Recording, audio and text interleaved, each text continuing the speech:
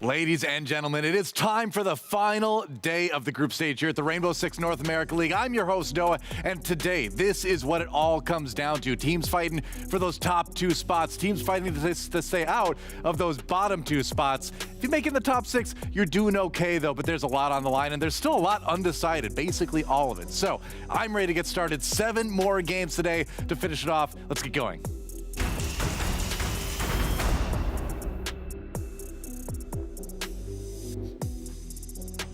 I'm not even trying to run today. I'm just going to do the casual. You're 40. You're casual. You're 40 now. You don't run. These old bones ran the stage too many times. Yep. No, it's all good. Here we are again at the desk, of course. Doey here along with Jesse and Demo. And how about that? Here we are, the final day of the group stage. It's amazing that we're here already. We've gone through so many games in such a short time. It feels like a blur, but I guess just to start things off, I mean, where's your head at coming into this one?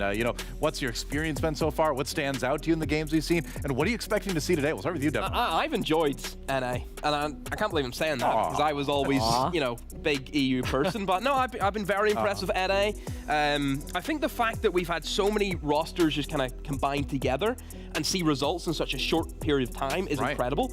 I assumed that you'd have Oxygen come in, stomp everyone, you'd have DZ stomp everyone because they're the stable teams. Yeah. You would never expect SSG to do this well in such a short period of time. Even Mirage, even yesterday, they actually impressed me yesterday with how they were playing Siege. Yeah, I think NA has gone really good this time. Really, really good. Yeah, I think with the fewer teams in the league and with so many teams exploding and rebuilding their rosters, we really don't have these sleeper teams that will just lose the majority of their games anymore, right? Sure. Like there are some teams that have struggled, but it doesn't feel like there's any team in the league which you can just write off. Yeah, we don't have to worry about that. Everyone's had a win. Exactly. Yeah. Everybody has been successful at least some point throughout this series. That's right. Well, like I mentioned earlier, today is all about that path to the major and like where the position is that you're going to put yourself in.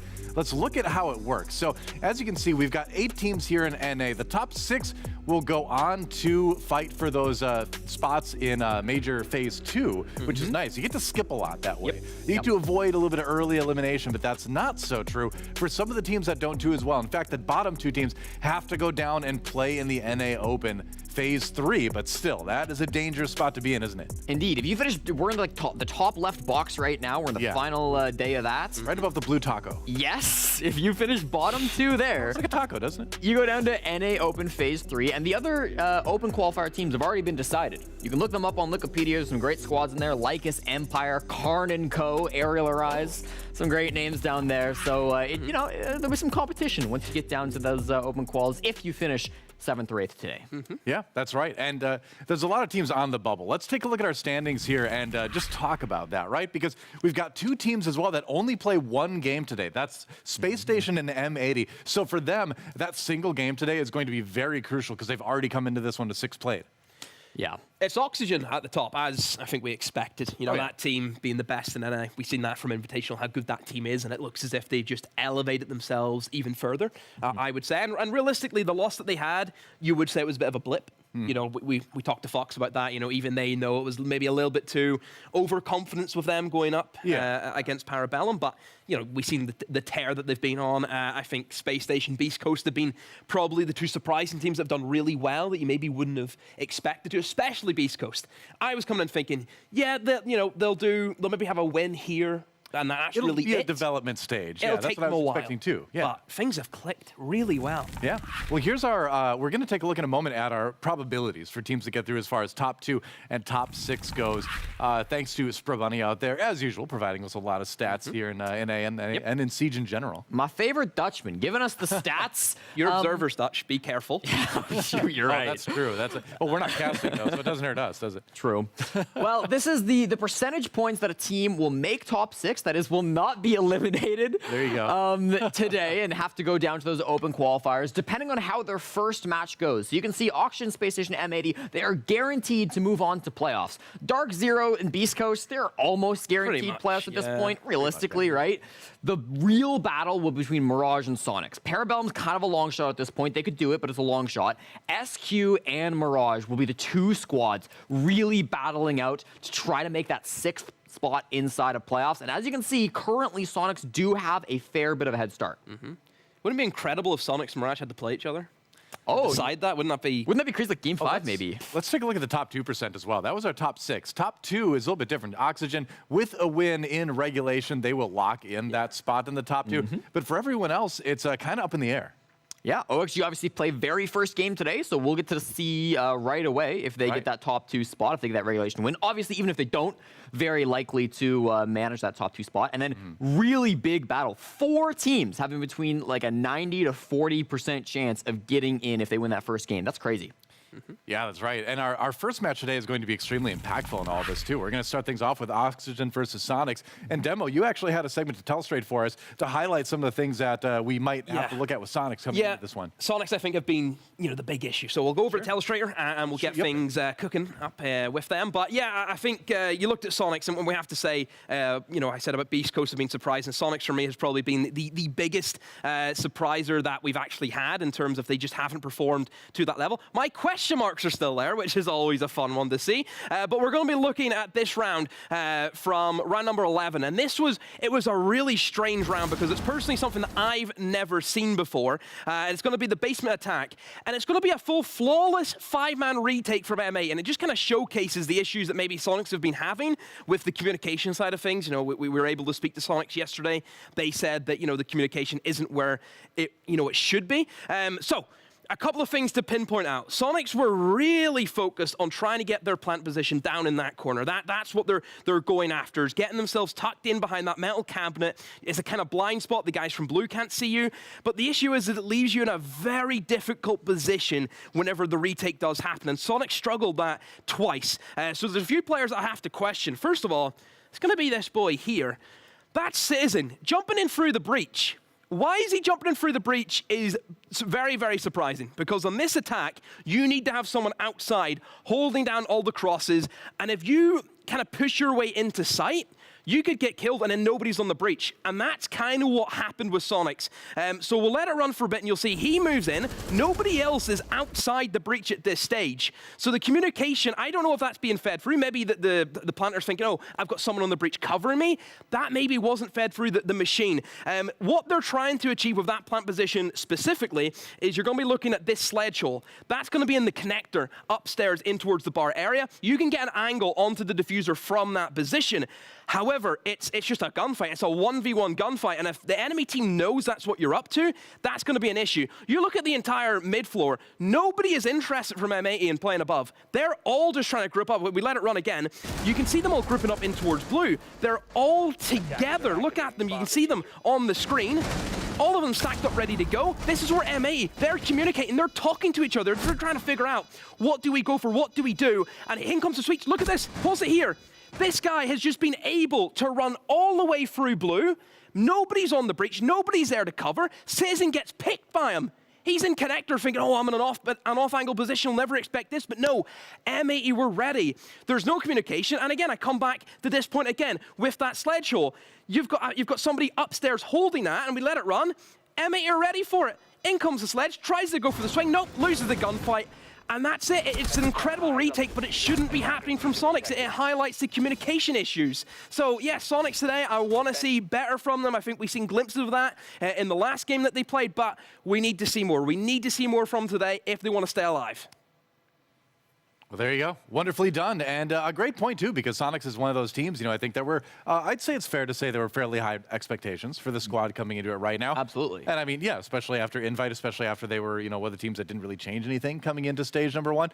But it's been up and down, perhaps a little bit more than people expected. So we'll have to watch for that today. But let's take a look at what else we'll be watching as well. Our match schedule for the final day of groups. Obviously, we're starting out with OXG versus Soniqs. But what else jumps out at you here, Jesse? I mean, Soniqs versus Mirage is obviously going to be a big one. There's a very high chance that will determine who gets that final top 6 spot because, they do play a couple games ahead of this, right? Soniqs play the best team in the league. Auction, presume they lose that. Mirage play the worst team in the league currently, Parabellum. Presume they win that, they will be within 1 point of each other, depending on if those go to OT or not. So that game will be super critical, match number 5, to determine who gets that 6th spot, unless there's some big upsets in matches 1 and 2, which could definitely happen. Mm-hmm. Yeah. I think DZ today needs to come in and have a good showing. I think getting top 1 for them would have obviously been a priority. I think it's kind of out of their hands now, just because Oxygen have played so well. I just want to see DZ come out with a good performance because I think they've had a mixed bag of results throughout the season so far. They've played really well on the first day, then the second day they get clobbered by Oxygen. We then see them lose again yesterday, then they get a 7-0. It's very inconsistent results from DZ. I want to see them come in and just play some clean games. Yeah, M80's game towards the end of the day is going to be interesting too because it's their only game of the day, and depending on how the other ones shake out, it may matter more, it may matter less, but there could be a very tight situation that's going to put a lot of pressure on them for that one, so it should be fun. But we're going to take a quick break, and when we come back, the pre-show begins. We're going to dive deep into Oxygen versus Soniqs before we send it over to the map itself. We'll see you in just a moment.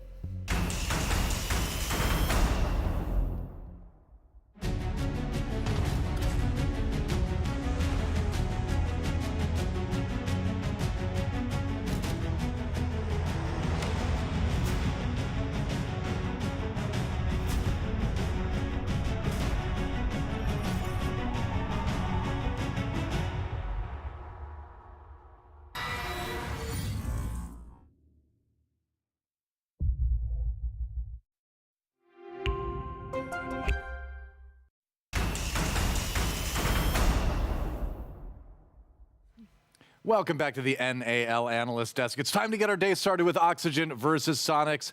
Doa Demo, Jesse here with you at the desk, and we had a lot to talk about going into this one too, because we talked about the stakes for this one. Obviously, the stakes slightly higher for Soniqs. Oxygen in good position to move through not only in the top 6, but perhaps the top 2 even if they get a win here. But we wanted to zero in on one player in particular right off the bat, right? We want to talk about Grixer, who there was a conversation yesterday in the pre-show about, is this the best player in the NAL? After the matches yesterday, have opinions changed on that? I don't think that he's currently playing like the best player in the NAL. I think he's got the potential to be the best player in the NAL, but at the moment it feels like all of Soniqs are kind of lagging behind. I think Grixer had some really great games throughout this stage. The Parabellum match back last week, I think, was probably his best game that he's played throughout the stage. But then, you look at some of these other games, right? The M80 game from yesterday where he really just couldn't find one of those opening frags, really was getting rolled over by Spoit and Iconic. He has had his struggles. So, he's not a bad player by any stretch of the imagination, and he still is undoubtedly, with Soniqs' poor performance, one of the best players in the league, but he is not carrying Soniqs far enough just yet. I mean, he's still keeping the minute with points. God forbid if he was playing bad games, where would Soniqs be then? I still think Newers is the best in the league. I think Grixer has the consistency, but I think overall just Newers is levels above, I think, other people in this league. That's just the way it is. He's showcased that in the biggest stage of them all. He's doing it yesterday. I'm sure he'll probably do it again today. But no, I think Grixer being that consistent force. But it's not Grixer for me for Soniqs. That's not the player I'm interested in. It's everyone else. It's Geo. It's Citizen. That's the two for me that stand out where I think they're underperforming. Yeah, I think Rexon as well has been really... He had a bad day yesterday. He did, but he had his moments. Right. I mean, I thought there were moments against DarkZero where he became the hero and he popped off and he saved the round a couple of different times. But then, there were some moments, especially against M80. Those rounds where he's just not there. It's as if it's a 45, Yeah, he just isn't there at all, and he's not able to get those picks that he needs to early in the round to help that fragging department. So I hope we see a good game from Rexon today. I hope we see a good game from Grixer, because Soniqs really need it at this point. I just need Citizen to have a game. That's lose my marbles over here. UK lads. Let's check out what map we're going to, and maybe that'll help you figure that one out a little bit more. We're going to Clubhouse. Oh, Clubhouse. All right. Repeat map for Soniqs. Yeah. They didn't win it all of Yangshiping, all of Montreal, but they played it for the very first game of Year 8. They beat Parabellum 7-3. That was the game I said that Grixer did quite well on. So, could be good tides coming in for Soniqs. Yeah, it's obviously a bit of a risk, I think, for Soniqs to go to the Clubhouse. Oxygen will know this like the back of their hand. They do. They're a solid team. They went up against some great teams in that map.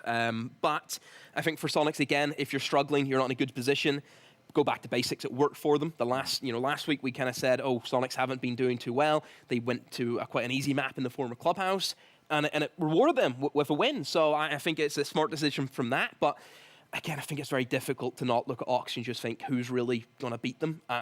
It's just going to be a tough game either way for Soniqs. Honestly, no matter what map it was going to be today, I think it's always going to be an uphill battle for them. For sure. Yeah, very comfy for Oxygen. I'm glad you said that. They played it 5 times at the 6th Invitational. That was most of any map, I believe, tied with Border. They played it CAG, Heroic, and Wolves they beat, and they lost to BDS, lost to W7M. Those are good teams to lose to. Well, BDS was one of the best club teams, not after what I've been seeing, but W7M is, it's going to happen, isn't it? Yeah, it is. It is. So There you go. good record.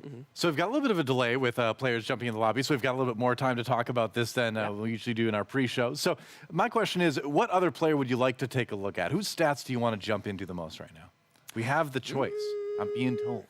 Player stats, eh? Yeah, pick any player in this matchup, not any player in any sport. Edward, but, Could we get a Yogg? I like Yogg. We get Yogg all right. because obviously Yogg he's the new boys to Oxygen. Yep. Throw So that up there in just a moment. And I think it's as if he's been playing with them for ages. There you Honestly, go. it's been seamless, the transition. I think the entry stat has been a massive boost for that side, because I think at Invitational, it did very much feel like Newers had to get the opening kill. It had to be Newers, had to be Newers, had to be this. He's now backed up. You know, he's got a henchman in the background ready to do his dirty work for him if needed. And yeah, Yogg on the opening kills, he's actually joint top of the league, 7-2. Great stat line record to look at. So yeah, I've been very impressed with Yogg. I think. Oh, go ahead. Oh, I was gonna say, I think he's been really, really good on the defense, never being afraid to just swing, to take a fight early, to go for that aggression. And OXG really have been dominant on that defensive side of things. They've still never lost the same site twice in the same game. If they lose the bomb site, they will adapt, they will come back, they will be able to win it the second time. I think part of that is how flexible the team can be. Yaga, obviously, a huge part of that. So I want to ask, what do you think Yaga's time on XSET, now M80, had as an effect on him as a player? Because from what I understand, and again, like this is only my second year in Siege, right? So I'm still a bit of a noob in that regard. But from what I understand, he's kind of become more of an aggressive player, become more of a player that can kind of hit those shots that maybe he wasn't as confident in going for before. Comes back to Jesse's point about him being more aggressive, being able to react. Yeah. M80 are a side where they just react to anything. If something happens, you will see a response. I think last year, if you look at Oxygen, I don't think we got that. I think it was still very traditional NA, still very slow-paced. Not anymore. I think you're adding in that spice that you get with Yaga, spending a lot of time with the Brazilians, of course. But I think for Oxygen, we have to look at who he's replaced. He replaced Vertical. Vertical did not have a good invitational. He didn't. And if he's supposed to be, a fragger, which obviously we're still seeing him play that role today on Beastcoast, he needs to get kills, and he wasn't doing that. So the change needed to happen to push this team into actually winning championships, which I think is a massive shame that this team hasn't actually won a championship. We're kind of getting to, honestly, I think they're getting to the BDS stage, where we said for a long time in Europe, BDS, they're so good, they're great, but they never won anything.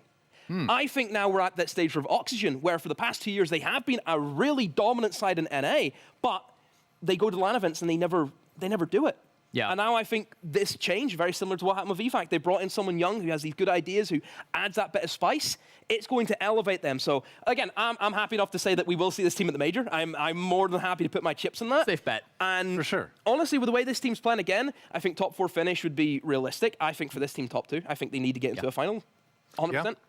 We still got a little bit more time, so I want to focus in on Dream. Dream's a player, of course, we've talked a lot about already, but why not talk about him more? Because he's such a crucial part of this Oxygen lineup. There is no other support really out there that is able to do what he does in particular right now. Yeah, I mean, he's really stepped it up this stage, I believe, with the frags. He's always been super consistent in terms of the droning, the planting. I think the biggest criticism I had for Dream at Invite was on defense. Sometimes, he'd be in that clutch situation. He'd be in like a 2v3 or late low man count spot, and he'd have the shotgun, or he'd have the SMG-11, or he'd have some weapon that, the anchor defender's going to have, and he just doesn't hit the shot you need him to. And the defense kind of falls apart because of that. That has not been a problem thus far throughout the league for Oxygen. I really do think Dream has been a fantastic support player for OXG, and I think he's worked really well with kind of the new flex support, second support that they have. With Very old school. I think he's very an old school support. Yeah. Kind of sit on site, LMG mounted and ready, just guns down everything. But no, he's very smart. I think his rotations that he can do especially as a 1-speed, is very, very smart. We're seeing him crawl through holes using the bailiff for Maestro, slipping into positions. Positional wise, I think he's always in the right place that he needs to be. He gives himself the best chance he can. I mean, Dream isn't oh, wow, look at that kill Dream's got. He isn't one of those flashy players, like I said, very old school, but he gives himself the best position he can just to outsmart his opponents. Yeah, and I really like kind of him being that traditional kind of hard breach, hard support player, kind of enables the rest of the team to get a little bit more aggressive. Canadian, that's what. He does, kind of. Yeah, I mean, to an extent now, especially, right, with Skies no longer being on the team. But I think the rest of OXG kind of having that freedom to get a little bit more aggressive. I think Fox is a player who is their IGL. He is kind of like a second flex support, but he still wants to get in and get aggressive. I think he's been an interesting player to watch because he's been really hard on the drones this season. He's been really loving the Brava. Yeah. He loves playing the hack drone operator, right? And even when Brava gets banned out or when he doesn't want to play the op, he's still utilizing that drone a ton to try to get that information for his entries. I think there have been times where it's been a little bit slow. I think you take a look at the border game yesterday against Mirage, and it felt like a lot of times it's been like 2.5 minutes droning, and it's like you're not actually pushing off that. So sometimes maybe you need to get like in and take that gunfight a little bit sooner. But at least you got that intel, right? At least you're feeding that to the team. And I think that absolutely, like the support players in OXG are doing a great job of enabling the rest of the squad. Yeah. We're still waiting for that last player to get into the lobby here. A little bit of a tech issue, it sounds like, over on the Soniqs end of things. So while we wait for that, I actually want to see if we can pull up the day's schedule again, because I want to do some sort of theory crafting. I want to talk about the probable results of this one and then the effects of some of the other matches down the road. So let's just do a little predicting here and kind of see if we can sort of do a little prediction how the day is going to go and where that's going to leave teams. So we'll start with our first match, obviously. Oxygen versus Soniqs.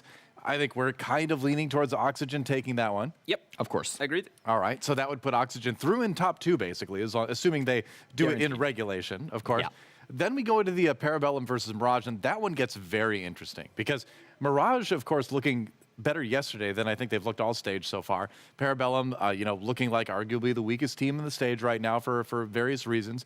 So if we assume Mirage wins that one, where does that put us in terms of the pressure that the other teams are going to start to feel? Well, it doesn't super affect any team other than themselves because they're not really contending for the top 2 spot, right? Right. We're talking more top 6. Yes, and for the top 6, like it's awful for Parabellum. I don't know if it mathematically guarantees. I'll check that for you right now.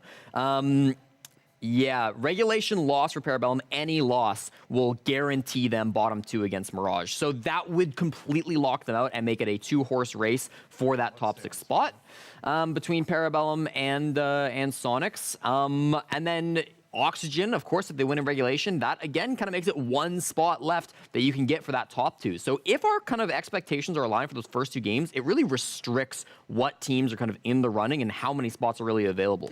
I think one of the more defining games of the day is going to be that DarkZero versus Beastcoast one, right? Because, I mean, Oxygen versus Space Station, we can assume Oxygen's going to be a lock for top 2 at that point. So we'll see what happens with that one. It is Space Station's only game, so they're going to be putting everything they've got into that one. But DarkZero versus Beastcoast, that's the one where we've got 2 teams that are kind of in the middle and could have pretty big ramifications either way. I think that's going to be a game where the winner of that is still in the running for top 2. Sure. The loser of that probably has to settle for middle 4, right? You don't get the bye. You're not going to get bottom 2. You've just got to be content for that 3rd game there. Yeah, I think honestly, top 5 is pretty much cemented. I think Beastcoast will be there. DZ will be there. I agree. M80. Also, an interesting point, guys. Do we think M80 has underachieved? I feel like they are a little bit less exciting than I expected them to be, And I say that's just the casual noob vibe check. That's not an analytical perspective at all. I believe it was right before the season started. Demo, you and I were talking about predictions, and I'm pretty sure it was me who had Oxygen first and M80 third. Current standings looking kind of a lot like that. And who was it who put M80 first? Was that Doa? No, was it Pengu? Wasn't me. Was it? Oh, I think it was you, Demo. I think it was you. There you go. All right. Hey, well, I've got some great news for you. It is time. As the stare down continues, let's send it over to the casters and get ready to get into the map. What a bunch of goofballs they are. Hey? Hey? What a bunch of goofballs. Just some lovable lads on the desk over there. Hello, everybody. Welcome to a very critical and very crucial day of the North America League. It's our last day of groups. That it is. OXG ride into this matchup in first place. They've secured their spot, not in the bottom 2. Soniqs, not necessarily guaranteed to escape the bottom 2 here in the NAL. Anything to add? No, just kind of like if Soniqs were to show up at any point right now would be that point for them, right? Because for them, they can make OXG standings a little bit worse by not giving them any points or giving them less points. But also Soniqs, they're in 6th place on 6 points. Beastcoast, 1 spot above them, they have 8. Mirage below them have 4. So if Soniqs go out in regulation, they're in a bad spot. That means that their matchup against Mirage is extremely important. That is later today. That is our 5th of 7 matches. We're gonna be running the gauntlet today. For OXG, they're just gonna be skating by. But there are obviously some benefits of finishing first or second. If OXG wins here, they set themselves up in excellent spot. They play SSG later today. So no matter what, both of these teams will adorn your screen later on. Soniqs, a target ban against OXG. Foxay has been playing that Brava a lot. However, OXG have also been playing Border a lot. True. 4 of the 5 matches that OXG have played up to this point have been on Border. Do OXG run Brava on Clubhouse? We have no idea. They've never played this map in the NA League. They have never played this map in an official contest with Brava being available. So this could just be a shot in the dark for Soniqs. Yeah, but I like them paying their respect to it because we have been wondering as casters, when are people going to target ban OXG and Foxay on this particular operator, because Foxay is the #1 Brava player, and OXG the #1 Brava team as well. Here it is. Final battle will be Solid, so again, information really being important with both the Valkyrie, the Solids, and the Brava off the table. Hibana, just kind of standard cookie cutter operator ban. And who was the operator that Foxay was playing somewhat on Border? Solus. So they have, for some reason, decided to target Foxay specifically, which is why I think he's smirking. I was gonna say, he's got a smirk on his, he knows what's up. But I think you brought a great point forward, Parker, where this is Clubhouse. Like, we could see completely different operators being played from OXG, from Foxay, and also they're starting on attack, so at least the Solos ban won't come into effect immediately, but of course, the Brava one might if they planned on using it. This is the real question, right? Because if you look at some of these operators, they are not universally applied. Is Brava an operator that you're going to see on every single map? No, probably not. I mean, Brava obviously has immense value on a map like Clubhouse. Let's take a look at this bomb site right now. Gym and bedroom. One of the first things that a lot of teams are going to do is they're going to extend outwards to cache CCTV. They're going to reinforce the CCTV wall, and they might put down mute jammers, they might put down Mozzie Pests, they might put down bandit batteries, Kaid electric claws, whatever you may see. Yeah. A clutch drone renders most of that useless. If you were going to hold out inside of cache, maybe you don't want to hold CCTV, you use those 2 cache walls. Same thing. Not uncommon for a Kaid to play in that spot, depending on the team. It is a bit of an older strategy, but it still pops up from time to time. Again, a single clutch drone, getting rid of that electric claw. Same with a Twitch drone. Yeah. Twitch drone probably does it better, but you still got some versatility there.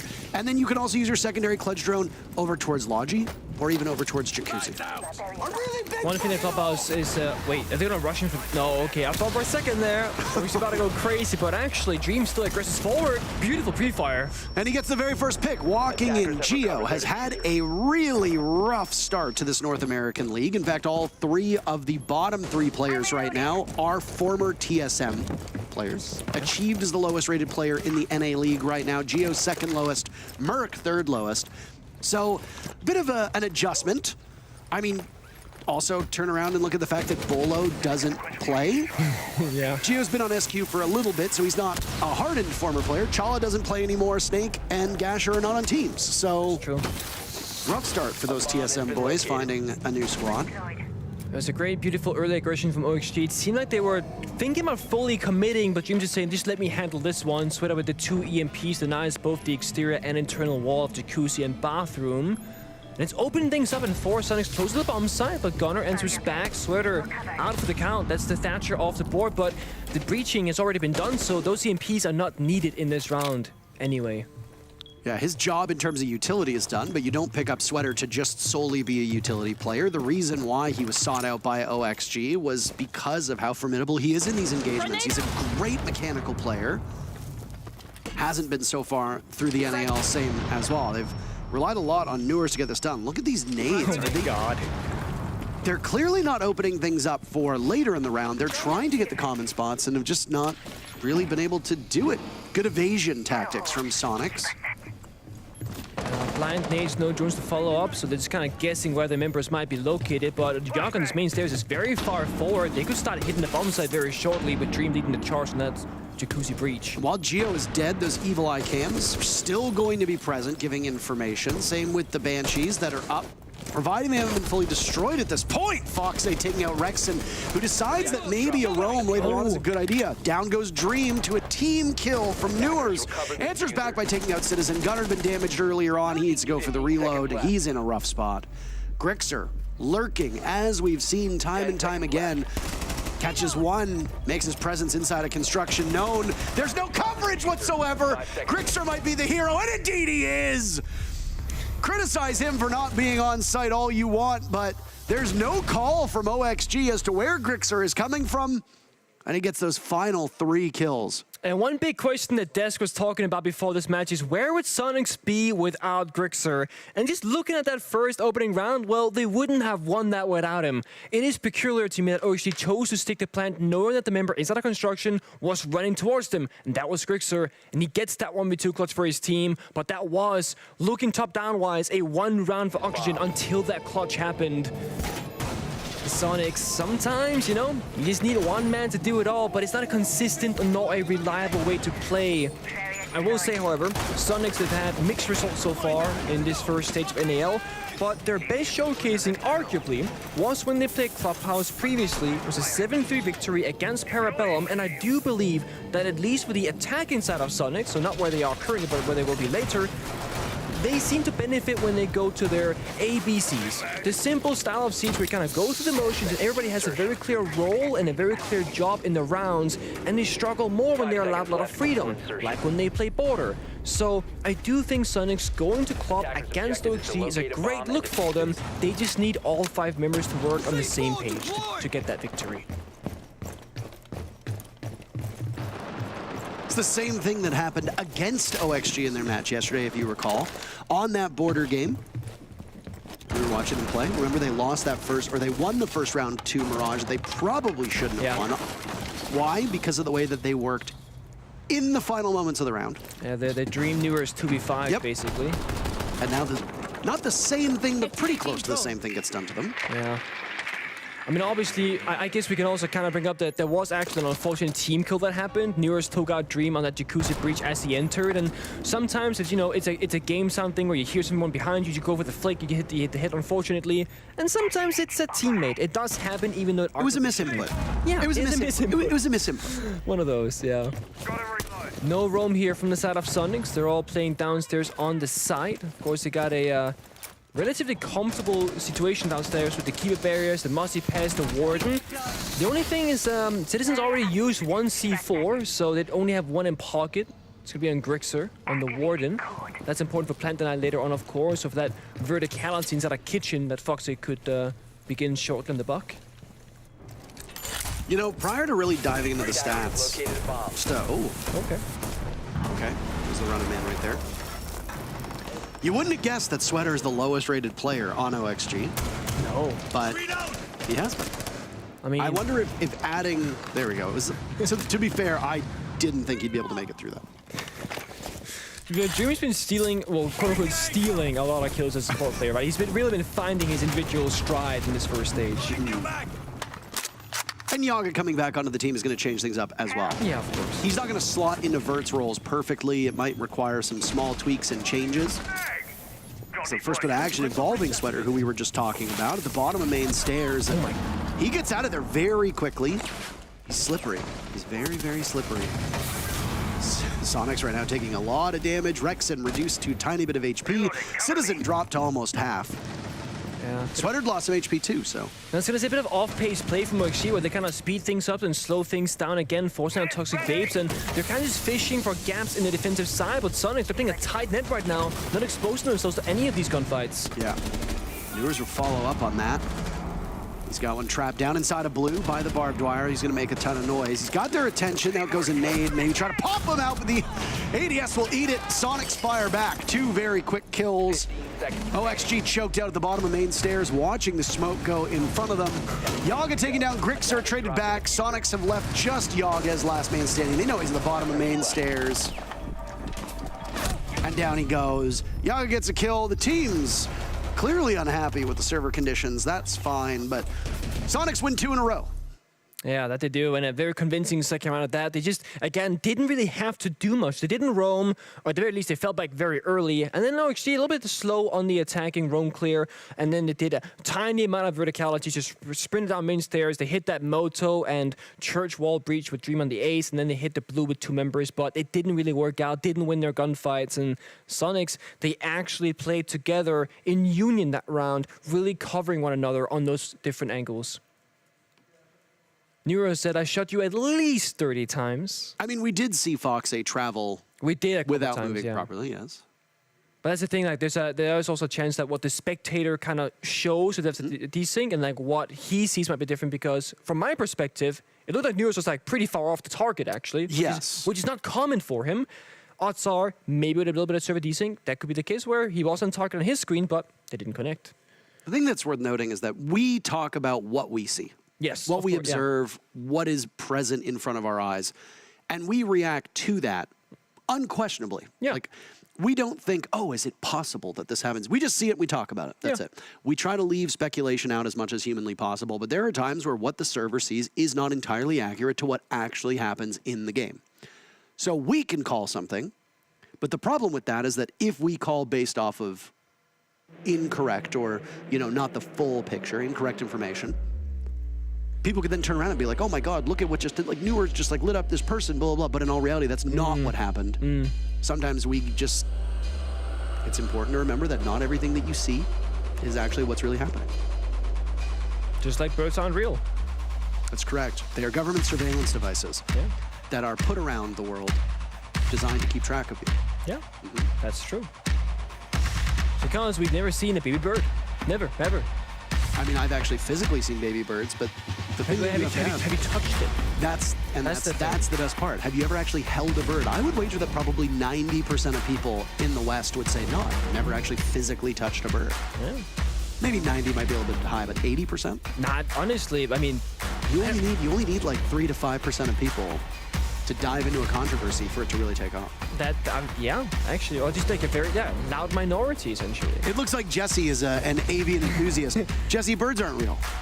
Give us a thumbs up or a thumbs down. Are birds real, Jesse? Yes or no? Jesse Yeah. thinks they're real. Damn, with 2 thumbs, he's very confident. It's the big bird agenda. Got any stats to back it up, Jesse, or just? Oh, he does apparently. Okay. He's got the numbers figured out for these birds. It's like whenever you see like a dead bird on the side of the road, you're like, government surveillance device down. One less thing to watch me, you know? For those that might be unfamiliar with the birds aren't real thing that we're referencing, it is a joke. Yes. It was started amidst, I don't really want to dive into it, but another set of disinformation that was circulating during a potential pandemic, and it was designed to show how easy the proliferation of deliberately incorrect information is and how quick people are to buy into things without thinking critically. And it is a joke. The people who run it are aware that birds are in fact real. But I have a shirt that says birds aren't real, so they like to make fun of me for it. That's why people are wondering why this got brought up. It is quite. Oh, wait a second. Oh, Jesse's bringing something over. All right, so Jesse is showing us from the Smithsonian magazine that says an estimated 50 billion birds populate the Earth, but 4 species reign supreme. I mean, that's How does that prove birds are real? it's this big, that's just Populate. populate the Earth. Okay. Yeah, the government populates them, Jesse. Yeah, they sent them out. The They government, built of them. course, the government creates different types of birds. If every bird looked the same, you catch on. Duh. Think about it. Oh That's my cool. god. Oh, that's a good one. That is a good one. When people are like, oh, it's deja vu, our producer just said deja vu is actually a perspective of a government surveillance device, aka a quote-unquote bird that you've seen before. It's genius, really, when you think about it. Damn. We just keep on digging deeper. But that's the thing with this kind of conspiracy theory thing, is that every single piece of advice that actually disproves the conspiracy, like objectively disproves the conspiracy, you can just turn around and be like, well, of course that's what they want you to think. Yeah, no, yeah, of course. Yeah, Of course it's that's that what they want easy. you to think. Is that You're telling me the moon's not really made of cheese? Have you ever eaten the moon? How do you know what it's made out of? I digress. We're back in game. Let's get things underway. 2 rounds in. Protect your bombs from being defused by attackers. Oh. I'm saying a CCTV defense. This is a rare commodity these days. You know, this is one of those, we gotta really take it in fully when we see this once in a blue moon. Now, there is this kind of... Did you say moon? Yeah, the moon that made of cheese, that one. Master bedroom defense on Chalet, CCTV defense here on Clubhouse are two bomb sites that will, for no particular real reason, will just go in and out of trend from one month to another where nobody plays the bomb site and then everybody plays the bomb site. We're not talking about after a patch or an operator release necessarily. It's just like, it just happens to be. Now, of course, operator bans, they do play a factor in this, but I would typically go in this setup and say, well, Thatcher's open, Maverick's open, playing CCTV seems like a bad idea for a defending team, so obviously Soniqs, they say, we disagree. We don't care about the operator bans. We don't think that it impacts it that much in this particular scenario, and they have done a good job at picking the operator selection for defense. They got both the Wamai and the Jaeger and the Asami.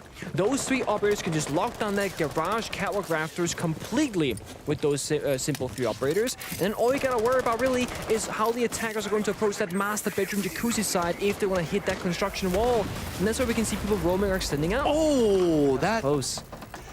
They lost the exothermic and the second Selma from that. That is huge value from the impact grenade of Rexen. He raced it all, almost died to it, but he stays alive.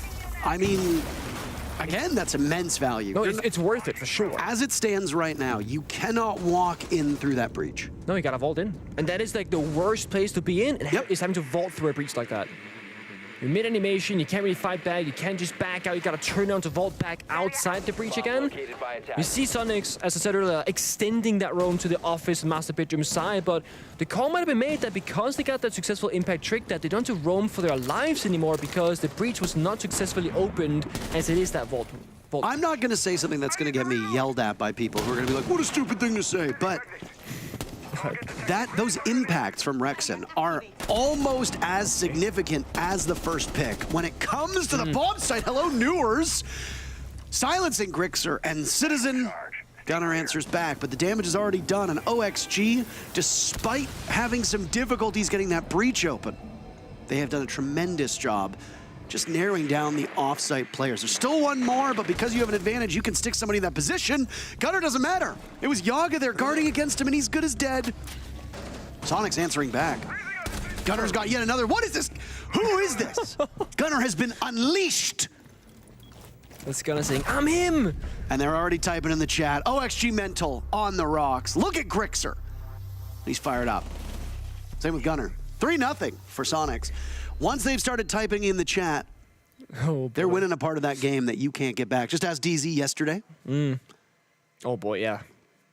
I mean, mental warfare certainly is a thing. And did you see Gunner's clip on Twitter when he got like the Ying Forkian border earlier in the, like, I guess it was last week or something? Yeah, they were all sitting ducks. He was like yelling like, I'm him, I'm crazy. And the comments were really, they were flowing for Soniqs. And Demo kind of broke that down on the segment earlier on the Telestration where he said, Soniqs' biggest difficulty, at least from an outside perspective, as also that we gained from the player interview after they won yesterday, seems to be their communication and their comms. And the rounds that Soniqs have won so far against OXG doesn't really come down to communication, maybe on the basement bomb side, but how well they covered each other, sure. But in round number 1, it's Grixer clutching a 1 versus 2 with arguably the round that was lost. And in round number 3 that we just witnessed, it's Gunner just going for a flank and finding 3 isolated individual kills that then save Soniqs in that round after Newers got that great 2K to open things up, shutting down Citizen and Grixer on that roam. So Soniqs, they're looking great in that 3-0, forcing out OXG's timeout, all is good and well, but they're not winning because they've fixed their weaknesses necessarily, but they are really showing up individually. And sometimes that's enough, at least for these individual best of 1s. In a best of 3, it would be a bit more concerning. And I mean, they're defending. The big question mark for Soniqs is going to be their attack inside once they go there. If they can build like a 5-1, 6-0 lead or something like that, they are allowed to make mistakes. They can afford to.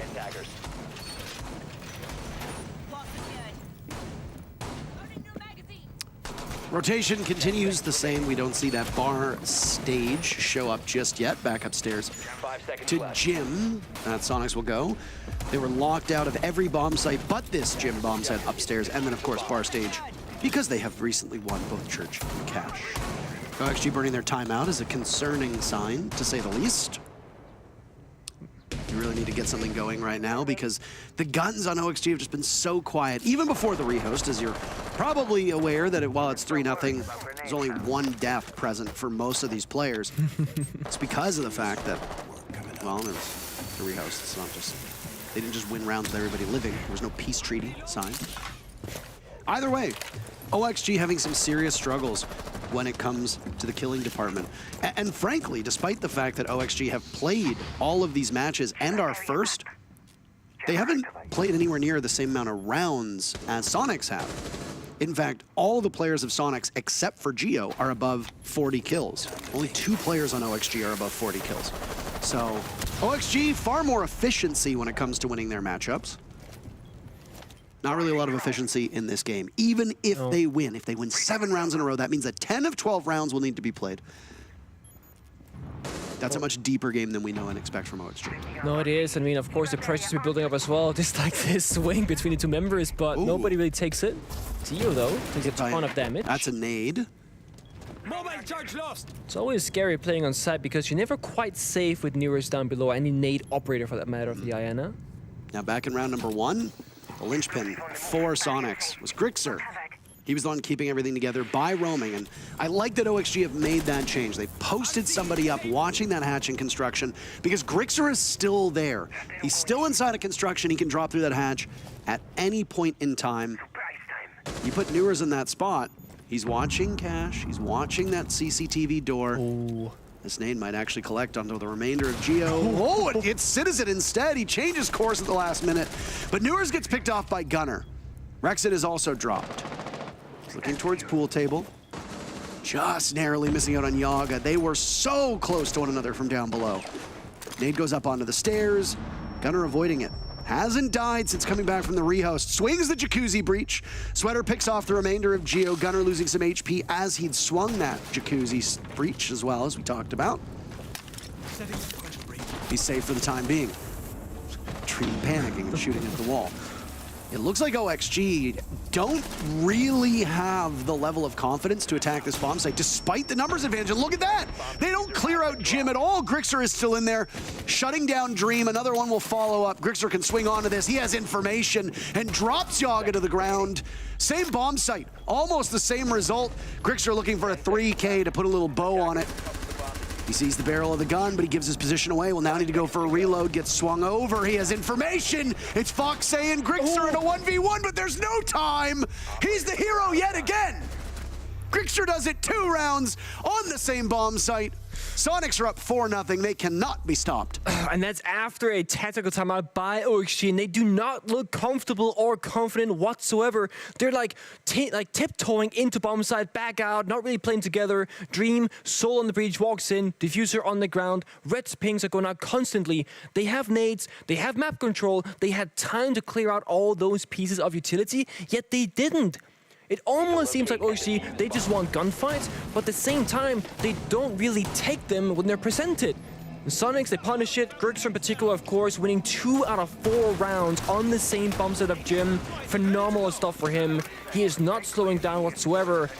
He just keeps on roaming around. He gets so much freedom in these rounds. He's running back and forth, never really standing still and just taking the fights. But of course, it's all down to information. Those red pings, he had basically UAV activated. He knew where all the members of the attack were. He could take those 1v1s comfortably, and knowing that he could just prone behind that bathroom, toilet seat, if you will, and just play time. 5 seconds left before insertion.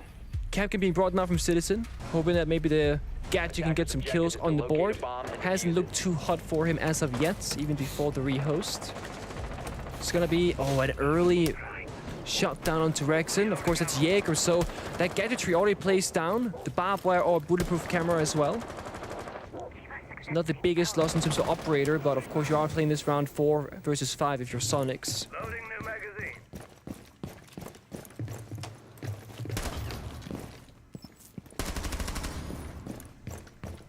Still not seeing that stage bomb site. Not at all. I don't think it'll show up. This rotation has not been moved at all, and I mean, why bother? Soniqs are winning pretty much everywhere, all over the map. Much faster pace from them as well. Blue hatch open at 2:10. Previous basement attack round was about 130. This was the big stumbling block for OXG, though. Newers attempted to clear it out from Oil Pit, couldn't do it. You also had Foxay open it up inside a stock. Maybe he could help affect something. No, could not do it as well. Newers will attempt blue in a very different direction now, going down secret stairs, blue stairs, instead of going through Oil Pit. Adam. It's Adam stairs. Adam spot. That's a throwback. When he hid before there was a staircase there. Yeah, it was just a room, right? It was just a room, Yeah. that's correct. It was just a way in. A coffin for some, not for Adam. Rexon dies, first casualty for Soniqs. OXG, a strong opening pick. You know what? This also could just come down to familiarity on this map. OXG has not played this map so far in the NA League. They're obviously experienced on Clubhouse as a team that's been around as long as they are. Yeah. But maybe it's just simply not as good of a map for them as they had hoped. For Soniqs, they've already played it. They played it against Parabellum 7-3. And while Parabellum have obviously had some difficulties adjusting with their new roster, it was still a nice showing from Soniqs. No, it really was. Like that scoreline was Soniqs playing very well in Clubhouse. I remember that match myself, so. That was Soniqs' only regulation win as well. Yeah. They're off to a great start, given the fact that we set the scene about how Soniqs are desperate to pick up points to avoid being in the basement, avoid going into that run that's going to happen later on in this stage. It's been a round that you said, Nick, was very quick. Yeah, but it's slowed down significantly. I mean, now you see this on walking long hallway. Look for the kills. Why Track that not? man down. I mean, you've got an advantage. Dream is inside the site. Grixer will need to stop this. He has a Nitro cell caught with his pants down as he tries to pull it out. Soniqs losing everybody. It's Citizen now as the last man standing, and he's boxed out of the bomb site. Inside a dirt tunnel, he can make some noise. He can do some damage. Can he secure? Not at all. Doesn't make it out of the dirt tunnel doorway. That was relatively routine for OXG in the final 15 seconds before the execute went down. We thought they were stalling out. It appeared that they were, but then they just took charge of main stairs, and they had nobody to push back from the side of Soniqs. Yeah, they did look a little bit what's the term?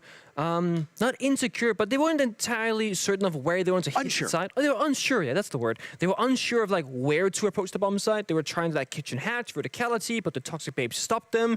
They looked at that church triple one, thought we can't do that with 30 seconds left. So they were like, how do we simplify this? Let's just walk down the long hallway, open up the soft wall, and just, you know, push through dirt. And then sure, like the dirt thing wasn't really needed in the end. But as a defender, you don't know that. You never. There's a thing about dirt that's a problem for the defensive side is that you don't typically have any real information inside of dirt. And Valkyrie's banned, so that would be like your one typical operator that would give you information. So you just always have to respect that they might be in there, but you never know for sure. Basement defense once again for Soniqs, but they're gonna change things up drastically. We can see the castle, the Ella, the orcs being brought out, and all of a sudden what looked like a plant deny operator lineup from last round is now a full-on roam, fight in their face, slow them down kind of situation. This is that classic quote-unquote SSG roam base setup. Bar hatch opened up, castle barricade, pool double door, and main door double door. And then roam on all 3 floors of the map, of course that basement being the bomb site itself. And it speaks to how, because of how the hatches work, you have the connector hatch where Rexon is, you can drop down into bar hatch being open, you can drop down into basement, so you can relatively quickly go from the top floor all the way down to the bomb site again if a side rush were to be attempted by the attack inside. But OXG, they've actually answered back with a Jackal. This is going to showcase that they most likely want to clear out those roaming members of Soniqs. Like this Jackal pick. Attackers have located a bomb. A Sweater as well, normally on the Nuke, so it's kind of a similar lurk role. Makes sense. Yep. This Rex and roam from above. They'll have to invest a lot to flush them out. There's no real, like, striking point for Oxygen, though. It's like, if Sweater can find the opening here with the lurk, that's one thing, but no, oh my god, the trade! What? Oh! Okay. Yaga, nice shot through the wall.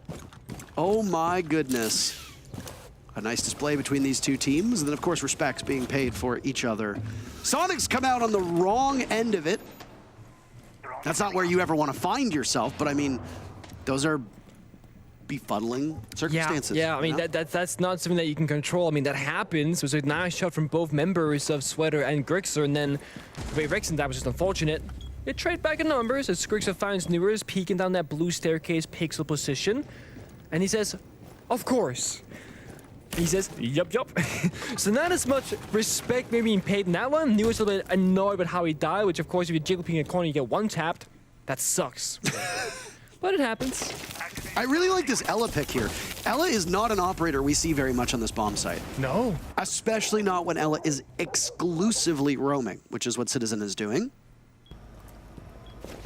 It'll be fascinating to see if he just goes undroned, because right now it looks like with 40 seconds left, there's nobody from OXG currently on flank watch. As I say that, Citizen takes a lot of damage. It was Foxay the one to do it. OXG in a very serious drone deficit as that roam of Citizen does not pay off. Yaga punishing him, leaving the final 30 seconds into a 3v2 favoring OXG. They decide to rush down main stairs, walk that diffuser in and get the plan off. Geo is the first and only line of defense in that same position. Gunner's on the other side of the bomb site, sees a nade go back, and he's making it work! Gunner does it huge again! Geo gets the final pick, but that was all Gunner. Goodness gracious, OXG's momentum blunted. Gunner is delighted in the first half, goes to Soniqs 5-1. Oh my god, I mean, there's so many unfortunate things happening in that round, from how Rickson got wallbanged, the trade, the Citizen with that kind of weird flank where he got out alive when he tried to get back to bomb side, realized they're on the blue hats, can't go back, he swings back into lounge. A little bit unnecessarily taking an early fight with 20 seconds left on the clock. Could have waited inside of blue perhaps to slow things down further, or maybe prevent that hatch drop that happened later on. But again, the individual performance from Soniqs just keeps on showing up. Sometimes it's Grixer, sometimes it's Gunner, but there's always someone doing it. Now the big test comes to Soniqs, the attacking side. Now they have to make all the first moves, all the first decisions, and it's on a map that is quite literally known to be the ABCs of Rainbow Six Siege. Get the right bridge in the right order at the right time, covering the correct angles, you will almost guaranteed win every single attack around the clubhouse, because strategically, this map favors the attackers. If you do a clean, correct execute, you are more than likely to win the round. Of course, this is an FPS game. You can just die, get swung, etc. Things happen that are out of your control to an extent.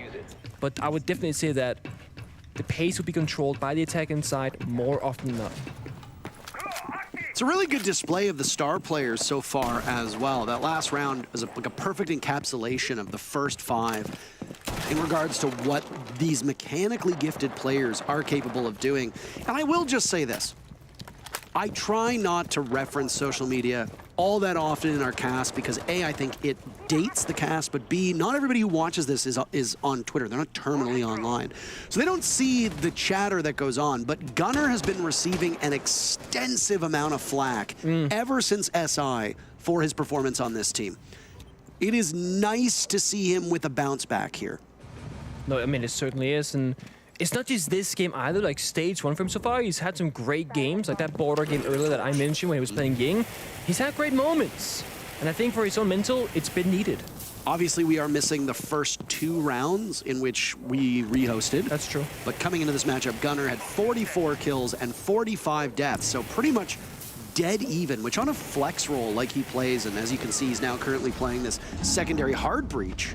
Hold on a second here. Yaga's been downed on main stairs. There's a master bedroom deep angle, it must have been, the top floor. He gets away in time. And is recovered. But yeah, no, what I was saying about Gunner is on his roll, he hasn't really been free to be the player that maybe Soniqs needed him to be, right? When at the time you had Kansan, Rexon, and Gunner, those 3 very aggressive players that are all going to be spearheading your offense. Then you pick up somebody like Citizen, who might not play a direct style of attack. In a lot of ways, he does lurk.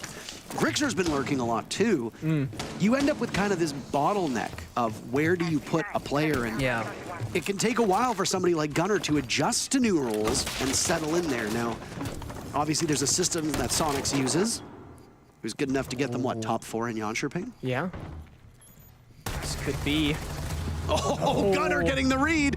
We talk about him. And then the boy just done showed up there, Nick, you know? Geo taking some damage from a bomb. He's got a very important job as he holds onto that diffuser. You do not want him to die. It could effectively freeze the nitro cell, or freeze the diffuser. The nitro cell does take him down. Gets picked back up by Grixer. That's an important kill because the hatch, I mean... Is the hatch still closed? It's closed, yeah. But Gunner's just in the sight. Gunner's deciding, hey, I might not be on Ying, but I'm going to fry him anyway. He gets downed by the damage over time from the Goo Needle. Not something you see every single day. That prompts OXG to take from above. Foxay makes it work, but he can't stop Grixer. Soniqs, they want out of the basement, and they are ascending the stairs multiple steps at a time. They're on match point already. It's 6-1 over OXG. And again, it's Gunnar saying things are not progressing at the speed that I would like. I'm gonna walk through third tunnel and just try and make something happen. The C4 taking down Geo really stalled out that execution take. Hatch being close for a long time. Verticality not really being done in the arguably correct order to allow Geo the freedom to start working the hatch and shut down Foxay downstairs. He was playing that mute with the C4. Did a ton of damage and a kill. And now this is where things get dire for OXG. Match point 1-6, and you got 4 bombs that you can choose between, but you gotta win basically all of them, and some more than just once to go into overtime. There's no room for mistakes now, and of course, if you're OXG, there is, I mean, for all teams, I mean, there's a bit of pressure now coming to this, because all of a sudden the results today define a lot. Every single play that you have so far, of course, you're building points up to get in that top 6, top 4, top 2 etc. position to give yourself a spot for the future. But when it comes down to the final play day, when this is where things get solidified, sometimes players might feel just a little bit extra amount of pressure, and sometimes it benefits teams because they show up when pressure is there. Sometimes you crumble a little bit under it. OXG, for reasons that are unknown to us, just don't look that confident right now. Could be the map of Clubhouse, could be for many reasons, but either way, this is not the showing that anybody expected from them, given how well they've played the last 2 weeks. This is a team that came in first place. Yeah. They only have a single loss in regulation, which prompted obviously some people to be a bit stunned, and it was all 12 rounds against Parabellum, where OXG was on the wrong side of a 7-5. It was a big win for Parabellum. They're going to need some more today if they want to try to move their way out of the bottom 2. But the problem is if their opponents are also winning, they can't quite make up that ground. In a lot of ways, when you get to the very final day, your fate is no longer exclusively in your hands. You need your opponents to lose because you can win all your games, but if they do the same. Yeah, that doesn't matter. Yeah, and that's the worst place to be in, and that's why, as I said, every single match matters, because early on, you build those points to get out of that position later on, and Yok almost gets taken out by that nade from downstairs, but having 1 HP it's enough. You're still alive. You're upright, and Citizen actually doing the flex right now, playing some Sledge, playing some Ying. Stun comes out, Candela follows through, and that's going to prompt actually to fall back, but the catch is there. Oh, and they're losing this yet again. The Candela is proving to be so effective, not in the hands of Gunner. This time, Ying being driven by Citizen. That's control of red stairs. The off-site players flushed out. Now OXG with 3 to a 5 scoreline. Ooh, boy, they need to consolidate, and they need to consolidate quickly. They are losing their grip on this matchup, and a 7-1 is coming in a hurry. It is. The thing is, Soniqs, honestly, they're not quite slowing down, but also OXG, they're not really doing much to stop them. They're barely fighting back. I mean, they were running for their lives in that round for the 2 deaths. This is not a bomb site where you can just sit and wait to fend off a 3v5. You need to get active because if teams still have the tools, which they do, Citizen has 3 Candelas and 2 flashbangs. There's still a Selma from Rexon to open some things up if they need to. Flashbangs from Geo. There's still a concussion from Gunner. There's still a nade from Grixer. Soniqs still have so many tools at their disposal. OXG need to get active. Yeah, but at the same time, Soniqs, they're just sitting back. They're not giving them those activation points whatsoever. And they got the mirror window, sure, you're comfortable, but Twitter, you gotta do something with that. You almost play to not lose at a certain point, and that's not how it works. You need to be more active, as you point out. There's a Candela to go into B. It looks like it blinds Sweater, but hard to tell. Offside is Newers. He's taken down 1. He's got a second adversary in his sights. A vault in, and OXG might have known something that we didn't. Citizen taken down in the bomb site as well. OXG hitting all of their marks, but guess who it is? It's the man of the hour. Grixer knows this site well. He's good enough for a single kill. Rexon will need to win a 1v2. OXG fighting to stay in this, and it looks like they're going to get it done unless Rexon can find 2. No! Only a single kill. Not a sense of relief on the faces of OXG. They've got a mighty hill to climb, but they start with baby steps. Yeah, I mean, the thing about that round that I think is absurd to think about is actually that Lesion, of all operators, It did so much damage, and I don't mean damage in the physical sense of like the health bars was taken down, but I think 4 out of 5 members of Soniqs actually hit a goo mine in that execute stage. That means they can't sprint, they're slowed down, of course, they got slight visual impairment with that animation on your screen, and if you want to do something, you gotta stand still to pull out for like 1.5 seconds, you also can't plant down the diffuser. So it slowed things down, made things complicated. All of a sudden, Newers finds a kill on a 2. Round of Sun goes to OXG. I'm a bit surprised. Did Citizen not follow up on the blind onto what I believe was Sweater inside of weight room? No, He threw the Candelas in, but Citizen was in the site, remember? He was I was gonna say. He was in the middle of master bedroom. So he flashed through gym window, then jumped in through master bedroom window. So, and also the timing was there because Sweater was playing by the mirror window in the bathroom hallway. The moment Citizen gave up the angle to throw in the Candela, Sweater pushed into it, unknown to him there was like gonna be a Candela pop in there.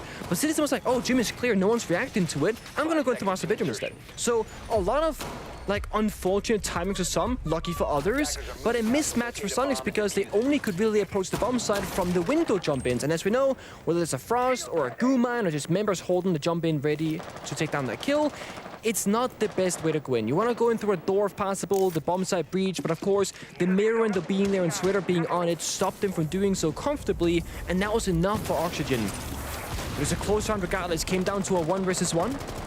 Another great impact trick on that CCTV breach in his basement. Rome shuts down the Selma breach from making any entry points. Just a small line of sight. Gunner is downstairs on the Maverick looking for a kill. He's good enough for it. The Sami, it's Sweater done and dusted again early on. Yeah, Gunner's entry on attack has been remarkable. Really, really remarkable. And he is showing up huge for his team today. Broke 50 kills not too long ago. Joining Grixer is one of the 2 players to do just that. Grixer himself having a fantastic game. Less kills, sure, but he's won 2 rounds single-handedly, as we saw earlier. 3 players in this lobby now above 50 kills, which is quite a high watermark, given the fact that, well, we're only, what, this is the 6th game for these teams? You're averaging 10 kills a game. That's not a bad number by any stretch of the imagination. Not at all, especially given that some of these teams have only played some overtimes, for example. So in terms of round count, they could have played more as well. Gunner, because he stayed alive in that opening duel, he gets to open up the hatches afterwards. There is no Kaid on the board. It's simply done for efficiency's sake, as Grixer and Dream are not there, or sorry, Grixer and Geo are not there to open up the hatch instead. Oh, Dream in a tough spot as he watches that ceiling above him get shot out. Took Citizen a little bit of time to get the camera, but they do it either way. It's always risky breaking this floor as a Sledgehammer block because at any moment the C4 could be flying on up, but the good thing that we know for the attacking team is that there are no C4s below this time. Oh, wait, hold on a second. He's in? Grixer was in the bomb. Sino.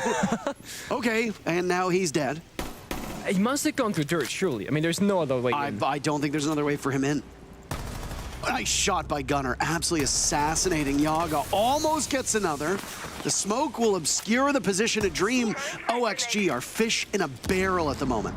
They're watching Soniqs slowly take up space around them and just isolate them one by one by one. But Dream's not going down easy. He is to Geo. Inside of dirt, yet another split. It puts it all up to Newers in a 1v3. He's had some heroics in the past. He's pulled this off. This is a tough thing to do, especially when you're going up against multiple players from Soniqs with the diffuser down. That's where things get more challenging. Newers has been forced out of the site. He'll have to retake. The timer working against him. Soniqs will be watching intently, but they're not going to get too active. They've looked almost clinical so far in the post plant, and it's Geo to do the work for all of SQ. They get the diffuser down, and then he picks off the final 2 kills as well. A stunning result, the 6th place team toppling the 1st, and Gunner is pumped about that. We got a long day, folks, so we're gonna toss to a break very quickly and then come back with more Rainbow Six.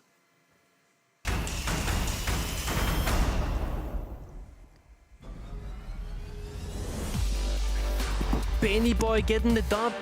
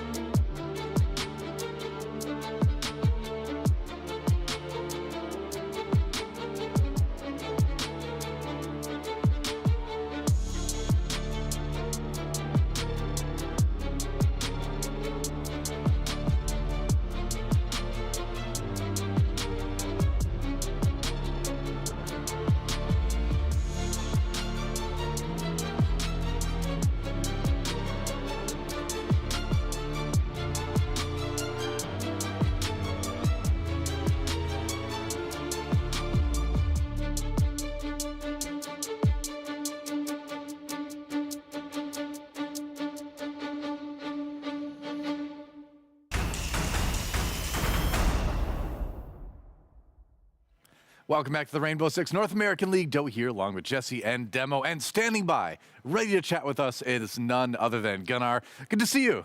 Congratulations on the win today. This is one where, you know, maybe there were some people doubting out there if Soniqs could get it done. But so my first question is, what came together today? Because it wasn't just a win, it was a dominating win. I think our just mentality. We're playing a lot more loose. We're playing a lot more comfortable. Not scared to lose anymore. You know what I mean? I think everyone's just comfortable and just doing what they need to do. Everyone's trusting each other. We're making plays. If you do something stupid and it doesn't work, it doesn't work. It's okay. No one's being too hard on ourselves anymore. We're just playing the game we know to play. Cool. Yeah, to follow up on that, Gunnar, obviously I would say a lot of people had, hopes and dreams for you guys to perform really well. Did the pressure maybe get to you guys from the get-go, because there is so much pressure on this team succeeding just because of the quality of players that you have? Is that like you said, you've stopped caring and you're just playing for yourselves? I can't speak for everyone on my team, but me personally, it's it's a lot of pressure. A lot of people expect a lot of you, of your team. We made a team. We got Ben, and we had 2 weeks of practice with them, and people thought we were going to win SI. It's one of those things where you have these players, and it's how are you losing? But the game, it's Siege, man. Things happen. So I can't speak for them, but for me, I think the pressure did eventually get to me. But I think we just got to a point where we feel good. We feel calm. We feel like we finally are on our mark, and just playing for us, just enjoying each other's company, just only thinking about us, not whatever Reddit mod and Twitch mod and their mom thinks.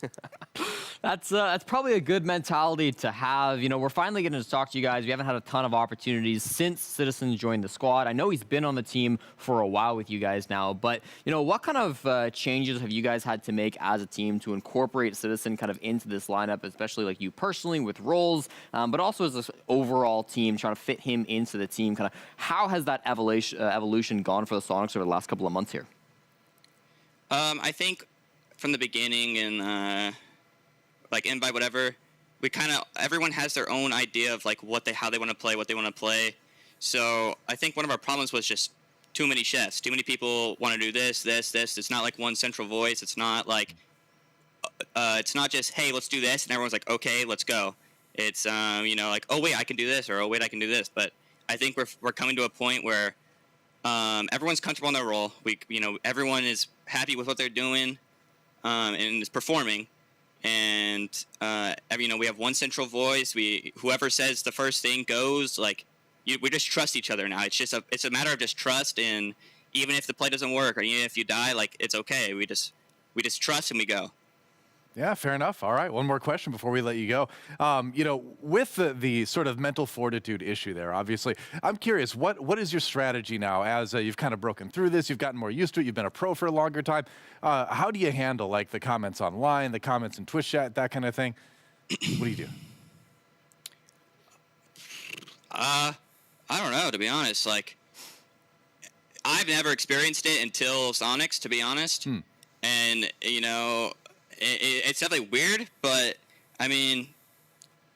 you just don't look. You just don't read it.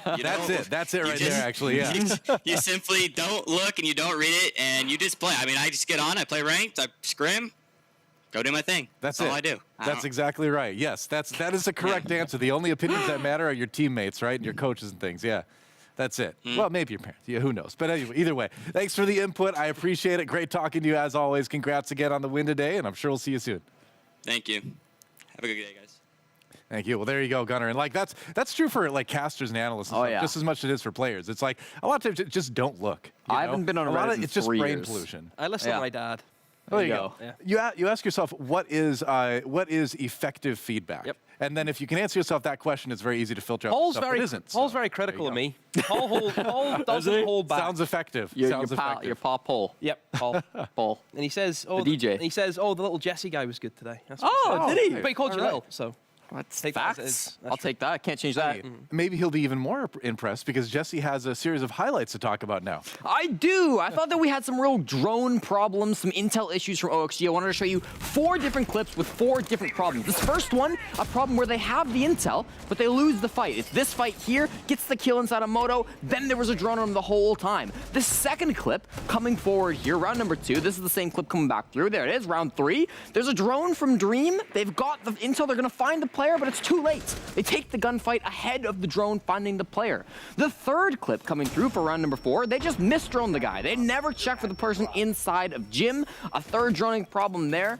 He's gonna get 1 kill. Initially you saw it, and then here's the second. And then the 4th droning problem that we see coming in from Oxygen, one where they just completely run out of drones after round number 4. Round 6, we'll see it after this. You see more Grixer kills here. Right now, look at the drones, very top left, 2 remaining. Means they have to funnel into this 1 player gunner. They don't know exactly where he's at. They gotta take these trades. They got an idea, but it's difficult. The nade misses. He gets a beautiful 2K after, we saw him throughout that half have a fantastic game. And it's these little kind of drone issues. Sometimes they have the drones, sometimes they don't, but it doesn't seem to matter because the intel's never there and they're never able to follow up on it on the side of OXG, which was tough to see today. Yeah, I think today Soniqs came out and they hit the expectations that we've been crying out for so long. Oxygen just never really looked as if they were in the game. It was very sluggish. It was very slow today from Oxygen. Yeah, just again, it's one of those these blips. I mean, this is much more of a concerning blip because we've kind of prided Oxygen on they will beat all the big teams. They will. Right. But in this element, do we consider Soniqs a small team? Because then that would fit in with the narrative that they do lose to lesser teams. But again, for Oxygen, it should be better. It needs to be better. I said before, they're a team that want to win a championship. You need to do it in your own yard before you start going into other people's yards. We saw a great clip from Newers in round number 2, and it's great that he was having a few of those pop-off moments, but it was, again, it felt almost like week 1 where he's doing all right. But he's not doing Newers things, right? He's not doing what we saw yesterday with Newers having round-winning plays, constantly being the top frag. It felt like he was a little bit more subdued, and I do wonder if maybe he got a little tilted earlier in this game. He was typing a bit, right? There were some problems in that server. You can't ignore them. Type of Soniqs. Yeah, I mean, I think it could be tough sometimes, right, when you were in such a high-pressure match as well. I mean, on one hand, OXG, they're kind of comfy in the top 2. But on the other hand, this would be the game where they locked down top 2. If they were able to win this one, that's it. They don't have to worry about it for the rest of the day. Now that doubt is maybe starting to creep into the minds of OXG, like, okay, wait, do we need to be concerned about not finishing top 2 and getting that easy first-round bye through the playoffs? Yeah, I mean, you got to start worrying a little bit of it. But I like our Gunnar player cam reactions, right? Because you can see over the course of the rounds, he gets more and more excited. He starts to believe more and more. It's cool to see. Yeah, totally. Yeah. And yeah, for Soniqs as well, I mean, this is a really important game for them because we said in the pre-show, they're probably going to lose this game, and then their game against Mirage means so much. Well, their game against Mirage may not be as impactful as we wanted it to. It means a lot, but That's really you want it does. We'll see how the Mirage game goes. They got the hard one out of the way early, at least. Oh, yeah. They've got the victory over Oxygen, a big deal here. Speaking of Mirage, they are part of our next matchup coming up. Is going to be Parabellum taking on that team in just a moment here on the Rainbow Six North America League.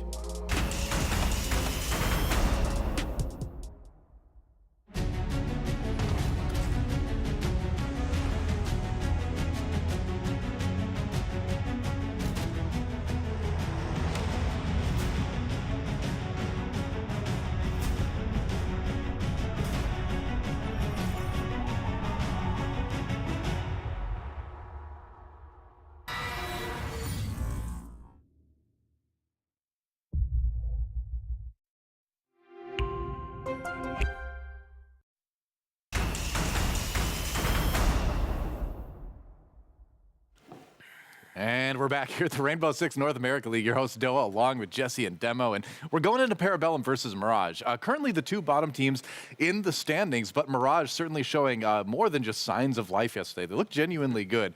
And so can they continue that momentum on today? Because the difference between 7th and 8th is actually very important, isn't it?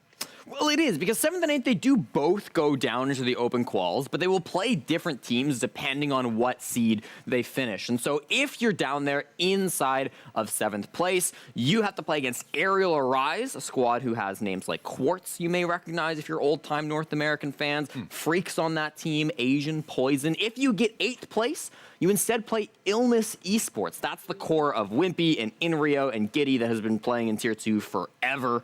Very capable roster themselves. So depending on where you finish, you do get a bit of a difference as well in terms of your first round opponent. And then if you win that game against the opponents I just mentioned, you make closed qualifiers. It's a single BO3 to decide it. I don't know if it's that much. I still think, like, you can sit here and name all these players, all these CL players. These are the Tier 1. No matter who they play, they could play any of those teams. They should be winning, no matter what. That doesn't matter to me. All right, well, let's, I think it'll be fun to see those matches either way. I love that we give the challenger teams a chance to come up and, like, maybe prove themselves against some of the top tier orgs, right? But let's talk about some of the particular players in this next matchup. Rampy, the Phantom player, will be the next one here. And he's been an interesting one to watch this stage, hasn't he? Yeah, I mean, I think his evolution alongside Yeti's been really interesting. You know, the first week, Rampy was getting into a ton of entry engagements. 29% entry participation throughout the first week of play. Obviously, you'd expect about a 20% average. And I thought his aim was, like, good enough to smoke most players when he was getting into the building. But he was always on kind of weird ops, like the Ying or the Lion, that you don't expect to kind of be in that spot. And he sometimes wasn't in a good position to trade alongside Yeti or whoever might have been kind of up in the front alongside him. Then last play day, just yesterday, we saw that really fall down. Yeti was picking up a lot more of those actual opening picks. We saw only 13% entry participation from Rampy this time. Massive drop-off from last week. So I think we're starting to see these two players kind of work in alongside each other a little bit better. Well, you mentioned Yeti. Talking about him yesterday, yeah, certainly showing finally the performance that I know he wanted to show yesterday, but also a lot of fans out there too. I was very happy with Mirage. Very, very happy. Yeah. It looked as if they had a game plan, which is what, again, I was crying out for. Wanted to see them actually have, some resemblance of structure, which we questioned them since the beginning. Do they really have the structure to be playing at this level? And yeah, yesterday they improved on it massively. I think the Blitz, we spoke to Yeti about, the choice of that. They wanted to get creative. This Chalet, I thought, was brilliantly played, realistically, by Mirage, the way that they set themselves up. And yeah, it was a good showing. Beastcoast were a bit stunned. It kind of catches Beastcoast by surprise. Maybe not expecting Mirage to come out. Probably thinking, oh, hey, Mirage haven't been that good. We should be able to clean up house. But nope, the Mirage team stays alive. But I suppose, like Jesse mentioned earlier, because Soniqs have won, now Mirage need to get this win if they really want to try and push that top 6. Yep, absolutely. Let's find out what the map is going to be. It is going to be Oregon once again. Oh, gotta be kidding me. When will they learn? When will they learn? This is North America. You got to get used to this. Your action of consequences. I mean, for Mirage, this is probably where they want to be. They almost beat SSG back in week number 1. Yeah, there you go. Well, the players are ready to go. So let's send over to our casters to get the action started. We're jumping right in here. All right. Well, thank you so very much. Oregon. Yeah. Oregon. It's where teams usually go to die. Good teams go to die. But no offense, these are the bottom 2 teams. So who's gonna die, essentially, is my question. Now, both Parabellum and Mirage are desperate for points. But of course, even if they were to get a couple of points, they wouldn't make it that far with this. Because currently, in terms of standings, Parabellum on 3 points, Mirage on 4, and with Soniqs winning the game that we just saw, they're sitting on 9. So the team that they're trying to catch up to is Beastcoast on 8. So really, the points are not going to make that big of an impact. Right. Was that too complicated? A little. Yeah, I thought so too. I always find as a caster, when you one's hard. If you don't have a visual reference guide, it's not worth it to just throw numbers out there. No, right? If they get 2 points, but then they get 4 points, because they're sitting on 8 points, and it's like, no, people are like, doesn't make sense. People are doing like what the? Yeah. Slow down, Like, Professor. add the 2 and divide by, yeah, okay. In other words, You're using your wizard formula on me over here, and I'm just trying to keep up to date with all the numbers. Only point being is that these two teams are pretty far down the board, that the points they'll get from winning in regulation is not going to do that much of a difference in the grand scheme of things, but of course, it'll change who is the last or second last in terms of placement. Mirage picking up a win over Beastcoast yesterday. In their matchup against OXG, they lost. And then what happened the day before? They lost to M80. What about the day before that? They lost to Space Station in overtime and then lost to DZ in regulation. Both of these teams coming in with just a single regulation victory. 7 regulation losses between them. It is a steep drop-off from 6th place now down here to the bottom. Not the ideal spot you want to be in. We are waiting on a player issue as far as I'm aware. You might be wondering why we keep seeing these beautiful photos of Oregon, reminiscent of a certain Waco compound. Technically, they're not photos. But they are beautiful. I'm so tired of this. I'm so tired of you. New fly-throughs. I'm so tired of you. That was me yawning because you're boring. You're boring. I'm just correcting you on the few things that you do wrong. These beautiful views of Oregon. Why? Yeah. Love that. On the sounds These are with birds, actually, aka government That is drones. not what birds sound like. These are birds. They sound aka just like government drones. insects. Look at them. You can see them flying in the background. Surveillance. I'm not gonna lie, I thought you were referring to the leaves at first from the tree. I thought you were going absolute. The leaves, unlike birds, are real. Yeah, I'd have to agree with you. The leaves are real. I've touched many of them before. They fall, I grab them, say, yeah, this is real. Sometimes you bite into them if you're a weird person. Now, you talked about numbers, so let's contextualize exactly where these teams are without using fancy schmancy non-words, Okay. as I call them. Simplify it. If Parabellum lose this game, period, they are locked out of playoffs. Okay. If Mirage lose this game, but lose in regulation, they are locked out of playoffs. See, that's much more simple. We have trivia coming up on screen, by the way, while we do await the player issue to be resolved. Do we guess with them? Rainbow Six. Excluding Recruit, how many playable operators are there in Rainbow Six Siege? 65. Is it 65? It is 65. Survey says you're correct. Gotta keep track. It's not easy, but we do it. What year did Villa get released? That's your turn. I know it. 2018. Yes, baby. Bang. It's the middle. What if production very hilariously made the All correct the- answer all B? Exactly, on the middle. Which team is this? Ooh. Beastcoast. See, if you said Space Station is completely wrong, but Sonic only be slightly wrong because color scheme is similar, but it is Beastcoast. Yes. Ride the wave. Ride the wave, baby. Right. All right, next one. Which Oh. operator does this gadget belong to? Thermite. Done. Wait, that's not even... Sorry, Thatcher, you're right. Nope. Guess what? It's Parker, B it's again. Echo Mirror Clash. It's B again. Ah, it's the middle one. They love the middle. They have a soft spot. They do love the middle. All right, this is the last one. Who won the 6 Charlotte Major 2022? Well, it could have been Astralis, but it was DarkZero. That's correct. Your former org. Oh, They fired him. we're here. Just in case anyone's Don't curious. First of They all, fired him. I was terminated, so technically not fired, just let go. Terminated and fired are like the same thing. No, one Being- sounds way nicer. Being terminated means you were fired. If you were let go, then you'd be let go of. Anyway, we're in the match. He's no longer with DarkZero anymore, so he's not a biased caster anymore.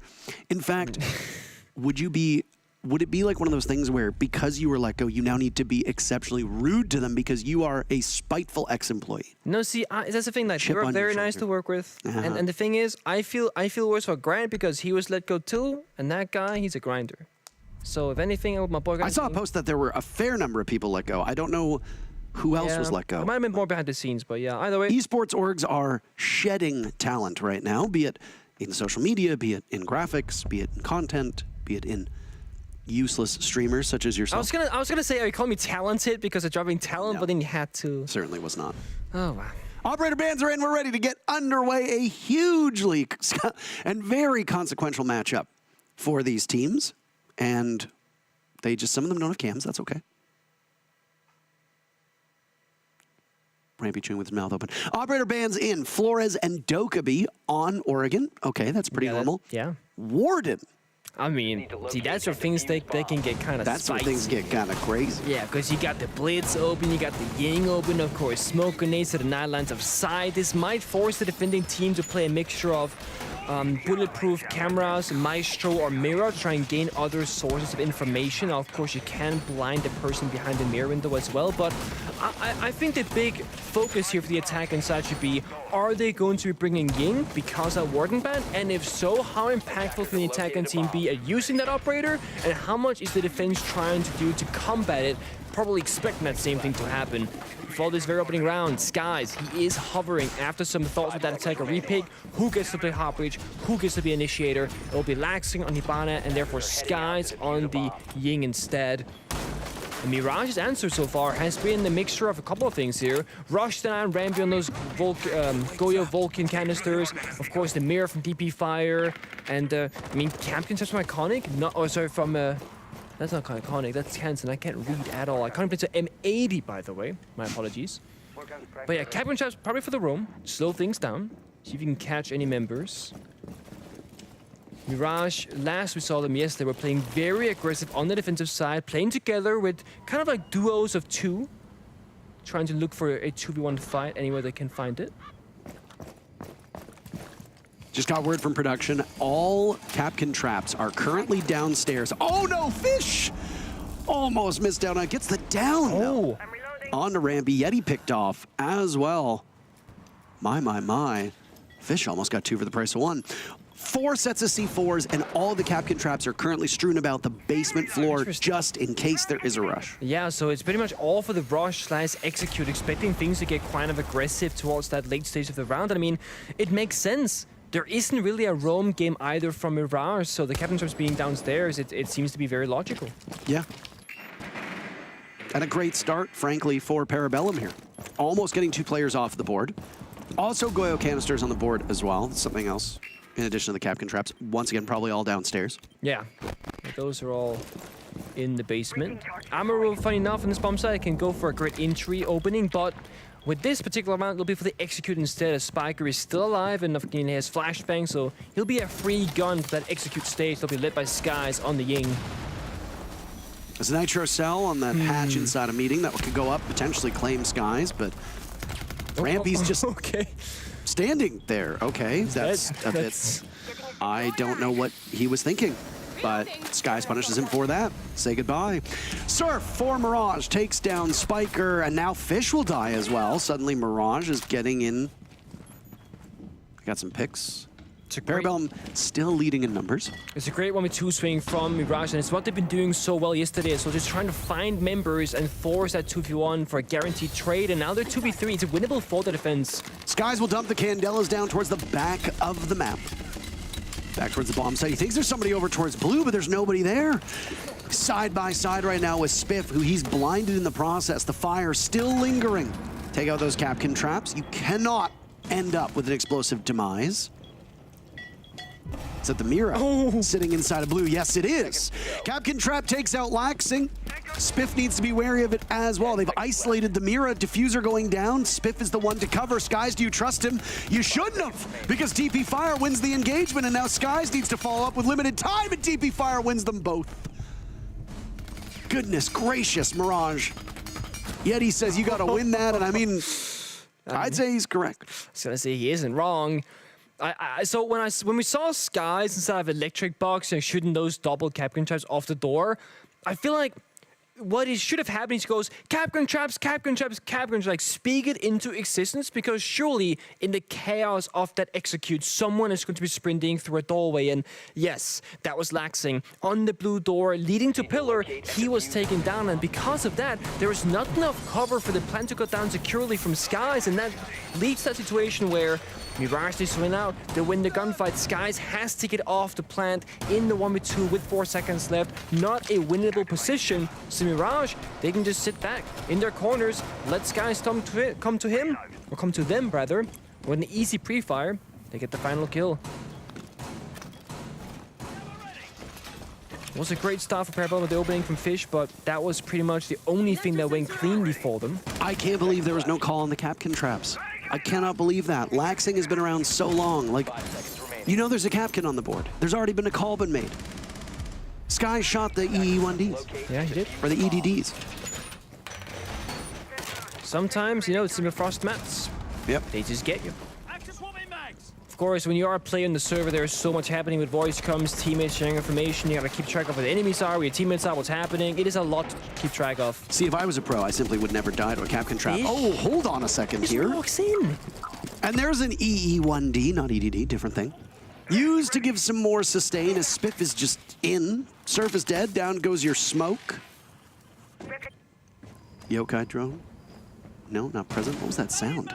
Was that the Yana clone? Yeah, I was like, so. that sounded identical to the Yokai drone going up, and I was like, what am I hearing? When your eyes deceive you. My eyes, well, my ears deceive me. Rather, Did I say eyes? you said eyes. Your ears deceive you. Oh no, Spiff! On ADSs as he's prone inside of the closet. That player from Mirage will live longer than they probably need to. Spiker goes down to DP Fire. Teams have traded back and forth after that triumphant entry from Parabellum costs Surf his life. Spiff can still hold this position inside a bathroom. Down goes DP Fire. Another from Parabellum. Fish doing so well. First 2 rounds.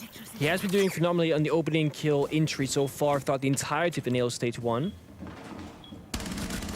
That's messy, Ramby. That's not where you want to be. Rampy, unable to do anything. Fish just runs him over. Mirage were in a similar position before. This is the exact same numbers for players that they were in previous round. They still won it. There's Yeti to retake, losing out this nice angle to Spiff. Cans into clutch, playing behind the bomb chassis. Here's something. But he's got to work against the walls, and there's going to be somebody looking long range. Kansan looks up, it's down instead, missing out, and it's laxing to seal the deal. Some issues in the server yet again, and it looks like we will get a game pause pending admin decision. It seems like from the text that Yeti crashed at the tail end of the round. After he died, it looks like at least. But the pacing of these rounds is very uncommon. Usually Oregon rather is very much, step 1, roam clear, step 2, set up, step 3 is the execute. But we're seeing like there's not really a step 1. I mean, Fish runs in the building, gets opening kill in both rounds, and then you're thinking, now they're gonna breach walls, drone it out, clear the shields. No, the deployable shields weren't killed. It's just Fish jumping in a window, getting a kill, Mirage coming back from the room, trading back, a kill here and there. All of a sudden the plant is going down. Both teams kind of just working off each other as a unit, as 5 members, and having a light drone work. It's not really a super structured game of Oregon, but it doesn't have to be. Someone has to lead this kind of pace, and then the other team has to match it. And right now, I'd say that Parabellum doing a great job at kind of setting the pace and the tone, and Fish being the front runner for it. Just waiting on Yeti to get back into the lobby. Are those his shoes on a shoebox? Dog. Yeah, they are. Oh, they Look are. at- They are. Must be new shoes he got recently. He just got shoes chilling on a shoebox. Very nice. He's also keeping that NA stands for near airport meme alive because his luggage is behind him as well, in case you gotta go somewhere. With the luggage tag still on it, like Yeah. the loop that they make you put on the airport that I rip off the moment that luggage comes off a luggage carousel. That thing's ripped right off. Still have that on all my luggage cases. I take it off in the airport going somewhere else. That's when I take it off. I'm one of those people, I guess, and so is DP Fire. Unbelievable. Tertiary bomb site showing up on Oregon. It's Meeting and Kitchen. Nick, would you like to talk about it? Oh boy. So tertiary bomb site is pretty unusual to see unless, of course, you win the first 2, that being the basement and upstairs of Kid Storms. But if Kid Storms doesn't work for you, it's not that bad of a, second option, if you will. Now, when it comes to the tertiary bomb site, there's 2 options. There is the kitchen and dining bomb site, so on the left side of your screen, and there's the current one, this is kitchen and meeting one on the right hand side. Now, this is the more common one that we're seeing currently. Why? I honestly can't give you a straight answer. It's just easier to defend, I guess. There used to be a meta in which you go for the small tower one, but then the Hibana changed with the Hibana X Kairos. We can do 2, 4, and 6. Just made it so hard to play against because the walls would always get forced open with guarantee. Whereas with this one, it plays around the big tower, upstairs hold in particular. It's hard to rush directly inside because the hatches on both bomb sides, so it kind of makes it hard for the attack, but they're in. Oh, and there's another Capcan trap. So they know about slowing down Parabellum. Mirage are prepared for that rush. They've already done some serious damage. Rampy will die now as well, as Spiff follows up on that. Parabellum want to get in as quickly as they can, but Mirage are actually winning these engagements. It's left Parabellum just up with Spiff and Laxing, that's it.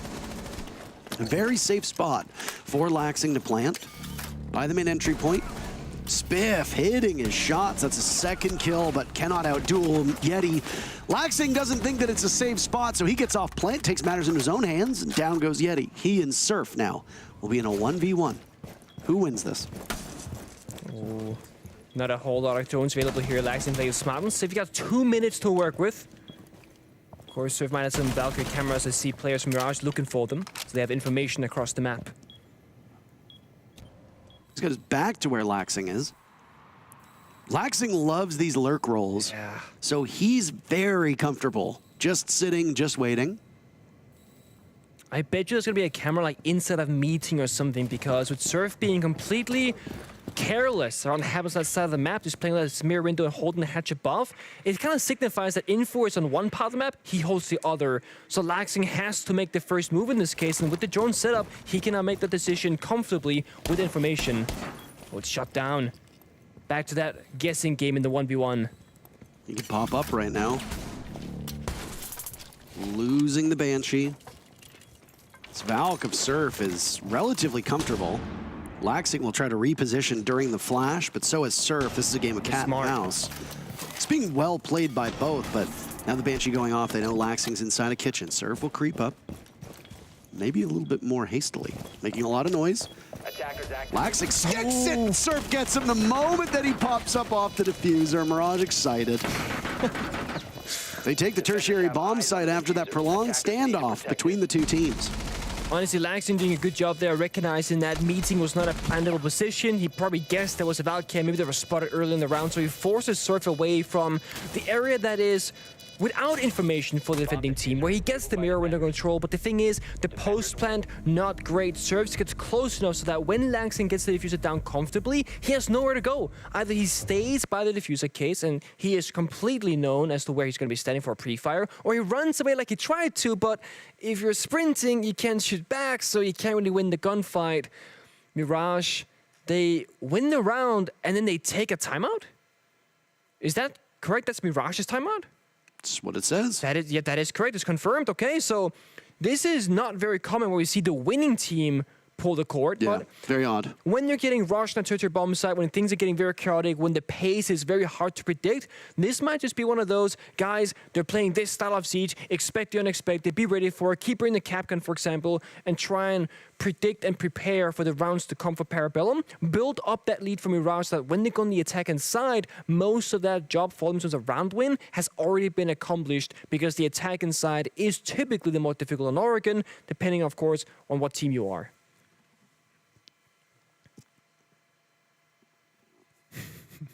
I think all of the Mirage timeouts that at least you and I have casted have come very early in the game.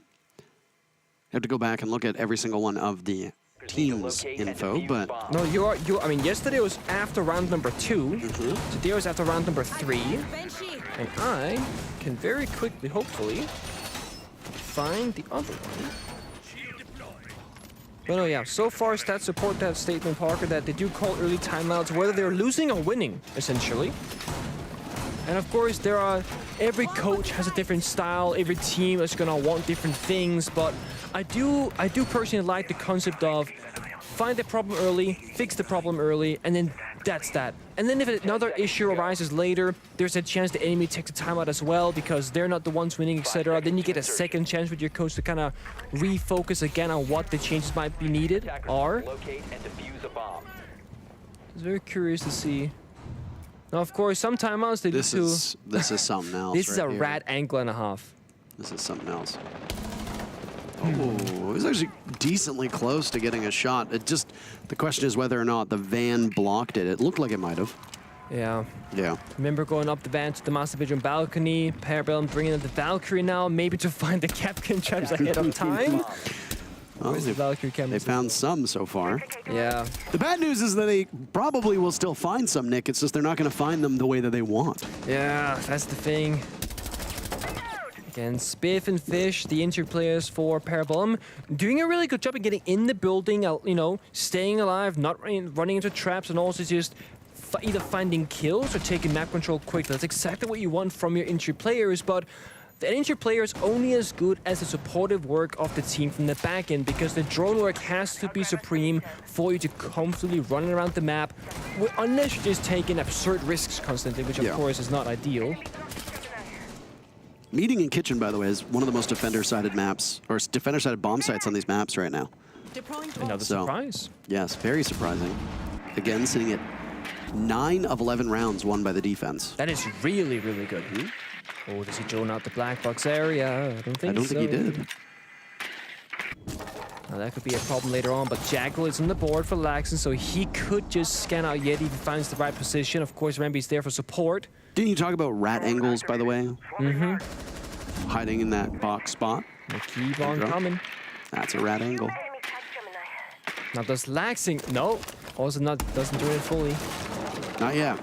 But he does have an Inox. The question is have those footprints expired at that point? Scanning. Oh my, Yeti. Oh my, Yeti pops right up. Down goes Spiker. Yeti wants more than that. Almost finds it on the skies. Gets away. Is he retrievable? Laxing will be in quick pursuit and might actually make it there in time, but he doesn't have info on whether or not there's a follow-up. He'll see the trail of blood. That's risky. Oh, he almost missed him. He could have gotten him. Laxing just looked to the left. He doesn't want to expose himself to a swing from Blue or Harry Potter, which I think is smart. Yeah. Spiff tries to crouch walk into the bomb site, but two separate players from Mirage are there to greet him. DP Fire and Cans, and it's Fish to die next to him as well. Parabellum are left to the two veterans of Laxing and Skies, as Yeti has been safely retrieved. There'll be a dead drop from PB. Rampy's prepared for it. There goes a smoke. In the wrong direction, Nitro Cell to answer back. No, Rampy looks the wrong way, but Yeti and Kansan clean up, and it's a flawless round for Mirage. Mirage in defense actually having a lot of life and good decision making in the process, and we saw that exact same thing yesterday.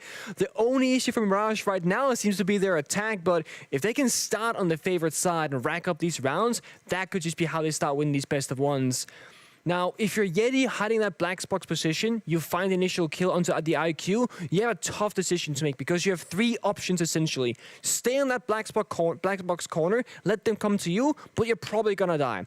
You can try and run down to the bomb site as he tried, got injured, or the third option, my personal favorite, you run out of the exterior door and you go all the way out to construction back to site. Risky. But he could come away with his entire health bar alive. Instead, he gets injured, of course. Laxing almost got the double. Not quite. Didn't want to risk it. Mirage, a flawless round on basement defense. Parabellum still haven't used their timeout, by the way, but they did at least get to talk with their coach during the Mirage timeout, so... I think that's why they might be holding on to it, because, they've already kind of had it, so to speak, granted to them from the opposing team. Oregon stats after yesterday. The only play on Oregon was the match that you and I casted. It wasn't played again later in the evening. It hasn't been played so far today. Granted, this is our second match. Oregon's been played 5 times in the North America League so far. 53% of those rounds won by the defenders, 47% by the attackers. Laundry and Supply is a dead even 50-50 heading into today's match. Now, mind you, Laundry has been won both times at this point by Mirage. So the defenders do have an advantage. Of the 30 times it's been played, it'll have been won 17 times, or rather, 17 times by the defense. Dorms and Kids upstairs is an attacker-favored bomb site at the moment, but not by much, especially with sorry, I was going to say now that we're on it, we'll see what happens, but it's won by the attackers by PB. It's the only bomb site that PB has won so far. Meeting, of course, and Kitchen only getting better for the defenders after the victory from Mirage earlier on. Kitchen and Dining's only been played 2 times. 2 times out of all of the 58 rounds that we have seen on Oregon, excluding this game right now. Twice, that's it. PB actually changing things up as well after the timeout taken by Mirage. They were playing a very fast-paced style of Seas that was hard to predict, and they've kind of gone back to how they played round number 1, a more execution-style ABC version where they get Skies and that Ying. That's going to be the execute itself. A slow roam clear, making sure everybody stays alive. This is them trading time for survival rate, essentially. It's going to be a late round execute, but they got the line, they got the Ying. Mirage, you know, suffering from this Warden ban from PB. They can't really see through the flash and smokes. This keeps happening to players on Parabellum. I don't know if you've picked up on this, but they seem to enter the building and then somebody takes damage in a way that they're not expecting. Mirage's roam has been exceptional, and Yeti knows, but Yeti looks the wrong way, snaps it anyway. They're not on the drones. If I was laxing, I'd be pissed about that one. Yeah, I mean, you should be. I mean, if you're doing the vert damage there and you get flanked, that's like unacceptable. And there's a Nitro Cell to end Spiff, whose shocked look on his face is really going to tell the whole story. Fish is the last man standing. 2 back-to-backs. He's blind on big window. Is there a sacrificial lamb for Mirage, or can they hold this one together? This is almost a flawless round. Look at Yeti's HP. Oh my god. There's been almost no damage done to Mirage so far. Yeti's taken what? That's probably 3 damage? At most, 2 damage? Also good discipline in this 1v5. They're not giving them anything, just waiting for the jump in. Fish holds on to that diffuser, but I mean, it's a lost cause at this point. 15 seconds to find 5 kills. It's just not going to happen. There was an opportunity to take down Surf, but Surf's feeling particularly brazen. He's got the Magnum out, and yep, another flawless round. Yeti does it from Little Tower. Oh my, that is, I mean, if you're PB now, things are... they're just difficult. They're bad. They're very bad. They're bad. You're just getting swung outright, losing every gunfight. But again, how Laxing dies downstairs. I mean, think about it. You're attacking Kid Storms from a big window, wide stairs, and of course, vertical standpoint. Laxing's entire job on block below the bomb site is to eliminate any possible threats inside of that area so that his teammates can jump in big window to secure a plan to get that bomb site presence. He should have all the resources. Give the guy 4 flying drones, everybody covering him, because he needs to get that step 1 done before anyone else can do their job. But that's not really being done by Parabellum. They had 2 flying drones, neither being watched, no one with a gun active holding it for him instead, nobody on the window, nobody big tower. It's a completely free flying for Yeti. And Yeti didn't even really seem to think that there's a risk in this push. He just went through, didn't even check the dining hall doorway for a cover at all. He just thought, no, there's a gap here, I'll exploit it, I'll get the kill, and then all of a sudden, that forces PB into an early push, but Mirage inside of Kid Storms because Puck got killed, and therefore they got shut down the moment they jumped in the window. Well, Parabellum right now seemingly in free fall through the first half of this map. Mirage taking this team. People were a bit surprised, actually, was it by Mirage taking Parabellum to this map? Seems to have been a pretty good idea. Nothing really extraordinary popping out for PB at the moment. Spiker going 0-5 is not ideal on that flex roll. Not exactly what you want to see. Fish has had some real standout moments. This is a meeting defense down on the first floor, but as we always tend to see with this bomb site, you want to take kids, you want to take dorms upstairs. Yeah, that upstairs extension of the mirror window is particularly hard to deal with, honestly. I would like to clarify that you do not actually want to take children anywhere. They are not present on this map. Please don't. Please rename the bomb site. I beg you. I've been asking for this for 2 years. Just please, like, just name it anything else. 2 years? 2 years. It's been longer than 2. It's been longer than... Oh, I mean, I've been begging for it on broadcast for over 2 years. Oh, okay. But... Oh, wait, Spiff did see him. Okay, good. I was going to say, it looked like for a second there, Spiff didn't see player right now inside of security. They did get access to one of those Banshees on the split doorway. That was a Banshee earlier that had proven to be a bit of a headache for Parabellum. Yeah, that initial bomb set push gonna be stopped no more. Yeti inside of the big tower is gonna get droned up by Spiker, so Fish is there to catch perhaps. Oh, just barely misses. It's unfortunate, but PB get what they want. Wait, hold on a second. Yeti's just so aggressive, but he's not looking the right way. Spiker dies. No kills for Spiker in the first half. He's a new player, only played a couple matches so far in the NA League. That's not the performance that you want to see. Look at that, no rotate to Attic either. They've reinforced it. It'll force soft destruction on the shoulders of Parabellum. It also means that Mirage cannot get out from that position unless they waste an impact or a nitro cell, of which they have 3 nitro cells for the record. Yeah, but no impact, so it's a bit of a low-value trade, but it could be worth it. Oh my! Oh! Surf slaughtering Spiff. My lord, what a shot that was. Yeah, it's a big loss because that's lobby control. That's half the map now being an open rotation for the defending team of Mirage. And PP, they're scrambling this together, but they're not finding any opponents. No drones. Yeah, and there's no rotate, as you said, so like he can't even get in. Yep, he has no nades, no way to get through that. So, wisely played by Mirage. Fish inching ever closer to the top of White Stairs. He might get a read on one. And the good news is that Kansan can stop Rampy from being taken down. Now Sky's there to recover. He'll secure, will go for the drop. Sky's both kills so far, but he's the only one still standing, and he's in the bomb site. Shot out by Surf, who gets 3 kills on that round. This first half, Mirage, 5-1.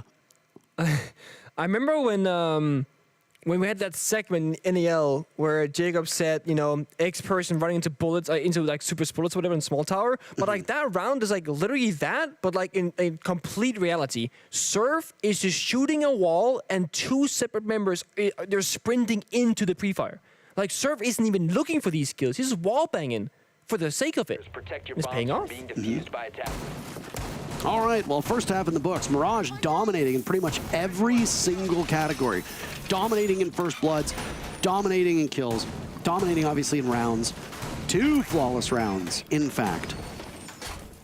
The balls of somebody to call a timeout and then just keep winning when you're already winning is humongous. Yeah. Parabellum still have their timeout in back pocket. They saved it for the second half. Which is kind of surprising, right? Now you're in defense, you're down 1-5, and ideally you would have liked to go, you know, in a 4-2 split at worst, a 3-3 at best, perhaps. Yeah. And instead, it is this 1-5 situation. But I think if you're Parabellum, you're also kind of gambling on the fact that Mirage are known to be a weaker attacking team than defending team. And I don't just mean like a little bit weaker. They are significantly weaker on attack. But this is also Oregon. It's a relatively linear one at that. And PB, they played Oregon 3 times already, so Mirage, they can have studied that down to a T and really figure out their counter strats for these attacking rounds. Create a fun little montage of all the people saying it was a silly idea to go to Oregon, and then just keep running those tweets over and over and over again with some carnival music in the background. I will say, though, before you go in, you look at a team that doesn't have a ton of experience on a map, and you say, yeah, it is a bit odd. Yeah. You know, like look at Border, for example. OXG's played Border 4 times already this season. Just an outrageous amount. I think it's pretty reasonable for people to look at any team going to Border against OXG and say, well, this is a little silly. Why are you doing this? I guess the same can be said here for Oregon, but... Anywho. It's a slow round so far. Fish, of course, aggressive on the attack, aggressive on the defense, but he might be cut off from the bomb site here. No, he gets back. That softball to meeting, you know, can be wall banged to open up by a sledgehammer block, and all of a sudden, if you're roaming big tower, you have no safe way back to the bomb site, but it was not opened up in time. Mirage going through the simple steps of roam clearing, opening up all the hatches, applying pressure. PB's mirror windows are going to be covering one part of the map and the guns the other. So these mirrors on the front side, they can cover laundry and freezer. And then 3 or 4 members can just focus on that backside take instead of big tower and blue. There really hasn't been much of a focus from blue at all from Mirage. Blue is just there, just chilling. Doors closed, yeah. Yeah. That makes things a little bit easier for Parabellum. They know that they don't need to focus on that part of the map with a minute to go. But here's the thing. With a minute to go, yeah, you have time to reposition. And that's exactly what Mirage is going to do. DP Fire and Kansan heading towards blue. First kill is Parabellum. They get on the board in this second half, and that is huge for them. Time for the smokes to go out in blue as well. There's no execution operator besides the Lion, so no Ying to force your way in, no shields, etc. It's going to be all down to guns blazing, and then losing that opening member of Yeti is going to be a problem for the attack inside because they need all members alive.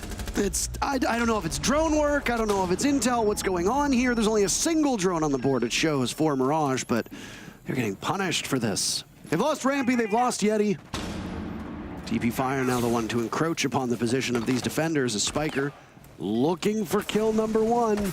Going toe-to-toe with the Lion. He has a shotgun. That's his best bet, and he's going to get it. Spiker on the board. Fish as well.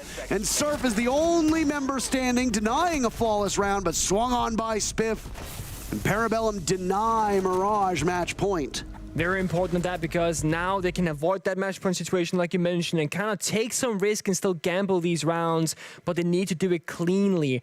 And the thing is, with the rotation of Oregon, downstairs, then upstairs, then tertiary, things get harder and harder as you progress, but there might be one saving grace here. That is the win rate of the tertiary bomb site that you mentioned earlier, Parker. That 80+% defender favorite bomb site of tertiary meeting kitchen could be the defining factor for Parabellum. If they can get a perfect 3-round rotation, go back to basement, they're looking pretty good. Winning this brings them to a 3-5, winning the following brings them to a 4-5, then back down to basement. It's 5-5. Then the real game begins. It's anyone's game still. PB still has their tactical timeout to figure things out as well. It's all up to Mirage, really, to get them to that match point. And if not this one, then certainly the next one. But they need to avoid that perfect bomb set rotation. Yep.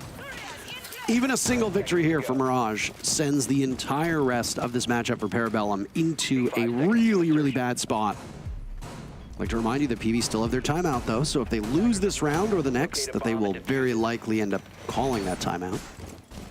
They have a Blitz and a Ying for the upstairs take. Now, we see Blitz very common in Oregon, but it's for the basement bomb site, not the Kid Storm attack. And I'm curious where the entry point will be. I mean, right now it looks like lobby armory, maybe into trophy. But then once you get that first piece of map control, you're looking at so many crossfires, you know, C4s from below. It's very difficult for Blitz to find any comfort on this particular attack, no matter where you attack from, frankly. We'll see what Yeti can get done. So far, they're hiding him. He's just waiting outside the main door for something to happen.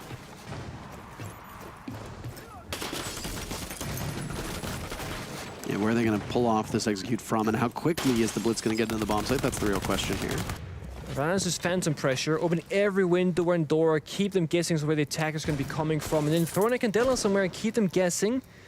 I assume that this, yeah, they're just hiding Yeti in the Blitz. They don't want to show it early. But there's mirror windows. There's a runic gates. Like, there are so many ways that Parabellum can slow down, if not outright stop Mirage's attack. Worth noting that this Flores ban has completely helped the defenders in so many ways and really slowed down the attackers. But, oh, it seems like they're going to be quick to this one. Sky's finding the first pick on a DP fire, but Kansan then gets on the board. Yeti rushed up main stairs. He was looking for a little bit more, but can't quite find it just yet. Does he have somebody isolated in the attic? No, he does not. They vacated that position. They might go for a retake. Yeti wasting a smoke. He's being watched by a bulletproof cam. Down goes Rampy to Fish. That was Fish roaming in the back tower. Now goes towards main lobby. Broken double digits. He's got Laxing with him as well, and there's a Nitro cell to go off, but it misses. Surf is on the other side of the wall. Still got Diffuser in hand. There's only one player from Parabellum on site now. As Spiker falls, Spiff finds yet another. Yeti contesting, looking a little bit too far away. The retake from the stairs, too strong. Serve with pistol out. He's reduced the numbers to a 1v1. He's gonna pause for a second, look at Spiff's life. Spiff right now only on a single point of HP. And there goes the plant. Spiff has information, trying to bait it out. Mirage go to match point if they're successful here. Ooh. Keep in mind, if Mirage lose in overtime, they are not locked out of the playoffs. So overtime is a huge victory for them. Surf will attempt to plant in the middle of the doorway. He's got information, and there it is, the shot. Match point for Mirage. What a round. I think what around is the right way to break it down because a couple of things happened. I can tell and I understand why DP Fire is laughing because that was a complete fiesta. I mean, from the get-go, Ying's an attic window using Delas to start that engage off. Yeti uses that to rush on in, destroy the mirror by cracking it with the melee punch, but the Ying gets shut down as that happens. So they trade a kill for map control, not the end of the world. But then Yeti is begging his teammates to open up the soft wall between Trophy and Attic where the mirror window was so that he could advance in through Attic, into Kid Storm bomb site and start making things happen. So Rambi jumps in the Attic window to fulfill that wish, but because of that, he dies to the meeting hatch to member downstairs and he dies for nothing. Then Yeti has his own problem solved. He throws out a smoke grenade, and the sledge behind him can open up the wall safely behind, and that activates everything. But it gets even crazier, because then Yeti is literally melee swinging the air while being shot at by 2 different opponents. He dies for nothing. And it comes down to what was essentially a clutch between Surf and Kansen in a 2v3 or a 2v4, and their guns, they hit their marks. It got Surf into a 2v1, he got the pistol wallbang, and then the last member had just 1 HP, that was Spiff, and that was a very winnable position by Surf, and he got it 12-2, by the way. It says at top left, Soniqs are locked in the top 6 if Mirage win 8-7, or if Parabellum win by any other score than 7-0. There you go. Yeah. Stats don't lie. Numbers don't lie. Look at how that so snugly fits in between the top UI 10 seconds remaining. and Spiker's box. It's beautiful. That's nice. 5 seconds remaining. Thank Attackers you, have Parabellum. located There's the bomb. a subreddit that's like dedicated to just things like fitting perfectly in spaces, right? Yeah. There's also one that is the opposite, where it's like something in a perfect order is not correct. And Yeah. it's like the OCD trigger. Yeah. Oh, I hate those. Huge round for Mirage now. Parabellum in not ideal situation here. Yetis and Blitz again, which I no. love because I want to see more of what he can bring to the table. And DP Fire also on the Ying, so they pair these 2 operators together to initiate the execute. And with 3 members in Master Bedroom Door, it could be a quick one in here. Parabellum are still in action later today, win or lose against DarkZero. Same with Mirage. Mirage are playing Soniqs later today.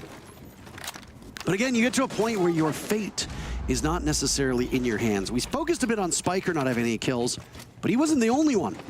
Rampy has yet to find a single kill in this match. Through criticisms of Rampy when he was back in Space Station, but there he goes, and it's a Claymore. Rampy's not even involved in it at all. Candelas go out around the deployable shield, yet he's going to take matters into his own hands. Mirage looking to just plunge a knife deep into the chest of this Parabellum squad. A Nitro Cell from Laxing takes out DP Fire, and it's blunted a little bit of Mirage's momentum. Rampy had found a 2nd kill. So we have manifested a Rampy success story here. Just like that. In round number 9. The thing is, they might have kind of slowed down the attack, but Mirage got everything they could have asked for. They get top floor control, they get 2 kills, and they get verification visually from Yeti and Blitz that the 3rd member of Spiker indeed dropped down the hatch. They know top floor is clear. They got Ace with soft breaches, they got Sophia who just spent hers. They can still do some vertical destruction, then hit the side with smokes and Blitz. They got all the tools they need, and to make things even worse, Kansen is flanking from small tower on Nuke undetected. Kansen, what is he gonna get? Well, he hits the Banshee, but it doesn't matter. 2 very fast picks. Laxing was recruited for this roster to be the old hand. What can he pull off? Parabellum know how much is on the line here, and he'll confront the Blitz. A frustrating position to be in, but a massive victory for Mirage as they take it 7-2 over Parabellum.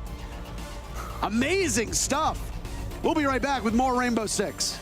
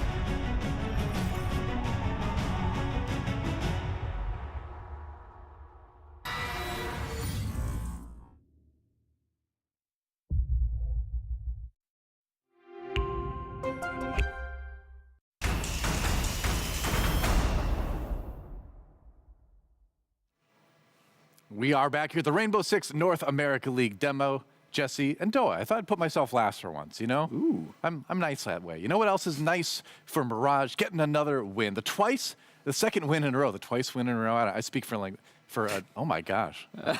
Anyway, we got DP Fire with us to chat. Hey, DP Fire, congrats on the win today.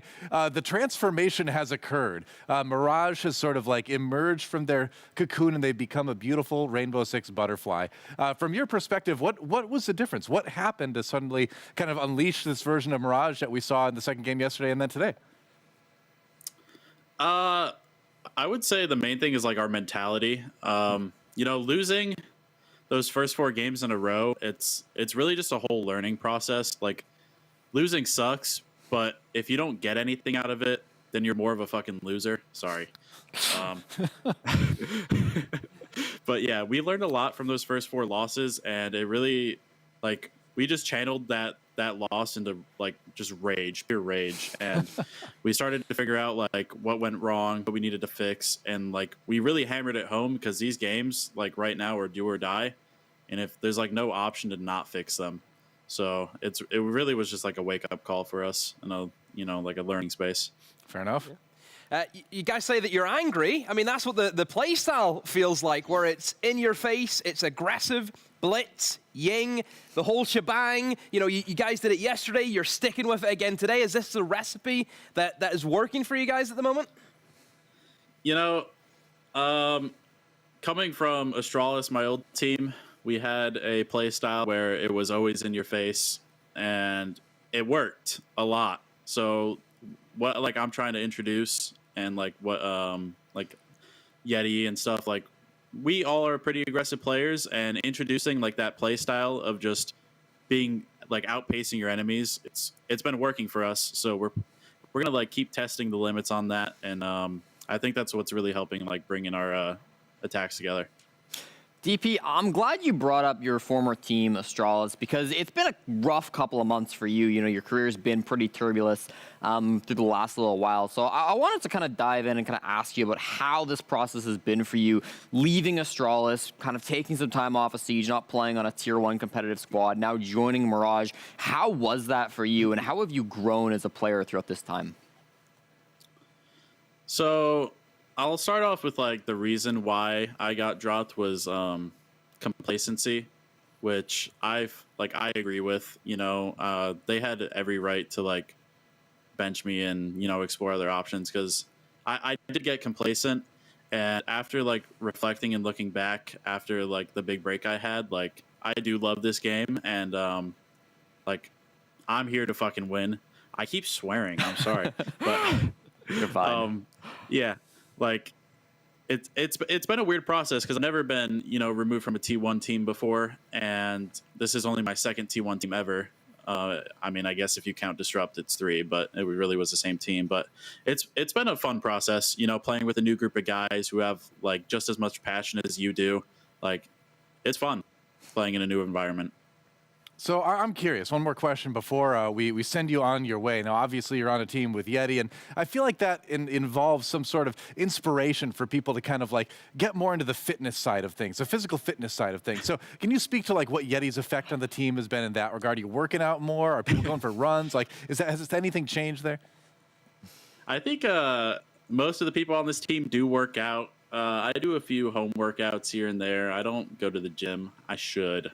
Shame on me. But Yeti just brings like that like gym energy, I guess you could call it. It's just like he's just a super energetic guy. Like it never drops. He boosts everyone, brings everybody up when they're down. We don't go down, but like he's just that extra oomph that we need. Nice. All right, cool. Well, thanks for chatting with us. Congratulations on the win again, and we'll see you later. Thank you. Happy late birthday. Oh, thank you. Appreciate it. Thanks, man. All right, there you go. DP Fire and the rest of Mirage looking pretty spectacular, honestly, in their last match and then today. Things are really starting to come together, aren't they? I love it. I love the way this team's playing Siege. It's my kind of Siege. It's the chaotic play style. It's a little bit of Brazil, which is, an old favor of mine. getting in people's faces. It's seeing an opportunity, taking that opportunity, not shying away, not being scared, which I think a couple of teams in this league have kind of been a little bit too, complacent is the word TP Fire used. Yeah. Sitting back. Fair enough. Letting it happen. You need to make the play, or the play will make you. After game one, this was must-win for Mirage, and this is exactly the result they needed to keep their hopes alive of making playoffs. Unfortunately, Parabellum, another loss on Oregon. It's their favorite map, it seems, but they just can't win it. I'm okay, Demo. Just because I'm Canadian doesn't mean that I'm emotionally invested in Parabellum. I do feel bad for them because they're locked in last place now. They will not be going to the playoffs. They can still make the major. It's a long road for them, but can still do it.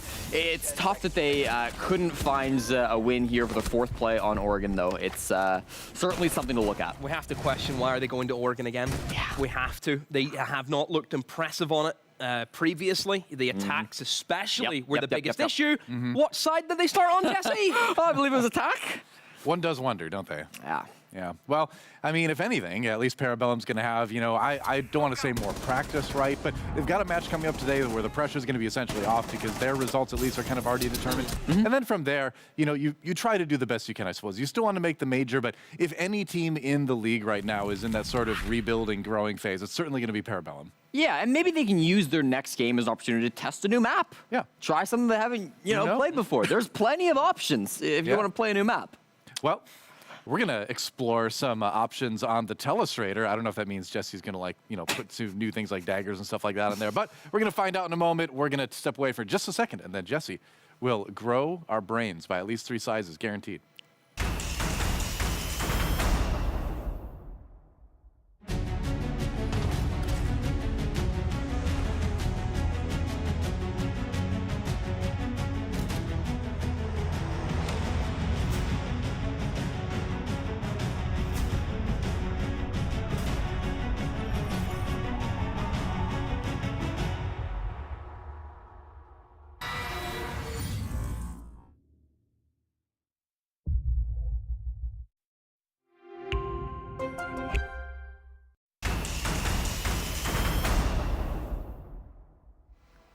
Welcome back, everybody, to the Telestration Station. I'm going to highlight a round for you from Parabellum versus Mirage, and this is a little bit of play. It's actually going to be a positive play for PB, a negative play for Mirage, and I think it's one I wanted to highlight because it looks a little bit goofy on your first run. You might have watched this, you might have spammed in Twitch chat all your question marks, but I want to highlight why it's not the end of the world and why it's not as bad as it looks. So immediately, we're just at the start of the round. The prep phase just ended, and you can see that they're going to be holding inside of Trophy, right? They're got a shield set up for Trophy, and Surf's done his setup. He's done what he needs to do, and he's about to realize that they've missed something. They forgot to reinforce the armory wall. It's going to produce a really strong angle to whoever's playing behind that armor or that Trophy shield. It's going to be very dangerous. And so as soon as he realizes that, he's going to do what the logical thing is. He's going to sprint through.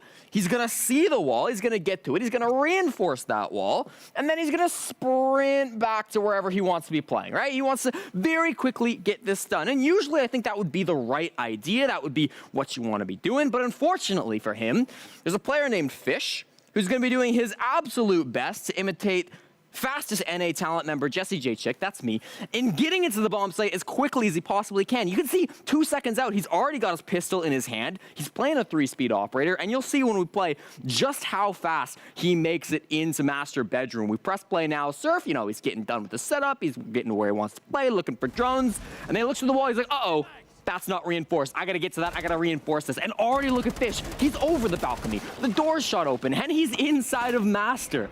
He's already gonna be able to cut off this player, and we see him now, and this just stings because you're taking a look at the smoke. And if there's any operator who has an ability to do something about that, maybe it's the guy who has 3 toxic babes. If there's anybody who can cut off an angle before a player can get in and shoot you from the doorway there, maybe it could have been the smoke, but he just didn't have the idea that there would be somebody so quickly into this bomb site. And so it looks a little bit goofy from the side of the smoke. He ends up dying here. A brilliant play from Fish to get in so damn fast. but I think he just wasn't expecting the speed of that. Fish goes on to get 3K this round. He absolutely dominates, and it is, I believe, the only attacking round that Parabellum do manage to get off of a poor setup play, right? Somebody just missing something in the early round before the round even begins can cause the dominoes to fall one by one. So, little fun play. Thought we could take a look at it. Let's go head over to the desk, though, because we got plenty of more games to watch today. Thank you, Jesse. That is correct. Thank you, Jesse. We do have a lot more games to watch today. We have 5 more games. In fact, 5 more games. He's good with the stats, knowing that there's 5 more games left, aren't That's you? about as good as I ever get with the stats. Absolutely. I'm not going to lie. Yeah, that's right. Well, we did see Mirage victorious again, but it's time to look forward. It's time to look at DarkZero versus Beastcoast. And this was one of the matches of the day, in my opinion, because these are teams right next to each other in the standings right now. They're both fighting for that possibility of a top 2 seed, but at the very least, you want to get a little bit higher in the top 6 if you can. Yeah, and we're kind of in a situation where now there is a realistic possibility for both these teams to fall into bottom 2. Because Mirage won their game, That's a good Soniqs point. won their game. Yeah. That is, at the beginning of the day, it was like, man, it won't happen. It could happen now. Yeah, I think for both sides, they want to win. They get the win. They're out of the danger zone. So, that's as simple as it is. You win one, that's them through. Thankfully, both teams, they do play twice. Or does Beastcoast play once? No, they both played twice. Yes, they both played If they both twice, play twice, then, double the chances, I suppose. But, yeah, you want to get it done now. Sadly for both of them, only one person can win. So, no draws here. Tough how that goes, eh? And we've got 2 teams with kind of alternate trajectories to a certain extent, where DarkZero was one of the teams that was expected to be one of the top teams in the league. And while they have certainly looked strong, they haven't looked quite as strong as some people like Demo were maybe predicting they would be. Meanwhile, Beastcoast, a team that a lot of people would be thinking would be more rebuilding a lot. What were they going to bring? And they've surprised, I think, with the results they've put together so far. It's been impressive. So seeing these 2 teams clash is it's going to be interesting.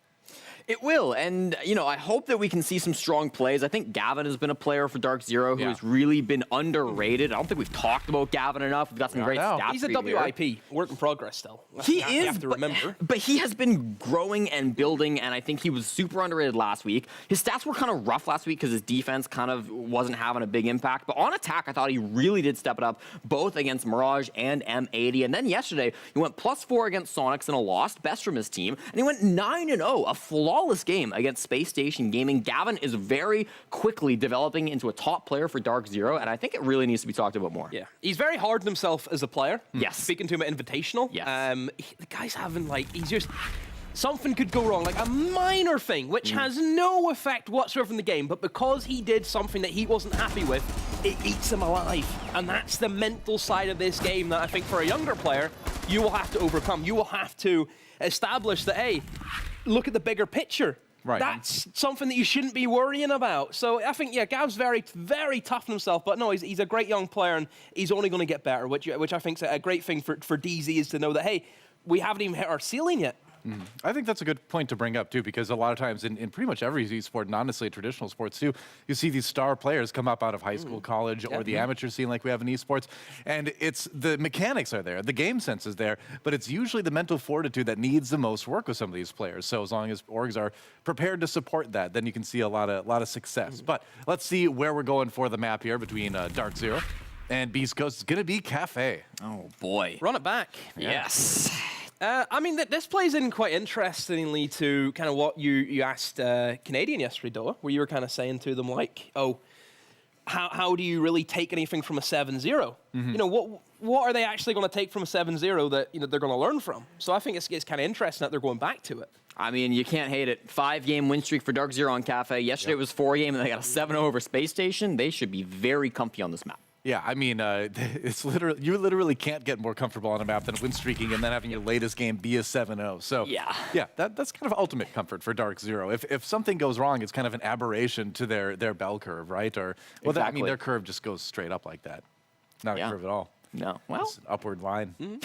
Stocks are rising on Cafe. Let's take a look at today's matches again real quick. Recap what we've seen so far. We saw a couple 2-7s. We saw Oxygen getting taken down by Soniqs, actually. A little bit of a surprise there, but Soniqs definitely very strong. And then Mirage really taking it to Parabellum as well. Parabellum, certainly, like we said, the rebuilding team perhaps this year in Stage 1. And Mirage looking better than ever.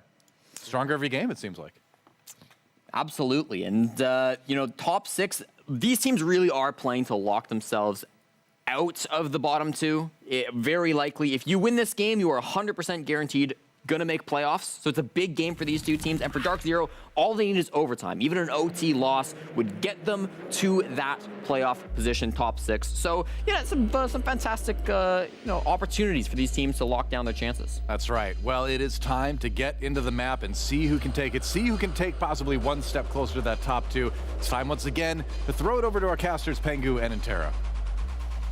Thank you so very much. I have been very much enjoying watching Beastcoast and the way that they have settled into their matches so far here through the North American League. They have been extremely exciting, not just in their player camps, but also more importantly in the server. I was gonna say, and DC as a team so far in this stage, they've had a great start in that 1 week play day, but then yesterday, 7-0 against Space Station on Cafe, where they started attack. And then right now, same story. Cafe, DC in attack. Has Beastcoast done the job, studied it enough to figure out the weaknesses? Or does DarkZero have a whole nother book of strats to utilize that they have yet to show? We'll see. Nuke Ban to start things off. That's going to be the choice from Beastcoast. And DarkZero, they say goodbye to Hibana. The soft breacher and the flashbang's gone from the table. That means you're going to have a little bit of less utility to work with, because now you got to play the ace in most rounds, at least in top floor reading and mining bomb site. That stable operator for Asami goes next. It makes Piano such a fortress on the defensive side, and if you're starting an attack, it's a very good operator to remove from action. That leaves just Beastcoast final defender ban. I know that I don't have the numbers to back this up at my disposal in comparison to previous events and previous stages. But does it feel like we're seeing more Azami bans, or is that just me? Oh, that is a good question, actually, because maybe I'm just noticing it more. The thing is, like, Asami has pretty much always had like a presence in terms of being banned, even when she first came out. Is it more now than before? Hard to tell, actually. Yeah. But her pick rate and ban rate are both high, so she's not banned, she is played, that's for sure. I mean, she is the second highest ban rate of all operators. Guess who number 1 is? On attack or all operators? I know just in general. Ying is the most banned, so I'll just say Ying. You are incorrect. Who's the most banned? Solus is presently the most banned operator. Oh, see, that one I would not have figured out by just feel. Like, she's played a bit, she's banned a bit, but the most banned operator? The most banned operator in North America League right now. Okay. So if you're going by just simple rates at the moment, obviously Azami, actually with this ban, Azami has actually surpassed her, believe it or not. Okay. Prior to this match beginning. Meaning that at the conclusion of our first 2 matches, of which Azami was banned in only 1, Solus was banned in the very first match, and then Azami was banned in the second match. As of this particular moment, Solus has a 57% ban rate, as does Azami, but Azami just got banned in this game, so it's going to tick up a little bit. Okay. Third is Ying at 48%. Ying is in a bit of a strong spot. Yeah.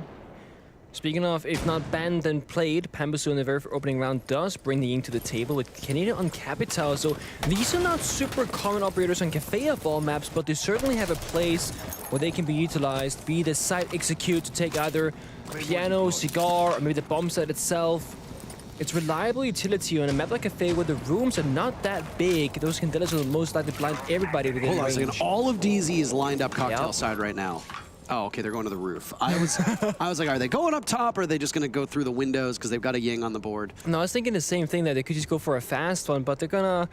Okay, so the thing is, it's hard to get claymores put down on the cocktail on the east side for the window jump outs, because there are like 3 windows they can jump out from. So you need, at least 1 or 2 members to cover while claymores go down. I assume that's what happened. They put all 4 claymores in that area. They covered it. They just took that first safe step and then rotate over. Because if a single member goes there, you'll likely just die to an aggressive peek.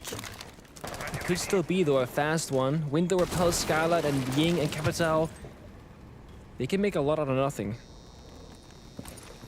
DZ made a splash by picking up Achieved in the offseason. He enters as the lowest rated player in the North America League, which is honestly stunning. Yeah, I mean, both because of his status, but also DC being such a good team this stage, it's kind of surprising. Yeah, we talked about this in a matchup earlier. The 3 lowest scores in terms of ratings right now are all 3 former world champions, actually, and former TSM players in Merc, Geo, and Achieved. And speaking of SI champs, G2 announced, and Rainbow Six Esports announced a new bundle. Hold on a second, we'll talk about it in a second. Achieved wants that rating to be pushed a little bit higher. Mr. B down for the count. That's the Warden, which is critical because there are still Capitao Firebolts, Smoke Bolts, and Candelas going off. And amidst that, Canadian going for the plant. Can they stop him in time? So far, the coverage from DZ looks mighty good. Canadian dies, but not before the diffuser goes down. And now there's only 2 players left from Beastcoast. That is it. Reduced to rubble. Vertical looking for the sprint out, but no. He can't go through Cigar. Pambazoo is there instead. Upside down repel from Achieved will be tough to beat, but there's still 3 other players from DZ as well to find for Hyper. And it's Achieved to seal the deal. Starts out the killing, ends the killing. Round 1 in the win column for DarkZero. Look at Troy's player cam, by the way. He was just giving it his all into the player comms. And honestly, that was a very accurately structured round from Darks. I mean, there were no real flaws to be shown there. Sure, Troy died shortly after the diffuser went down, but even if that had happened, they had built such a big advantage both in map control, with the side execute, as well as just getting 2, if not 3 opening kills. I mean, the Casa Barricade on Cigar double door to Piano actually helped the DarkZero with their plan because they can completely just walk into Cigar and not just completely ignore that stronghold that typically is the Piano side of things. They read it, they saw it, they executed correctly, they waited until the last minute of the round, but you can take all the time you need as long as the execute itself is successful. In Beastcoast, they're gonna answer back with Doc picking Caveira. So a kitchen and kitchen bomb site, Caveira hiding upstairs. But the thing is, DarkZero, currently they're hovering Dokkaebi Multi Amaru. It doesn't appear to me that they're gonna go from room clip with that setup most likely, so Caveira might just be off the side alone with nobody nearby. 5 seconds There's a left. chance for it. Is Pambazoo going to kamikaze into the top floor and get interrogated by See. Doc? That is what's on the menu right now.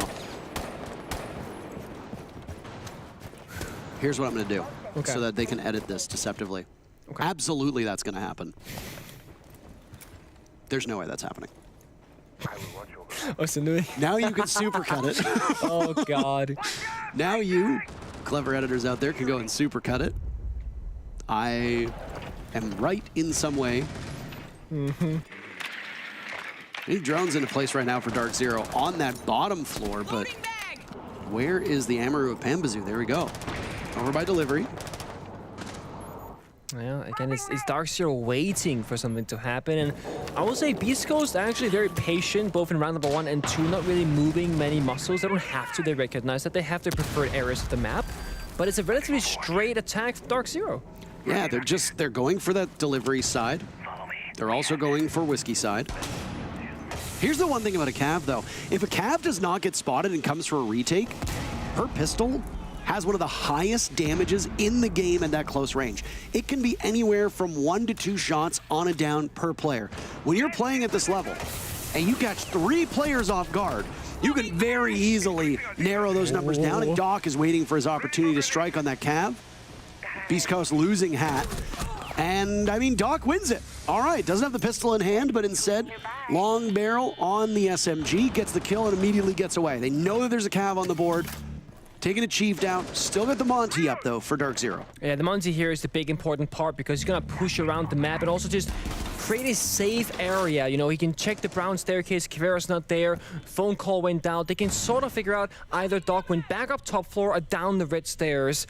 Just kind of waiting and closing that net around him.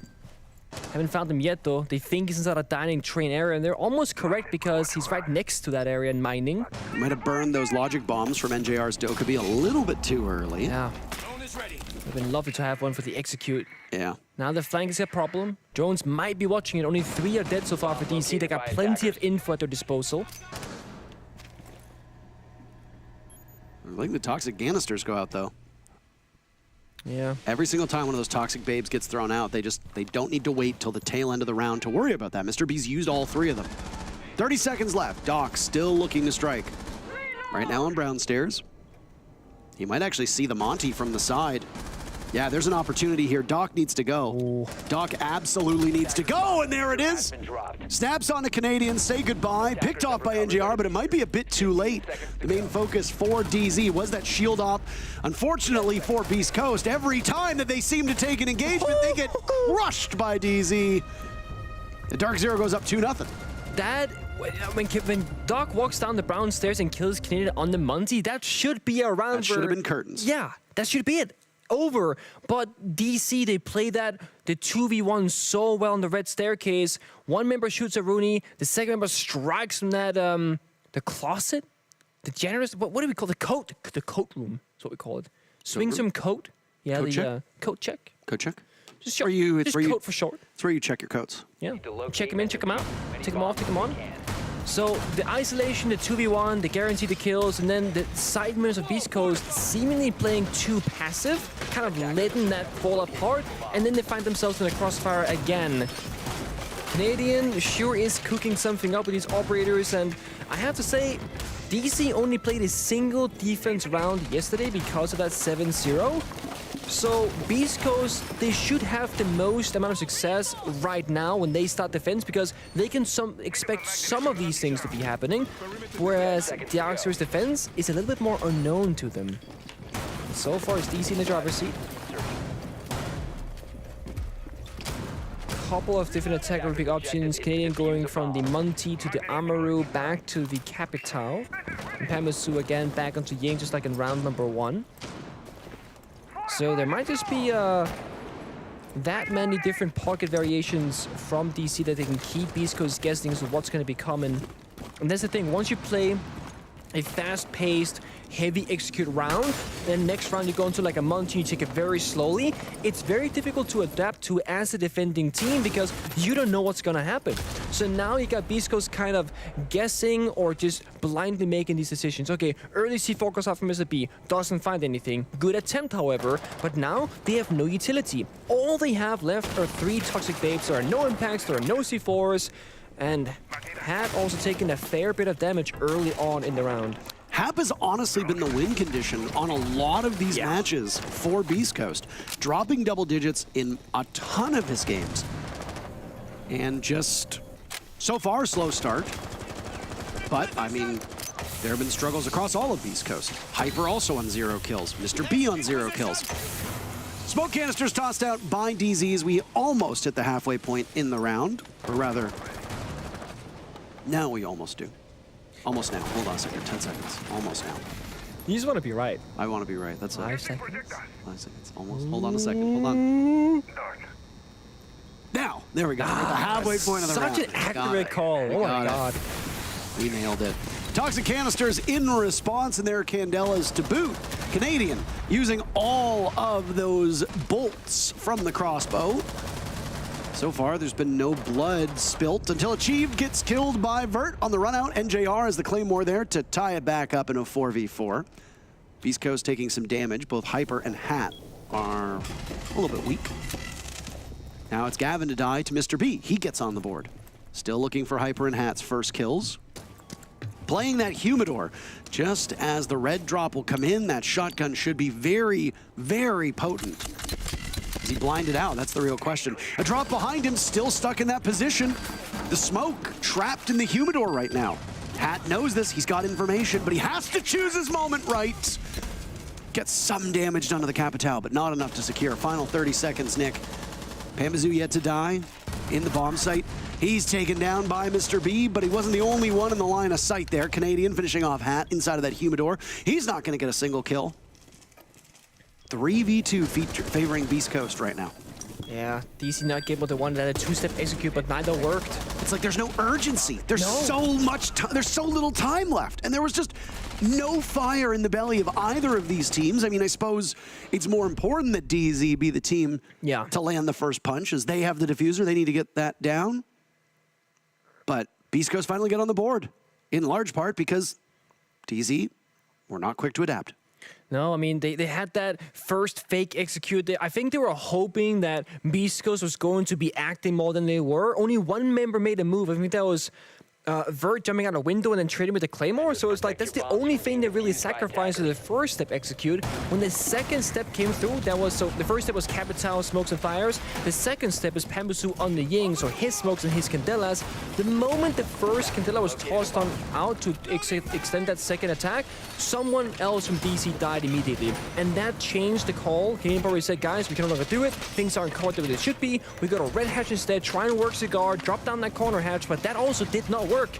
Beastcoast sitting still inside piano. This time the castle barricade was not on the Cigar double door. It was broken early in the round, and because of that, Cigar was no longer a safe position for the attacking side. It was a danger zone, and DC could not push past. They could not get access to the side, and they got shut down. I think it's wise for Beastcoast to go to the reading bomb site because you can play it in a very similar way as the top floor. Sure, the bomb site is now downstairs, but the upstairs hold will stay relatively the same. Now, there's one big difference though. You can play utility below, like the C4 from Valkyrie from Hyper. You get cameras, you can toss them out, pre-place them, and there's no There is an IQ on the board. See, DC are one step ahead of everybody, Parker. I blame that on the fact that we're used to having monitors in very close proximity where the time it takes for you to visually scan all the operators is like a second. Yeah. But now we have but a single, well, 2 TVs, I guess, technically, but they are much farther away. And because of that, it physically takes you a lot longer to look at the operator. But I should still check them before even starting a phrase, right? But it's like, I got to know it. It's like, okay, there's no way the last operator's IQ. And I was like, oh, it's yellow. Ah, it's IQ. God damn it. It could have been a Lion for all I knew. They played Lion earlier, for example. I gambled it. I lost the fight. DC one step ahead. They're reading the situation perfectly. Of course, they got the Dokkaebi as well. They find that early pick. They can hack those cameras and therefore gain all the intel in the world. It's another slow round for DC. They just want to drone it all out, try and see if Beastcoast makes the first move, but they're so patient. They understand the clock favors the defending side. They don't need to do any plays. Oh, Panbazoo, who'd been such a good player so far, shut down early on. That IQ that you talked about being pivotal to deal with these Beast Coast players and their utility is no more. Doc dies as well. He's been the standout performer for Beast Coast after having that bad first game all the way back last week. Well, he's seemingly found something new, and he's doing exceptionally well in this matchup. Hyper and Hat still looking for their very first kills. We're going to keep just poking at that. Just ever so slightly poking at it. Poking at it. Of course, the thing is here that by getting a trade that favors the attackers because NJR is in Dokkaebi, can go into Cigar now, hack the cams, try to make a play off that, maybe get a kill for his trouble's worth. You can also destroy the phone that you drop as a defender by shooting it or impacting and C4ing it. So if a teammate dies early and you're nearby, you can shoot the phone and shut down the Dokkaebi passive gadgetry, actually. It's rarely possible. This round is the same. You cannot really go into Cigar if you're a defender. That's DarkZero's turf. Absolutely. Again, the sense of urgency from DZ. They're aligning everything for this push, which now needs to come in with 25 seconds. The final member of DarkZero gets into the building that's achieved to hit the drop with 25 seconds on the clock. It's taking him some time to get closer. Look at this, 15 seconds left in the round, and there's 8 people alive. DZ not particularly close to the bomb site, but they're finding kills either way. Gavin dies, but not before 2 players from Beast Coast are taken out. Mr. B will need to clutch. He's gotten it down. There goes the diffuser from Canadian. NJR is the only one to watch. Mr. B shuts it down at the last second. NJR can't get there in time. Beast Coast tied the game. And it just hit the 0-second mark. Mr. B was almost guaranteed to die just a second or 2 later. You see it there. Mr. B being the quote-unquote supportive cast, the IGL, the leader of Beast Coast, doing a great job in Tier 2 and Tier 3 of the North American League across his time in the scene. But he has had a spectacular start into his Tier 1 debut as well, finding clutch moments, great strategy usage, and just leading his team forward time and time again. He's often the last member alive, and it's why we tend to see him in those potential clutches. One of the benefits of being a smoke or mute player is that if you got that clutch gene, that clutch factor, you are a perfect operator to seize those opportunities when presented because the SMG-11 shotgun combination, having a C4 Toxic Babes, it's just such a spectacular tool to have. Very dynamic, very flexible, always useful. That's why we see those 2 operators having such a high pick rate in professional play. And surprisingly enough, almost nobody bans Smoke despite how often he's played. 10 seconds to insertion. Smoke has been banned, it looks like twice, maybe 3 times so far in the NA League. 4%. Attackers are heading out to defuse a bomb. What's that? Is that for just this stage? Yeah? I don't remember a Smoke ban. You haven't been watching, my friend. No, I mean, I haven't seen literally every single game, but majority. Smoke does tend to... Oh, wait. Highest pick rate of all the defenders, by the way. 40% of all rounds. I think we actually might have cast one of those Smoke bans. We did. I have a vague memory of it, yeah.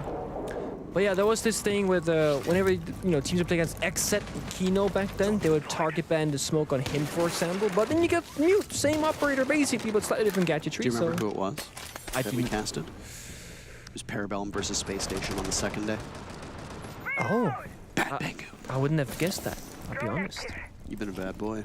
Been a very bad boy. Did you remember? Or did you look it up? Be honest. No, absolutely. I looked it up. You think I remember every single operator You ban of expect me every to- single match? It'd be crazy if you did. You also keep the same notes as me, either way. I did.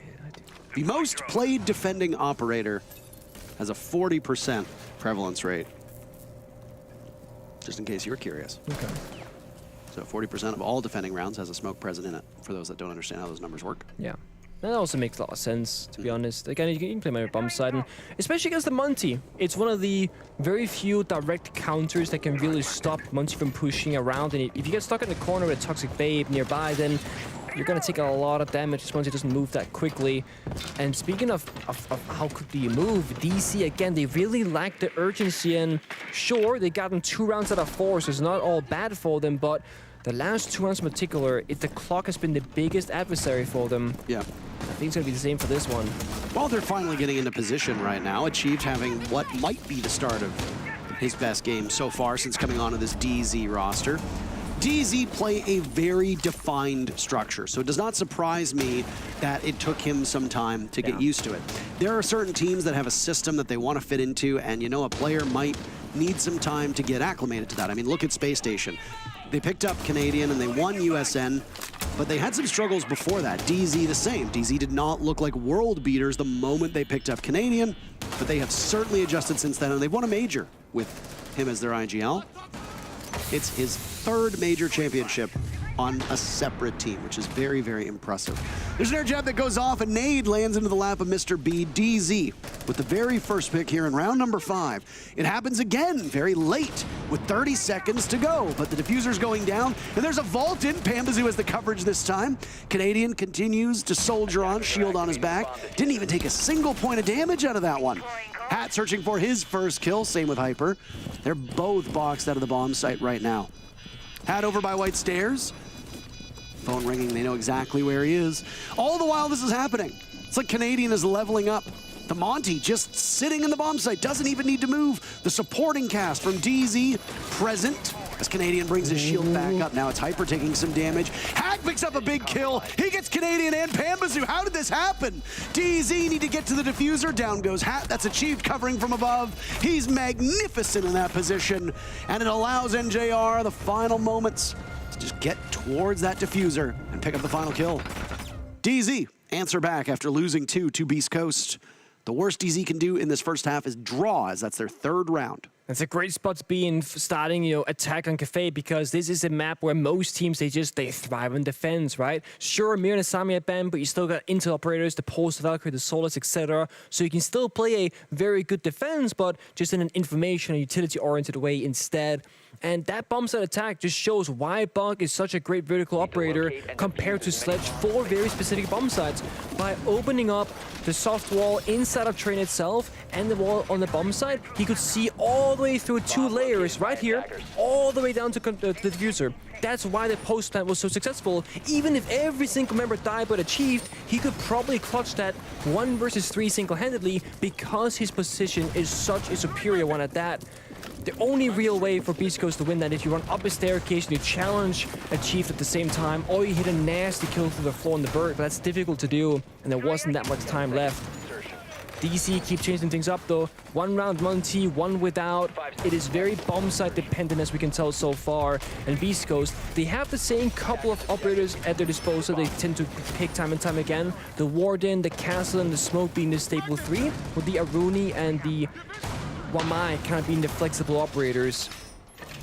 I think Warden, you gotta bring it because the Pambazoo Ying that we've seen 2 times in a row now, not gonna be shown for a 3rd time. It's gonna be that Amaru instead. Again, this is the 3rd time that we've seen Amaru being brought from DZ. Yeah. In this match at least. He's in quickly this time out of dining. Just kind of waiting for his friends to get some drones situated. Doesn't want to risk dying early. Don't know if this is a personal match at all for DZ, knowing that they're squaring off against their former teammate in Hyper. Yeah. who, if you recall, dropped off the roster in a bit of a confusing and hasty fashion. Canadian in a very similar spot when he dropped off of Space Station as well, if people will recall. I don't fault players for making the decisions they do, but I know that DZ were probably not very pleased with the way that Hyper left the squad, just as I'm sure Space Station wasn't very happy with the way that Canadian left the squad. No, that's understandable as well. One thing about this game in particular is that Canadian is 1-5, but I don't think anybody would say, oh, he's only got 1 kill in 5. It's like he's done so much playing those intel operators and execute operators, the Cavital, the Montina, the Dokkaebi, and very clearly it's him leading the charge every single round, kind of starting or setting up the execute as he should. Oh, Panbazoo has been so good at getting these entry picks. Now it's Mr. B to die again. Panbazoo can just rocket up the hatch if he wants. Vert's attention is elsewhere. He and Hyper were the ones that would likely greet the Amaru if he decides to yeet himself upwards. He has the Fuser, actually. I mean, get the Amaru and get the plant down, let everybody else do it. Canadian's been good at objective play. He's been bad on the killing fields. First half is in the books for Hyper. He's done and dusted in round 6. No kills to be found whatsoever. Toxic Babe goes out. There's the diffuser. You talked about it. Panbazoo had it. He's getting it down. Vertical, slaughtered by Achieved. Everybody from DZ still upright. They're looking at a flawless round unless Hat can pull a rabbit out of, well, I don't even want to say it. It's just, it's right there. Can he do it? Taking a lot of damage inside a cigar. No, he can't. Panbazoo getting it all done himself. First kill, last kill, and diffuser down. Hell of a round from him. Excellent job to him, to all of DarkZero. First half, 4-2 for DZ. And you kind of see the reason why that attack worked so well is because the way DarkZero attacked that top floor bomb site all 3 times it was played, they always went east side first. You know, that cocktail window side, get the claymores down, open the windows, apply a lot of pressure, and then they would rotate to the hatch and the skylight. They did the same thing that round. They start east, they put down the claymores, they opened the windows, they got the hatches opened, but instead it's the buck below. Armor went in early to secure the map control. They bucked the one player on the bomb site itself, shut that down, and then they knew if we just have one person skylight and one person a cocktail window rappel, we can armor up the hatch and plant for free. And that's exactly what they did. There was nothing that could shut them down, and more importantly, Beastcoast did not have the information that it was even happening. So Solus is open, Valkyrie is open, Pulse is open. Beastcoast played Valkyrie, I think, 2 rounds, and that was really all the intel that they used. They were playing rather passive on the bomb side, almost allowing DarkZero the freedom to execute most of those rounds. And now things kind of get difficult if you're Beastcoast, because you haven't seen many DarkZero defenses, you don't know what they're going to be doing necessarily, and when you leave Troy all these different intel operators, we all know he can play both the Pulse and the Solus because whenever they're open, he just tends to be on those operators and can face a great map for those operators. 100%. All right, well, the setup is still going on. We're 20 seconds into live action, and doesn't seem like DZ are any faster on the defense setup as they were on attack. Not unusual to see teams go maybe 10, 15 seconds into live action, out of the prep phase, but still. I guess there is one upside is that because attackers they spawn so far off the map and gotta rappel all the way up, you actually have like 20-30 seconds extra on the clock theoretically on this armor exists. Yeah, you think that, and then you're like, okay, it's 250. I'm gonna reinforce the wall, and then you get killed from Skylight, and you're like, how? And then you see it's an Amaru. Yeah, we've all been there. Suddenly, this makes a lot of sense. Oh man. DZ absolutely paving the way with first bloods in that first half. Also got the diffuser down 3 times. Mining and dining, the only bomb site that did not appear. Yes. Thank you for the vote of confidence. Yeah, when you said mining and dining, I thought it was 2 bomb sites. I was like, no, we've seen 3 bomb sites being played, but it's the same bomb site. Yeah, I know. I'm 25 these days. Can Lord grant me the strength. Slow. You weren't even born when Doa was 15. Oh my! Don't say that. That's why he's so wise. Doa is halfway through high school, and you were not even born. Just letting you know that. Oh man. Look at this. You Stand thought off. DC was slow? Beastcoast, they've got them beat. But they don't got the Monty, they don't got the Ying, they don't got the Capital. They don't really have the lineup to go at this pace. They need kills. They might not have even drawn Panbazoo. It just squeaks on by. Achieved in Panbazoo, as we'd spoken of, got those first 2 picks. Hyper, 0-7. Hat, 2 and 7. These are two of your players who are supposed to be leading the way on the team in their role for kills. Yeah. On defense, sure, it might be a little bit harder. On attack, they gotta be cracking open these rounds for you, or else you're gonna end up seeing DarkZero just roll over Beastcoast round after round after round on this Cafe defense. Yeah, I mean, there's 35 seconds left, but it felt like the round just started because, again, no piano control has been granted yet. It's just absolutely flown by. Doc, though, boy, oh boy, he's got a backpack, and he's got half of Beastcoast in it right now. He gets the very first pick for his team. But is it too little too late? Silenced by NJR. Mr. B and Vertical, the last two. Vert's not even in the building. He drops down the hatch with 17 seconds left to get into position. He was probably sitting on Skylight looking to cover, but he's gonna need to retrieve the diffuser now. It's in the Viper's pit. NJR the pick onto Mr. B, and Vert might even just try to save KD. That's exactly what he tries to do, but Achieved wants to get out of the basement of the Siege GG ratings. So he gets the very final pick. And DZ really just overpowering Beastcoast. I wouldn't be surprised if Beastcoast calls a timeout here. It's 5-2 for DZ. Yeah, you gotta, you know, turn things around. The benefit of teams of both the caliber of like DC and Beastcoast is that they have Canadian on one team and Mr. B on the other. They have like, I'd almost say half a coach in their active player role. Like they're very vocal players, the leaders, they're IGLs. Beastcoast will call a tactical timeout so they can turn things around. But looking at how both DC and Beastcoast they attack so far. Sure, it was the first round for Beastcoast, but DC would be very slow, but they would continuously make a tiny amount of progress in the round. So by the 1 minute mark that was left, they could actually execute. Beastcoast would essentially make 0 progress throughout the round. When there was 1 minute left, that's when they realized that they actually just start doing something because nothing is really happening. So while they're both playing a slow pace, it's actually a very different approach to it. And I think the biggest factor to this is because DarkZero, they play those execution style operators so that they can hit the site successfully, whereas Beastcoast, they played arguably frag oriented. If they can get grenade kills, sure, or a Flores for terror drone kills, sure, but when it gets to the bomb site itself, there's all these long lines that are opened up, nowhere is safe to plant, and you have no way to obscure vision, so there's no way you can do that. Now, information operators, we spoke about it, Canadian on Jaeger, okay, and Achieved on Pulse. So things are kind of swapped around, and Achieved has had a great game so far. I am a little bit surprised that they wouldn't flip those two operator roles, give Canadian the internal operator, especially since Achieved is sitting on 9 kills and only 2 deaths. Having a great game so far. Not to say Pulse isn't a kill-oriented operator, because you can get a ton of kills with him. It's just, for this particular instance, maybe a switcheroo. Yeah, I am a little bit interested in these role swaps, you know. I wonder if it's maybe they put him on safer roles to give Achieved more agency, maybe try to get him out of the position he was in, because, you know, I spoke with Canadian and spent quite a great deal of time with him after he got knocked out of SI.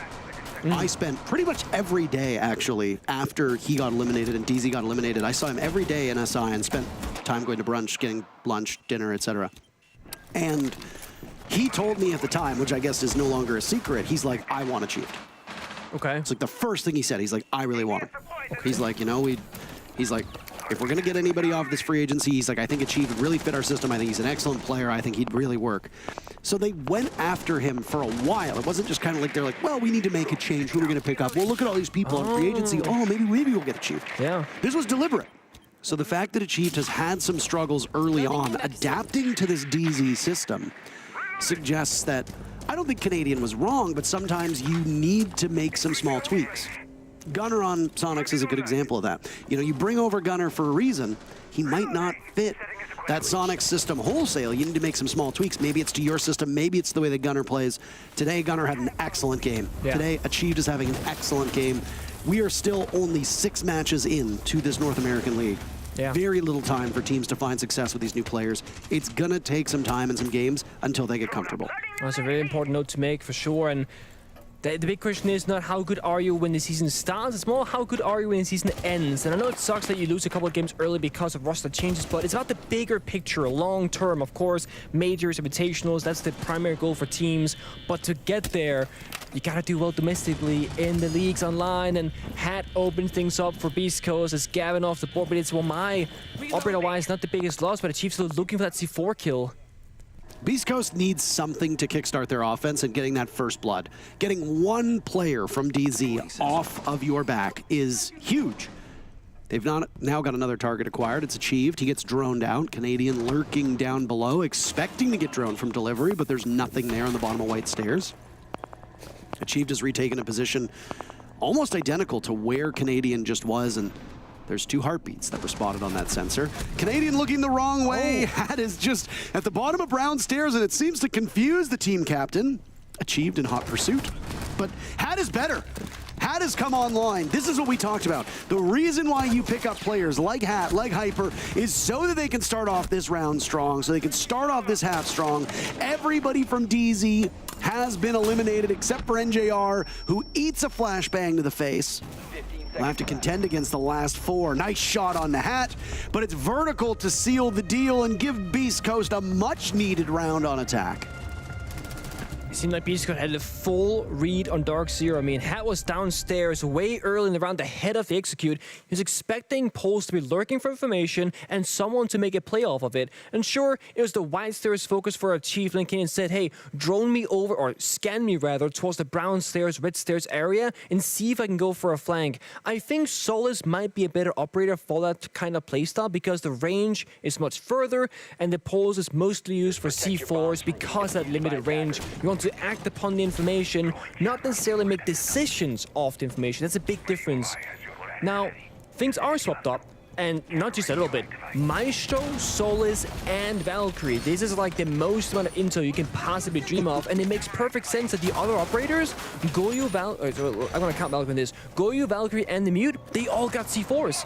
So, if you didn't watch the DarkZero 7-0 against SSG yesterday, DC played a single defense in the 7th round, and spoiler alert, they killed 4 out of 5 members from Space Station with C4s. So, and it was only 3 of those C4s. It was a double kill and 2 single kills.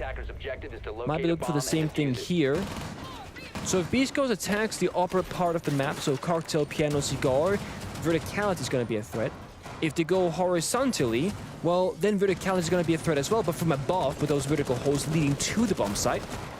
There's no real great outcome right now for Beastcoast besides going for a perfect clear where you kind of take the top floor, and then you got to cover the floor below you with a drone or a player holding those C4s.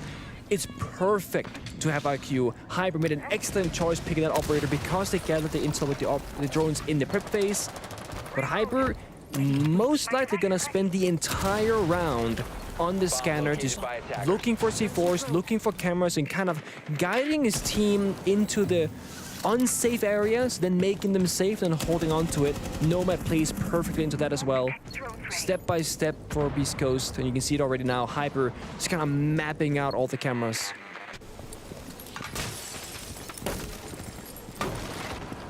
We're not going to talk about it this round unless he can get a pick, but yeah, you're now heading into the 9th round, and we've talked about Hyper's role on these teams and whether he's main entry, secondary entry, etc. I mean, Doc looks like he'll be playing main entry just based off of this lineup for Beastcoast.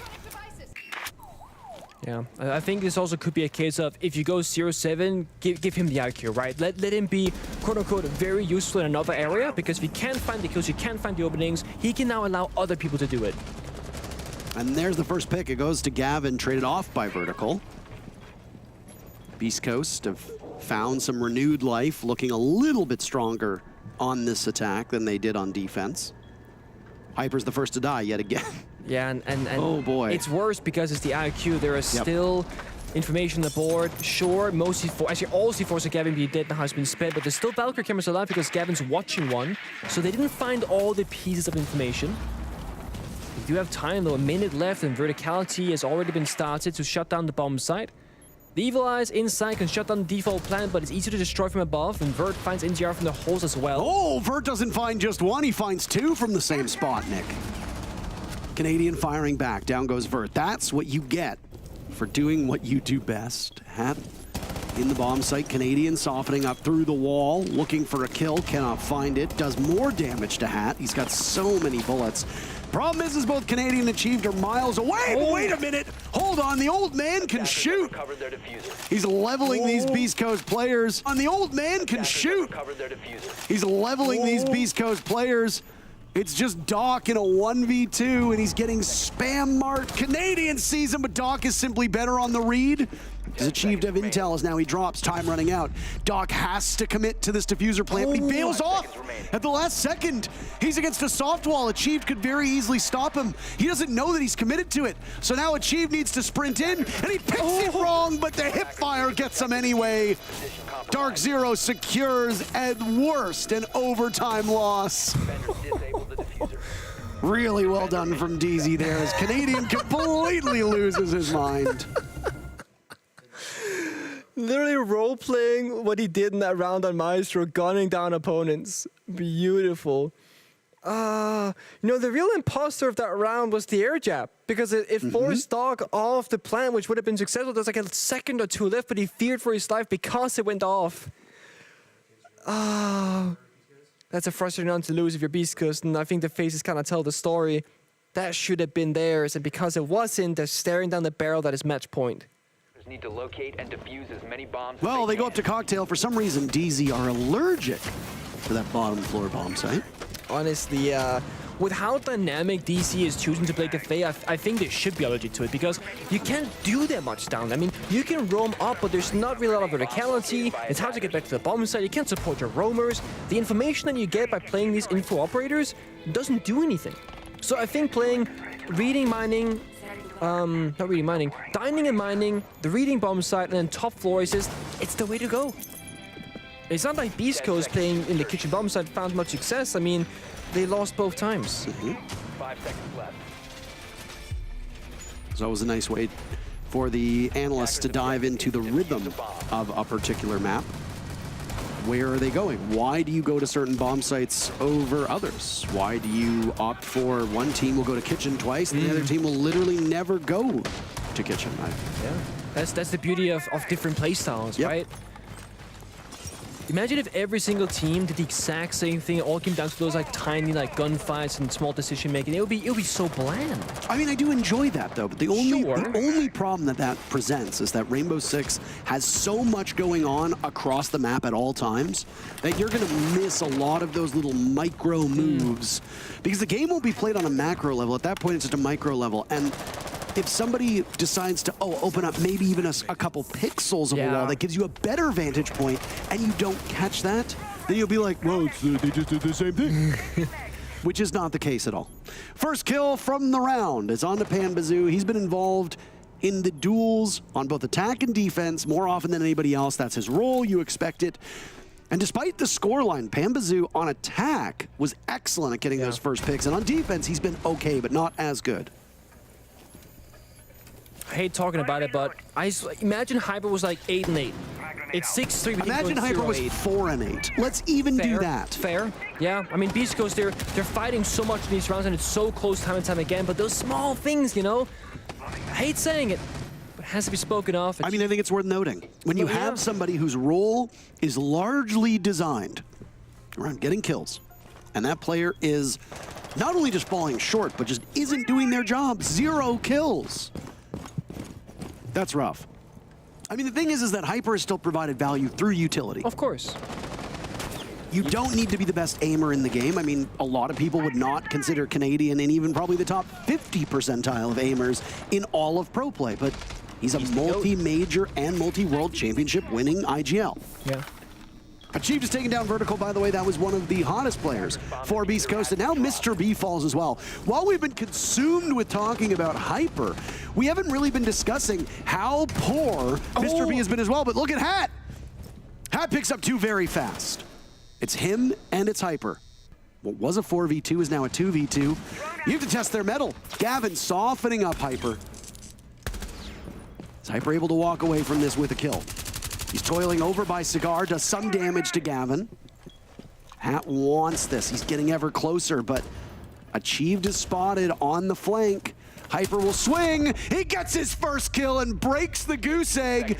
Now Gavin will need to clutch out in a 1v2 to send DZ into the winner's column.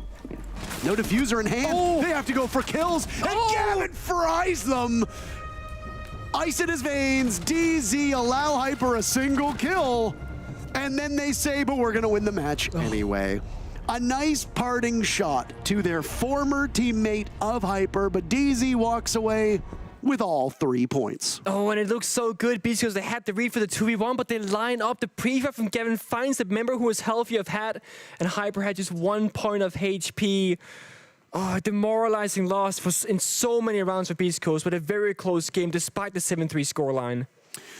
Well, I mean, a disappointing result for a team that honestly has been called the dark horse by so many. And I mean, Beastcoast are still in a very good spot. They're going to play again later today. So, I mean, hey, we're going to see them again. We're going to see DZ again as well. DZ plays Mirage, if memory serves me correctly. And for Mirage, the team that shut up today, very different from previous Mirages. But in terms of this match, DZ doing what they've looked like they've been doing most of the stage, with the exception of that 7-0 yesterday. Yeah. And honestly, they looked at them like the most consistent team so far, I would say. I think you're pretty spot on. That's it for Nick and I here in the groups. We'll be back next week, but you've got John and you've got Carter, aka Blue and Lynx, sending you off for the rest of the way. But before that, a break. We'll be right back.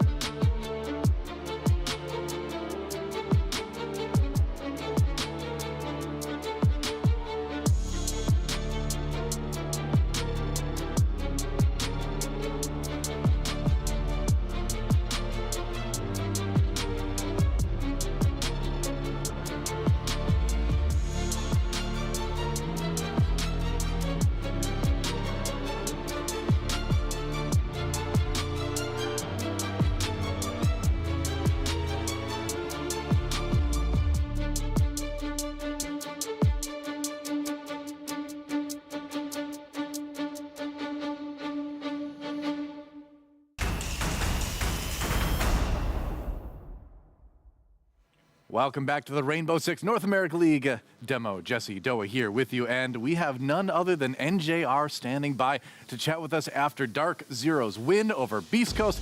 How's it going, NJR? Great to see you. Congrats on the win today. The first thing I got to ask you about actually isn't about you, so I apologize for that. But we saw Gavini clutch out the last round, and you know, this new kid coming up. What's it like playing with him on the team? I mean, it's great. I mean, like, I think new talent is like the new big thing in the league, so it's like it's all about developing him and seeing him grow, and it's been great. This is a bit of a self-reflecting question about DarkZero as a whole. How would you rate your overall team performance out of 10 so far in the league? I mean, I think fair enough to ask it now. There's only one game remaining, so how's it how's it been? I mean, I'd give us like a 6 probably. Like, I think we've had some really good showings, obviously, but like the games that have been close, it's all just been like issues that we've had for like a little bit now, and like if we just iron those out, like the games will be like dominant in our favor, I think. So. NJ, you're back on Cafe. It feels like you guys love this map. It feels like you're the best Cafe team in North America, dare I say the world. And yet, every time we watch you on this map, you've got some new attacking strategy. You've got some new thing being pulled out of the strat book. I gotta ask, like, how deep do the strats go on Cafe? And is this something that you're coming up with constantly, have a new idea every single day? Or is this just a huge backlog that you guys are bringing to this map? I mean, some of it is stuff we've been scrimming with for a while, but like a lot of it is also like things we just come up with like the night before or like cook up in the moment. Mm-hmm.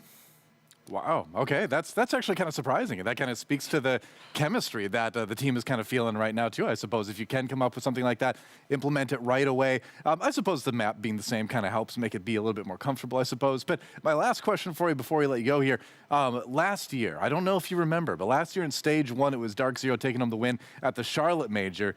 Going to repeat in Major number 1 this year? That's the plan. All right, there you go. Nothing more needs to be said. That is the plan. Thank you so much for taking some time to chat with us, NJR. We'll see you again soon. Yeah, of course, no problem. All right, there you go. Well, let's check out some highlights from that last round. And DarkZero starting to bounce back, and I feel like it's 2022 all over again. DarkZero kind of coming up at the end. One word. Sure. Clinical.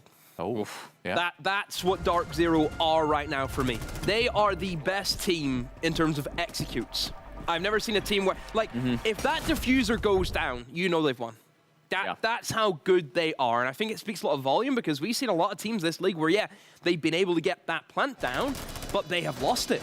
This team don't lose. This team, they're set up so well in so many positions. You know, like, their diffuser going down, they're trying to go for the diffuse. They're not letting it happen. Yeah, and it's insane like how many different ideas they have, right? Attacking onto the top floor. First they went for this crazy Capitao Ying, drop the skylight play. Then they run that bomb site back the third time, and they're doing this up through the hats with the Amaru, right? They're really creating a ton of chaos there. The bottom bomb site, exactly the same. Yeah, the first time they're like focusing on the roamers. They're really getting a lot of map control. The next time they run in with the Monty, you know, they're having the plant go down. Great coverage from above. I thought Pamba really was hitting his stride on attack. He slowed down a bit towards the end. Not, you know, to the team's detriment. They still closed this game up pretty comfortably. But Pamba really, I think, shined on attack where he was able to get a lot of those entries. Canadian, a big player. You are on my shirt. It's good to see the old man having fun with a good gun. He's the rookie of the year, thank you very much. Well, okay, we got to see the season plays out. but leading candidate, we'll say. Yeah, we got to talk about Achieve, too. I mean, coming into this with some of the Finally. latest or lowest stats in the league, and yeah, he showed up today. I was worried because I said, "Oh, this is a great pickup. Oh, wait till you see him, guys. Wait, this is brilliant." Yeah. He wasn't doing it. And I'm sitting there with egg all over my face. I mean, just took worked. some time, Yeah. I suppose, to sort of get into the swing of things, but certainly has today, at least in that match anyway. And so that leads us to the end of this one. We're going to take a quick break, and when we come back, it's going to be Oxygen taking on Space Station after Oxygen's perplexing loss 2 in a row now. It's going to be interesting to see how they fare against Space Station Gaming with a lot to prove. Don't go anywhere. R6 NAL comes back in just a few.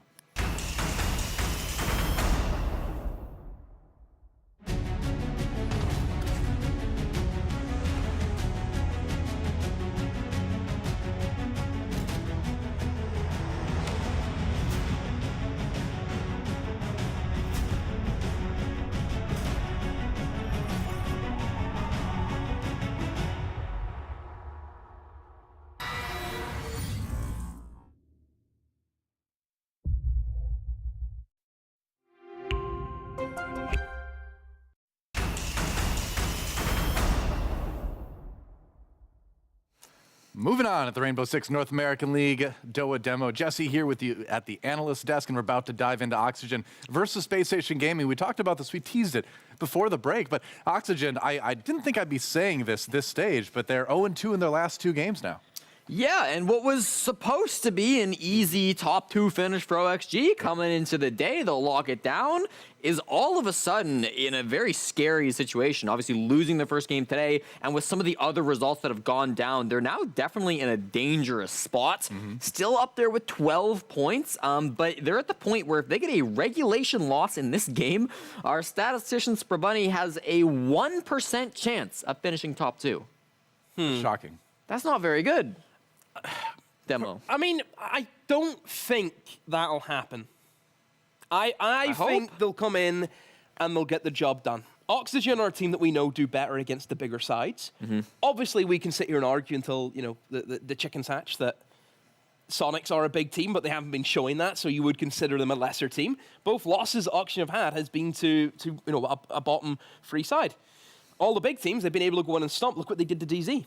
Yeah. For example, you know, so I think this matchup is going to suit them a lot more. But I will say for Oxygen, I don't want them going to like an easy map like they did with Clubhouse, because that gives like teams a bit of confidence because it is that easy. I want to see them get onto a map where they're really smart. They can use the strats. They can use the legs that they have in terms of their map pool, because you know it's going to overshadow SSG any day of the week. Use that, secure top 2, move on with your life. There you go. I mean, what else can you do? Secure top 2, move on with your life. All right. Well, we're waiting for players to get into the lobby while we're doing that, and I believe we may have the map ready to go. Let's find out.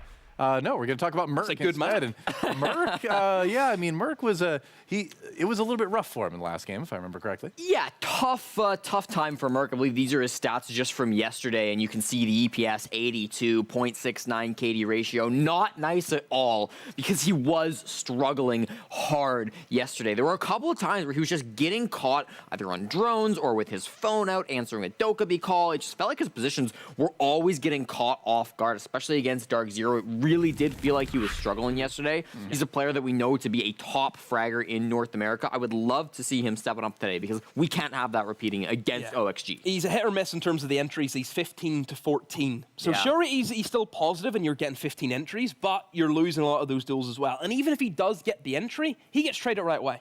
So he's really just getting 1-for-1s. That's all he can really bring to the table. And you need more. You need more if this team really wants to be at the top. Absolutely. Let's see the map we're going to for this particular game. It's going to be Villa. All right. Yes. All right. Spicing things up a little bit. North America's least favorite map. Almost never see this in NA. For Oxygen, we haven't seen it since Stage 3. They beat Astralis back then, a team that doesn't even exist anymore.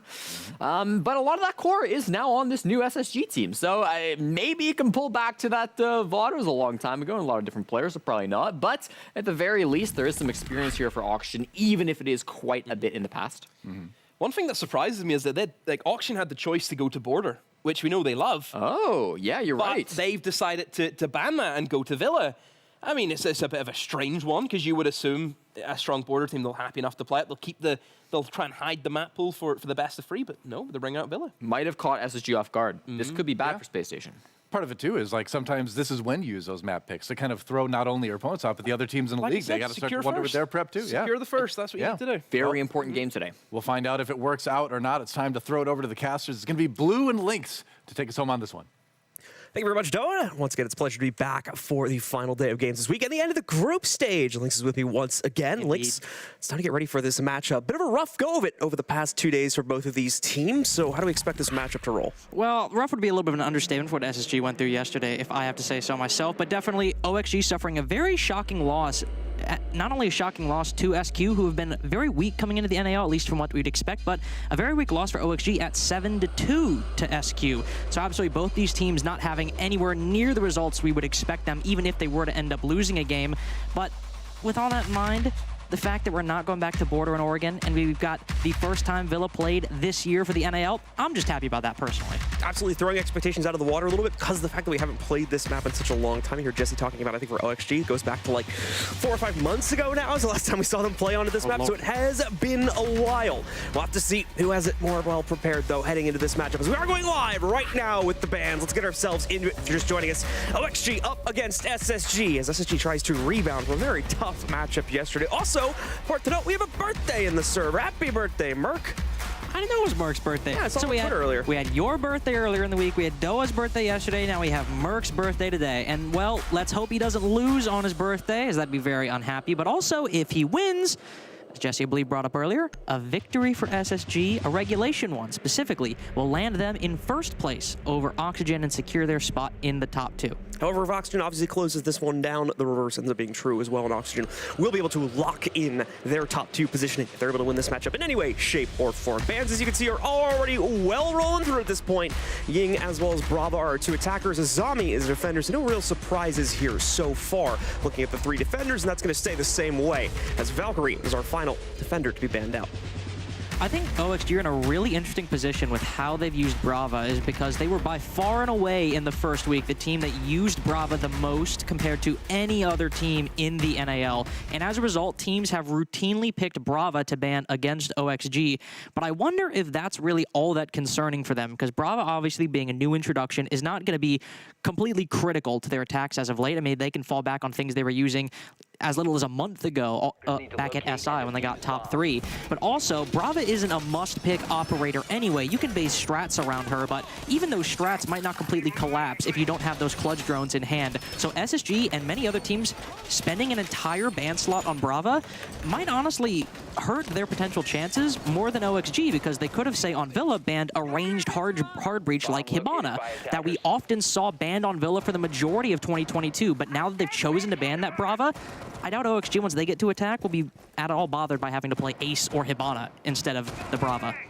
Right. Seeing the repick show up pretty much immediately from round number 1 here. We're going to see a full shakeup from SSG, and a very interesting one at that. When we look at J9O's position, he's going to go over to a Fuse on round 1 of this matchup. Might as well. Alongside a very intel-heavy lineup as well, between the Dokkaebi as well as Hot and Cold on the Jackal also. So a big emphasis on hunting down any of Oxygen's extensions if they're going to deploy towards them here on this first round.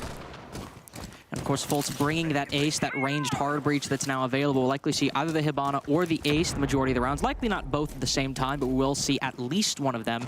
Also, as you see with the bans of Azami and Valk, that means Solus is up. Newer is on her, unsurprisingly, roaming around the map, this time on the bottom floor as well.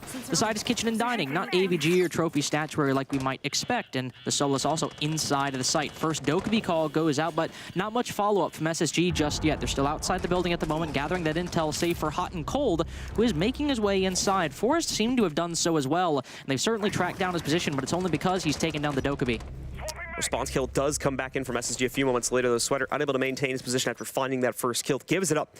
And we'll go 1 for 1 on the round overall. Merc with the lineup, though, quickly picks up another one for the attacking side of the lineup. And was able to knock out Fox 8, bringing the numbers on the defense down to only 3 here, restricting that outside site presence quite heavily. Now putting some big emphasis on players like Yaga, who hold very important crosses. That's really the only thing holding back the actual site execute at this point. SSG have also firmly established that top floor control. So with this Fuse, as you'll see, With no sledge on the board, this will likely be the majority of the soft destruction. Of course, with those breach charges that him and the Ace have, but with these cluster charges as well, two of the remaining anchors, like Newers on that Solus, will have to be careful. But this is mainly to do what you're seeing right now. Clear out the utility, clear out those Banshees, clear out those Evil Eyes, because with a minute 20 seconds left, they have plenty of time before they need to go with an execute. They can use all those cluster charges and destroy that utility. Now with Yaga off the board, SSG will be making their way to the site momentarily. Just 2 remaining for the defense here now, and SSG still only reeling from the 1 trade they sustained right at the very beginning of this round. Other than that, they've been stalwart as ever on this attacking side, giving up absolutely nothing over to OXG's Crusades. Dream going to try to push himself forward. Merc has claimed yet another kill, leaving it all on to Dream now, as he finally picks up his own personal first, but is unable to push it past that point. Traded onto him as well. That'll close out the round as a convincing one goes onto the board from SSG to get ourselves started at the beginning of this matchup. And a round that really you can't really complain about, not only if you're SSG, but if you're someone who's a fan of SSG or just somebody who's watching Siege, because they pretty much did everything as you'd expect. They didn't do anything too flashy, but they started acquiring map control. They go for a full clear over by Aviator Games, and they send Forrest, Merc, and Hot and Cold in on the back line. They play close to each other, play crossfires, play trades. They secure top floor control that way. Then they reset in the mid-round, make use of the fuse to destroy utility down below, and then they send their entries down to just try and find a pick down on the bottom floor, and they find them in the round ends. I mean, to start off on Villa attack, I don't know if you can really ask for more for SSG, especially given their 7-0 defeat to DarkZero yesterday. All right, so for SSG now, off to a good start on things. For Oxygen to look for a bit of a response. Oxygen, to be fair to them, do go for a little bit of an off-site on their first round back there, so they're going to return to much more normal expectations here on round number 2, heading back up to the Aviation and Games instead. They'll look to have a bit more of a standard hold here, and hopefully that return to normalcy will give them better capability to hold off against the clear from SSG. The bans being what they are as well. Thatcher will remain up on the board, so opening a position like Vault Wall will be a lot easier, but as a result, Oxygen and the defense as a whole will be dissuaded from bringing any of that hard breach denial, instead favoring more intel ops like the Maestro and the Solus. So Fultz will bring that Thatcher, but if he's looking to maybe disable any Bandit batteries or Cade Electro Claws, you won't find much. Instead, you'll likely be able to disable some of those Evil Eyes, or maybe even some of the magnets that Sweater is bringing to allow some of the nades, or just the ability to push into sight without being spotted immediately. A little bit easier. Sweater playing the red stairs position. We'll often see teams on this Aviator Games defense do an extension both ways. Push a little bit to the north side, hold inside of 90 and red stairs, then also push on the main stairs. The Maestro will be supported by the Solus inside of Library. So OXG, they're spread in quite a lot of positions, but they're not really spread thin. Everybody in every position has somebody they can fall back on. Sweater ready to take the challenge if SSG try to commit themselves to the inside of Study. Dream very much the same thing for the bottom of main stairs. Sweater even trying to get a little aggressive here too. The Death's Door connector is going to try to pop out the window, but nothing to be seen from SSG's side of things. They're playing it nice, slow, very straightforwardly as well here to make sure they don't make any mistakes also on the initial clear. So we can start to see a bit of that utility working its way, and the Terror drones from J90 is attempting to clear out the interior site utility, while the rest of SSG is still setting up for that first pick if they can find it. SSG clearly favoring these full clears as well. About halfway into the round, they've secured control of Trophy and Statuary. Hot and Cold also lurking downstairs on the bottom floor.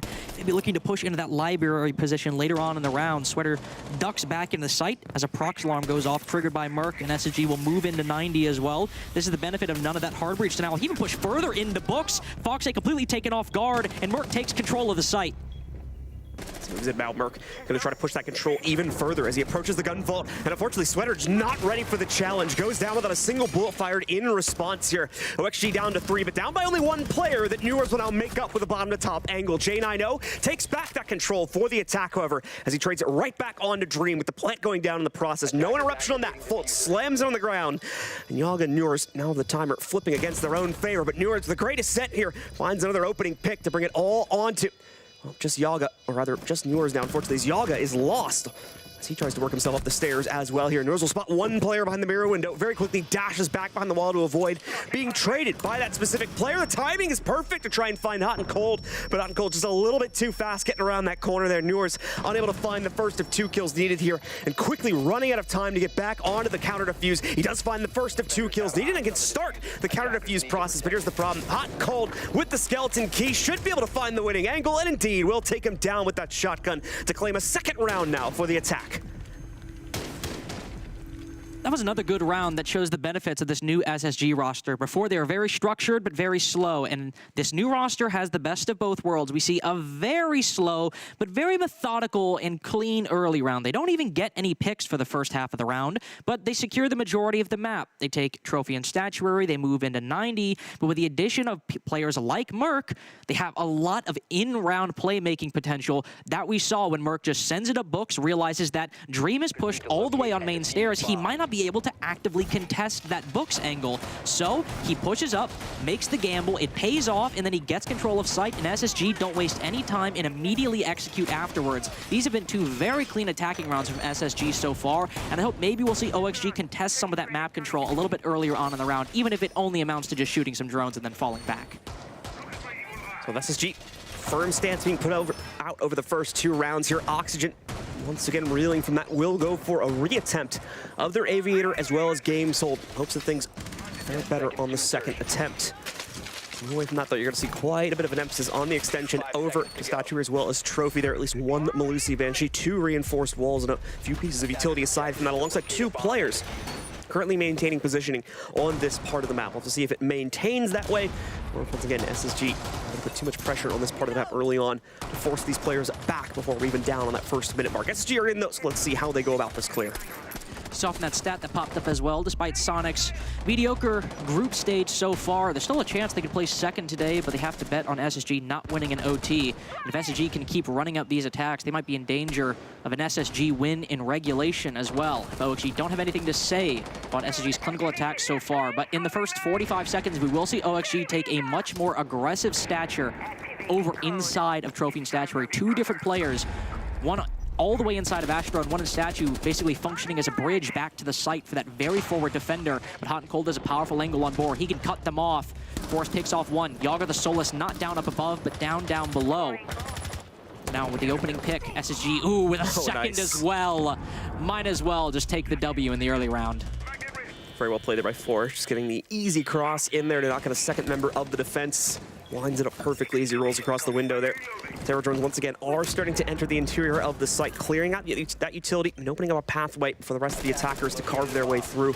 Only 1 member holding on to Aviation at this point too, and he gives himself away. Merc is the one that finds the winning angle. Foxy now the only one really near the site at this point. Dream as well rotating into things, but he's playing a forward angle closer to Study, a little bit outside of the current contention. Away from that though, Foxy will find himself in the fight and loses a little bit of HP. Dream as well, the pressure from Study.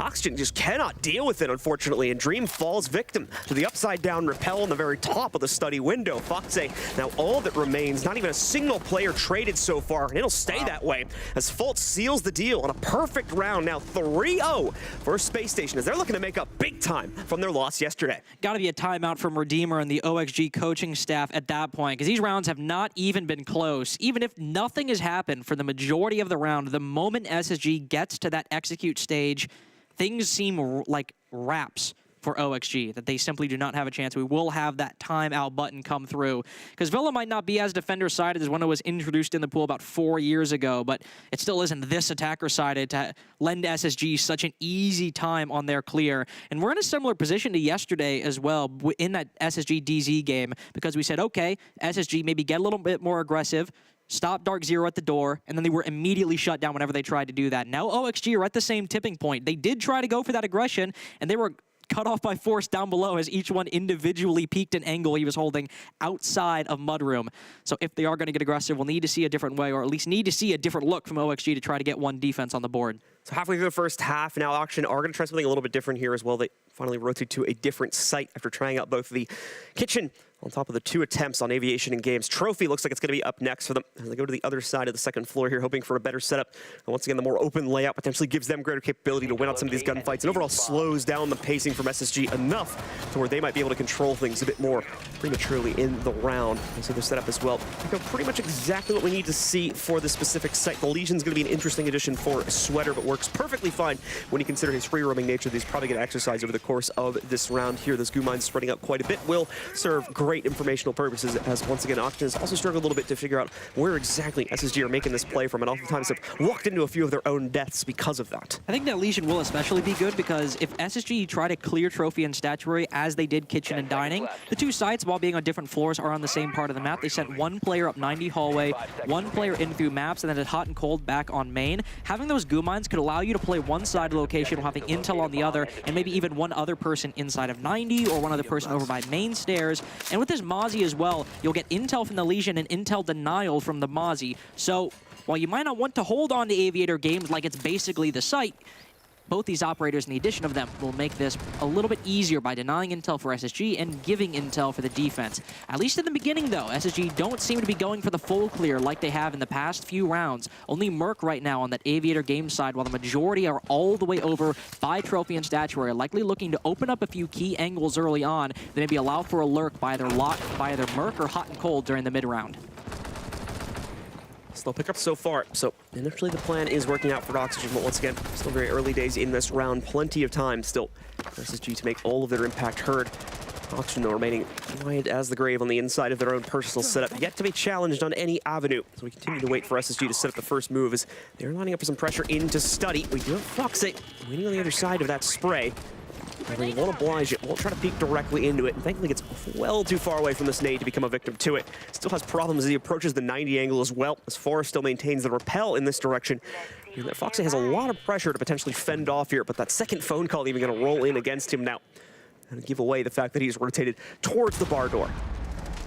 This is just really good positioning by SSG. If you saw in that clear, they had someone on that 90 rappel and somebody on that study door. Then they all rotate over as they realize they're getting close to an execute. Now with J90 and 2 kills, they rotated someone over to that skull window and are just sending it in now. Dream does get 2 kills, so he punishes SSG as they push on in.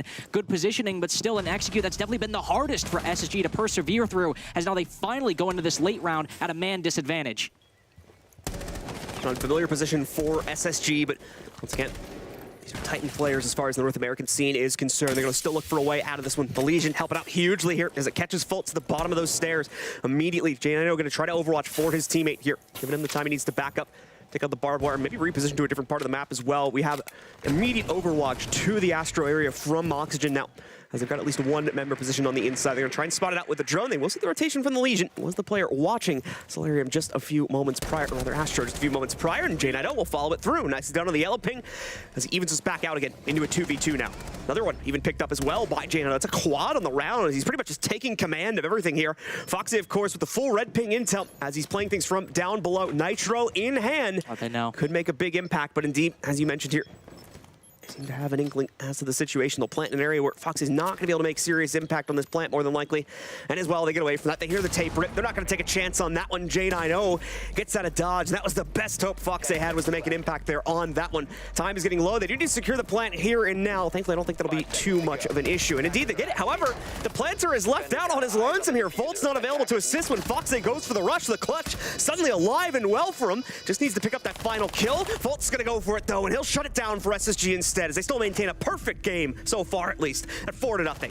A perfect game is the best way to describe it. We have seen excellent map control in the early round, great adjustments in the middle of the round, and then a very clean clutch between J90 and Fultz in round number 4 to indicate that their late round is especially solid, even when they're in a 2v3 man disadvantage. SSG, well, I was going to say they don't look like the team at all that we saw get 7-0'd yesterday, but the team we saw get 7-0'd yesterday, even though they lost, showed that they could change things up, that they could try new things. Here, they are showing that same adaptability, but OXG are not punishing it and stopping it nearly to the same way that DarkZero was yesterday. So SSG, whereas before on Cafe, they were playing decent, but were just getting completely outclassed by DarkZero, SSG have leveled up their play from yesterday, maximized the things they were doing well that were getting shut down, and now OXG, after failing to secure round 4, despite having a +1 manpower advantage over them, is looking like a rough remaining 2 rounds for OXG.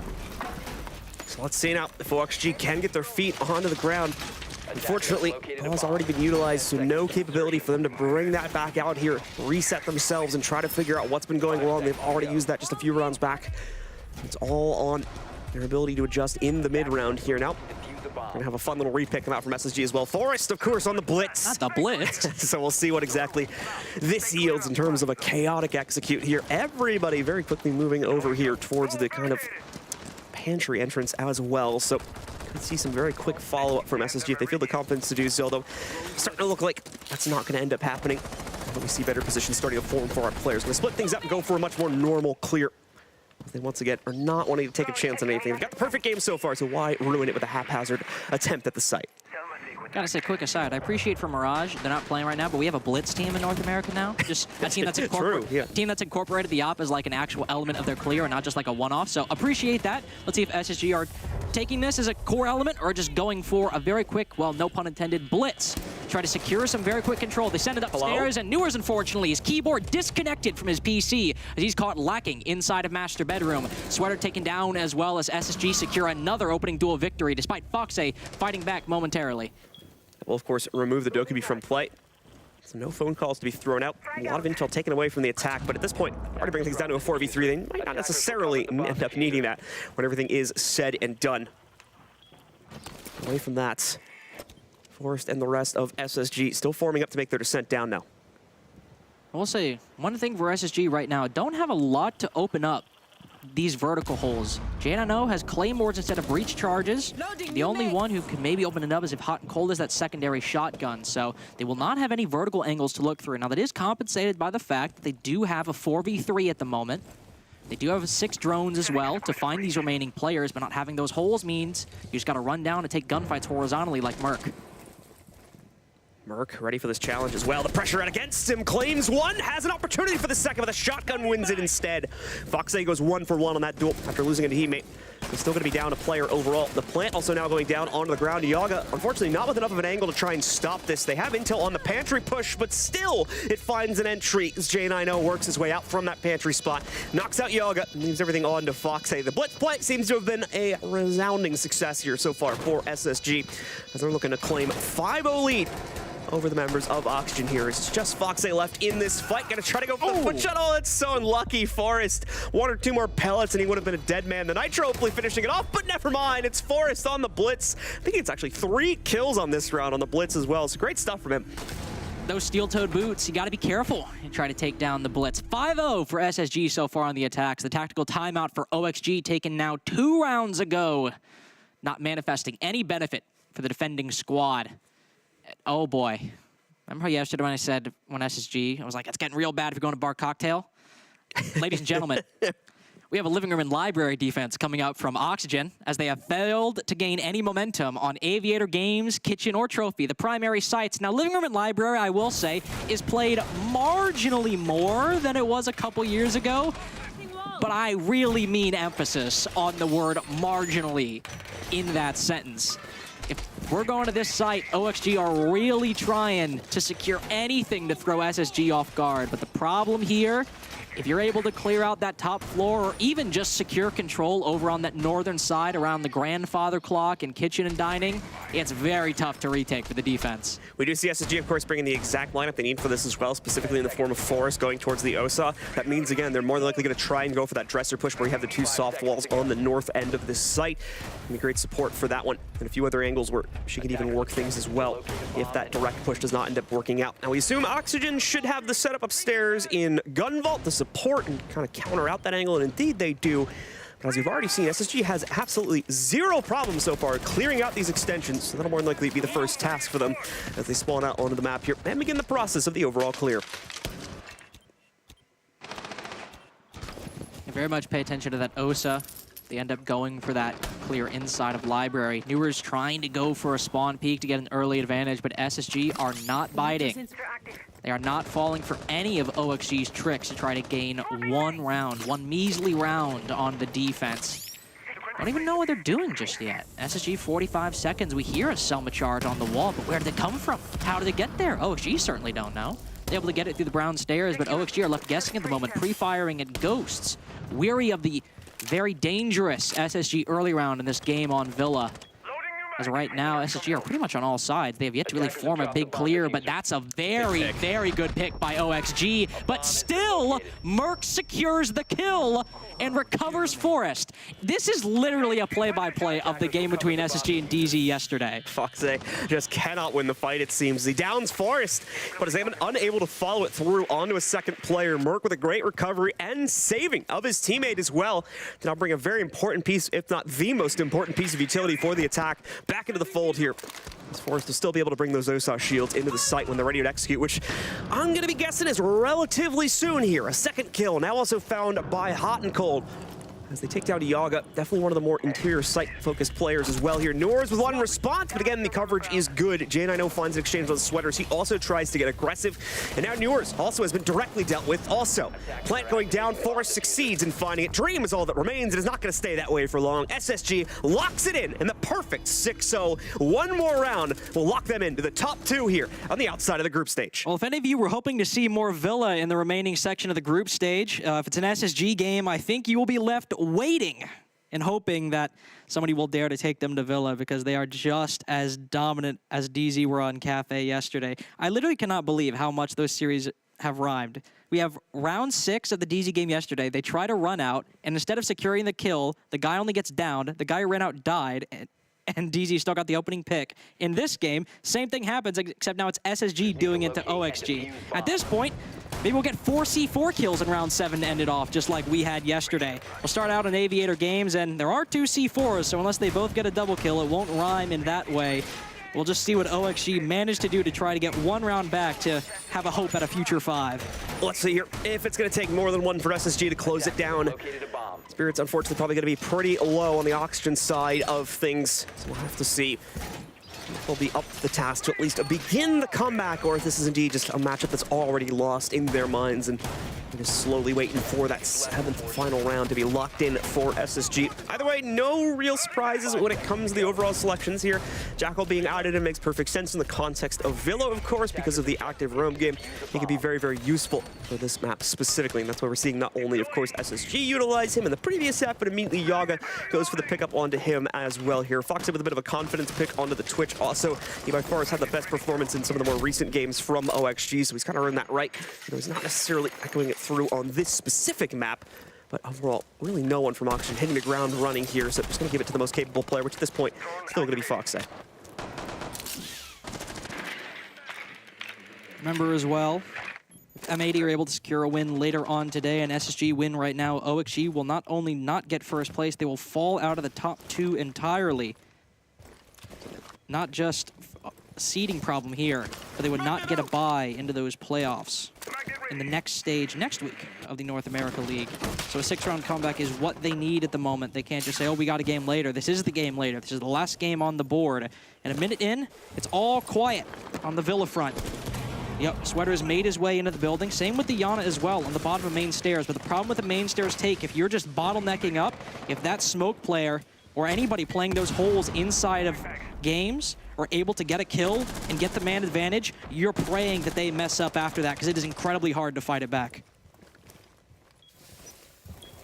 Yaga moves forward, as does the rest of OXG, slowly trying to snap the jaws shut on the rest of SSG's defense in terms of the map control that they will maintain going into those final 30 or so seconds of the execute. Relatively quiet across the map, though, as SSG contains themselves, remains relatively restrained on any sort of roam game they have decided to go for, giving OXG obviously a bit of a dangerous amount of map control, especially over towards Trophy and Statuary, but as long as the hard points are still well defended enough here, SSG doesn't have a whole lot to worry about until those begin to be challenged, which we approaching that point in the round relatively soon. Oh, yeah. As OXG moves out past Trophy and Stat and is now going to begin challenging areas like Niner. Once again, SSG kind of just gives it up. We did see 1 or 2 players maintaining this position before, but now they've backed up to the bar door and going back to the interior site positions. Merc will take the first bit of damage on this round as well, nearly losing his life on a peek to one of the site doors, but still maintains at about 5 to 10.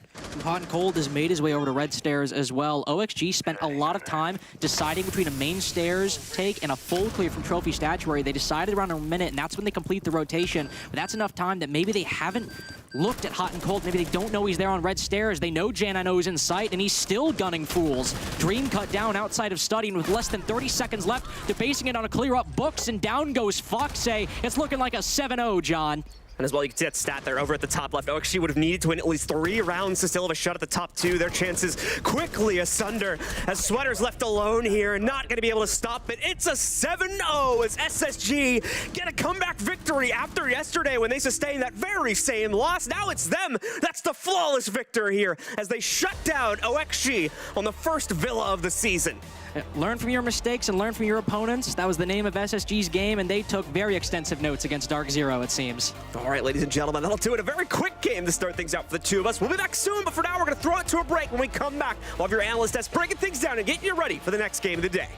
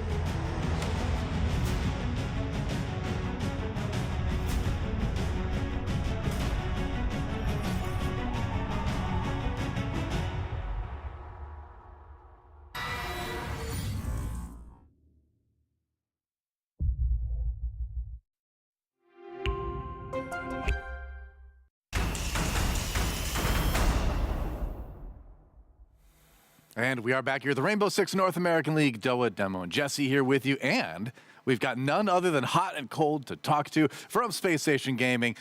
Congratulations on the win today, doing it in style. But I got to ask, 0-7 yesterday, 7-0 today. What happened? Was it the map? Was it the team? Was it the mentality?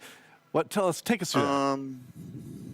I mean, honestly, I think the map had a huge portion of it for DZ. I think they're just incredible on that map. You know, they showed it today again against Beastcoast. Wasn't a 7-0 for them, so I don't think, I don't think 7-0 shows how good we are on that map, obviously, but that's DZ's map. It fits their playstyle incredibly, and they play it very well. So props to them.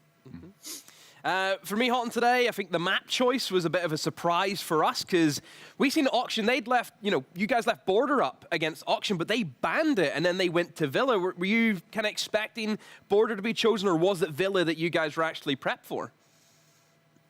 I mean, we're always prepped for all the options that we can go to, but yeah, them wanting to go Villa over Border was pretty surprising to me as well. I think OG kind of gets it in their mind, like, the more they play a map, the more they'll get countered on it, which is pretty true, I guess, for most counter strats. But like they kind of like second guess their own map pool in a sense. And I think it obviously hurt them today. I agree. You guys dominated today, and you've dominated throughout the stage. I mean, it was only a few weeks ago where this team didn't exist. You guys were in shambles. There were moves being made constantly. How did you guys go in so little time from a team that was changing out players so often to now one of the best teams in North America? Who deserves the most credit for this incredibly short transformation? In my opinion, all the credit should go to Call Out and Mango. I mean, they're just an amazing support staff. They basically tell us what to do, and we do it. I mean, we're all great players, obviously. We got a couple world champs on the roster, so you can never go wrong with that. But in my opinion, it's the coaching staff and just all the support that they give us.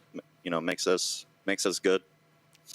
Definitely helps out. I'm curious. One final question before you go. What's your dog's name? I assume that's a real dog behind you. It's just very still. Weird story, but I got that from my older brother's ex from Tinder. She gave it to him, and he didn't want anymore, so I just took it. All right. Hey, it used to be like a stream mascot, but I don't stream anymore, so rip. Might as well just put it back there. I'm glad you're putting it to good use at least. That's a Tinder success story, Truly is. Somebody got a stuffed animal in the end. It's all good. Well, thanks for chatting with us, Hot and Cold. Congrats on the win again today, and good luck down the road. Thank you.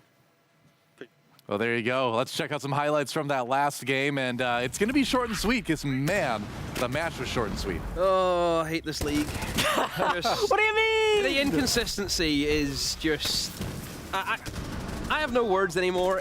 You think one team looks really good, which you would expect to be Auction, then they go get 7-0'd against the team that got 7-0'd yesterday. It makes no sense. It just doesn't.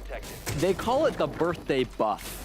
Merc popped off Good this point. game. He really did perform. First couple of rounds, I thought he was massive on the impact. The rest of the rounds, he maybe let his teammates pick up a few more kills, but he was still gunning throughout the entirety of this match. Thought he played fantastically, and especially because, when they got 7-0'd, he was probably the worst player on that team. He got one kill throughout the entire, 7 rounds where they ended up losing. Now he comes in here, he dominates for the first couple of rounds, sets the pace for Space Station, and really sets them off on the right foot. That's fantastic to see for the boy on his birthday. Just a weird game. But I mean, that's what I love about this league as well, is that you just don't know what you're going to get on the day. It's a lucky dip. What's going to come out? Is it going to be, like something worth a penny or something worth, $100? Who knows? Yeah, I mean, and now Oxygen 0-2 in their last 2 matches. I got to correct myself. I said they were 0-2 coming into this, but now it's correct. So there you go. Sorry, Oxygen. Love you guys, but what's happening? It's crazy. Well, we're going to take a quick break, and when we come back, Jesse's got some Telestration to do to kind of break that down a little bit and maybe explain a little bit more how things like that happened.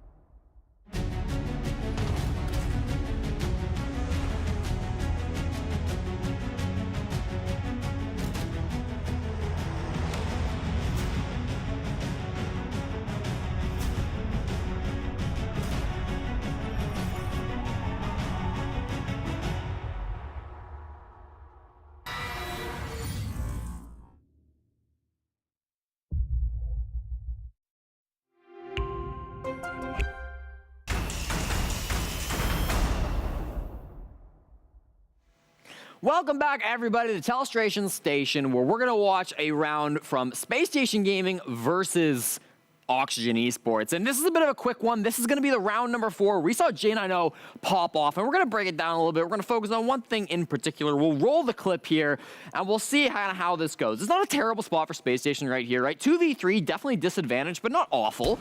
One thing that they still have going for them is there's a little bit of intel. Not a lot. They don't have a ton of drones, but they do still have one in the pocket of J90. It's deployed onto the field at the moment, and he's got the power to toss it out, and we'll see him use it here. Now, he gets it through, and he sees the Legion. This is great. And I was thinking to myself, darn, it's so unfortunate that there's no way to stop this. If only there was some utility or some action or something that was available, maybe in the pocket of Fox A, that could have stopped this, that could have prevented it. 2 pests in the pocket of Fox that were not placed down throughout the round in a very common drone spot. I mean, it's easy to throw it on the door to the master bedroom to stop something like this from happening, and this drone ends up being ridiculously impactful for J90 because he's got 3 dead teammates. You know they're able to watch this. This drone does not get spotted out by the Legion of Sweater. We'll clear it. We'll watch what happens. It's a tale as old as time. The intel and siege is just so important, and J90 with the yellow ping swings out his 3rd kill. He'll get 4 throughout this game, and of course his teammates will win the round in the 1v1. Gets a little nervous. Fox, I will say, for his part, plays this 1v2 about as well as he can. We criticize the pest not being used early in the round for sure, but he does his best there. Ultimately, it is a round that really does rely on J90 popping off, and he did that, but it's those little mistakes, and those are the mistakes that are costing Oxygen incredibly valuable points, and it's the reason why that team is pretty well not likely to go into the top 2 to get that bye in through playoffs. So the little things, they matter. We've got some more games for you guys. Of course, we don't know who the second team finishing top 2 is. So let's head back to the desk and break down some more matches. Curiouser and curiouser indeed, Jesse. Thanks for that telestration. It is interesting seeing Oxygen kind of, struggle, to put it very mildly.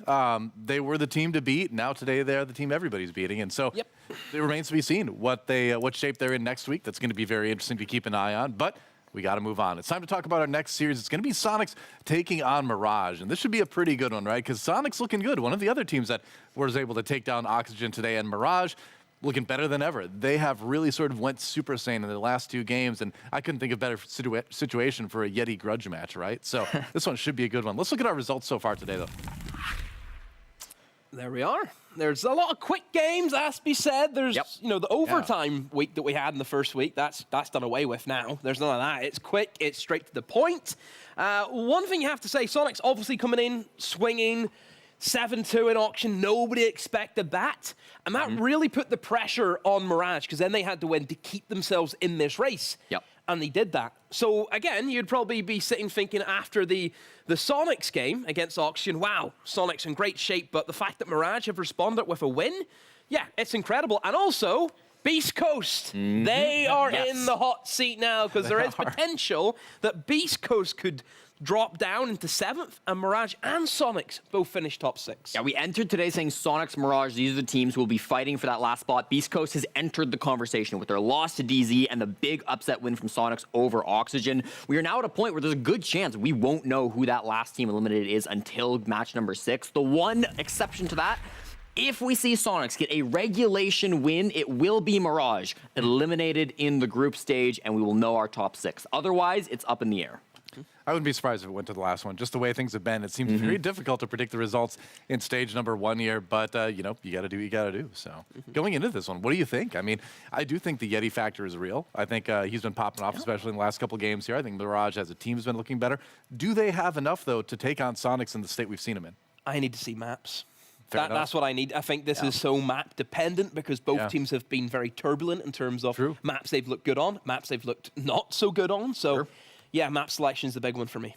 Well, we'll have that in just a moment. Still going through the vetoes. So once the teams have decided all that, we're going to find out in just a moment. Jesse. Yeah.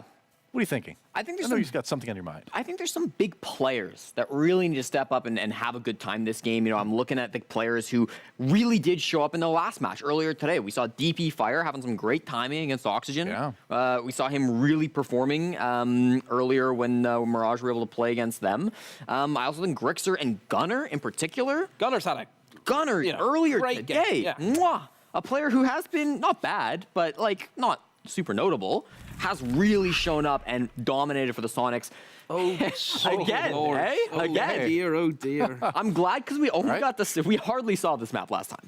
I love we it. basically didn't see it. I love it. So as far as demo's concerned, is the mystery, it seems like there's even more mystery than ever. What do you think? I don't like this. Do you ever, Demo, I want you to be more positive. It's just, it's such a tricky map to perfect. Yeah, true enough. I think it's going to be a scrappy game. I don't think it's going to be the greatest game of Villa, I mean, but I'm sure it's going to be close. They just got a, like pro tips guide from SSG in the Yeah, very last game. I If you guess, want to yeah. win Villa, that's how you do it. So now we get to see if they can execute that. Time to send it over to our casters. It's going to be Blue and Lynx once more to call the action. Thank you very much, Doa. And now, ladies and gentlemen, it's time to get prepared for yet another riveting matchup as we've gone back to Villa. Soniqs and Mirage saw that last game, was like, nah, too quick. We're going to go back to it as well here. Give you guys a real show, hopefully, on Villa. Let's see if it ends up being the case, or if one of these teams is able to get a shutdown against the other like we just saw there. Mirage having a little bit of an easier time so far in their games this week, playing against Parabellum and Beastcoast so far. Able to beat both of them in pretty quick fashion as well. But now, a real challenger stands in their way in the form of the Soniqs. And we'll have to wait and see if they're going to be up for that very specific challenge. And Soniqs on their own recovery of sorts as well. Mirage have beat Beastcoast and Parabellum, but Soniqs, after that victory over OXG today, they're now in a position, a regulation victory. If they get it, our top 6 is secured, and our bottom 2 is as well. That'll be dunzo for Mirage. But SQ have certainly not been easy to predict so far. We've all thought they'd do well, and they're only just recently against DarkZero and OXG yesterday and today, they started putting up some good numbers. Some bans have already come in as well. Soniqs deciding to ban out that Ying early on, and Operator Mirage have used quite a bit to try and get a few attacking rounds under their belt. Bans are going to be somewhat similar to what we've seen in the previous matchup so far, just the knock being swapped out for the Brava that we had in the previous matchup. Other than that, though, things looking very similar. Of course, the Solus also being added into the Defender ban pool as well. So we swapped the Solus from the Valkyrie as well as the knock, of course, from the Brava. But otherwise, everything is the exact same as the previous map. Both teams having some similar thoughts to what we saw of our previous 2 challengers here. Going to start things out with Trophy Statuary for Mirage. They have the defensive end of it. So let's get ourselves into round number 1 here. See if the Soniqs are up for the challenge against a newly rebirthed Mirage, as it seems at the start of this week. It might be against Parabellum, but a 7-2 is still nothing to knock at. Mirage coming in hot. SQ coming in hot as well. I gotta resist the urge to talk about that on Mario. It was such an easy segue to talk about coming in hot, but I'm gonna wait. We'll see if Gunner decides to fall back. Gunner, I'm glad the desk talked about it because Gunner is... You talk about Mario, look at Geo's up.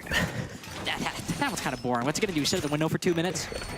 I'm just waiting for him to actually stick on it. Is the big thing with him. That'd be really funny if they stick the Blackbeard and don't. This is another op that is a blatant sign of a repick 9 times out of 10 from what I've seen. And there it is. Yep. So there we go. As with the last game as well, no ranged hard breach ban between either SQ or Mirage. So we'll see that ace from Geo likely stuck. 5 seconds. Hold up.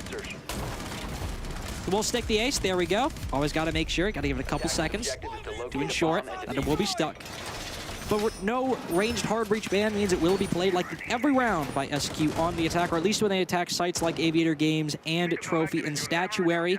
No Nook on the board means you won't see any players like Gunner perhaps sneak up through these stairwells. But Gunner's been having a very great stage so far, playing a myriad of roles as well. Still definitely leaning towards that second support, but right now still playing that Twitch and sometimes some fragging ops if he wants to. Rexen, of course, he'll play those fragging ops. We always expect him to play those entries. And for Trophy Statuary being the first defense, it appears that SQ might just try to ram straight into that site as soon as they can.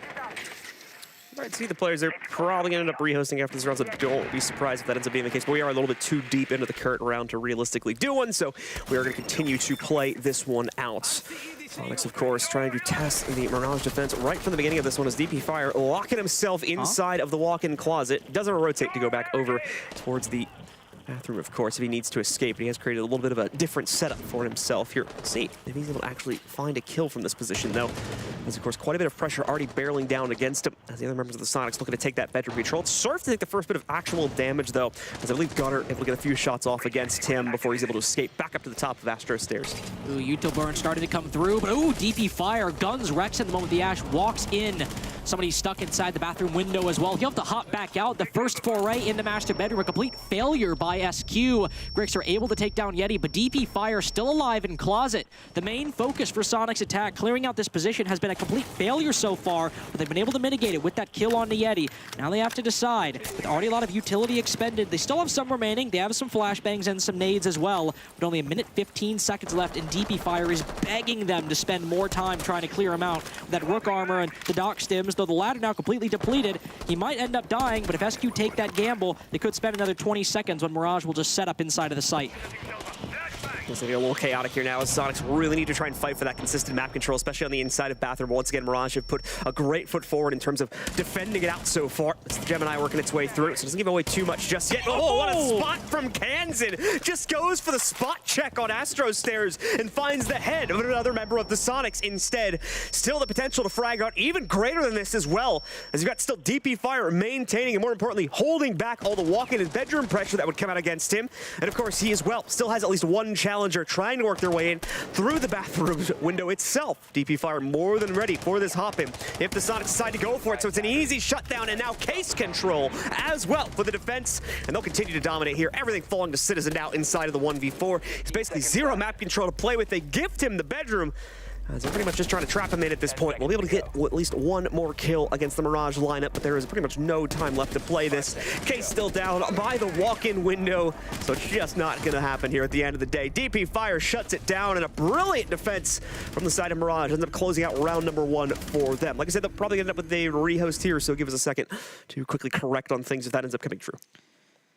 We'll say the rumor, not really a rumor, but the word on the street is that SQ's problem, well, actually, it's not even really a word on the street. Rexon said it in an interview, but one of the main problems with Soniqs right now have been the comms. The communication between the team in round is not what it once was, and that has been their chief focus so far of this group stage to try and fix. And I think if you were looking for a round to epitomize that, we just saw it happen. All this is, really when you think about it, is DP Fire with a ton of utility.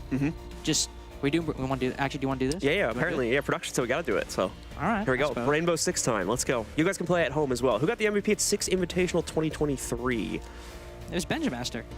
There you go. You kidding me? There it is. I watched it. All right. I know, it was like a month ago. I was there. All right, question 2, let's keep it going. What map contains the attacker spawn location's east vehicle entrance? Oh, I didn't finish the question, but yeah, I think you're right on that one. That's going to be bang. Wait, no, it's Border. Oh, wait, yeah, you're right. Oh, thank God. You didn't say final answer, so we'll give that one to you as you switch over to B. Get that one correct. What year did Space Station Gaming enter Rainbow Six Siege? 2018. You're just rolling through these. Give the folks at home a moment. Let them think about it. Let them just state the question. They're competing against the Dawn right now. I mean, they gotta be careful who they're stepping. All right, fine, I'll wait. All right, what map is this? Wait till 3 seconds at least. All right, what is it? Do you know? House. House. Oh yeah, I didn't even realize that was a choice. I missed the C. I read the first 2, and I was like, oh, it's got to be one of those. You happy I'm waiting now? Are you happy I'm being a polite gentleman? Which team is this? I mean, this one's pretty easy. It's actually DarkZero. I don't know why they don't have it on the list. That's incorrect. That's going to be a Beastcoast for you. I was not riding the wave, unfortunately.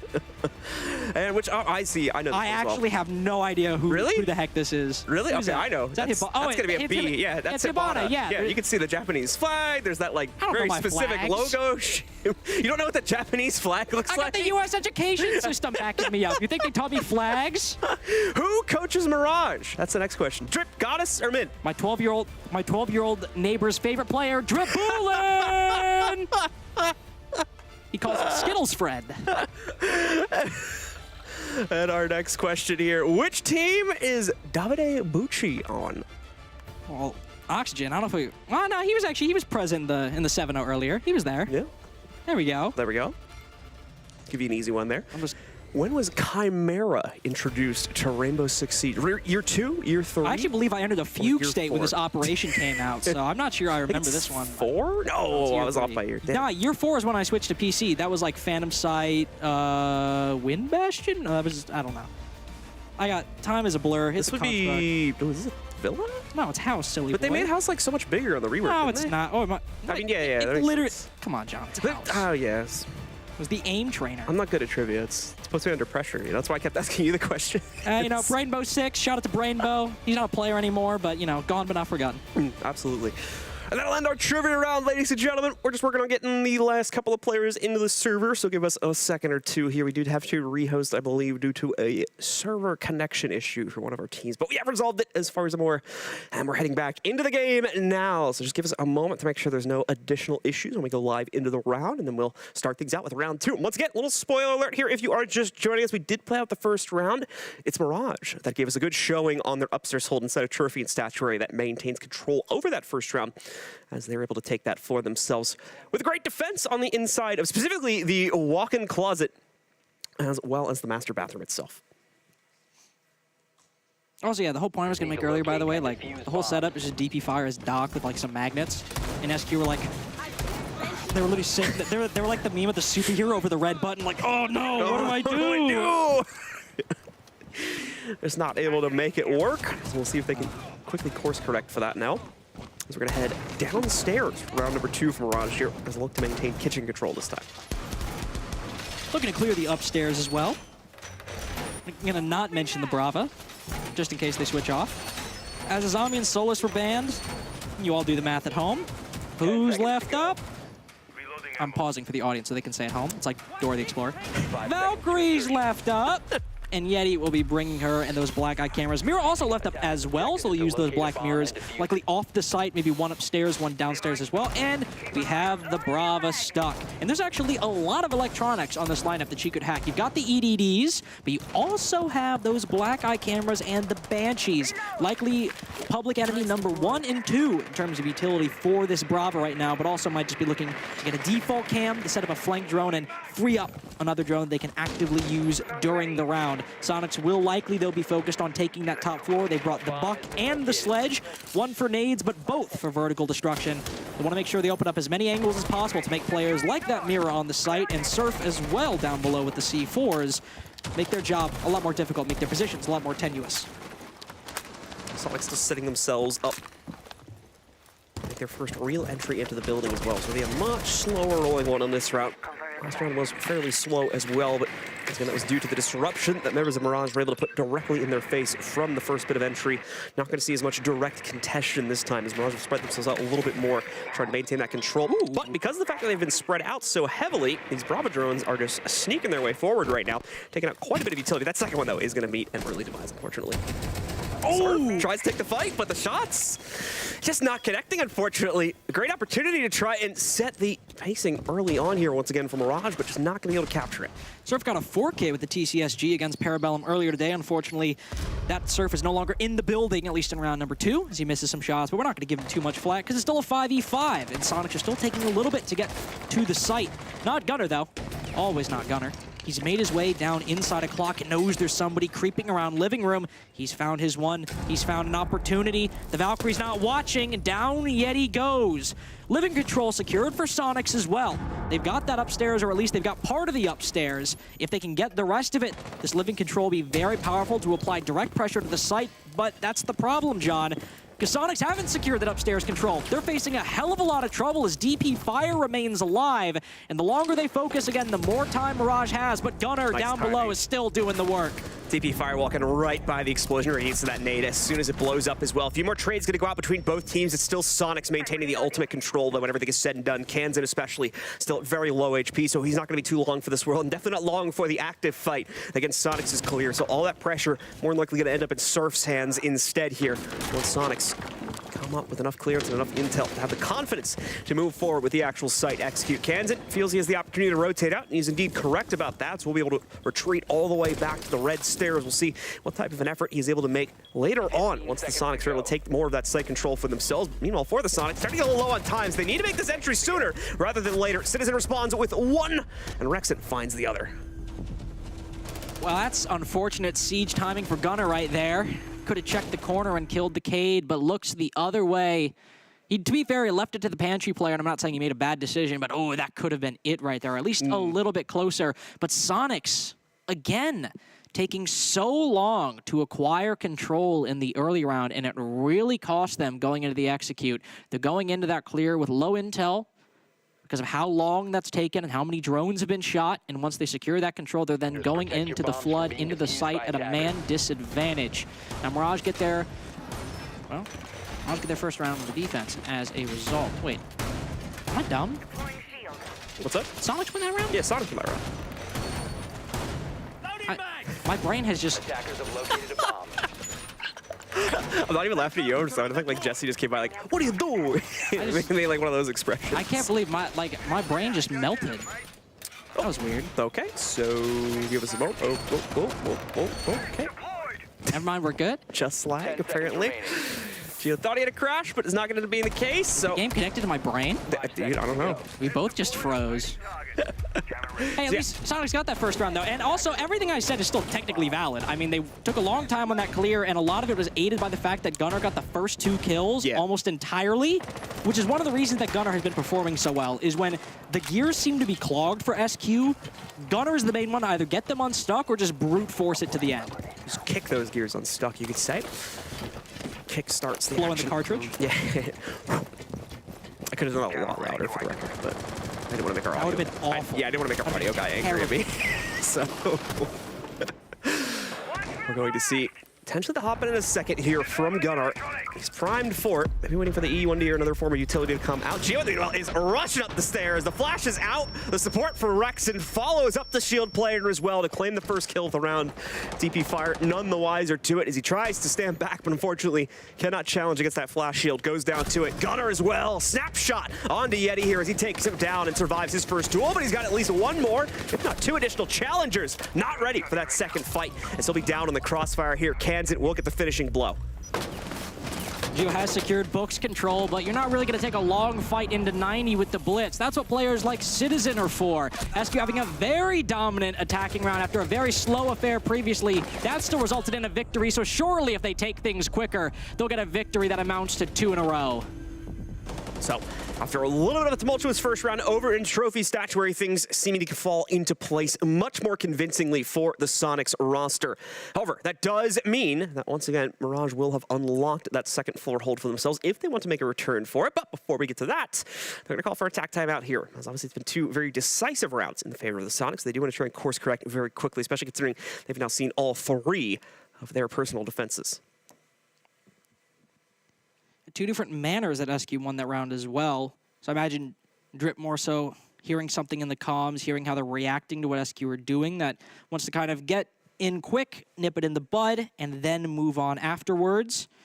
Drip also likes these early timeouts, not the standard down 0-3, wait until the actual game reflects the problems that you're having. He is a very hands-on and attentive coach based on these timeouts. They don't always guarantee a round win after, but he is at least very cognizant and very weary of any potential problems festering within the team and their play in the server and the comms inside their VC as well.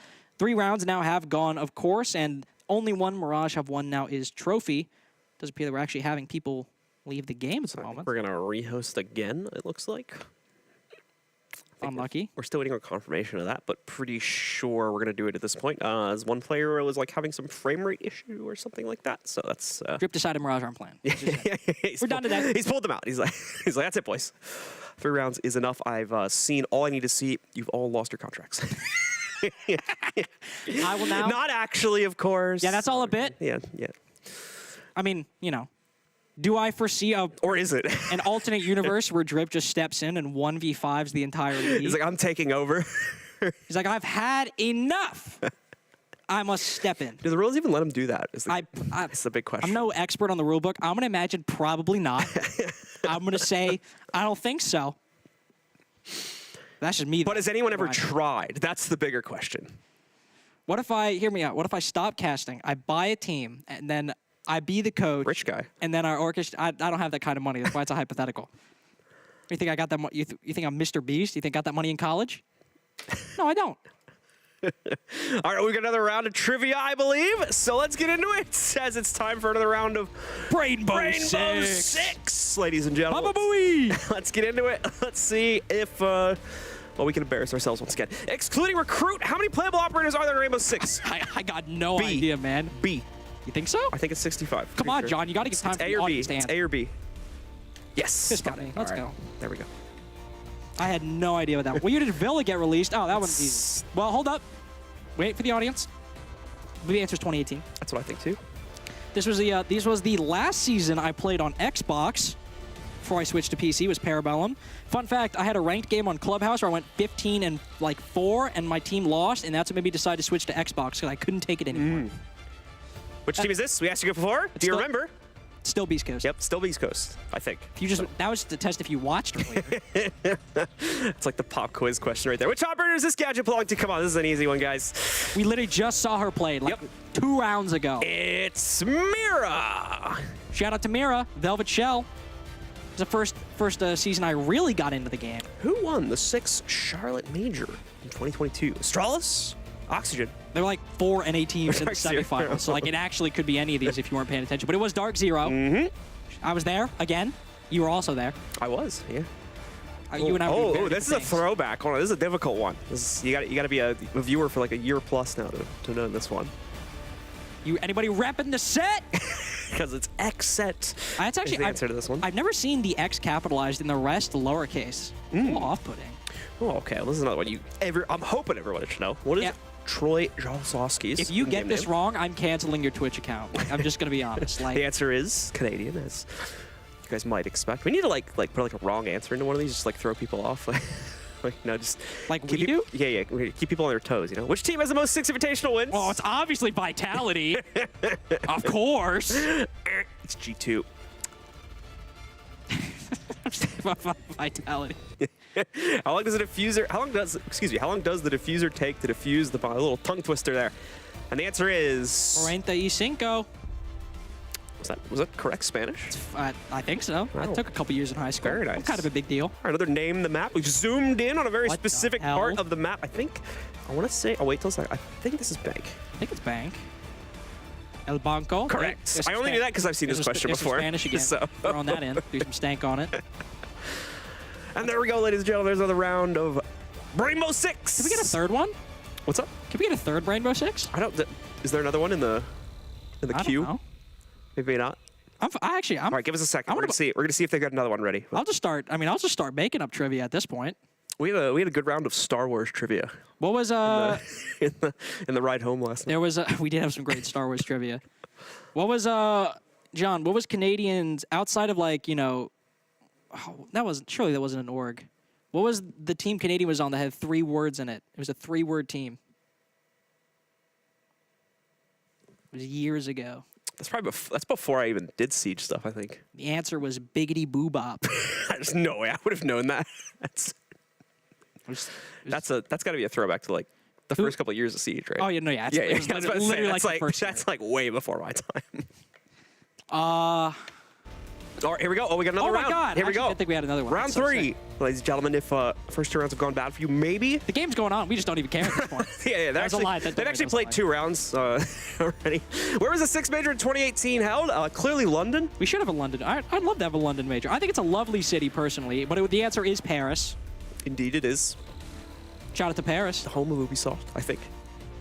Yes. Which map is this? This is it? Oh, Demo's no. See, I thought it was Villa, but it's Clubhouse. You're right. This is the carpet in church. That looks so much like the Villa carpet. It literally looks like Villa carpet. Yeah, it looks so much like the Villa carpet. Okay, here's another one. This is the free point. It's gotta be the Eagles. Shout out. We cannot beat this team. They're literally in this game, so you better get this right. It's Mirage. It's hashtag not an illusion. What is Jackal's primary weapon? Oh, I love this gun. The G8A1, the C7E, or the ARX 200? So it's the AR. You don't say ARX. It's the AR. I'm just trying to make people angry, and I think it's working because Demo gave me a very awkward look when I said making me angry, I'll tell you that much. Which of these is a primary gadget used by Recruit? Oh, this is a tough one, actually. Recruit playing as Defender, Proximity Alarm, Signal Disruptor, or Smoke Grenade. And the answer is a proximity alarm. They gave her crew proximity. Oh wait, because no, I'm stupid. Which of these operators are named after their unique gadget? Well, yeah, that's it's gotta be Echo. It's Sledge. indeed it is. Sledge is the correct answer. You can make a case for, like, I feel like Montaigne on that one, sort of, except his Nah, go back. No, I'm just kidding. You know, his gadget's named like Le Rock or whatever, so it doesn't. Demo, by the way, fun fact, he's walking away, but I'm gonna say it anyway. When Demo used to cast all the way back when he was doing like Go Force, he would say Montagne instead of Montaigne. He was that guy. It sounds like starts to sound like a Three Musketeers reference at that point, like Montagne. like the D'Artagnan or whatever one of those characters is. I don't know any of those characters. Something like that. I don't know the Three Musketeers. It's a very French name. I know that. Shout out to the French. Yeah. All right. We're back in the game, John. Demo just showed us a very nice gesture. Hey, that logo looks familiar. Indeed. In fact, it was like one of our trivia questions, I think. Because Mirage is back in the game. Oh, no, it's not Beastcoast. That's the one on the left. I told you, I have the U.S. education system. I can't read either. So we're getting ourselves back into it, folks. The Soniqs taking command of things for rounds 2 and 3 of this matchup so far after Mirage gave us a initially great defense back over in Trophy Statuary. Now, they will have unlocked Trophy and Statuary on this round, but interestingly enough, they've chosen not to go back to it immediately.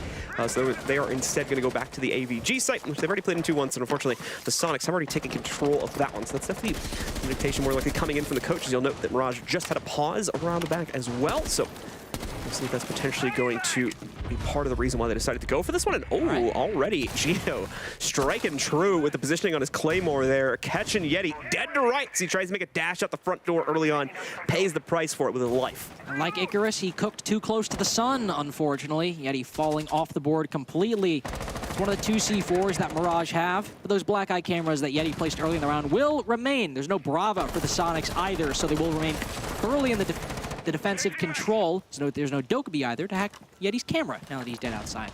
So they don't have to worry about Soniqs somehow hijacking it. Citizen just lurking over by Master Bedroom right now.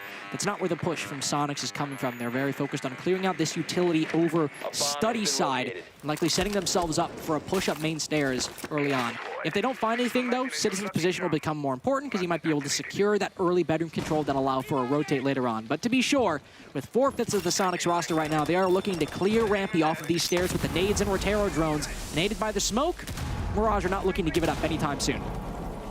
Things remain quiet for the most part, except for utility clear across the map right now.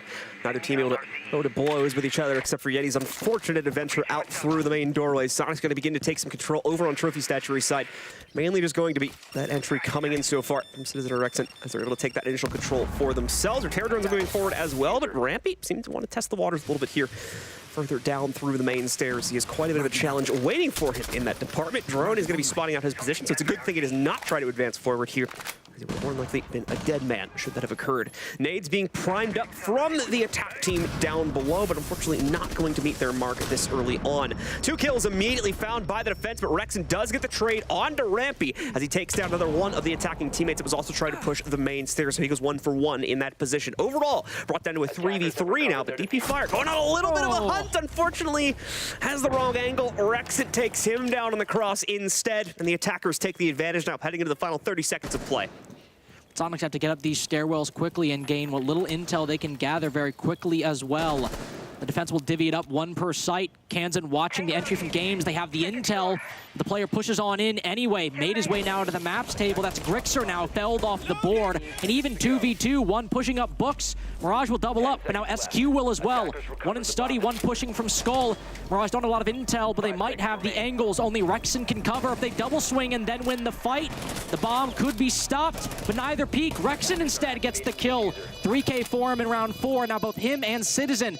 The G36 duo will retreat down red stairs. C4 goes out. Citizen can Ash charge from below to try to deal with this. Kansan recognizes that fact and goes for the kill. A 1v1 he can win, but a long angle with the shotgun, yeah, that's not gonna go his way. Soniqs pick up their 3rd attack now in a row. Right idea on the retake, just unfortunately a few seconds behind in terms of his weapon selection and just overall utility usage there as well, such as when he threw the Nitro. If he was able to pull that off just a few seconds prior, might have found a target, but unfortunately just lagging behind a little bit there. So the round once again falls towards the Soniqs. A perfect 3-0 streak so far from them. Looking to make it 4-0 now on the next round here to Mirage's 1 that they picked up at the beginning of the game here. So we'll get ourselves into round 5 in just a second, as we'll be heading finally back to Trophy and Statuary, where, as we mentioned previously, Mirage was able to lock down their one and only round so far in this game. And it was built largely around a, and I can't believe I'm saying this, a Doc Rook setup. Which is gone now. Which is gone. That's what I was going to get to, is that it's gone now. So what will SQ fixate on this time, if they fixate on anything? As with that closet hold, it's a very big, easy target for SQ to go, oh, we need to clear this out. We got to deal with this. I mean, it's a guy in closet. How can we not deal with this? It'll be so easy. With this setup, there isn't the same obvious position that the attack might just want to clear immediately. And that could actually benefit SQ. If instead they take things a little more normally, maybe go for a full clear out this mirror window inside of Aviator and Games, then they could just go about the round a little bit more normally without having to deal with a player in closet who simply refuses to die. Pretty much the case. Mirage still going to maintain that presence in that part of the map, but as you mentioned, nowhere near the capacity of the overall setup that we'd seen back in round number 1 here. So Soniqs will have hopefully a little bit of an easier time maintaining that initial map control for themselves. And as you mentioned as well, they'll hopefully just have an easier time taking overall map control away from the members of Mirage because of that lack of a hard point right at the initial entry point. Bravo drone actually going to be lost to a mute jammer, it looks like, just outside of that drone hole early on, so that'll be unfortunate. Thankfully, still outside the building, so if Grixer wants to put the effort in, should be able to wrap back over there, grab it, and redeploy it at a later point in the round. Rexon as well with some nice drone positioning, a little drone parkour here as he hops it down the trellis through Skylight and is able to land it to take out at least one of the mirror windows. First kill of the round ultimately goes to the defense, though, as it's Rampy finding Gunnar and eliminating the Zofia along with it. Drone spinning up. Citizen lurking down below. Got those 2 nades. We saw Gunnar, rest in peace, in a similar position before. They've switched up nades. Ooh, has Yeti been droned? He looked as it went by, and he's not moved his position. Seems, at least in Yeti's mind, he is safe inside of Memorial for the time being. Playing for the C4 later on, but as Citizen cooks a nade, Yeti will hear the sound cue, creep around the corner, and dome the Yana right as the nade leaves her hand. Yeti can rotate back to the site now, and if Mirage want, they don't even need to play down below. They can do it late if SQ get in for a plant and then go for a C4, but right now, SQ in a 3v5. Still have 6 drones, but not a lot of map control and no advantage to speak of. So if they want to push on into Bathroom, a gunfight will have to be given to them by Mirage. Unless that happens, SQ are going to have a very difficult time breaking into this round. Good overwatch on the utility front of things from Mirage as well. Both the Bravo drones have now been denied entirely either through mute utility or by an outright shot just due to poor timing on the drone pushing itself into Statuary there. So no gadgets stolen away. Not that there necessarily would have been anything huge to take aside from the Valkyrie cameras as well here. So going to be a small gesture at the end of the day. Just mainly count those as pretty much extra normal drones. You remarked on this yesterday too, that's the additional benefit that Bravo may bring to the table. If you're struggling a little bit on their drone count, you can technically just use those obviously as the normal drones too, and they can help you out here. Finally, Soniqs ready to make their entry though, and they strike true as they begin to work their way in. Grixer with the initial pick on Kansan, but where do they move beyond this now? Kansan somewhat giving himself away. On the mute, he can absolutely afford to, and immediately the patience pays off for Mirage. They don't overreact, they don't overswing things and try to take back that control. They wait for their opponents to make the mistakes instead, and it's worked out so far to bring it all down to Geo. Now it was a 1v4, now down to a 1v3. Nitro brings it down to a 0v3 as our defenders finally find footing for a second round on the very same site where they picked up their first. Trophy goes Mirage's way both times. They picked the bomb site, but now for their final defense, it'll have to be one of the other more difficult bomb sites for them if they want to secure a 3-3 But a very solid defensive round to end on. No gimmicky setup this time. It was honestly just poor intel work from the Soniqs. Because you lose Gunnar, not entirely sure how he ended up dying, but you still lose the opening pick, but you have a good opportunity to bring it back, namely Citizen's nades down below. And what's he doing? He's droning himself in. He's droning himself into Memorial, and of course he doesn't check his corners, but he's got a lot on his mind right now. He's just trying to secure this little bit of control to go for nades down below. And of course he missed drones himself, but he missed drones himself. Soniqs, even though they lost Gunnar, not droning him in, not maybe securing that position and holding a flank drone inside of Memorial to make sure that he's safe. It's a little bit of an oversight by the Soniqs that stopped what could have been a good opportunity to bring that man advantage back. So now the Soniqs, once again, still with the advantage, but a possibility to lose it right at halftime here. If Mirage is able to once again find footing on a secondary site, only locking things down so far in Trophy Statuary, looking to make the second site now by going 50-50. Actually, a little less than that. I believe this is the third time they've actually gone to this site now. We're here inside of AVG. So bring this out one final time in hopes of, like I said, getting some more solid footing onto the ground. The Soniqs, in the meanwhile, of course, have already taken this control twice on their own regard. Immediately, the Brava Jones sneaking right in, sneaking right out. Clean. To steal that 90 cam was its only goal, apparently. It's those dry ran Brava drone routes. Lovely to see from Grixer. And as you can see right now, just taking cams, taking default cameras away from the defense to use as flank drones later on. Now they can watch bottom Astro with that cam, make sure nobody can flank up. Of course, they have to actively watch it to make sure that flank doesn't happen. That's something you gotta worry about with Mirage. They've shown that if there is map control seated in the late round, they will use it and try to hit a flank. Saw it previously when Soniqs were attacking Aviator Games. Though they ended up winning the round, it was still a threat from Mirage. Very nearly cost Rexon his life had the Legion just been checking the other side of the hallway down in front of Art. Gunner setting in his Twitch drone as well.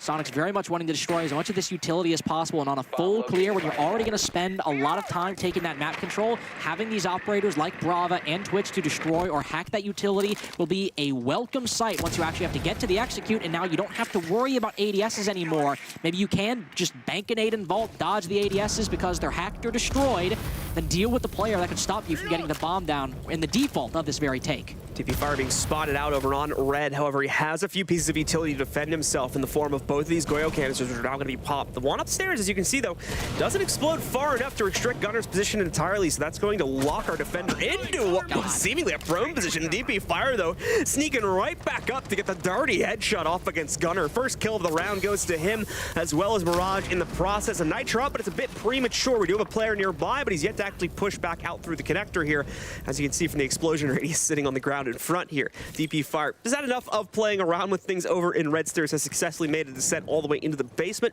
To none the wiser of Citizen as well, who's gonna have to kind of lock himself here on flank watch for the foreseeable future. Rexon has made an impact on moving himself a bit closer to the actual site with the opening of Gun Vault. That'll eliminate Yeti and re-equalize the numbers into a 4v4, as of course we're pretty deep into the last minute of play now.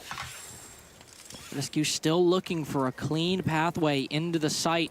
Not in terms of control, but in terms of a kill that can go their way. Grixer just sends it on in, and that's what they were looking for. Guns cans it completely, and he goes for more. Pushes for another kill, and 0-1 goes his way. Surf getting aggressive, will have his head cut clean off. And SQ end 4-2 on their attacking half. Seemed like we might be in for a rough go of it after round number 1, but in the other 5, they only drop 1 after round number 1 to secure the advantage. So, sorry about that. So falls back down now to the potential defensive or attacker prowess we could get out from Mirage in the second half here, as they're going to be looking to try and hit the ground running, and certainly need to as well. Only just one site capable to be controlled over on the defensive end of it, with the hope that the attacking side is a lot better. Otherwise, the Soniqs have a fairly easy run up to 7 rounds here just to close out on this matchup and lock in their own personal victory for the day. Need to locate and defuse bombs. Remember, I believe if I have it correct, that'd be top 6. That'd be it if Soniqs win in regulation. Mirage will not have an easy of an avenue back, but if Mirage still managed to mount a comeback, which, I mean, 4-2 half, we just saw SSG on Villa, and attacks clearly were not a problem for them whatsoever. SQ also having a good advantage of attack so far. We have a very attacker-sided Villa so far in the NAL, this being the second play of the map. If Mirage also have similar success, and they are able to mount a comeback, well, things get a lot weirder in M80 versus Beastcoast after this gets very, very important very, very quickly. Soniqs will mirror Mirage and also start on Trophy and Statuary as their first defense, but do things a little bit differently. We got the castles all set up, but again, no Doc or Rook whatsoever to speak of. Imagine Soniqs playing a little bit more passively as opposed to Mirage, who very much, to start things out, wanted to get in the face of SQ and throw them off their guard. Getting ourselves into the next round here. Mirage looking to make a statement, and immediately does so as well. Rampy finding the shots against Gunner. Not even sure where Gunner ends up actually peeking that from, but gives it away regardless. And Rampy takes the initial control for our attackers here. Knocking him down. Citizen on the hunt still down below, looking to try and make his own bit of impact from the front end of the building. but not really a whole lot, as you can see, to scout out in this part. Citizen really hunting for ghosts at this point, as Rampy has well escaped the situation. And I believe in a moment is going to be regrouping with his teammates to focus on the actual assault inside of Trophy Statuary. Kansan, we can see, will be joining that effort as well. It's quite a few of the members of Mirage more than ready to begin pressing the challenge forward into walk-in, as well as Master Bath. Flood drone goes on in, but one just around the corner. Surely this will get shot. Oh no, it completely evades the castle. Not looking down below will take the Astro default cam away from the defense. Indeed, he's very worried about this pressure from Closet at the moment, likely Astro as well, but he still makes it back to the fortress on Astro stairs. 3 ADSs to stop any grenades from flying on in and destroying him. But SQ have fallen back. They have ceded Closet to the attack, but not much more. As you can see, they're watching from bricks, they're watching from Astro stairs, and as 2 Mirage players hop in, oh no, Geo's not looking. Astro just might be right for the taking for the attack, as now 3 make their way into bathroom. They move forward, Rampy claims the opening kill yet again. 2 on the round so far for him. However, Surf gonna finally fall as the defense strikes back with 2 kills in their own regard, re-equalizes the numbers, down to the 3v3. Rexon with the primed angle to be able to potentially take out DP Fire on his press, but it doesn't work out, can't find the headshot as he attempts to go for it. Geo opening up some bottom to top angles to hopefully deny the plant when it comes forward as well. Yeti will make the first attempt, but Kansan holds the line, stops the potential counter from Grix or Geo. Still trying to find the angle from the bottom side, but he can't locate it. Ksto's down onto the ground, him at low HP, and now flanked out by Kansan as he drops down through a half to take him out. Rexon is all that remains in the 1v3 here on the retake as well. Not a lot of intel to play from. You can see him looking for any player that might give himself away. Mirage playing this very safely now inside of the post plant. Not one for an ego peek, but Yeti finally is given the opportunity, and he's able to shut things down, locking another one here for his team. Attacker defense fits Trophy Statuary. Mirage has it on lock. Every time the site has been played, Mirage have won it now on 2 different sides. But right there for SQ, they fought back very valiantly, bringing it from a 3v5 to a 3v3 as Mirage just flood into bathroom. But unfortunately, it seems Geo hops down below, and Soniqs don't have the intel on the site. He makes holes with the super shorty, and frankly, even without a C4, that could have been a very good play had they known the position of the planter. But he's just sort of left aimlessly down below, and because he made that decision, and because now he doesn't have intel to play and find the diffuser from below, the Soniqs players on the top floor are now at a disadvantage as they try to swing the players covering Yeti from Astro. And when they lose that fight initially, now Geo is trapped down below, and Kansan outflanks him. So very solid post-plant and very short pre-plant played by Mirage as they flood in the Trophy Statuary. But now we have to see, John, can they win any other bomb site other than Trophy Statuary? Letting the Brava through was also a pretty big issue, even more so than it seemed. As yes, it did steal away that default cam sitting in the corner of Astro, but it also took down 2 out of 3 of the ADSs that was going to be supporting the Astro stairs position on the previous round as well. So it made that secondary fallback position for the Soniqs basically a moot point, as they just could not maintain without the ability to fend off the nades. And they once again allowed for Mirage to take far too quick of the map control. As a result of that, Soniqs did not really have the intel to play things on the retake, cost them far too much. They were boxed out before they could really contend for it. So now going to be only falling down to a 1-round lead over the Mirage roster here. And as you said, taking full control of yet another Trophy Statuary round, this time on the attacking side. Is it a symptom of the site, or is it going to potentially give them a little bit more of a boost here going to the attacking side? We'll see in just a moment, as Yeti is on the hunt right now, taking a whole bit of map control for himself, but it's just ruined. As soon as he tries to walk in through kitchen, Grixer is more than ready to stop that. That was quite funny, wasn't it? Drone, as well as the player pushing Yeti, I don't believe ever even saw Grixer there, so really unfortunate. He's like, guys, it's open for, oh, never mind. Dude, guys, I'm making a play. And he didn't. Kansan similarly will be denied on utility there, tries to steal away the BP on the wall, but it is shot out before it can complete the hack. And oh yeah, Rampy's now gonna make a play on his own. He's like, all right, Yeti was just the sampler platter. Here comes the main course. I'm making a play. Everyone's working their way in now. SQ will be very confused about this one, but still gonna be able to stop the actual plant. There's no Overwatch in Pantry for some reason, so another 1-to-1 will end up going down. Still even numbers for both teams. Soniqs with, once again, great intel on specifically Rampy here because they have the BP on the wall still. Rampy has not been able to work himself over to deal with that just yet. Finally will do so, but it reveals him to the top down. Gunner picks up a frag now instead for the defensive side. DP Fire and Kansan are all that remains on the attack, and they are unfortunately out of position now from the rest of their teammates who had already tried to move into the site. All right. DP Fire's gonna make a play. We saw 2 players from Mirage just flood in. Well, 3 total, technically. Now, DP Fire and Kansan will try to mimic their energy while shift the results. Gunner still holds that top floor control. It was the undoing for Rampy in the site, but a very nice nab from Kansan, who's been very good with these clutch drones in the past 2 rounds. Gets a black eye camera inside of sight to watch the very center of dining. The default, the bomb chassis, to get intel for his team. Gunner watching the entry from Kitchen. He'll make the drop. That'll give a sound cue to DP Fire, but the flick shuts down the Zofia. And now Kansan with very good intel with that black eye camera. He's got to kill 3 people and have excellent gunplay as well.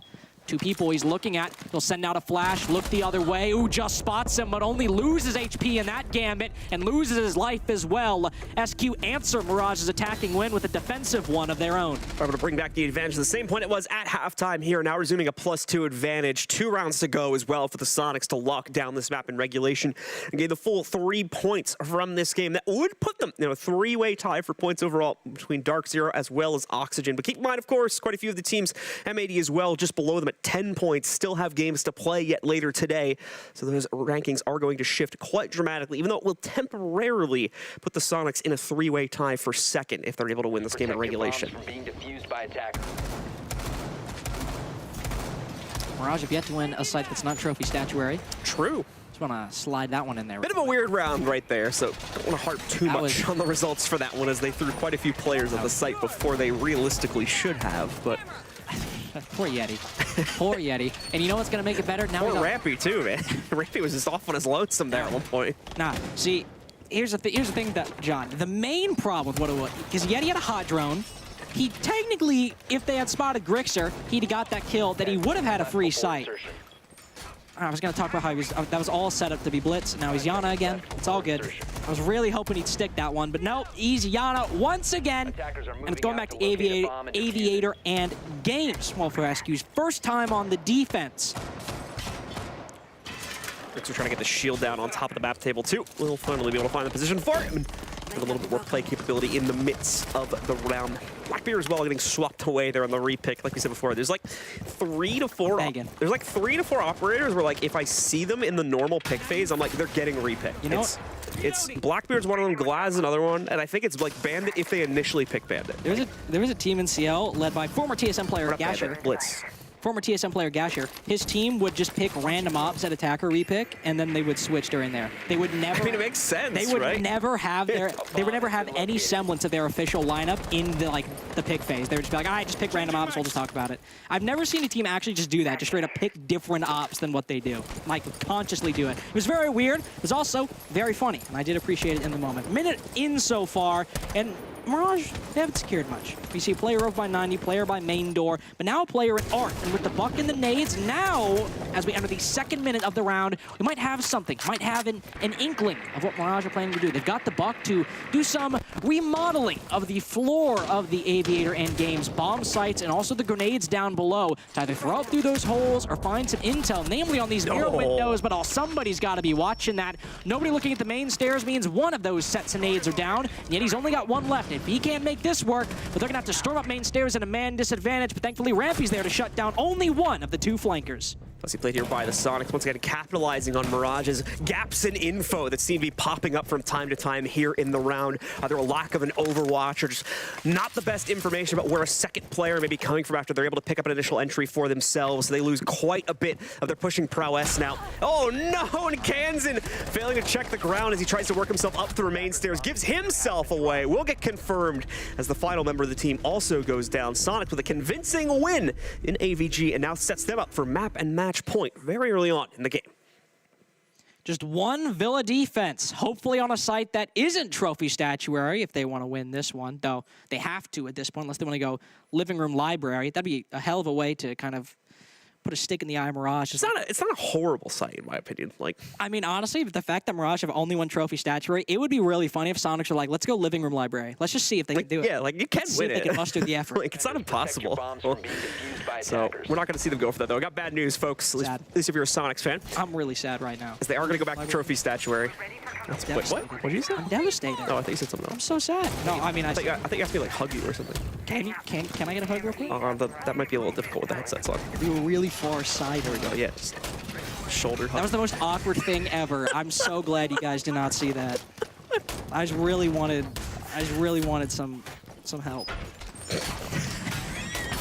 Trophy Statuary is the final round for Soniqs, only potentially the final round. I don't want to call it too early, but if they do end up winning this one defense, or at least one of the 3 defensive rounds they could play in this regulation, they've just secured top 6. Not only for them, but all of us. We would know the top 6, and we would know the bottom 2. The remaining 2 games would be primarily for seeding, and the bottom 2 would include Mirage, unfortunately. They would not take away a single point, would join Parabellum as being sent to the open qualifier playoffs, and you would not see them play in the NAL next week. But we still got potentially a couple rounds to go until then, and a Trophy Statuary defense with Mirage have won every single one when they've been defending it and attacking it. Right now, they are looking to, well, mirror a lot of what they did last time. 2 outside a bedroom and 2 over by Astro. They are not looking to acquire full map control over by Aviator and Games. They very much want to use this clutch drone to hack the utility, hack the cameras, and then flood in through bathroom or bedroom, depending on which goes their way.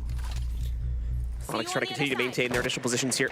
Mirage, of course, yet to really test those as of yet, so we're going to see that call come to fold in a moment here. Geo with a nice advance forward, denies the initial opening of the walk-in wall, which would have really ruined, of course, the bathroom defense as well. He's able to maintain it, but he's also locked himself, at least prematurely, in towards the inside of walk-in. Rampy will take some serious damage as he tries to move forward for the first time, and indeed, he'll get finished off by Citizen.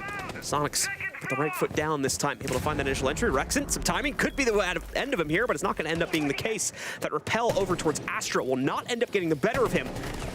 So he's able to make that transition, and everything is said and done. Still positions on the inside of walk-in 2, although Nate will attempt to take care of that. Close, but no cigar here for Geo, and now he's able to follow it through. Picks up 1 more kill in his own regard. They have to pull back the entry going into walk-in as well. Motion detector goes off, but it's too slow of a reaction from Geo, so DP Fire finally deals with him. Still down a player, though, even after that trade. Mirage finally clear out that closet hold. There's still plenty of factors going SQ's way. Time, man advantage. I was about to say Citizen C4, but he's now pre-placed it and detonated it as well. No info, unfortunately. Rips it a little bit too early, and now there's no more C4s for SQ, but that just means they now have the man advantage. The time going their way. The HP advantage is DP Fire and Yeti, both on reduced HP. And they do have 5 drones, but Citizen, I mean, John, you're not outgunning this man. Certainly not. Gunner as well, up to the challenge. DP Fire finally able to trade onto him, however, but now DP Fire left alone here. Needs the clutch to save the game, and it's just not going to happen. The Soniqs shut things down as they take control for themselves. 7-3 on Villa, and a full 3-point spread to go along with that, locking them in at minimum top 6 here out of the group stage. In North America, that's not just SQ, that is your top 6 secured. SSG, DZ, OXG, M80 Beastcoast. Those are your top 6. Mirage, PB, and the bottom 2. Another game done, ladies and gentlemen. Still 2 more to go for this evening, so stick with us. We're going to go a quick break. When we come back, we've got your analysis desk ready to break this game down and get you ready for the next one.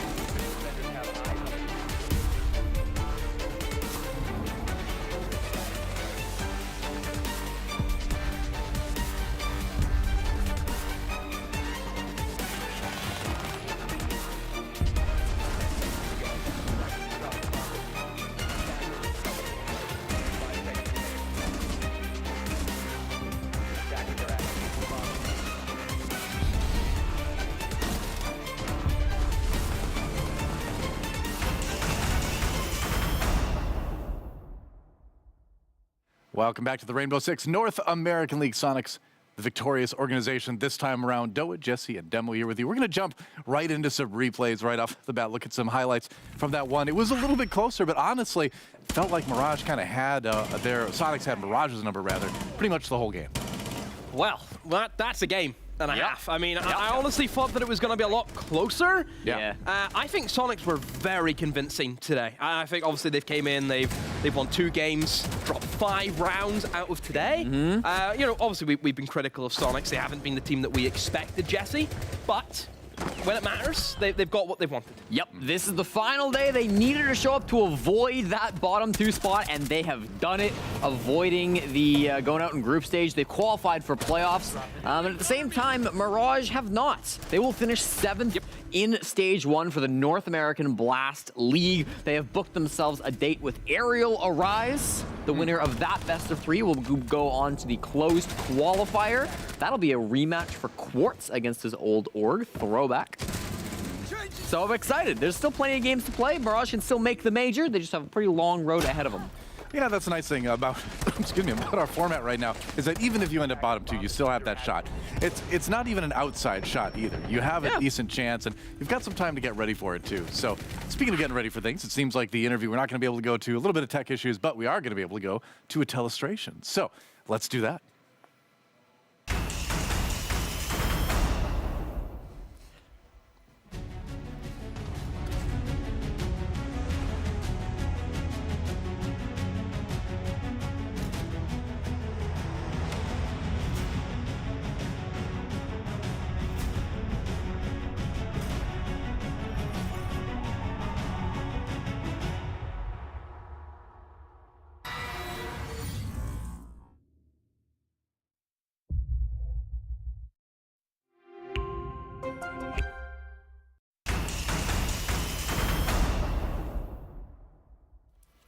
Welcome back, everyone. We're ready to go into our breakdown of Soniqs up against Mirage. And, well, obviously, Soniqs won, but as a bit of a farewell, a send-off, I guess, for Mirage, I'm going to actually be highlighting something that I really enjoyed seeing. This team, all of a sudden, over the past 2 days, I've been really impressed with, because they've gotten really creative. You know, I'm the kind of guy where I want to see something that's new. I want to see something that, wow, that's impressive. It's not the same old stuff as always. And it's going to be a defense. We're usually used to seeing, you know, these creative attacks and this kind of meta, but no, they've really went outside of the box in terms of their defense. We're going to be highlighting 2 operators that make things very, very helpful in the position that we'll mention about DP Fire. We're going to be looking at our Rook, and we're going to be looking at our Doc there as well. That's the 2 operators, your Rook and your Doc. That's who we're going to be highlighting. DP Fire, as you can see, he is in the hot seat. He is in the closet. This position is just, you're going to die there. No matter what, you will be eliminated. We would see Jaegers playing here. We would see sometimes even be like a Mute who has the shotgun, can play very close range. But Mirage in this scenario, they're going to be running a Doc in this position. And the Doc is great for a couple of reasons. One, he has a little bit extra health because he is a free armor. And then also, he has the stim pistols. He can heal himself back up if he does get naded. You can kind of see where we're going with this. The term naded is very, very helpful. I mentioned the Rook, his gadget. We don't see it all too often. We don't see the double French all too often. But having those Rook plates, it will allow them to tank these nades a lot more convincingly than if you didn't have them. They also bring the Wamai, but there was not a single Wamai disc used towards the closet or towards the bathroom because it's not needed. So we'll roll it here. Another thing also to point out is they have the castle barricade. They've basically locked DP Fire in a position where he's stuck. You know exactly where he's going to be. But look at the synergy between the Doc. Look at the synergy between the Rook. Being able to work in conjunction with each other, it's great to see. You'll see here now the Doc uses the stim pistol, gets himself back up. There he is now. Going to be able to go with his teammate. Inject it into me. Inject all of the stim pistols that you can, because it is great to see operators that we don't really see all too often. Great shot from Kansan. And here we go. This is what I'm talking about with the nade. This is what it's all about. Look at the big brain on this guy. Uses the Rook plates. Tanks the nade. That's only half his HP. That's barely anything in the context of this game. We'll roll it again. You can see he tanks the nade. And really at this stage, you know, Soniqs, I suppose it does highlight Soniqs a bit. The communication, you know, none of them are talking to each other again, it seems to be. It's all kind of pushing in one by one. You'll see here, Gio, he just jumps in. You know, nothing really happens here. He's just waiting. They're not really talking, and he goes by himself, eliminated. So yeah, Soniqs, even though they did win, there's still a couple of issues that we're still not too happy with, just for the quality that this team should be producing. And yeah, Soniqs just left for dry. And also another thing as well, you can actually pinpoint here, you'll see it really, really well.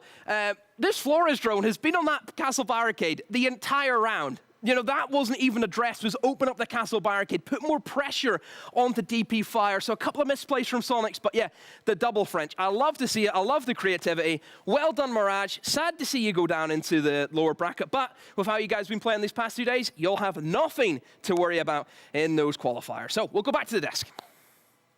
All right, thank you, Demo. Well done. Good job telestrating, as always. What?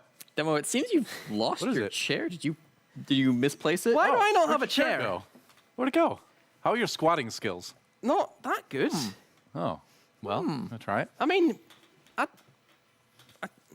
it's over there. Should I go get the chair? Unless you guys want have you guys have. No, I don't. Yeah, for sure. No, I'm not like. I mean, Jesse, if you were standing up, you wouldn't even know. All right, bud. All right. You wouldn't even know.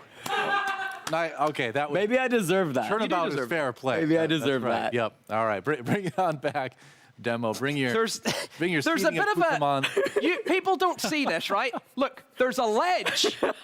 So this is a bit of a health and safety breach all of a sudden. I'm having to do manual labor.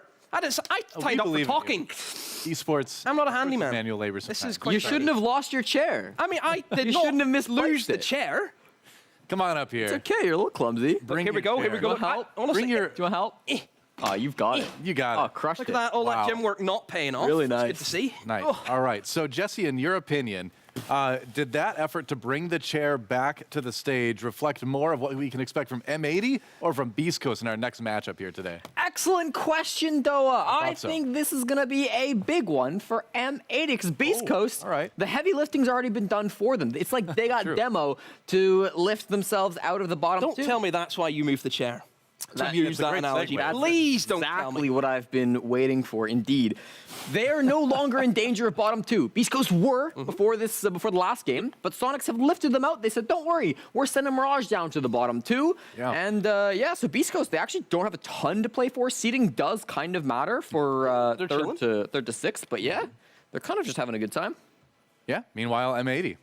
Fighting for top two still. Exactly. Still Yep. fighting for top two, so important for them. The stakes are still high, and I believe, do we have the? Oh, who are we? Oh, it's actually in this year. This Doc. just in. Yeah, there we go. We're gonna take a look at Doc and his stats. I've been What's up, wanting to Doc? talk about Doc for so long. I think this guy, you know, go back to the very first play day. His aim was shaky. He was not playing well. And then immediately after day one, he got better. It was 1-8 in his debut match. And then after that, through day two, he was 19-17. I think you go back to the earlier games from yesterday as well against Mirage. I thought he was doing really good, kind of isolating those roamers, having a great time, kind of using that Lion to help out in the early game.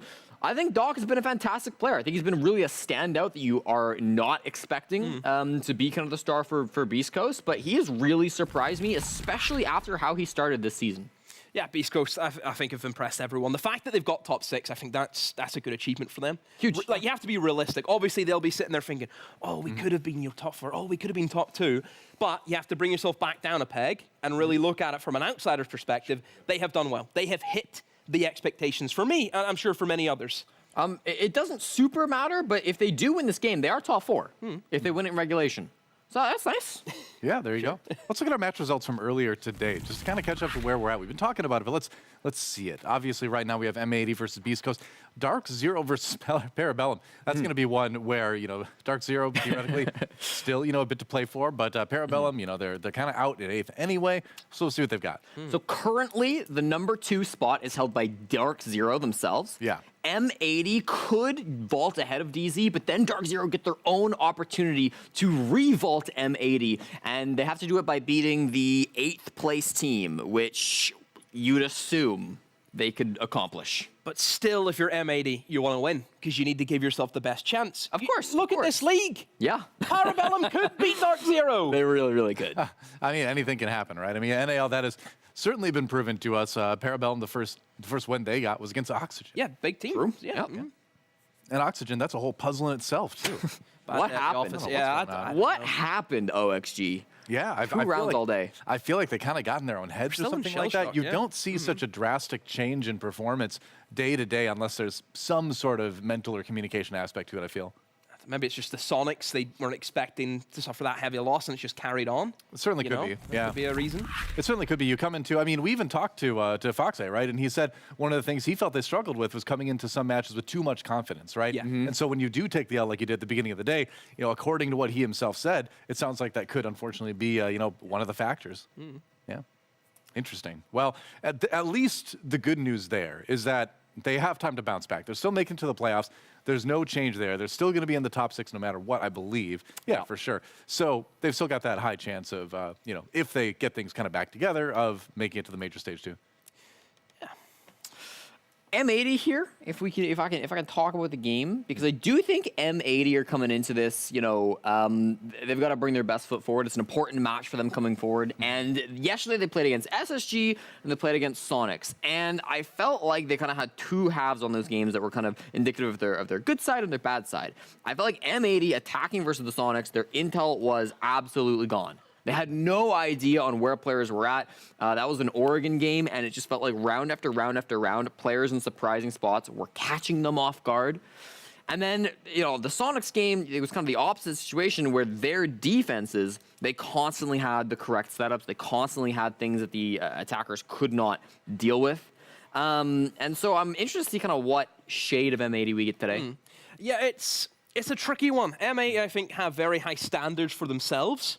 I think it's fair to say that they were probably the most consistent team throughout the year in terms of NA. Oh, definitely. Last year.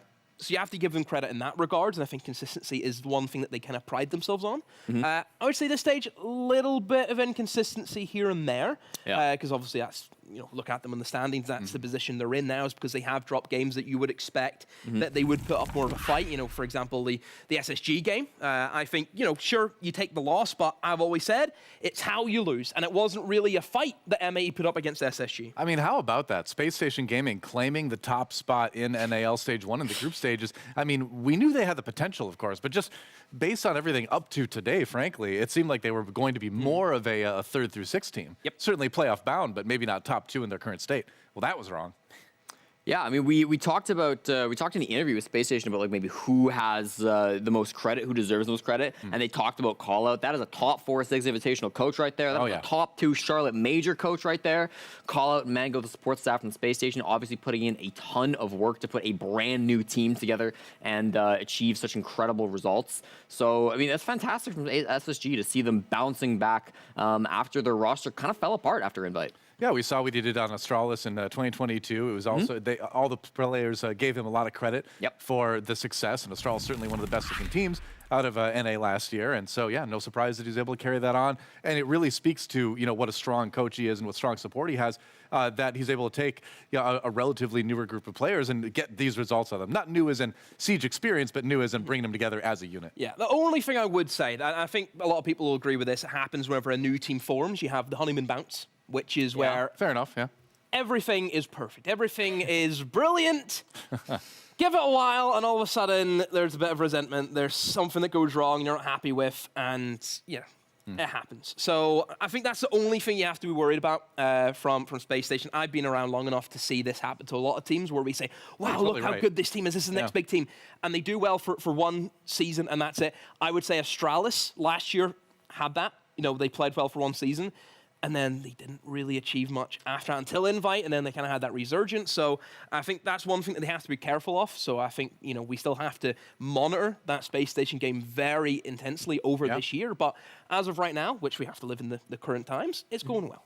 Yep, I would agree. Let's find out what map we're going to. Hey. The choice is theme park. Whoa, is this our first theme park of the year? It is. Maybe. It is in North America, the very first theme park. NAL at least, yeah. Yeah, and M80, this is a historically fantastic map for them. They've only ever lost theme park once. That does include back when they were exit as well. 5-1 record since this map came into the map pool. 3 plays at SI, beating both FaZe and SSG. Their only ever loss was to DarkZero, the final day of groups at the 6th Invitational. All right, well, we are jumping right into it. The game is about to begin, and once more, we're going to throw it over to Blue and Lynx. Call the action. Thank you very much, Doa. Ladies and gentlemen, another matchup getting started here. This one between M80 and Beastcoast going live for our first theme park. A lot of firsts for the two of us here today. We got the first villa, now the first theme park as well. Bound to be a good time here as M80 has a lot to play for. Beastcoast a little bit as well, as they're already locked into top 6. Can improve their seeding, I believe, a little bit. However, it is M80 looking for the big prize here and trying to go for a second, if not third place finish, depending on the results of our next game as well. And this is all seeding right here. Beastcoast get a win in regulation. They will leapfrog M80 to 5th place. Not the best, but that's still an increase in ranking.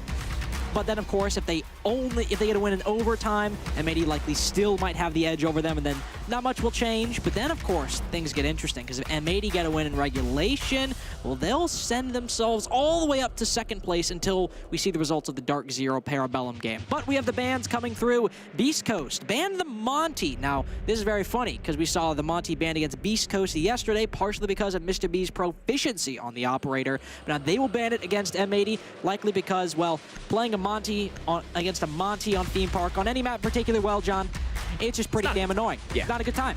Mira will be our first defender ban. Once again, another map where she has quite a bit of play potential, specifically with the layout here on theme park, so it makes perfect sense to knock her out. We have the pick of those remaining 3 operators that are very often the one to be knocked out, and once again, it will remain the same. Valkyrie will be eliminated, but that does mean, of course, both Azami and Sol is still left in the pool, so we have those power operators on the defense still available. Let's get into it, though. See if Mr. B, once again, can put his right foot forward and continue to exercise the prowess of Beastcoast here, potentially deny a top finish for M80 in the process.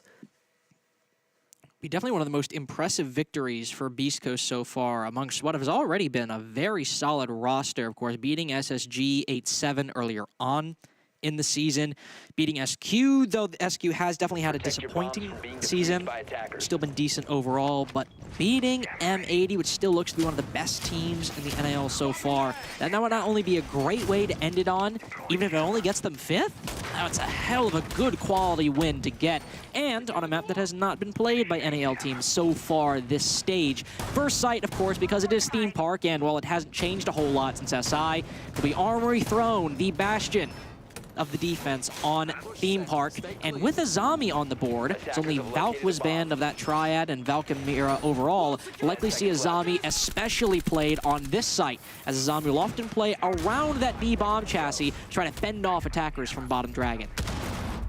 We've got M80 spawn back up. Still one repick to be seen here for Iconic. Move him over to the floor as instead deal with that inner site utility a little bit more proficiently, just especially considering the site choice from Beastcoast. Going to be a little bit hard to access it, so if there is any big key utility pieces they want to eliminate, such as the Capcan's deployable shields, you name it, they can now deal with those a little bit more easily. The Echo Drone going hunting there too for Mr. B as he tries to scout out some of the early clearing from M80, but we're not going to be able to find much here.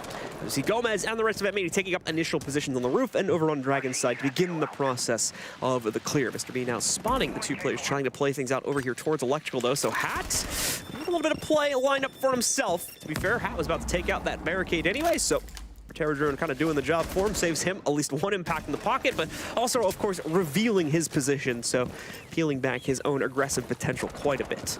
And no longer going for that run out, he'll put the impact back in his pocket and back off to Bottom Dragon. One thing Beastcoast will need to worry about on this defense is leaving the Ying up against M80. This is an operator that M80 play quite frequently when it is left up and to great effect. Remember that border game where Mirage left it up against M80, and well, they used it better than Mirage did on their attacking half. That's what Beastcoast will have to be worried about. Gomez also bringing the Samara, will send it into break, but Sploit will send it into Arcade, hold it down for 20 seconds, then Dome Hyper down below. Now M80 have not only cleared out some utility by Bottom Dragon, but have also now secured almost the entire control of this west side of the map. Territory immediately going to be dropped back down as well. Deal with the barbed wire, so it won't slow things down when M&A make the drop themselves. Not wanting to get tripped up by a member of Beastcoast if they're still going to be in position to defend things over here, which unfortunately they are not. So it's good to knock out the barbed wire here, but really not going to help them too much. But at the same time, the swing coming back in, and Gomez none the wiser to it. Hat sneaks up the Dragon Stairs like a bandit, steals away Gomez's life, and re-equalizes us. Now down to a 4-all game. And definitely one of the more impressive performers on Beastcoast throughout this stage and this group stage so far. But Doc has also had a lot of good moments, and right now, he's waiting for his to shine. Not droned inside of office at the moment, and all of M80 gathering on this top floor, hitting the barb. Do they know? No, they're all sprinting around. Still plenty of time to check this position, but they've all moved past office and are rotating over to split. M80 looking for a very quick and loud execute down below. Once this hatch is open and those Candelas go in, but as Doc creeps up, this might be his time. Doc looking to make immediate impact here. Do they suspect him? No, they don't. The first one's free as he knocks out Iconic. Removes the Flores from play. Of course, most of his drones already utilized, but a second one, he goes way too wide. Gives Diaz the room he needs to trade it back out. And that's going to bring us down to still an equal game at a 3v3. The Gemini working its way in, but it is immediately denied. Unfortunately, I believe a mute jammer blocking its path, so that dematerializes it. Instead, it's going to have to be the actual Yana instead, making the push forward through the double door connector into the site. But you can see they've been restricted on both ends. One end it's a zombie barricade, another end it's a smoke. The smoke, though, as you can see, blooms out quite a bit. Still going to present quite a bit of an angle and quite a bit of room for them to flood in. However, still will not work out. The defense maintains their presence. And amongst the crazy spree of trades, our attackers are not able to knock out the defenders quickly enough. The timer runs out, and our defense claims round number 1. You might have noticed this, but M80 intended to flood in through Furnace, but then they see a Kiba barrier right there, and the smoke, the other smoke they had gone for, had blocked off the throne side. So they drop, realize Furnace's Keyboard, and now what that smoke does, it actually makes it easier for Beastcoast to kill the attackers as they run through, because the attackers aren't able to slice that angle. They aren't able to check and clear things one at a time. They have to sprint in through the smoke, and at that point, they're really only funneled to two directions. Either they run hard left, or they run straight behind the throne, and Beastcoast are watching all of them, and they can watch all of them because they have the other side of split Keybud. So a good setup from Beastcoast, but unfortunately as M80 go for that rush, they don't realize that it's closed and the smoke ends up hurting them in the end. It's kind of obvious at this point, but we are going to have to go for a quick rehost, so just give us a moment here. Once again, just a few little issues sorting out the start of the game, but hopefully just momentary as we get through that first round. And once again, our attackers are stretched out a little bit too thinly there to be able to make round number 1 work. I have some trivia for you, John. Yo, you have trivia for me now. I have trivia for you. Throw it at me. Hyper, where'd you go? Where did he go? Okay. Was this just an excuse for a bathroom break? Pause on the trivia real quick. I took a photo of this yesterday. I hope somebody has it. Hyper was, so his chair was in that exact position. It was slightly off center, and Hyper was just staring into the corner of his room, immobile, like a statue. He looked like he was pondering a lot of very important life decisions, and I got a very good kick out of it yesterday. But I have trivia for you, John. Okay, throw it at me. I have trivia for you. It's Ubisoft-themed trivia. Oh, there's Hyper. He's back. Who was the main character of the 2nd, 3rd, and 4th Assassin's Creed games? Ezio Auditore? Yes. Yes, it was. Wouldn't that have been the first game too, or no? No, it was not the first game. That's right. The first game was Altair. That's right. Exactly. Yeah, I'm remembering it now. Where did the first game take place? Isn't it the Holy City? It takes place in, you might call the Holy Land, ancient land of Judaism, Christianity, Islam as well. Hang on, let me pull up Google Maps real quick. No, it takes place in one of the cities is Masyaf. That's where like the home of the assassins are in Assassin's Creed. Okay. All right. Now, Assassin's Creed Revelations ends. Where's the next location? Assassin's Creed 3. Where does that take place? That one's in America, isn't it? It does. No, it's like colonial America. Like yeah, Revolutionary War America. Yeah. Who do you play? I know that you are like a Native American descendant. You are? I do not know the character's name. Honestly, I'll give you that one. I know he has an axe too. He does. He has a tomahawk. Yep. You play Connor Kenway. Ah, that's right. Well, that's his Anglo name. He has a Native American name as well. Gotcha. I unfortunately don't remember it at the moment. That is his Anglo-American name. Very cool. That's the end of the Assassin's Creed trivia. See, I knew a surprising amount of that actually. I was about to say. I was very impressed. I've only beaten one of the Assassin's Creed games completely. I want to say it was Brotherhood, I think, was the one I played all the way through. That's the best one, in my opinion, at least. which ones have I beaten? I've beaten 2 through Revelations, 3. Honestly, I beat every single one preceding Origins, kind of like when they got RPG style. But that's the end of the trivia I had for you. All right. You got any trivia for me? Oh, now you put me on the spot. No. You guys might not know this. I'm talking to you at home. I really like trivia. Well, I hate trivia when I don't know it, but I love trivia when I do know it. Okay. Because then I just feel like I'm just kind of stroking my own. Here we go.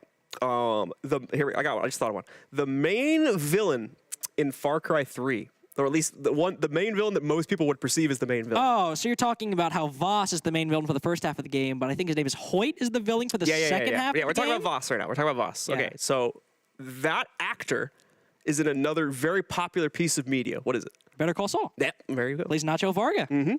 There you go. Great in that show. Yeah, it was really good in that show. Great as Voss, great as Nacho Varga. Probably the best character in that show, in my opinion. Personal favorite for me.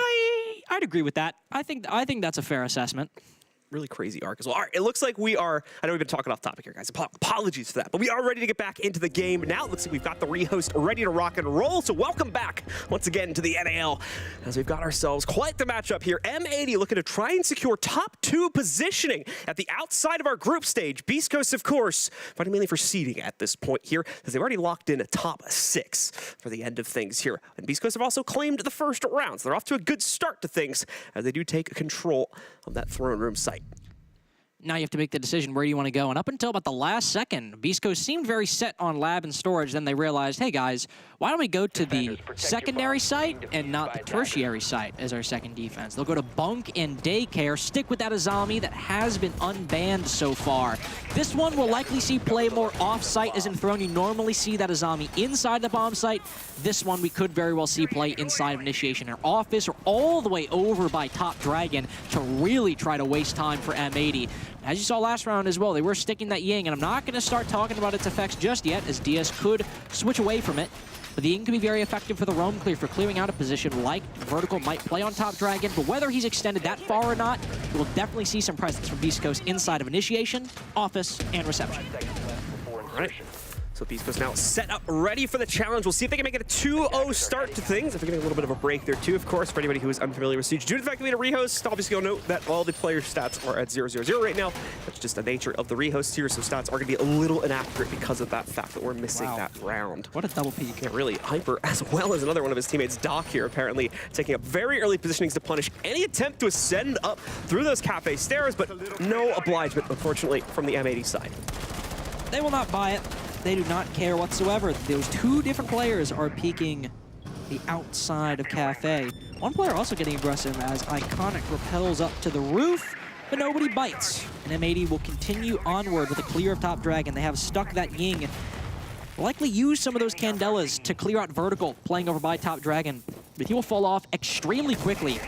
Moving to Initiation, and whether he's playing aggressive or not, he still has these Kibas regenerating throughout the round, and that is something that M80 will have to deal with no matter what. They have those 4 grenades and the Candelas as well, but Gomez might be looking to expedite things. He's worked his way into Bathroom, and even though Hyper's watching bottom yellow, if he starts getting distracted and maybe has to support Vertical, that'd be a great time for Gomez to walk up yellow. Gomez, though, remaining incredibly patient right now. He does not take that opportunity just yet, but may soon be going for it. Certainly wants to. Something's holding him back as we've got Hyper in the meanwhile all the way down in Gong with a great potential flank position to be utilized later on in the round here. We'll have to see where he can kind of circumnavigate towards, though, as that pressure is still building up for M80, so he may not have the best idea in terms of where to send himself just yet. Nade goes deep as well, trying to deal with a little bit of that keep a barricade. Hyper suddenly leaps into action now. He finds the first pickup. 2 more are found by Vertical here behind the Office death. Diaz finds the one and only kill so far from the attacker's perspective as he trades onto Doc, but aside from that, M80 have lost everything and anything they tried to fight for in these first 2 minutes. Now, Iconic just looking at the diffuser might as well be a world away. He can see it with his very eyes, but the player he can't see, Vertical, just around the corner, also has eyes on the diffuser and is waiting for anybody for M80 to peek. Vertical might be able to run out without being spotted by Iconic. He'll pre-fire it and take the head off DS. Lucas, make that 4! More skulls for Vertical as he takes down M80 completely, stopping them at Top Dragon and all the areas around it. Great week overall from Vertical, by the way. Had some great impact in yesterday's games as well, and is immediately showing up here in round number 2 of today's games. Also, excellently played there to pretty much single-handedly shut down the attack from M80. A little bit of support from his teammates, of course, to pick up that 5th kill, but it's all him doing it well there, especially in the closing moments of the round when he finds that very nice 2K to end it all off. Beastcoast with 2 sites locked down now. They proceed to their 3rd and potentially final rotation, which is going to be downstairs in Lab. Initiation in the office isn't always as favored as bunk and daycare. It's like fending bunk and daycare, except, well, you don't really have as much space as you do, unfortunately. So teams will often go down to lab and storage, which can also be a little bit of a different beast in and of itself. I will say, as we see DS Lucas switch off of the Ying, we did not see a lot of play from it. On that clear last round, everyone rushed into Top Dragon, but no play from the Candelas. He was all the way over by Arcade. This go around, he'll switch off the Ying, go to the Flores. I think with what M80 are going for, this might be good. They'll be able to destroy the Kibas a lot easier, destroy the deployable shield that Doc has. If they really want to deal with Vertical on that Azami, the Rotera drones are a much more direct way to deal with that utility instead of just trying to go for the kills like with the Ying. So M80 spawned out. Let's take a look at how they're going to proceed forward onto the map now. So they got their positions into it. Beastcoast not bringing out any surprises for the defensive side, but certainly quite a few elements of that defense are going to need to be directly dealt with by M80 at some point in this round. The Goyo canisters being the most obvious of the 5 of those, alongside other ones as well, such as the Frost mats that'll need to pay special attention to as M80 goes for their early clear here. Thankfully, they do have some counters to this very utility-heavy setup that members of Beastcoast have gone for, and there we go, direct counter now to at least one of those Goyo canisters as the Flores drone finds it first. And benefit of that Flores, those Goyo drones, or those Goyo canisters, they can burn 20 seconds. Doesn't really matter if the 20 seconds are burned 45 seconds in, though, for the attack. There's 2. You can just use those Roteros, and there you go. Sure, time is burned, but doesn't really affect the attack whatsoever. Now they can start focusing on that top floor, as well as DS Lucas will just sit down here pretty much for about the next 30 seconds or so, just doing the exact same thing that he's already done to those Goyos and those Frost mats and all the utility you could expect on the site. The benefit of Flores on Lab, you have a lot of easy places to drone in, relatively undetected and destroy utility. Only one of those is shot. Great effective usage of those Rotera drones by M80. Of course, now, Spoit will have a lot more work to do on the top floor, at least a lot more focus, because DS has done the work of clearing the utility on the site, but Spoit has got to get an entry pick in this position, and wow, what do you even say about that? Nicely played from Spoit as he's looking for that pre-fire angle and is able to eventually find it against Hat there, who has also set up to pre-fire things himself on the defensive end of it, but just cannot even really give himself a chance to land that shot with how quickly and how proficiently Spoit is able to line that one up. Vertical, though, a bit more of a challenge to it as he does spot the peak coming a little bit ahead of time, avoids damage onto himself, but at the same time is also unable to return it onto Spoit. Mornade's going to come in, put that additional pressure on the Vertical. No longer has a box to play inside it, but thankfully he's on a zombie, so he can create his own little box to play through here. And now he has a rotation path, at least back to Arcade, through that barricade he just set up for himself. Spoit dashing on in, looking to cut down Vertical, who stands 4-0 in this round so far. DD will, 2 kills for Spoit, none for Beastcoast at the moment, and full top control for M80. Spoit will begin creeping down as Gomez is taking control of Throne as well. There's another defender playing by himself. This will be a great opportunity for M80 to pinch him inside of barrels, who know it's actually full reinforced. Not inside of Throne whatsoever. So Doc a little bit more secure, but still away from the rest of his team, as M80 have control around the bomb site and above the bomb site as well. They might not have a lot of time, but with this advantage, they should be able to push in, especially with all those Goyos already cleared. Tertiary site not working out too well so far for Beastcoast on their offense, and they're going to continue to struggle now as Iconic meets his own personal first entry here. Doc, Gomez, and Diaz all find a flurry of kills, but it's all to favor M80 when it all comes down to a calming moment. M80 takes that control for themselves, gets the first attacking round onto the board, giving us a 2-1 split after the first rotation from Beastcoast's defense has been completed. And a round where M80 basically had every facet of their play work. Maybe not 100%, but work overall. Get a plus 50%. DS Lucas clears almost all the Goyos. Now, coincidentally, the one Goyo he didn't clear ended up stopping Iconic from pushing into Bathroom, which did deny an avenue for M80 to entry into the site, but he still clears the other 3, where the majority of M80 ended up entering from. Spoit has an excellent early round, gets 2 kills, puts them up 5-3, and the utility work done by DS Lucas early on basically made it a lot easier to push into the site. It wasn't the flashiest round of all time, but M80 got the job done on pretty much all regards, and Beastcoast, unfortunately, didn't have a great answer to it. And so Beastcoast now looking to try and maintain their lead, only by 1 round at this point, obviously, but a good capability to possibly extend that just a little bit further, of course, with the return to Throne Room. When they have that solid defense. Now, MAD, of course, getting tripped up in the final moments of that attack. Still could have been able to make the Flood work.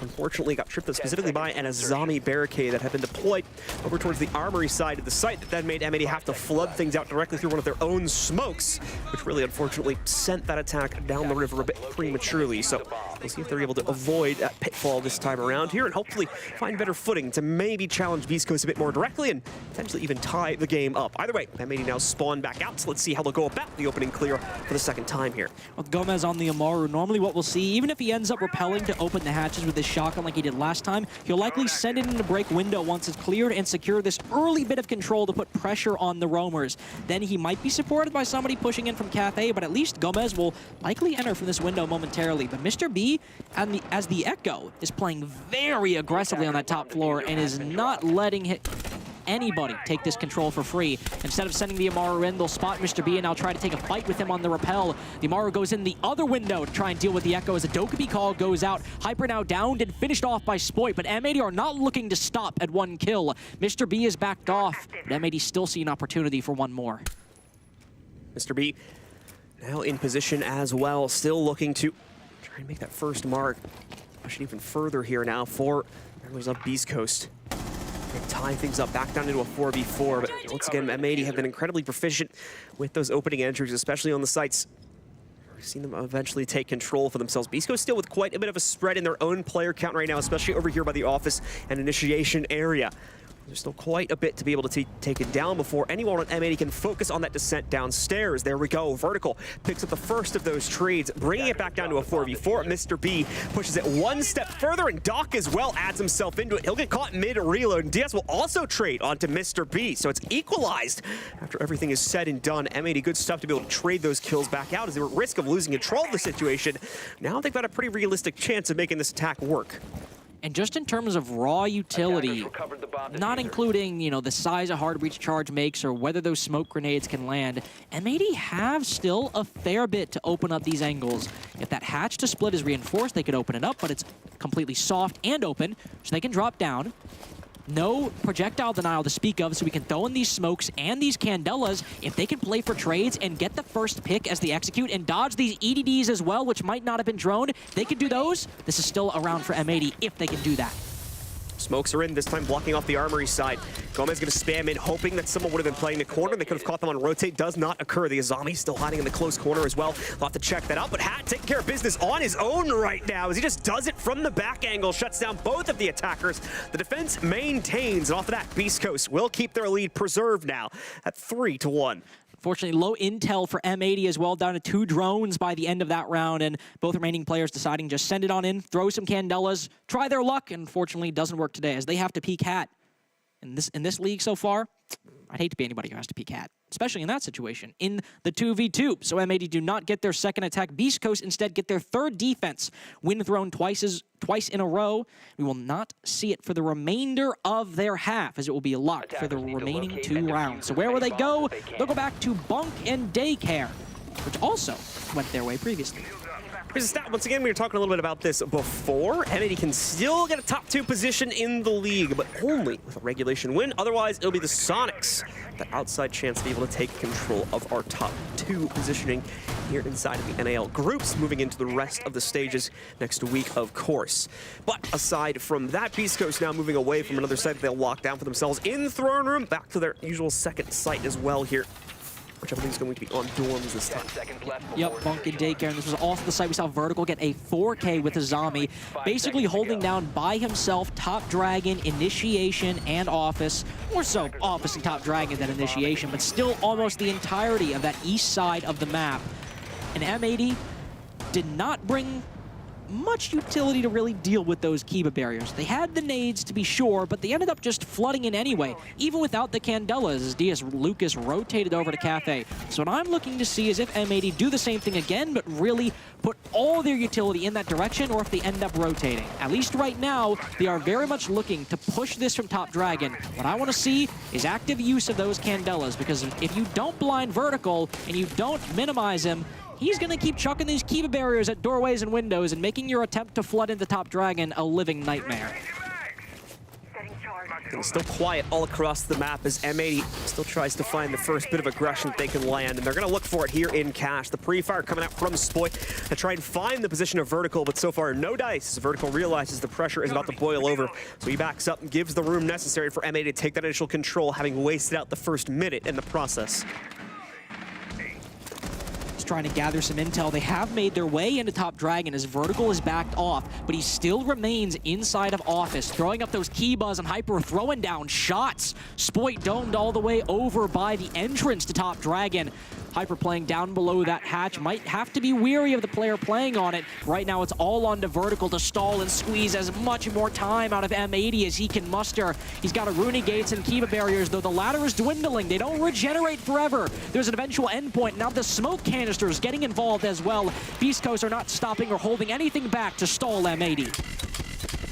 Candela's move in, but not any real follow-through from the rest of M80 due to the smoke Toxic Babe that's been holding them back here. Now they'll be able to flood themselves forward, but there's still hard breach walls sitting in their way to try and move forward into the next room. They do have the capability to rotate through yellow, but they're going to hold themselves up to knock out the office wall instead and get access to top yellow directly here. Hino with the lineup tries to go for a shot on the player deeper into bunks, but not able to locate it just yet. Player on Beastcoast dodges out of the way of that. M80 still yet to trade out the initial loss they sustained with Spoit earlier on here. They try to make their entry forward and also trying to split this push-up now by having Diaz work his way in through Cafe also. Diaz will have to chuck in at least one, if not both of those smokes to drain out the laser gates here if he doesn't get support from another player. Gomez will try to apply some support, not with the laser gates, but by using that frag grenade. The first will not meet much, won't find any purchase. Instead, Iconic finds Hyper, making this a 4v4. Candela's fly through, but Beastcoast still maintains the lead. Doc gets an angle on one on yellow, and as other players in Beastcoast get on the scoreboard, DS Lucas last alive. A very unfamiliar position for DS Lucas, as I try to hold back my sarcasm, and he falls as well. Unfortunate for DS Lucas, a very skilled player, but a 1v4, he's clutched quite a few of those, but not today. So far looking like a direct repeat to the initial 3 rounds we ran out back on the start of this game. So it's now time to see if M80 can at least get that second round going with a repeat of Lab on deck here now for Beastcoast. They will not change things up and try to play to initiation. Instead, they just follow suit here, hoping that they can course correct from the last play and still set up a 5-1.5. Not great news for the M80 fans, of course, as Beastcoast currently playing the spoiler to M80's potential top 2 finish here at the NAL groups. Now, it is theme park. It is definitely a defender-sided map. So if you are an M80 fan, you should not be doom and gloom right now. Lab and Storage, the round that M80 won, the one round that M80 have won, could still go their way. And if they secure a 4-2 half, that is a perfectly fine position to be in on the attack. That is nothing you should be crying over whatsoever. Obviously, you'd want more, but it's not the end of the world. You could very well be okay. But if Beastcoast go 5-1 here, then you might need to start being a little bit worried. Doesn't seem Beastcoast are changing things up too much in terms of positions. Definitely a lot of investment in that time wasting though. They got the Cade with these Electroclaws. No Goyo to speak of, so no easy target for the Flores like there were last time, but deployable shields, Kibas, Electroclaws, no Thatcher to speak of, but 2 hard breach as well. M80 might be stalled on those Electroclaws depending on what kind of take they go for. And so, as M80 now looks to solidify at least one final round for themselves, Beastcoast also still setting things up to make that task ever more difficult. Vertical, of course, with the top downs, it'll attempt to open up if he's able to maintain Cafe control, going deeper into the late portions of the round. And once more, M80, of course, also deploying those Rotero drones deep to the inside of the site. No one really to defend and deny those drones, so they're probably going to have just as much effectiveness as we saw on the previous attempt. This was a large part of the reason why M80 were able to take such easy site control when everything was said and done, was the lack of any resistant utility coming out from Beastcoast because it had already been dealt with by the time we hit the mid-round. M80 have taken swift control of initiation and office, but bunk and daycare is where things could get complicated. That's where those Electroclaws are placed, where the reinforcements are, and where the bulk of the roamers for Beastcoast are as well. Spoit was able to very effectively deal with that by quick peeking an angle and taking his head off very soon after. But they were not really able, or M80 was not really able, to convert it into successful control of that top floor afterwards, or at least control that resulted in a round victory. Gomez now hitting the rotate as they've acquired top floor control. Now they need the second part, taking Throne, where there's Also a player actively playing at bottom. Dragon not droned by M80, despite the 7 still on the board. Vertical gets his 2nd kill, or 7th kill, excuse me, and puts Beastcoast in a very good position as we reach the halfway point. M80 trying to switch things up and going for the Dragon push instead. Clearly not fully droning things out as Vertical is allowed to exercise his own personal bit of aggression directly into the face of M80's clear. 1 kill down now, same as the previous round, and it's going to get even worse. Hat ready for the challenge, and another one to follow it up as well. A 3rd also now found from Hat as he single-handedly shuts down the round for BC, putting all the pressure on the Diaz now for the 1v5. And again, Diaz Lucas is a very clutch player. I'd imagine one of the best 1vx players in North America. And Beast Coast are looking to get a little aggressive. Hat has lost his life, but Diaz has lost a lot of HP to a C4. If Beast Coast are going to give him these 1v1s, Diaz Lucas is not a player I would bet against in a 1v1, in a 1vx. He'll throw in a flash, but now Beast Coast know if they want to secure the 5-1, they got to play disciplined. Mr. B will peek, finish off the kill, and get a 5-1 half for Beast Coast playing the upset. And so Beast Coast are able to respond and course correct from the initial attempt over in Lab, taking control of it for themselves instead now, locking in that beautiful 5-1 scoreline. Just 2 out of the next 6 rounds need to be won on the attacking side. And this map is over and done with. M80 as well denied a 2nd place finish entirely. We'll just have to be sufficient with the top 6 finish that they currently have been able to earn up to this point. Do you know what 5-1 is? 4. That's good, because I genuinely did not know the answer, so I needed to ask. I was trying to do it in my head. It's very, you got to be careful asking me that. It's 12:40 in the morning right now, so. Got to keep you on your toes. Yeah. Try to make sure we're alert. Make sure everyone has their mathematical faculties on lock. It might be necessary.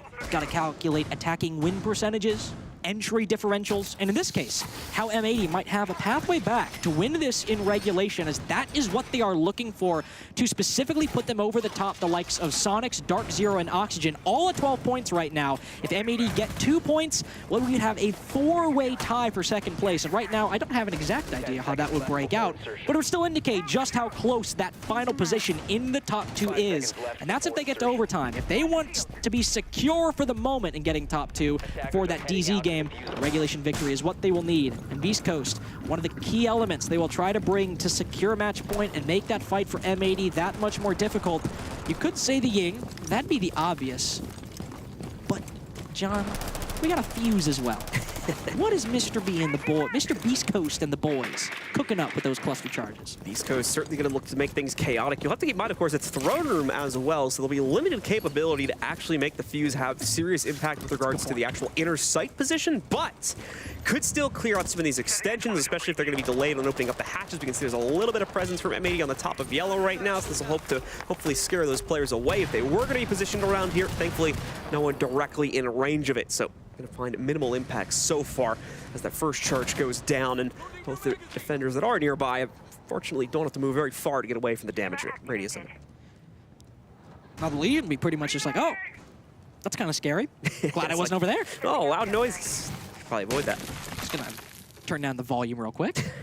Just ignore that.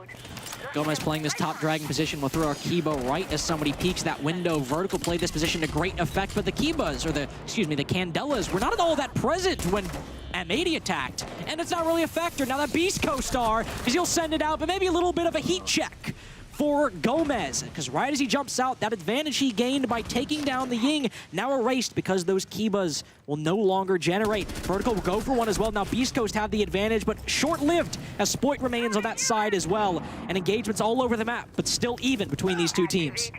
Mr. B still with no capability to remove the goo mine, so actually does sustain that little chip of damage from it. Thankfully, his teammates are more than ready for the next set of challenges here. Doc able to find the exchange on Nakino.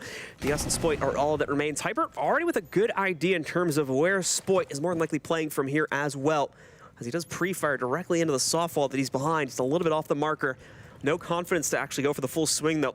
Spoit has locked himself into a corner, and Beast Coast, unfortunately, without the drone capability to throw themselves forward into it right now. 2 out of 3 of the players do still have at least one drone on the table, but they are otherwise occupied as well. Mr. B completely out of it, does have to focus entirely on the frag game. Spoit feels he has enough freedom to fully rotate back out through waiting room and potentially down to the hatch into the site, and he'll be pretty correct about that, but oh no, he wants to stick around.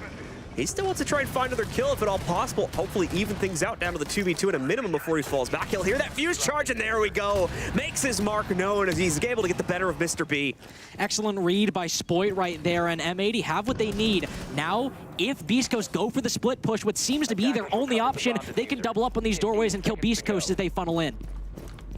Not going to try to rotate back down, but there is absolutely no time left to play this one back out. Thankfully, there is an opening onto Arsenal. Hyper with the first pickup, but Diaz to trade it back. A 1v1, but no! Hyper's got the better aim instead. Two very chaotic sprays to control. We'll see this on replay one more time as well, but it's Hyper that ends up taking it at the end of the day. And once more, Beastcoast keeps themselves into control of things as M80 now fall back down to Beastcoast on match point. The 1v1 that cost M80 a potentially momentarily but still guaranteed second place after this match. Might have changed depending on the results of DarkZero Parabellum, but now it'll be all down to round differential if M80 win 5 rounds in a row. That would give us a 4-way tie for second, but it would still require a monumental comeback for the bomb squad. Beastcoast need to win 1 attack, and they just won Throne. The main bomb site for the defense on Theme Park. Surely something like bunk daycare or lab storage or initiation could go their way in the face of a victory, as slim as it might have been on Armory Throne. And indeed, as you'll see, M80 not even wanting to re-challenge things over in Throne Room, taking a risk on that as well. They will rotate back over into the bunks. Seeing if they'll have better luck on this secondary site. Need to win it out past this point. As you said, 5 rounds in a row now. Need to be picked up to keep M80's hopes of a high finish alive. Otherwise, they are locked. Their current point spread. Beastcoast, they're going to take 3 points out of this matchup instead. Actually jump up a little bit and seeding themselves. Few repicks to be seen here because of the site choice. The Ying being re-added to the equation along with the Flores and a Zofia pick for Hyper as well, just to deal with that additional soft breach potential. Might as well bring as many explosives as you can. The Ying also changing hands. Mr. B now wielding the Candelas. His hat got unceremoniously domed last round by Gomez.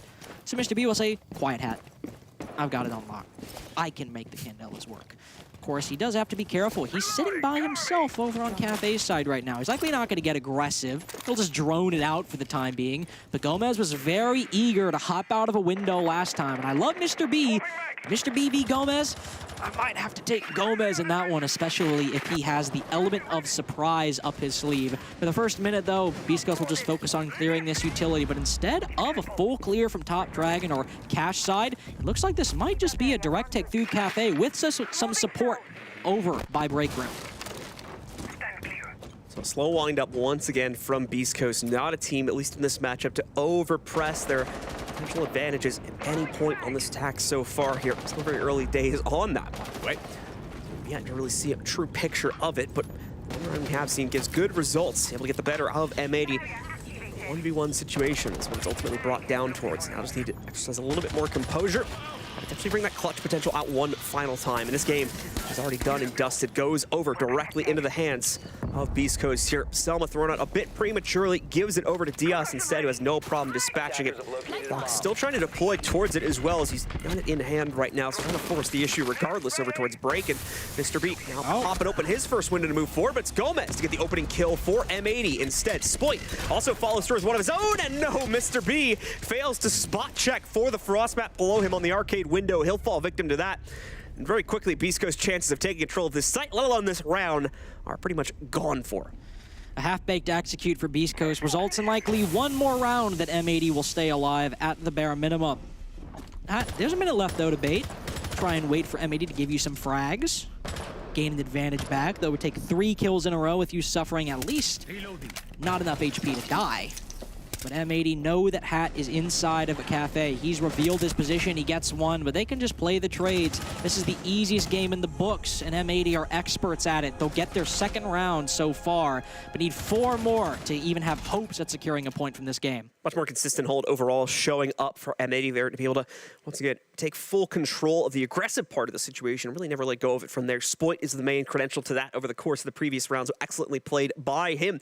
So, of course, pick up those kills outright, or at the worst situation, trade off of his dead teammates to make sure that Beastcoast really could get away with nothing from that situation, trying to take that control away. Not going to see a return over towards Throne Room either just yet for M80. They are going for the full rotation. So Lab is on deck next, as they'll go for the same exact sites that Beastcoast chose to play into on their own defensive side. Attackers need to locate and defuse as many bombs. This should be the opportunity for Beastcoast to close this game, at least on a theoretical level. This is the tertiary site, the one that's the hardest for the defense to win. Again, not impossible, not even necessarily difficult, but at least compared to the likes of Throne or Bunk and Daycare in terms of comfort, in terms of play. This is the one that normally we see defensive teams slip up on, especially if it's just if Beast Coast want to do it. You bring the Ying, you clear out the utility on the lab window, and then just immediately hop on into the B bomb site and try and get the bomb down.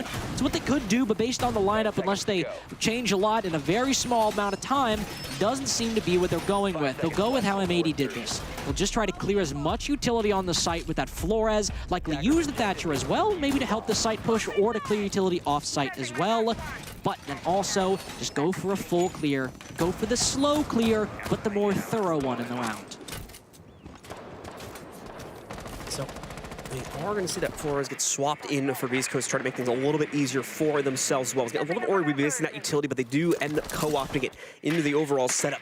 For M80, of course, quite a bit to be taken down by those drones as well. So Hyper will have quite a bit to do here in the opening minute or two of play, with Hyper and the rest of Beast Coast continuing to move back in. Rotero drone makes its first mark here, and that's going to be the obvious focus for it, is to knock out those Goyo canisters. First bit of that delay utility going down, and they'll try to follow it through as quickly as possible with the next set of them also. Mr. B, in the meanwhile, using 2 of the Selmas to clear things out on the inside of Throne. Diaz with the impact, however, is able to deny, I believe, both of those. Yeah, looks like it here. Another one going to go through. I'm going to try and chuck this one out, but there is still a second impact sitting in the pocket of that defender on the other side, too. He throws it out, and once again, deals with it. All 3 of the Selmas wasted for Mr. B here. So that'll create a bit more of an obstacle to clear out the throne room extension. Okay, some of you missed invite. We actually saw DS Lucas.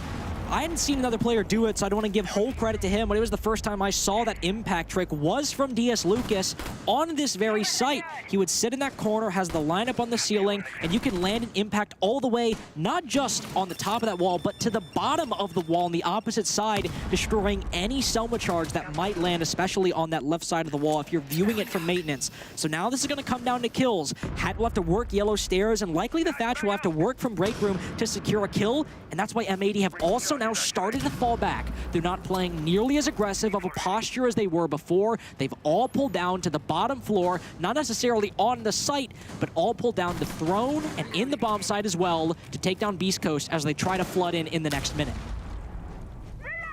So indeed, with that final 60 seconds still to go, Beast Coast, a lot of ground to still claim for themselves, and M80 at the same time, a lot of defensive setups here that have really yet to even be touched by the members of Beast Coast, such as Diaz, still in the depths of Throne Room with a very dangerous crossfire in the event that we try to see Beast Coast take care of things directly in through lab. Hat drops down on the far edge of the arcade balcony just to try and prevent that angle from being given away, but Diaz more than ready for the challenge. He claims the first kill of the round regardless, knocking out Hat and putting a lot of question marks on the rest of Beast Coast in terms of what the next move is going to be. They do not have a safe path forward, but they have to press the issue anyway here. Iconic claims the next kill as Doc falls right into the setup. Vertical may very well become the next victim, but instead it's Mr. B. Vertical, though, still at half HP and eventually taken down by a push from Gomez. Split as well closes it down. The denial of the entry on electrical walls seems to have unfortunately stunted our attackers. They just do not have another plan to gain downstairs map control, and it's a very easy closeout from M80 because of that. Now we have a ball game, ladies and gentlemen, because M80 are going back to Throne. They dropped this round, but they dropped it to a very close 1v1 against Hyper that Beast Coast managed to win. So it was by no means a solid round for the attack, and Beast Coast will take a tactical timeout, likely recognizing that fact. All the entries in this half, in these past 3 rounds, have gone M80's way, and they've gone untraded. And realistically, if we're being honest, that first round of the defense, round 7, probably goes M80's way in another world. It was very 50-50. Could have gone their way. It could be 5-4 right now between these two teams had Hyper not won a 1v1. Beast Coast recognized that fact that these attacks have not been decisive. They just need one clean execute to play the upset and get themselves 5th place. And M80 looks like they more than likely will make that return to Armory and Throne Room. Finally, indeed, that'll be the case. They had an opportunity to talk to their out-of-game leadership as well during the pause, so hopefully they'll be able to figure things out a little bit more for themselves. and a course correct for that Armory Throne hold, locking in a potential another round for them as well, and closing the gap, still leaving those overtime hopes alive, and any potential point boost that would come along with that. But as you said, Beastcoast know that's very much the same status quo for them. One final round is all they need to lock this one in. Let's see if they can get it on the repeat of the site they already took for themselves, but just barely. And if they want to take this traditionally and they just want to open the maintenance wall, for example, they're going to meet a lot of obstacles. There are these cage claws they have to worry about. They can bring the Thatcher for, but the thing that they might not have an answer for is that impact trick from DS Lucas. He will be in the site. That's a guarantee. And he's going to go for that impact trick if you try to put an exothermic on that wall. So you either find some way to deal with him, which, if I'm being honest, there's not a real great way to deal with him when he's sitting in that position, or you might have to change up your take entirely unless you want to risk gambling an exothermic at that wall by placing it on a weird position. Maybe that means going down bottom yellow, which we saw Beastcoast do before with those ace charges, but they might have to really give a lot of weight to that impact trick from DS Lucas when they decide what execute they want to go for. So Beastcoast out on the board. Let's see how they begin their crusade yet again now as Iconic stands directly in the way of this. Doesn't go for it, though. No, unfortunately not going to be baited into a play this early on. He's opened up a rotate path for himself still as well, with the pressure finally boiling in on the rappel. But thankfully with a shotgun, it's not too much of a huge obstacle for him to set that one up. Also denies the opening of the Selma. Bach will end up wasting away at least one of his two hard breach, or one of his three, excuse me, pieces of hard breach utility because of that. Dokkaebi call goes out, and this might be one way the Beast Coast are looking for a way into this. It's not DS Lucas and the impacts, but it is one player separated from the rest of M80. Kino inside of lab at the moment, droned out by Hat. Or droned out by the Dokkaebi, excuse me, but it is Hat going in for the kill, and maybe Beast Coast going in for the pinch as well. He's made his way into bathroom. This will be the advantage for BC if they get this kill on Kino. It won't be the round. There'll still be a lot more work to do, but they might be able to start here.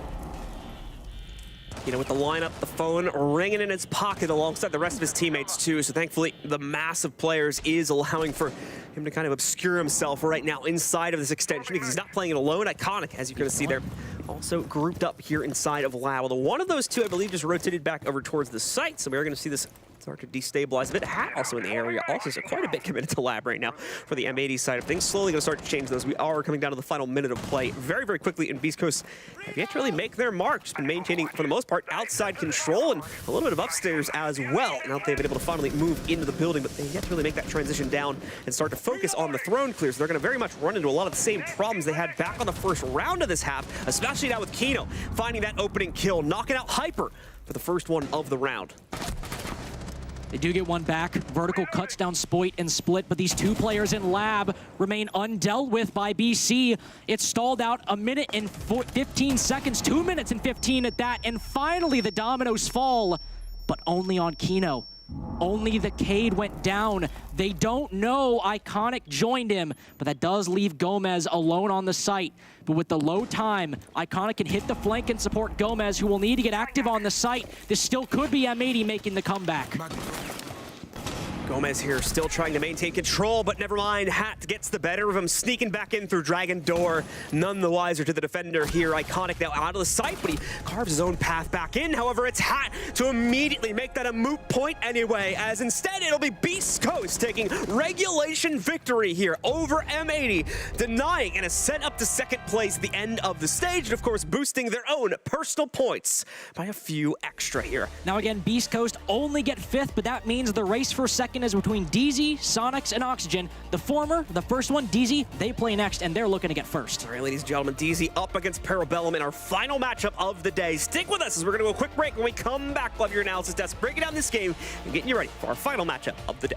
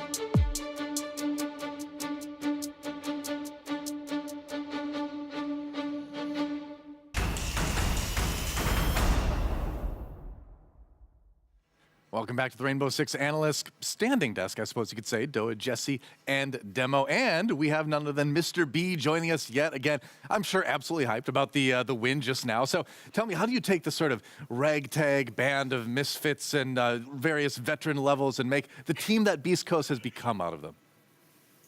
Well, you know, with 3 days it is possible. Yeah, but it's been really fun just kind of experience all this, build this team together. And I think I'm just glad we're here right now, right? It was a very stressful day, the chance of either being first place or seventh, all right? But I'm glad we ended up where we are, right? I think we're deserving of fourth place, but I think we need to prove some more before we achieve that first place that we're so desiring. Mr. B, I want you to be as realistic as you can with me right now. Did you expect that you guys would be finishing where you are right now? Be honest. Yeah. Top four. I thought going into the season. Yeah. Okay. Yeah. Huh? Well, he was right. There you go. Yeah. Fair enough. Called it. Obviously, this game for you guys, it was for seeding. You know, you kind of depended where you were, but going into this match specifically, you knew you weren't going to get top two, you weren't going to get bottom two. Did that change at all your mentality going into this? Maybe was this more of a focus on just like improving and working out kinks, or was it still just a game that you guys were focused 100%? We have to win this just to end on a high note. I think we absolutely wanted to win, right? As always, but we were very much focused on improvement. From the previous game, right, we were locked into playoffs. So I think for us, it was kind of like, we need to be playing better, right? The last game we played, we did not play the way we wanted to. We did not play the way we expected ourselves to. And we were just a little bit like disappointed in ourselves. So coming into this one, we were just like, doesn't matter what happens. We just want to play the game we want, right? Like against Mirage, we lost, but at least we were happy with how we played, right? We weren't like, oh God, if we, just beat so much better, right? Against CZ, we were just like, okay, we just played bad. We need to play better than that. That's not us. Fair enough. So one final question for you. I believe, if all of our data is correct, that you've won yourselves a match against Oxygen Esports next week. What's your take on that, going into that one based on how they played earlier versus how they played today? Yeah, I think Oxygen's a very good team, so I wouldn't have hoped to have played against them, but that's okay. Oh, he doesn't we'll like make that. do. We'll make it happen. Hey, It's you all never right. know. Listen, we can beat any team. I know we're capable of it, right? Oxygen, in my opinion, is the best team in the league. So, yeah, we'll see what we can do. We're going to make it happen. And, yeah, that's basically it. All right, well, nothing more needs to be said. Thank you for taking the time to chat with us once again. Congrats on the win, and looking forward to seeing how the squad plays next week. Thank you. Appreciate it. See you guys later. All right, there you go. Mr. B, always a lot of energy from that guy, and always a lot of positivity as well, which I do appreciate. You know, maybe it slipped a little bit when he found out he was playing Oxygen, but still. Bro did a double take. You Yeah. believe it? I don't think you do. I don't think you do. He had to spring it on him, yeah. Uh-huh. Well, let's check out some highlights from that last, last series. Yeah, this was really a great game, I thought, for Hat. I think that he popped off, especially playing around that throne room bomb site. Even when that wasn't the site, him in that throne room, thought he was doing a really good job on defense, finding a bunch of those frags. Seems like a spot where he's really comfortable on. Sometimes you get spots that are like named after certain players. I'm not saying we should name throne room Hat, but like, you know, maybe a couple more of these games we start talking about. It's only been one season, I agree.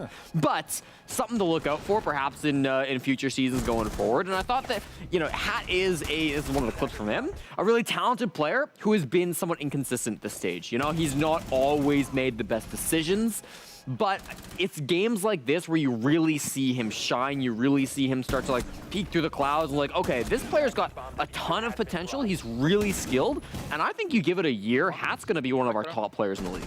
I mean, I look at it as in terms of BC, and I don't know who the best player is. And I'm not saying it as a bad thing. Yeah, I agree. I think they're all putting in work. You know, they're all having, you know, Mr. B might be really good this day, and then somebody else might take it from him the next day. You know, that's the kind of element this team is. I got a question at M80 in terms of allowing Theme Park knowing that they would not get the side choice. Yeah. Because we and Jesse talked about this before, though. Theme Park is probably the most influential map that you need to make sure you have defense start on.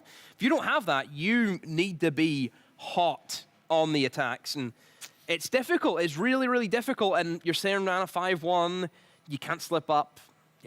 It's probably the hardest map to attack. I don't think there's any easy site, right? Like maybe Lab, you can like argue, We've seen a you lot can of just defense rush work. the thing, but like Flawless. exactly, right? Yeah. I mean, it's a difficult map. So I think tough in a best of one to be going there when you know you got to attack on it. No team is choosing to attack against you. But still, I think I got to see a couple of good moments shine through for them. DS, I thought, had some good moments with the impact tricking on throne room wall, something we see a lot from X at M80, but not today. There you go. Well, the results are in. M80 falling to Beastcoast. Beastcoast moving on to the playoffs. Should be an exciting match against Oxygen next week. But we have one more game to go here in the group stage. It's going to be DarkZero taking on Parabellum. DZ was still a bit to play for in terms of map differential, or round differential rather. Very important. So there is still stuff on the line. Stick around for that. We'll be back in just a few.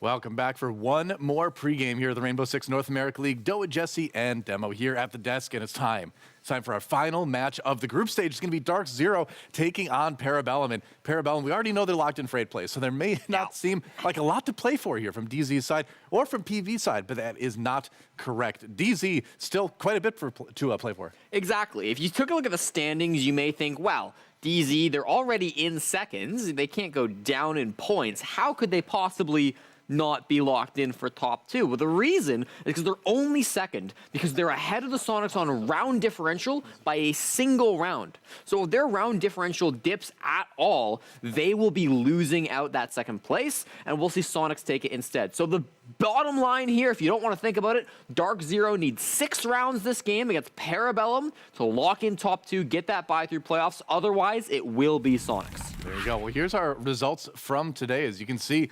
kind of upset City a little bit there. I mean, to a certain extent, yes and no. Teams underperforming, teams overperforming, teams finally performing the way we expected them to perform. It has been a crazy group stage in NAL. But it hasn't been really a close day. Look at the results. No, not a really. single game going past, 4 for the other team who loses. You know, it's only been what you wish for. 10 rounds and then the game's done. So, yeah, it's been strange, very, very strange. But again, because of how strange it has been, Doyle, you said it's been upset city. There's still potential, and I can't believe at the end of all of this, Soniqs could finish second. Well, how did somehow they meet the expectations in the end? It's SSG, incredible. Jumping up to first, Soniqs maybe getting second. It is crazy, and I mean it's wild. You call it inconsistent, but it's also entertaining. Oh yes, We like the entertainment here For too. sure. Yep.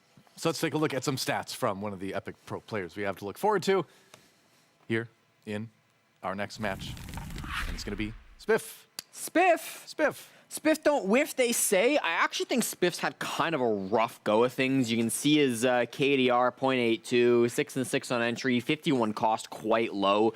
He has sometimes been not shooting back. I think you go back and look at Parabellum versus Beastcoast was a big one for him, where he wasn't really firing on all cylinders like we know he can.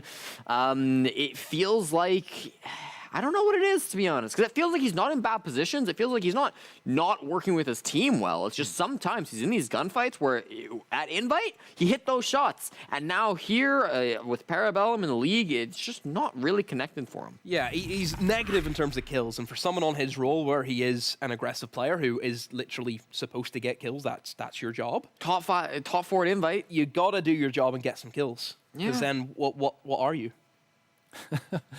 Support player? No, I'm just kidding. I play support. Don't take it personally. Let's look at the standings and see where things are. Or not yet. Okay, well, we'll check out the standings in a moment here anyway.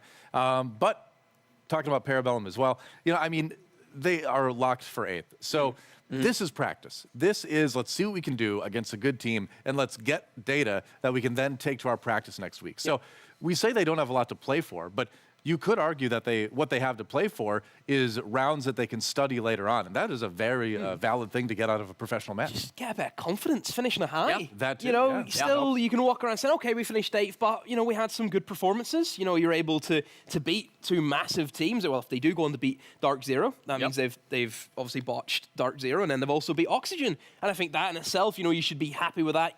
Some teams didn't even beat both of those teams. So there's ups and downs to both of it, but just play, bit of chest out, get ready to go. Yeah, especially with such a young core. You don't want to bring in Fish, and you don't want to bring in Spiff, and you don't want to bring in all of these players to just go out with such a whimper, right? I mean, these are players that for the first time are getting tier 1 experience. Spiff's obviously, been there before, but Spiker and Fish coming in for their first ever professional games. For them to have such a disappointing season would be rough. And I mean, again, you've got Illness Esports to watch out for, so you've got to make sure you're on top of your game, or else Wimpy Kid and the boys may just cause you some trouble down in the open qualifier.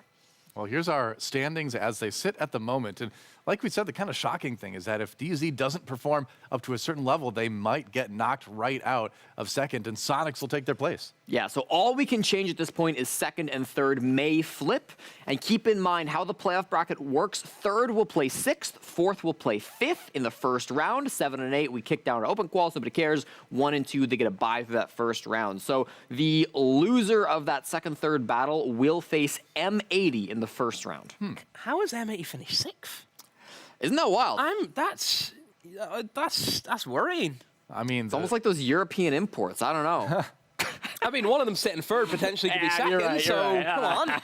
I mean, when you compare the way the standings look now to how they look coming into yesterday, very different. Yes. The bottom 2 have kind of stayed the same. I think after the first week, we kind of said, all right, it seems like Mirage and Parabellum will kind of be at the bottom, and unfortunately they still are. But even that came down to the wire. It was close. I mean, I think Mirage again, I think they finished well today. Obviously, they did take the loss against Soniqs, but still, the first game of the day was something to look back on and say, we done good. So again, for Mirage and obviously for Parabellum, there's still positives to take from it. Yeah. Well, let's see where we're playing. The map vetoes are in, and don't be Oregon.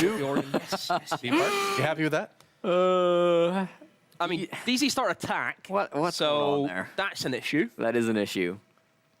Especially, I mean, DZ, they just need 6 rounds, right? So second half, maybe they pull it through. Again, I'm glad, though, we're seeing Parabellum experiment a little bit on this map. For DarkZero Theme Park, historically, it's been a very strong map for them. They took down 3 different teams at the SI group stage. They did lose to Koi, but that was 8-7 during outside playoffs. So they know what they're doing attacking on Theme Park, if nothing else. Sure.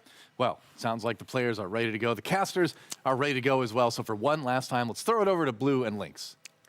Thank you very much, Noah. Ladies and gentlemen, final game of the evening getting teed up here in just a second. DarkZero up against Parabellum. DarkZero with an attacking start once again on Theme Park as well. A little bit of an extra difficulty going to be added to this game because of that attacking start. But we'll have to see if they're up for the challenges. Of course, they're up against, unfortunately, the 8th place team, the last place team currently inside of the league with an inability to change that as well. Parabellum, even if they win this game outright, it will not change up their stakes. There's not a whole lot to play for them. However, I've seen quite a few players alluding to this is a very tight competition overall so far in the 2 weeks of play that we have had. So Parabellum may still want to try and put their best effort in here just once again to prove that they can still get the better out of DZ. So we'll see if that ends up being the case. We go into the bands now. Carter, let's get your thoughts on things as the bands get started. My thoughts on things? I have some thoughts actually on DZ starting on attack, but I'll save that for after the ban phase. We can see how things round out before we get there. We've seen a lot of attacking bans throughout the group stage so far. Seen some Bravas, seen some standard hard breaches, seen a sledge ban as well, but instead Parabellum will ban the Nook, which Panba has been playing to great effect, not only in the NAL, but specifically in DarkZero's past 2 games in which they've achieved dominant score lines. So Nox going to end up being the first attacker to be banned out here. Nox has quite a good capability to sneak in, especially on the second floor clears, so not going to want to leave that kind of wild card entry potential in play for either team. DarkZero, of course, having the attacker ban now is going to go for Osa, which is actually a very interesting one. Not necessarily seeing a whole lot of Osa in the previous game that we played out here, but between these two teams, could have spotted a bit more potential for it to be played out. DarkZero could be a little bit more of a target ban against PB because of that one. Moving over to the defender side of things, DarkZero has their final choice, and they're going to go for one of the 3 kind of power defender operators right now in a zombie. PB more than likely able to choose into one of the remaining 2, or a Mira ban also is potentially likely here. Indeed, it'll be one of those remaining 2 power operators. Solus will get knocked out. That will leave Valkyrie on the board for Parabellum to play with for the first 6 defending rounds. And of course, IQ, able to be played, can look for those black eye cameras, hunt them down, and destroy the intel that the defense can bring. But I wanted to say, because Demo was very worried, he was very heated about, oh, if you go to Theme Park, if you start attack, what's going on? What's going to happen? Well, DarkZero are coming off a very hot 2-game win streak on Cafe in which they have run up the scoreboard on attack. Now, obviously, Theme Park not at all the same map as Cafe, but it's 2 defender-sided maps in which DarkZero and NA as a whole have bucked the trend and had a very good time on Cafe, and DarkZero in particular has had some very clinical attacks. Now, we've not seen them play Theme Park so far this stage. So maybe DarkZero has the worst Theme Park attacks of all time cooked up for us, and Parabellum will go 6-0. Me personally, seeing how clinical DarkZero have been, especially once they're in a position to get that bomb down, I'm honestly betting a little bit with them right now on these attacks. All right, well, we'll see if that ends up being true. You can see what's going to play potential up here at the top left. DarkZero just need to get 6 rounds, basically, meaning they either win or lose in overtime, or, of course, win inside of regulation as well. They'll finish in the top 2, but if they lose in regulation, fail to get that 6th round onto the board, that's where the Soniqs instead will steal that 2nd place finish away from them. Parabellum, like you said, playing the spoiler here. So we'll see if they can pull off the same feat we just saw out of Beastcoast in the previous game, who denied M80's own ascent into the top 2. This would be a good time for DarkZero to set the pace as well. Amaru, Ying, and Dokubi on the board. Amaru likely sending it in through break to acquire early control, but you have those Candelas and Dokubi calls to make any initial roam clear or execute far more hectic for the defense than I imagine Parabellum are hoping will happen. The Valkyrie might give you some intel, but if you're completely blind and can't access the cams because of those Dokubi calls, well, you're in for a world of hurt once DarkZero get close to the site. 45 seconds in, and the attack is very much focused on acquiring control of the west side of the map, all the way over by Arcade, Cafe, and Break Room as well. But this can be very difficult. There is a Valkyrie close by, and if Panba flies on in, but isn't checking his corners, Skies can get the first pick. Guys, of course, waiting for that opportunity, but ultimately going to end up giving up positioning here. Just feels a little bit too hot to stick around. Could have ended up giving over the very first kill as a result of that one, but instead it's going to be Canadian that falters here on the Ying in the process of chucking a Candela out. Cavini at least on position to trade that back out. Finishes off Skies. He tries to reaggress forward from his arcade position a few moments prior. Spiff also heavily injured when you consider the fight that he got himself into as well. So DZ may still be able to take advantage upon this situation if the follow-through is good, although Case is currently down. We'll have to see if that was once again due to the advances of Canadian, or if it's just sitting on the roof. So nope, it's sitting over here inside of Logi, in fact. So Parabellum actually going to keep the player they have in the area, but double down on that right now. Although I do believe, nope, it's going to be the Alibi playing that one. So Laxing will be able to maintain positioning over top of it and continue to do so as NGR tries to challenge against it, pays the price with his life. Fish similarly finds the pickup against Panba. Attackers down to only 2 now. Just achieved in Gavini. Laxing can easily take this gunfight, go his way, catch the attacker completely off guard, and get a 3K so far. Achieved now at a 1v4. Could maybe pick up somebody like Spiff or Laxing on reduced HP, but he's got to get that diffuser first, and that's where at least a couple of these defenders are going to be focused on. Laxing gunning for 4 at the moment. Could very well find it, as achieved as of those 2 flashbangs, but Laxing will run away, play keep away at the moment. He could even break open that window, then hop back into maintenance down below if he really wants to be annoying, but he'll play his life instead. He could go for the streak. Flashbang messes up, achieved maybe even blinds himself as he runs straight into the Alibis MX4 Storm. PB get the first round, as DarkZero have, surprisingly, a very uncoordinated attack. Yeah, DarkZero is certainly missing a few key elements to that clear. Could be due to the fact that they were split up as heavily as they were, at least on the initial attempts to take some aggressive battles against the PB extensions, or another factor. But either way, it does not play out the way they would have liked it to. So PB has a fairly easy time locking in round number 1 for themselves, moving along fairly quickly to their second site, which is going to be Bunk and Daycare upstairs. We'll definitely need to see on Bunk and Daycare a lot more effective clear of that extension, because as we saw before on initiation in office, Parabellum still decided to hold it very intensely, even though the site was thrown. Now going to Bunk and Daycare, this will be even more a focal point of Parabellum's defense. There is no Azami on the board, so that does mean that we could see it, but we won't see the same way somebody holding aggressively in Top Dragon or Office as you're seeing right now. Instead, this might be behind a shield with some ADSs or magnets. In this case, only the ADSs, if that were the case. Maybe the Warden would fill that position. There are 3 deployable shields on the defense, so many of these players, mainly the Frost and the Warden, could fill that position. But DarkZero, even though they're not bringing the Candelas, will need to see a more coordinated clear, because it seemed like half the team was operating on one playbook and one half was operating on the other. And for the second half with Canadian, he had the diffuser, and once he went down, there wasn't a lot of hope for DarkZero to recover that unless Parabellum made a lot of mistakes.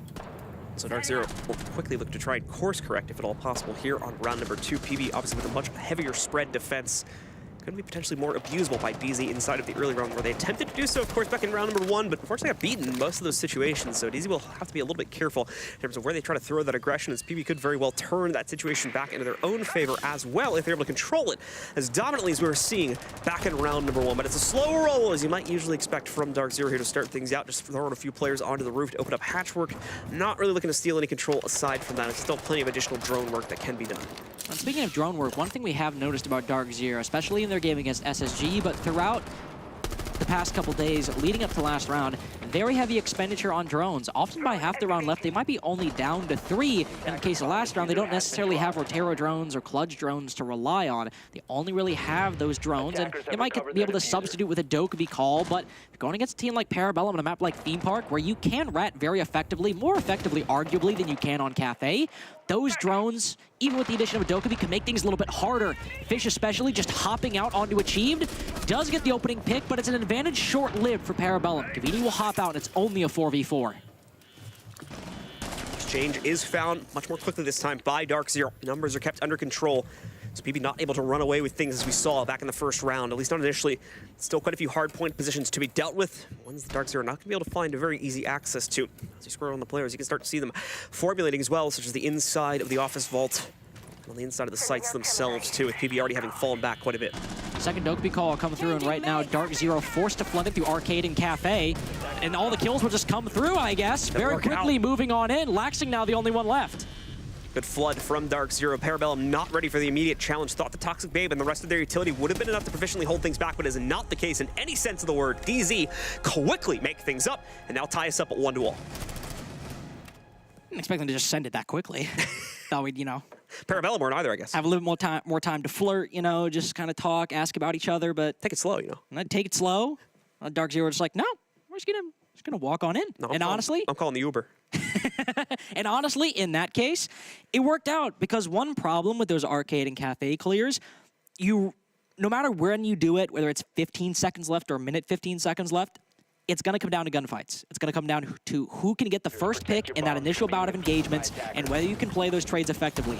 Might as well not wait and stall out and let the defense get more and more time to reposition. Once you get that intel and once you even think you have an opening, just send it on in and make it work from there. So DarkZero, even though it caught me off guard, I like the decisiveness to bring it back for their first attack. All right, it's DarkZero on the board officially now, tying it up quickly at 1-1, 5 to go. And top 2 is confirmed for them, but PB, of course, still looking to stand in the way of that one. Moving over to their tertiary site now on the lab hold downstairs, although quite a bit of an extension over to areas like break, as you're going to see here too, as well as the inside of the bunks. Hold things back for DZ, cause a few more obstacles for them to be able to be taken care of. It's going to cause quite a few repicks as well, having to go down into lab 4 to 5, and if shooting things up, it's only the floor as the one you'd expect to stay at play. That does, in fact, remain on its initial pick. Everyone else ends up changing up the operators, with the Buck, Jackal, Dokkaebi, and Ace when it's finally locked.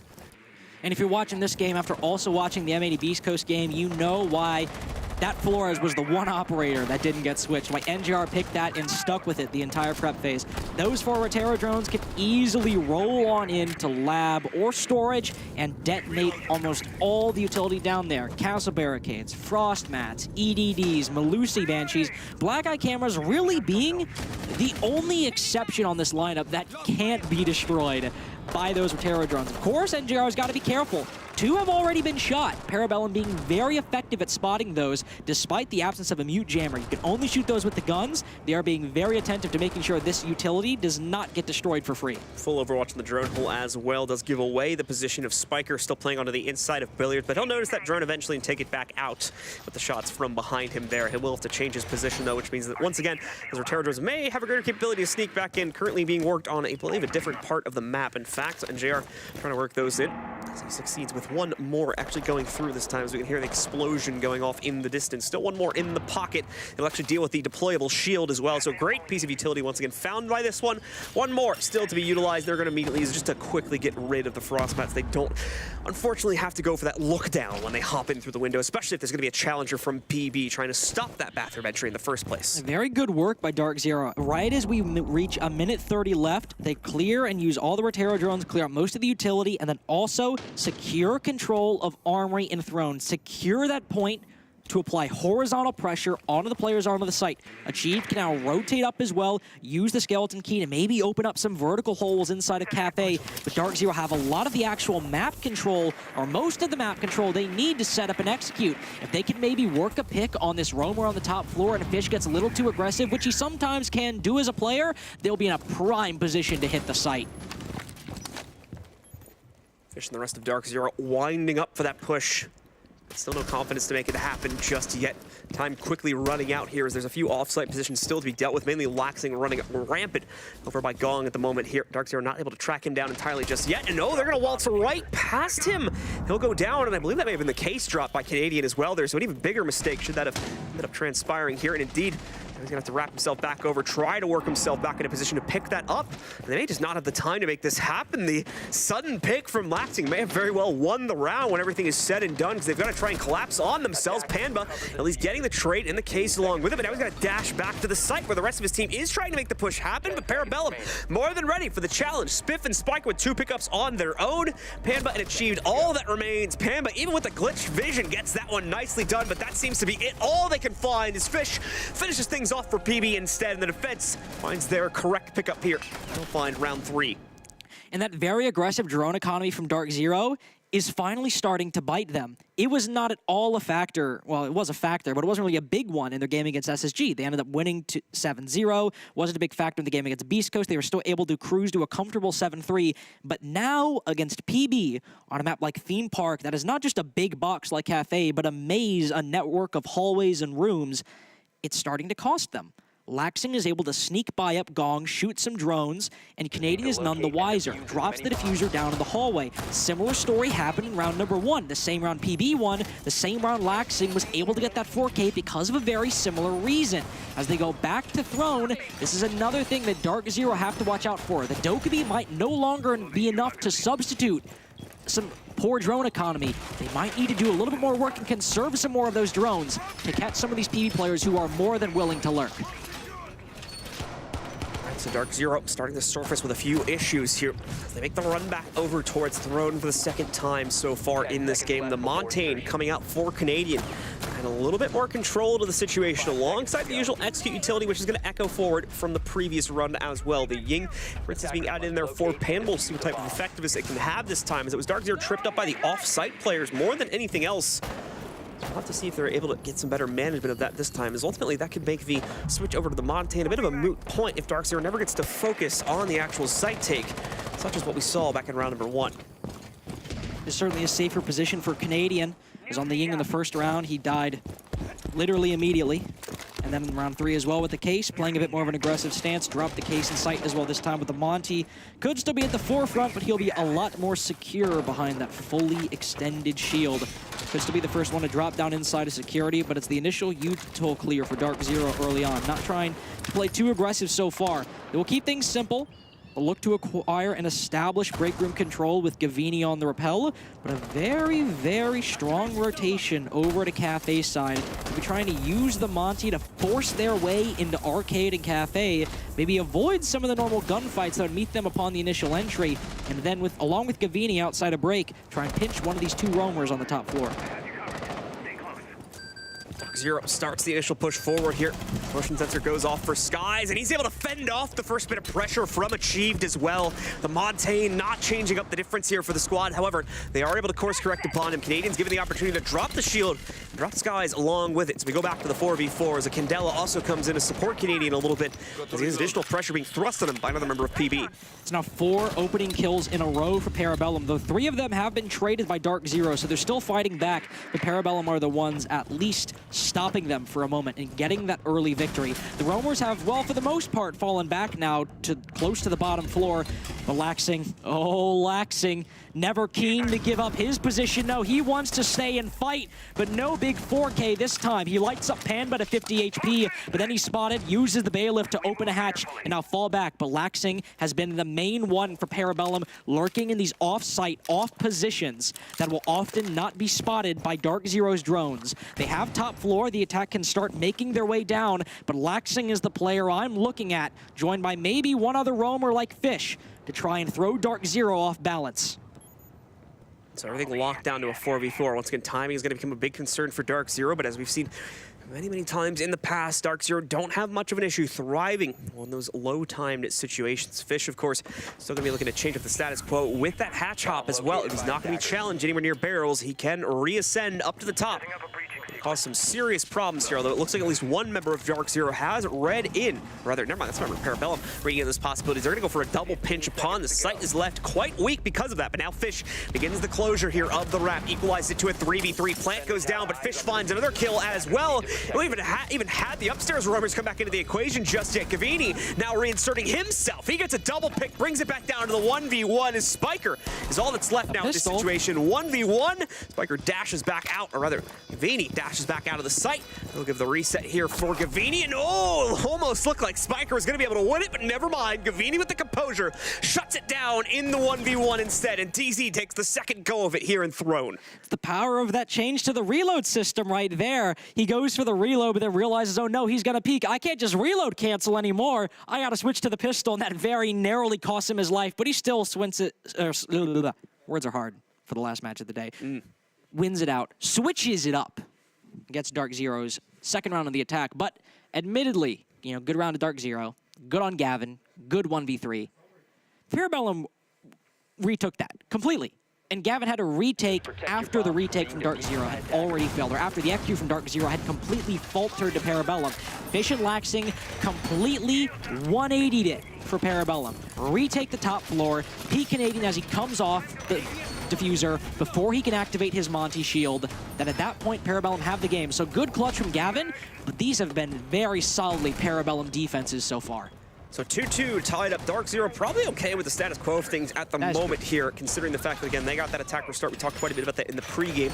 As long as they're able to keep it that way and avoid going down in a 4-2 scenario, and even a 2-4 would not be the end of the world for them, I don't think, at this point. If they can tie it up at 3-3, that things are going to be in a much better situation for them when they switch over to the defensive side. They'll certainly be feeling like confidence is swinging back up to 7, because as you can see, if they actually win this game, they'll actually place first in the NAL, overtaking SSG, who sits at the top of the standings. That'll be a very well-deserved win as well when you consider the fact that they 7-0'd SSG just yesterday, so very well-deserving of that first place over them. But to think DarkZero and SSG as well have definitely taken a back seat, at least rhetorically, to OXG, who we've all called, and even very recently Mr. B called in the interview, the best team in the NAL, and DarkZero fell 7-2 to SSG just a few days ago, last week, I believe, on Chalet. So once that kind of happened, I think the conversation around DarkZero kind of quieted down, but if they are able to win this in regulation and launch over SSG, people could feel that OXG is the top team in the NAL all they want, but at least in the group stage, mathematically,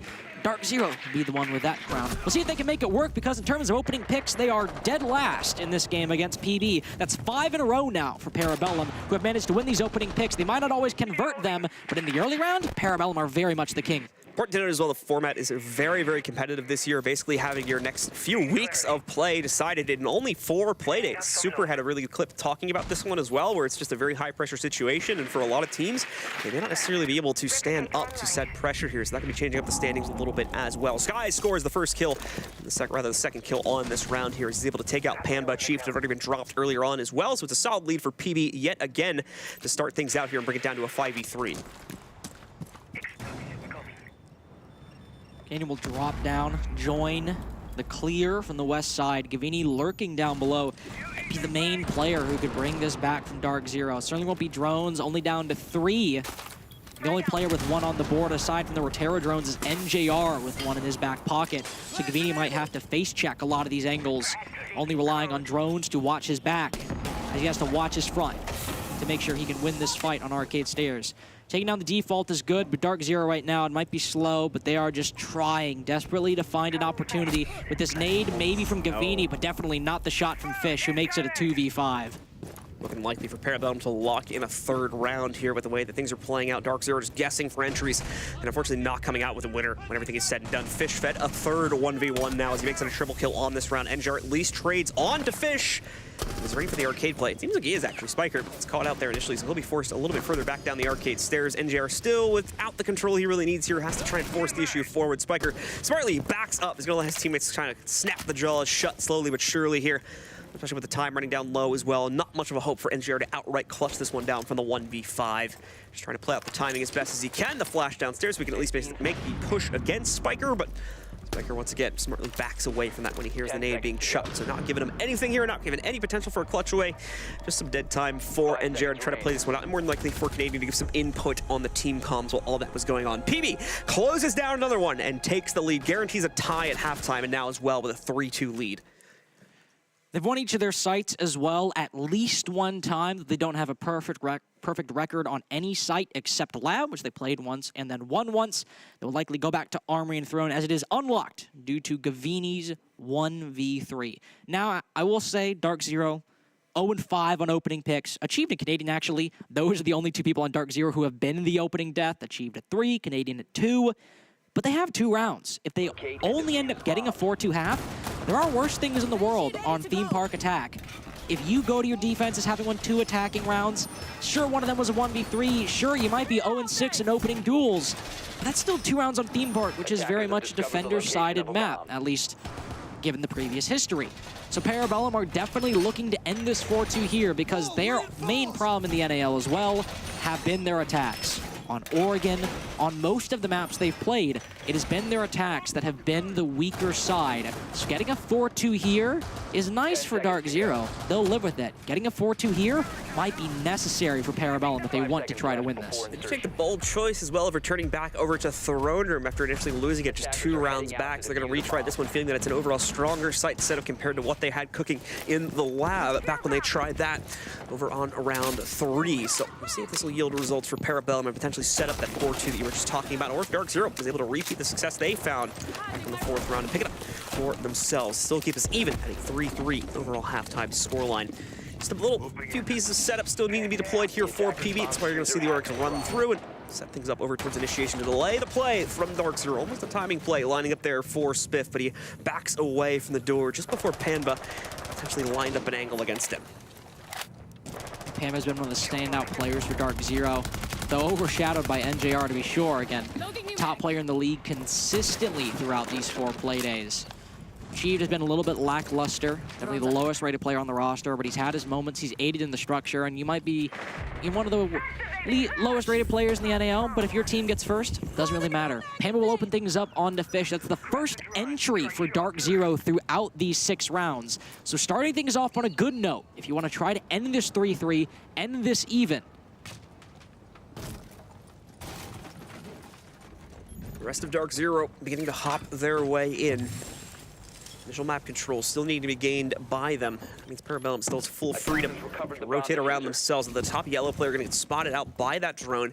To be very out and about, even over by Electrical as well. You see players trying to maintain positioning against the initial clear from DZ. Achieved, though, going to try to rush his way in, and he's not alone in doing so either, but PB are more than ready for the challenge. Achieved and Gavini attempt to make that play together. NJR also on the inside of barrels right now. Is able to fend off one flanked angle from Skies, and surprisingly for DZ, it's evenly traded when everything finally calms down a little bit here. Brought to a 2v2, but DarkZero, all that map control they fought for is gone. They're just stuck outside a connector now, and there's still someone from PB maintaining not only throne control, but case control currently as well. DarkZero do have those 2 EE1Ds to freeze these defenders in position, and that could make playing trades a lot more difficult. You might just have to go for broke and then reveal your position to one of the remaining attackers. Both remaining drones now gone for Panbazoo and NJR. Panba has 2 flashes, those EE1Ds and the flash combo. That'll need to make this for DarkZero if they want to secure round 6. Shots come in from Spiff, is able to knock out Panba. NJR finds the exchange, but Spiff once again, it's rarely even challenged here inside of the clear from behind throne. He has no problem mopping up shop, especially since he knew the attackers had to try and go forward to take case control at some point there. So it's PB take the edge off of things here at halftime as they lead it 4-2. DarkZero with a lot to make up for now as they take up the mantle on the defensive side for the second half. But again, if you're a DarkZero fan, do not fret, do not worry just yet. Parabellum have not been a very good attacking team in the league so far, to put it bluntly. And on the theme park, which as we've seen against M80, can be a very difficult map to attack. And even Beastcoast, who struggled to gain around for a few bit, needed to find their footing. Only winning that game when they did because of a 1v1 earlier on. This map is not the easiest to attack, and for a new team that is struggling to find how they fit together, how they want to play the game, and is already struggling with their attacks, this could very much be a good comeback for DarkZero. And if they get these 2 rounds in a row, Parallel might have to hit the timeout button. But until we get there, let's see how DarkZero can handle Throne. It's the main site for the defense. They've got plenty of intel. They got the Yokais. They have the Black Eye cameras. You got a lot to get aggressive with. Let's see if DarkZero can exercise the newly born aggression they can hopefully find on this defensive side of things. Well, for Parabellum, of course, just 3 out of the remaining 6 rounds need to be claimed by them. And like we said before, they can play spoiler DarkZero, hand over a 2nd place finish to the Soniqs roster instead.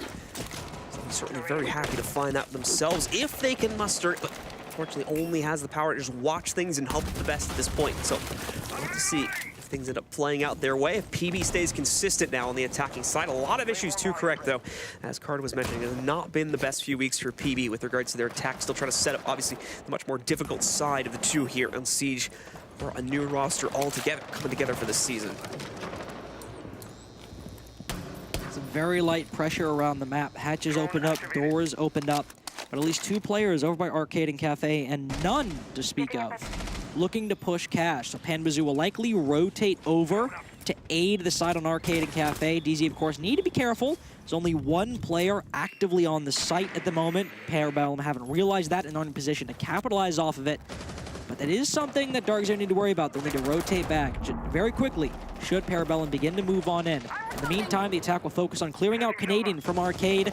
Do have some grenades to deal with it. 3 remaining, but Parabellum are struggling to find some success. Only some little bit of damage done to Canadian and Achieved so far.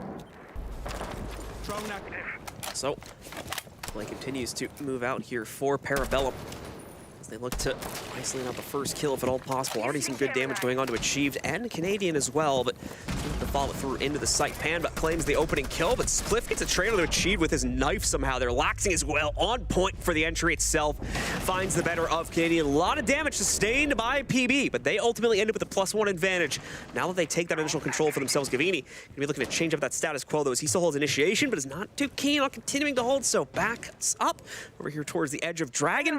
He's gonna try to work himself back to the site, probably sooner rather than later. Shots come in from him, though. Patience works out, and he's able to get the trade on his spiker, equalizing things again, and now putting DZ in control of this situation with that very important trade. Love that decision by Gavini right there. Knows he has time, know he's got a long angle. Very unlikely that Parabellum will check that very long angle from the railing in arcade to security. Makes that decision, gets the kill, and now 2 of the 3 remaining players of Parabellum are on low HP, and they're forced to flood in. They've done no work opening up maintenance wall, no work opening up yellow wall. This is all going to come down to for how they can push in through split and win these gunfights, and DarkZero vastly outnumber them in terms of health. DarkZero, though, gonna lose another one of their defenders here as Laxing is once again able to snipe out one of these players from DZ. Unsure if we saw Pam getting a bit too adventurous there or something else goes wrong, but Gavini, the timing on his shots, catches one trying to drop down into the hatch. A second makes it through, though, and Laxing will now start the process of putting the case down on the ground. Impact in, but no, it's not gonna catch Laxing. He's got the wrong guess as to his position, thankfully. Quick correction once he finally figures it out, but still, PB, Fish has just fed the last 2 kills upstairs here as they both rotate directly into his angle underneath of the hatch. And Gerard, unfortunately, wrong on the guessing game for where the bomb is going down that allows Laxing the very small amount of time he needs. And Fish is very excited after that one. Parabellum get a very key attacking round win on Throne. And it might still be a slow game, might still be a close one in the end. But Parabellum, if they just secure 2 more rounds, will lock DarkZero out of that first place position. Might even just keep them in second, but if the round differential doesn't go their way either, remember, if DarkZero drop 1 round on the round differential, it'll be the Soniqs who get top 2. All right, let's give us a moment here, folks. So it looks like we do need to go for a rehost real quick. Parabellum are gonna drop out of the game as they had one of their players crash. Unfortunately, so don't want to throw them into the round with, you know, a player down. So we're gonna hop out of game real quick here, restart the lobby, and restart things at that same score line. Still, of course, looking at Parabellum maintaining the advantage, but now it's really time to test it here. If they can close out 1 more, especially on a secondary site from DZ, they're going to be set up for match point, and as well, that'll create some serious difficulties for DZ if they cannot run that gauntlet back over the course of a series of 3 back-to-back-to-back rounds. They would need to win to still be able to maintain that second place finish here in the league, not giving it over to the Soniqs instead. But if that happens, what a comeback for the Soniqs. I mean, it's not how you'd want to get second place. I mean, I know the team will be happy, but definitely a team that has been very critical of their own performance, very publicly, very transparent about the problems they've been suffering. But to still get top 2 in the league, to still get that bye to the second round of the playoffs, where you only have to win 1 best-of-3 to make it all the way to the international stage, I mean, that'll be a very, very nice feeling to at least go into next week on, after all the struggles they've suffered, that, hey, we struggled, it was very hard, we fought extremely hard to get the wins that we did, but we could still be able to make it work. And so once again, just setting ourselves up. Just going to take a moment, folks, as we do have to make sure we set up all the rounds and everything to be played out the same way also. So shouldn't take too long here. But actually starting all the way over. Back to 0-0. Please, no. That rule wouldn't get abused at all. Can you imagine? Oh no, my game crashed. Guess we got to start back at 0-0. Start it all over. Absolutely not. I'd personally put a stop to that the first time I saw it. Oh, you'd have to step in? Yeah. You'd have to get active? No, I would just call it out and be like, listen, I know exactly what's going on here. Can you imagine? I won't stand for it. Can you imagine, let's say in the hypothetical world that rule is in place, let's say like M80 does it or something, and John's like, I'll be back. 5 seconds later, you see a portal open up. I'm actually the admin as well. Little do people know. I make all of the decisions. John's not just the admin. He's like one of those characters in like John Wick. It's like the admin, but in like capital letters. And you have the ability to like open an extra dimensional portal into Kino's room. That'd be a crazy I'm like rule. that guy in the Face It TOS that can go to your house randomly and check if you're cheating or whatever. If anyone remembers that meme from It's an old one. But yeah. Look at Gav. Look at him flexing. He's got to show off the shot sleeve, you know? He's going to the gym. Good guy, Gav. Yeah, he might have known this, John. He's from CL, you know. Oh, is he? I casted him for a little bit. You know, it's crazy. He's the best player in Challenger League. You know, no big deal. No big deal. I thought he came from Valorant, personally. Oh, you did? Yeah. No, he didn't. He did not. All right, well, we're loading back into the map now. He's got more sense than that. And yeah, which should just take another moment or two here, folks. Like I said, just waiting on 1 or 2 more players, and then we should be good to resume the game here and see if DarkZero can bring the comeback back under their control. Definitely a little bit more of a tumultuous match for them than I think a lot of people were expecting, especially considering that PB literally doesn't have anything to play for in this matchup. At least literally nothing. They are last, guaranteed. Just bragging rights, literally, at this point. Like I said, it's still going to be 8th place for them. Even if they win this in regulation and follow through the 2 or 1 rounds, they still need to close things down on here. But still, bragging rights, and of course, a nice little kickback from the Soniqs certainly going to help things as well. That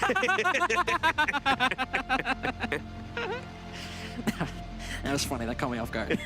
That was funny. They've got another thing to play for as well, though. And it's the biggest one of them all. You know what it is? Ego? That's another, not that one. That's a smaller thing. That's a smaller word, what I'm about to say. It's only 3 letters. Playing for comedy. Comedic value. Because you know what it is? It would be funny if they won.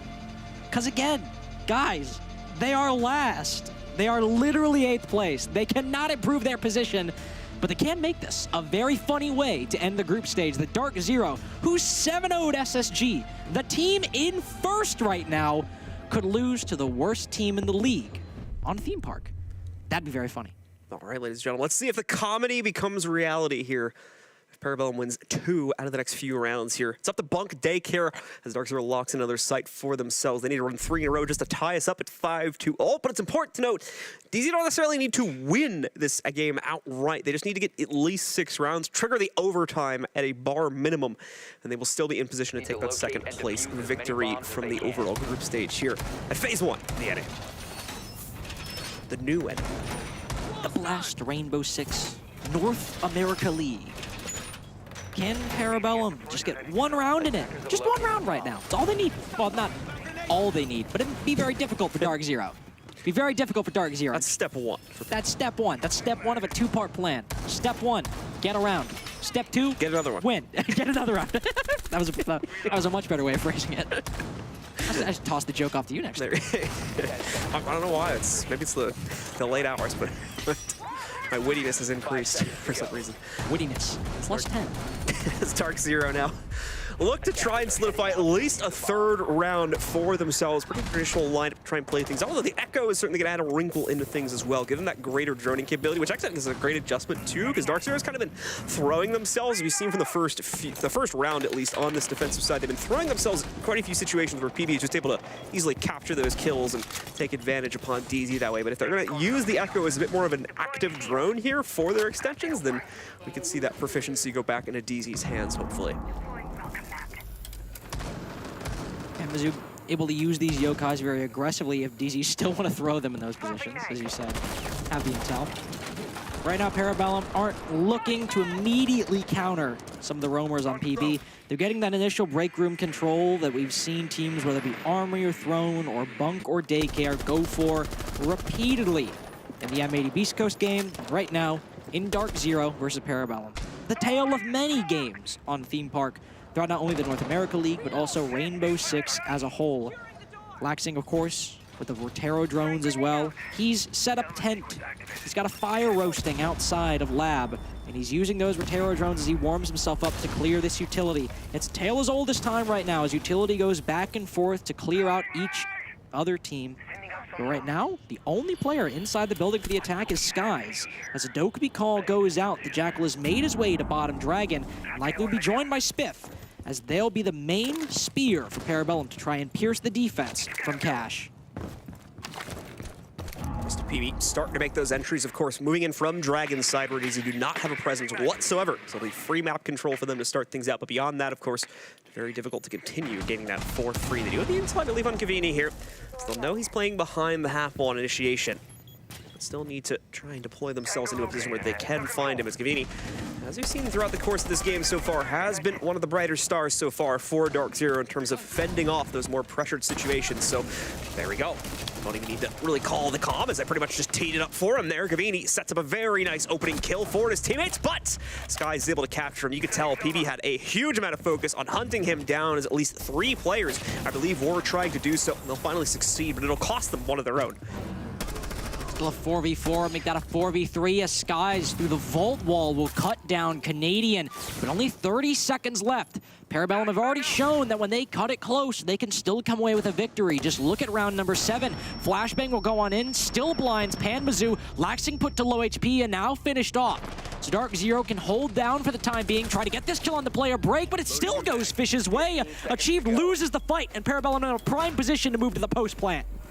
And Jared Panda looking for a way to get back into the situation, but already one of them found out here. Frostbat does down one of the attackers as well, however. So it's down to a 1v1. Now NJR with a good capability to actually bring his teammate back from the fold as well. Downs his opponent before going for the res, but brings him back regardless. Fish repelling back in now after initially hopping back in. He's like, oh wait, I might need to actually play a bit of a bigger piece of this one. He tries to leap back in, just barely avoids getting clipped off from initiation as well. Chucks the drone, and the counter defuse has already been started. Fish, you need to get yourselves into this one, and unfortunately far too late. DZ steal this round instead, and they'll pick it up away from PB, who seemed like they had full control, but never mind, the post play, everything fell apart. Those close rounds of Parabellum, if you're gonna really base this on a 3v3, 2v2 execute with only 15 seconds left, it can turn on a dime. And sometimes you can hop out a window, then realize you need to rappel back in if you want to play that post plan effectively. Because unfortunately, the angle that Fish would have had would have been a little difficult, and also because that player on DarkZero was down, DarkZero could easily play the trades on that rappel. It's not as easy to make it work on a rappel as if, say, there was a balcony there. It would have been a difficult spot for Fish to play had he stuck it out on the rappel. So going back in was the right decision, and it provided some good fodder for us as well. It was a very slow round for Parabellum overall, really taking about 2 minutes and 30 seconds before we hit the execute, and 2 minutes to really set up the round overall. But instead of going to lab, DarkZero have gone to initiation. So, new site. Didn't see it on the M80 Beastcoast, haven't seen it so far from Parabellum DarkZero. I imagine for Parabellum, they might try to take this from Cash, since they like going for just that brute force style of execute.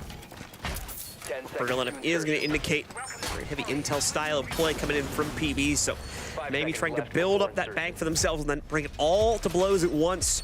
Let's get surprise DarkZero with a booming execute and not leave any room for a retake, let alone a response to that aggression. So let's see if that's going to end up being true here. As PB out on the map yet again on this attacking side for their 3rd attempt now, trying to pick up another round and still potentially looking for that 6th out of 7 rounds as well. The possibility to deny DZ of a 2nd place berth still alive and well here, but the chances are starting to slip with DZ finding their first footing there as well.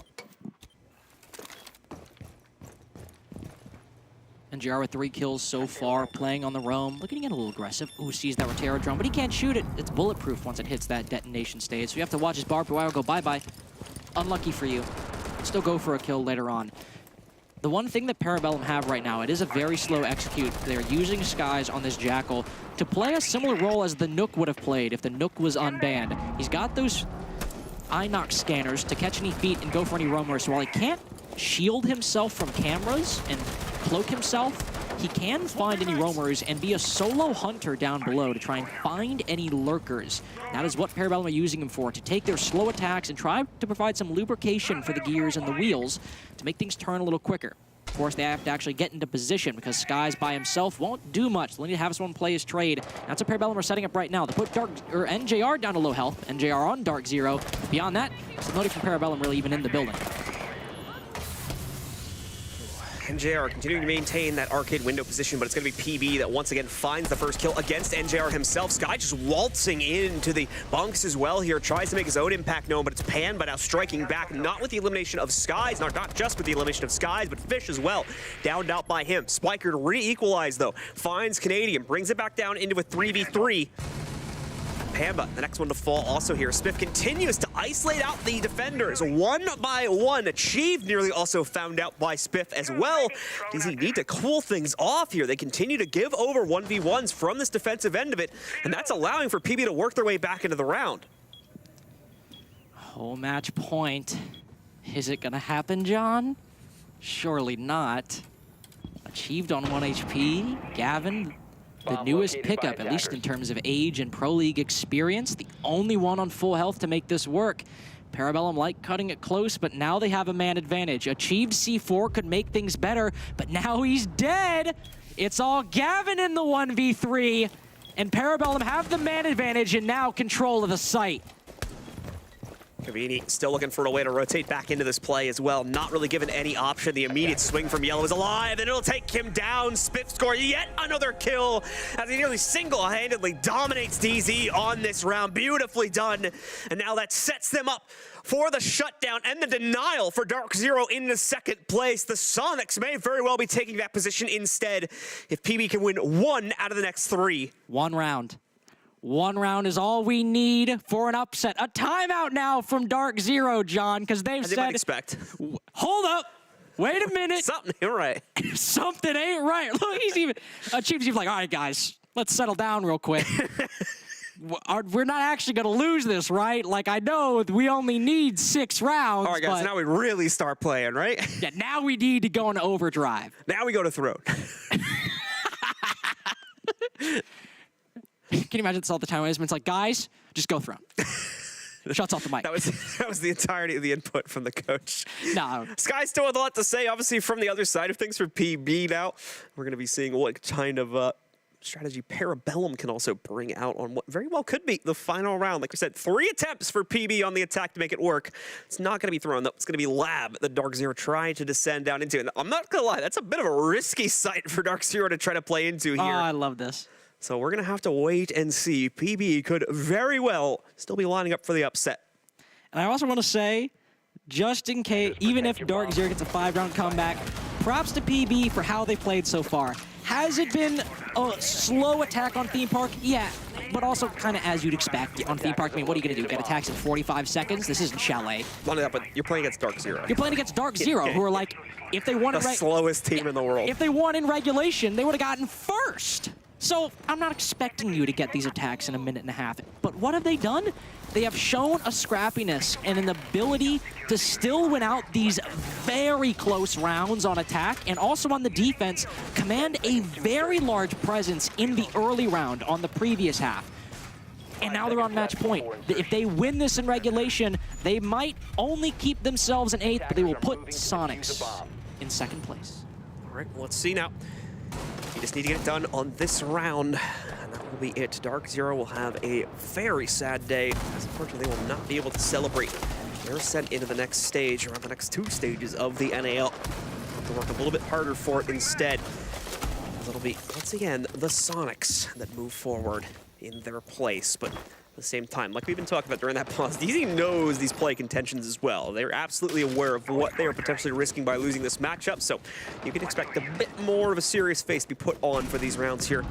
That may involve a little bit of a pullback with regards to their aggression as well, but not currently with the way that things are currently being played out.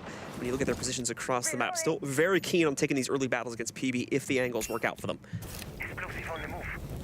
The opening kills on defense for DarkZero have been a lot more favorable towards them. Parabellum commanded a very solid lead in the opening picks when they were on defense, but for DarkZero, it has been a little bit more slanted towards their direction. The conversions have just been the main problem for them with these defenses so far. They'll get the pick, it might be Panba, it might be Gavini, but the round could still go Parabellum's way. So even if DarkZero get this first pick, just hold up until we get to those last 45 seconds to 30, because Parabellum could still win this out. They're going for the normal clear.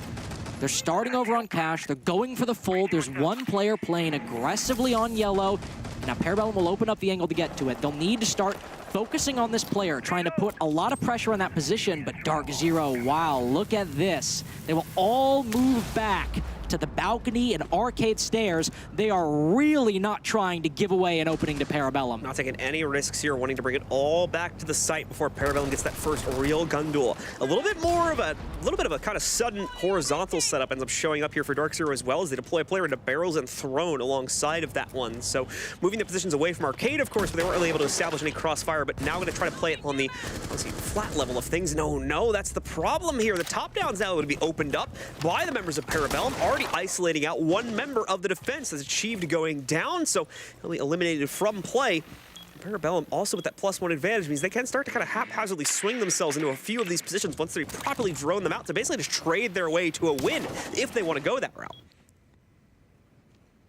Even with the man disadvantage, DarkZero have a lot of really good angles. Parabellum will have to move through that bottom floor, and DarkZero still retain control of Throne. There's Gavini as well, tagging on for a kill, killing Skies outside the lab window. That is a lot of release pressure that Parabellum were looking to count on, so as they push on in, they'll have to deal with angles on 2 separate sides.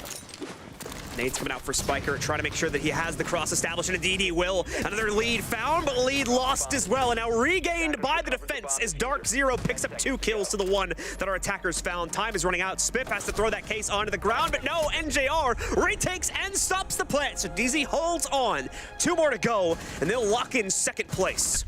An unorthodox choice going to lab, but it works out for DarkZero in the end. And now they will go back to Throne, the spot that we would say, oh, this is the best site for the defense, all that stuff. You know, just copy and paste what anybody would say in that position. They'll go back to Throne, but they still lost it by very narrow margins as NJR went in for the retake, failed to predict where the plant was going to be. But it was another very close round, and honestly, out of the close rounds so far, that was probably the closest it looked to go DarkZero's way, where Parabellum didn't have a clear advantage, and it only arrived after NJR didn't push as aggressively on the plants. This was still a round that DarkZero very well could have won, so this is not a guaranteed 7-4 for Parabellum. In fact, this could be more probably a 6-5 for DarkZero if they're able to play the early round as disciplined as we saw them do last time. Play aggressive in about the first half, shoot some drones, back off, play your secondary positions, then wait for PB, stall out the time. You can see the play contentions one more time at the top left there. If DZ win or lose in overtime, they finish top 2. If DZ lose in regulation, Soniqs, the top 2 spot instead. Pretty much said that on every single round so far, so we hope you've gotten it by this point. That's why we have those tooltips, you know. Yeah. I want to constantly remind you guys. Storylines, very important. So that's our job, to tell stories. Call us and yell authors. Yell when people die. That's why I do this. What would you say? I just like to talk. I just like to be loud, gesticulate, even though they can't see me. You just like to be the loud one in the room. You probably have gathered that by now. Like the guy with, you just like to be the guy with the microphone in the room with a lot of people. People don't give me the microphone often enough in my. It is very cool. Like if you're working in an arena and it's like, oh, I have the voice of God right now. Yeah, but then they have to see that I'm actually quite short. Can you imagine me standing next to the hammer and I'm as tall as the hammer? Very awkward. 45 seconds in right now between DarkZero and Parabellum. All right, Spiff almost dead as someone runs out of cash. But Pamazoo almost loses his life as well. Sky still the one to go down. DarkZero controlling the early round on the defense, but again, still struggling to make a conversion. What do you like, Joe? I like the aggression from DZ, shaking up the expectations. We already saw in the previous round, DZ playing this hyper-passive game, so PB kind of falling into his false sense of security that, okay, the early round's probably going to be pretty straightforward for us here. Never mind. DarkZero literally running out the cash door now, trying to directly challenge PB's initial control of just Dragon. So that'll cost them a player. Nearly a second one, too, as Spiff thankfully catches things before that final shot can come in from DZ's aggression out the cash door itself. Now, Parabellum do have control of that top floor, and there are not a lot of secondary positions being played by DarkZero. They're all pretty much inside of the site. There is one player still on that top floor, admittedly, a couple all the way back over by Bunks and Daycare. But the top Dragon control and the control inside of cash, that is what Parabellum have, and it doesn't look like they're going for more. It looks like they want to go for this half clear, so you'll need Laxing to hold down the flank, you know, the thing he's been doing for about 5 years now. Hold down the flank on that top floor as they push on in, but now Parabellum making some of the mistakes DarkZero did. Panma undroned down below. There's 2 more that he can fight, and he might even climb up this hatch as well, but as Laxing goes for the kill, they will shut him down. That's PB's first kill of the round. Still a lot more room to be made up here, and unfortunately timing is going to become an issue relatively soon as well. They do have the breach opened up. Nicely done here as well. The stun goes around the corner, but no aggression to follow that one up, so won't be able to really punish Fish alongside that concussion that just went out from the Echo drone. NJR wants to potentially swing the angle here in just a second. It's making it very, very difficult for PB to justify a push forward when we consider the fact that he's right around the corner for, like we said before, constantly keeping PB guessing, especially when you consider that this is a newer roster, yet to really find that cohesion between each other. So Making them second guess themselves is going to be a great path to victory here by DarkZero constantly changing up the expectations in terms of just generally how they play things on a round-to-round basis. Still only 2 players inside of Throne to be dealt with as well, but you still have the upstairs setup. It's going to be a little bit of a problem as well. 1 more player still also over towards the Throne room. 1 of the 3 from the attack has already gone down. Let's make that 2 as NJR more than ready for the challenge. Laxing gets a 1-for-1, but that'll send it down the river as members of DarkZero bring it down to only 1 more round that they need to tie things up and along the way confirm their second place finish here at the end of the stage. All right. This is the round.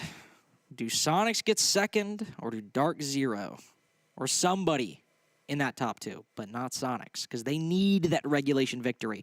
Have the round 12 Parabellum Lycan timeout, as some might call it, try to get just the 1 attack on the board. But again, this has not been an easy half for them. The 1 round they got thrown came very close, and now it was a very dominant DarkZero round. In order to win this, they will need something we have not seen. Or I suppose maybe they could bet it on just a very narrow 1v1. But as a team right now, you're not looking for that. You're looking for a decisive win. You know they can't go back to Throne. Bunks has just opened up, and Lab is closed. Unless they go initiation, you know it's going to be Bunk.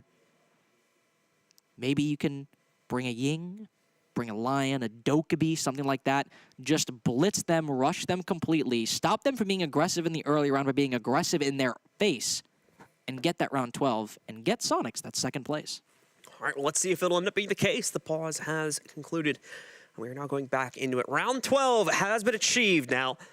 It's time to see if, once again, Parabellum can hold on and play the ultimate spoiler here by denying DarkZero just 1 round short of exactly what they needed in order to qualify for second place here. It'll be Bunk and Daycare. Like we projected, like we thought might be the case. But frankly, to be honest with you guys, I'm not really interested in DZ's lineup. Panbazu's Doc, and that is interesting. There's a Valkyrie on the board, and that's important. But what are PB gonna do? No changes in their lineup so far. No repick on any operator. Will we see a Ying? Will we see a Lion? We see a Dokkaebi? But that'll be it. No changes whatsoever from PB. And it won't just be a rush on round 12 to try to just knock 1 more round in their favor. They have really rethought their attacking strat down to the fundamental level for round 12. And are not just going to try to win this on a cheesy one-off, but are going to try to win this the right way and do it by the book.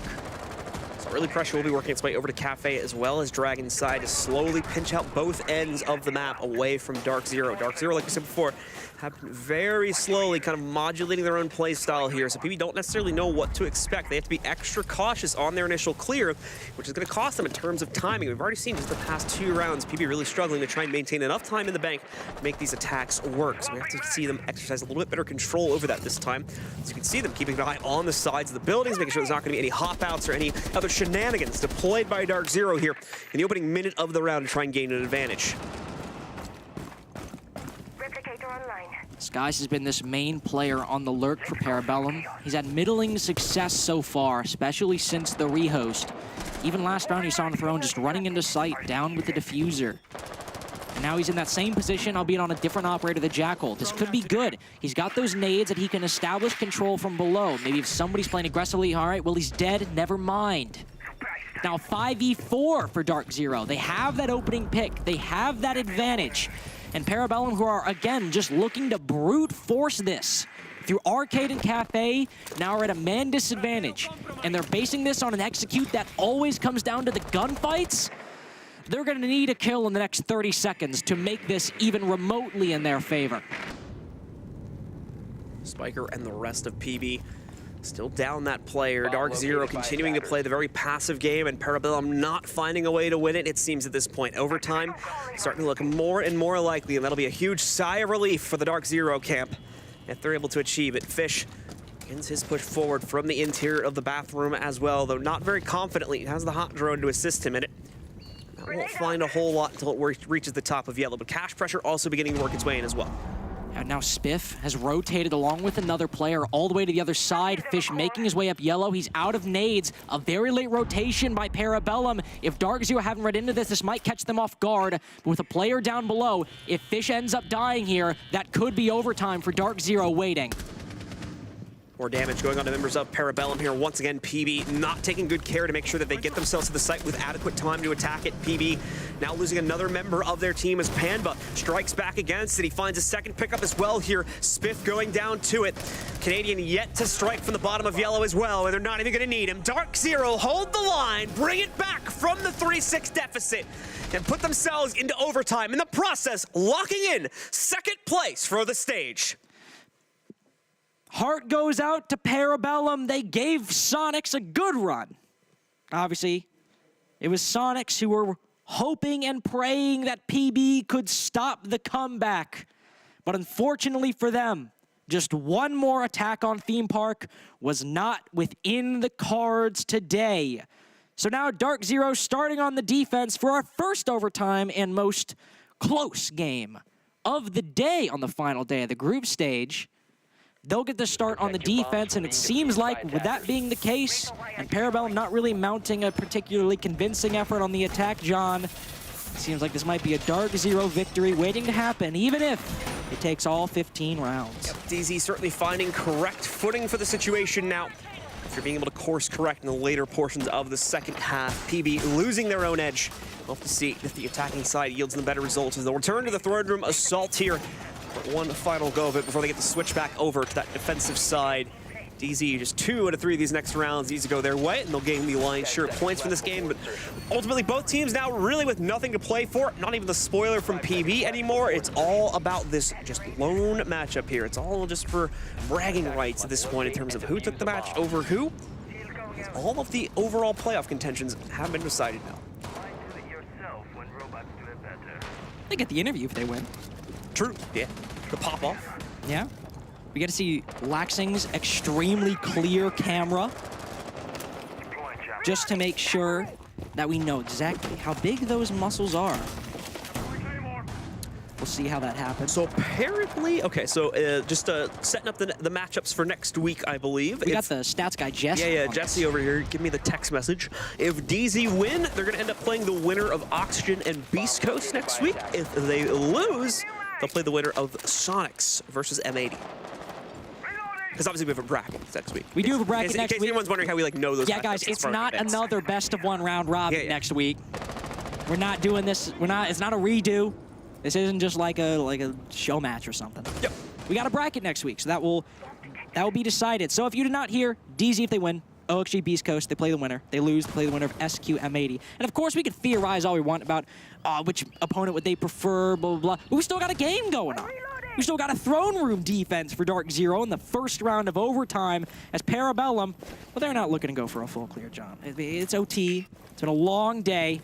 They're going to open up this barricade and likely just storm on in through split to try and see if they can get their second attack, not to get SQ the victory, but to get themselves match point. In they go to the connector. One member of the defense more than ready for this challenge as NJR holds it back. He can only go for one, but it's Panba to trade 2 more. DarkZero already asserting the ultimate control over this round. Going to push it one step further as Panba makes it 3 on the round. Skies left alone. Might as well send it in through a dragon door at this point.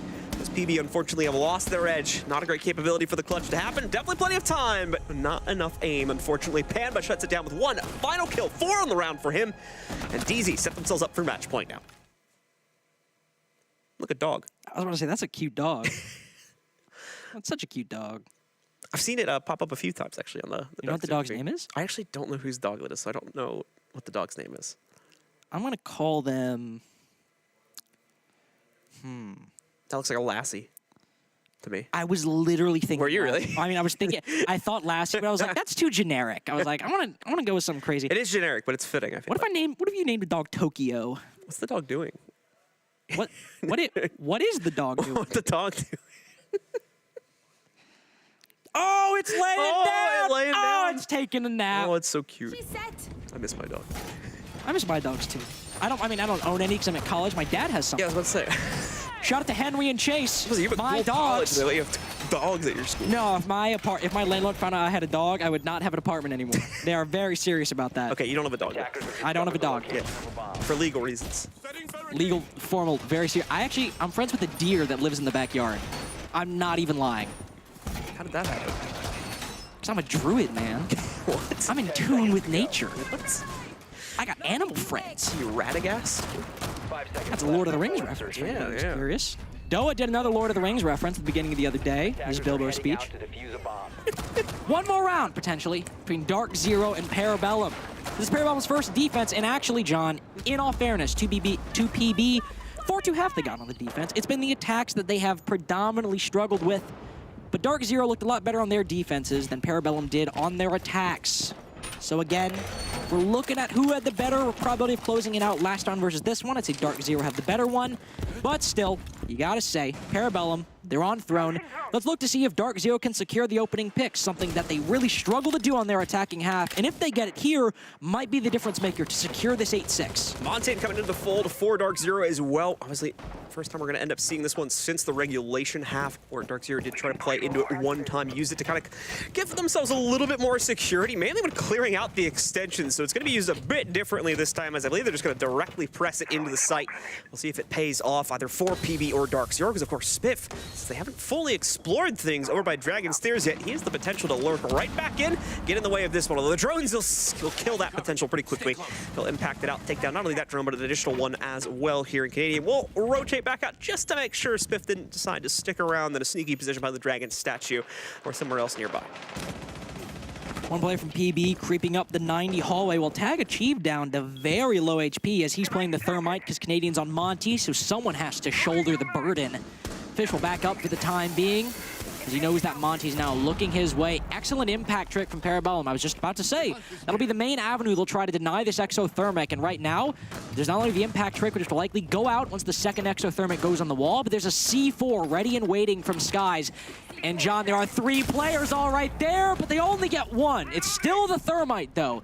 The only source of hard breach for DarkZero. Now, yellow wall will remain closed. Maintenance wall will remain closed.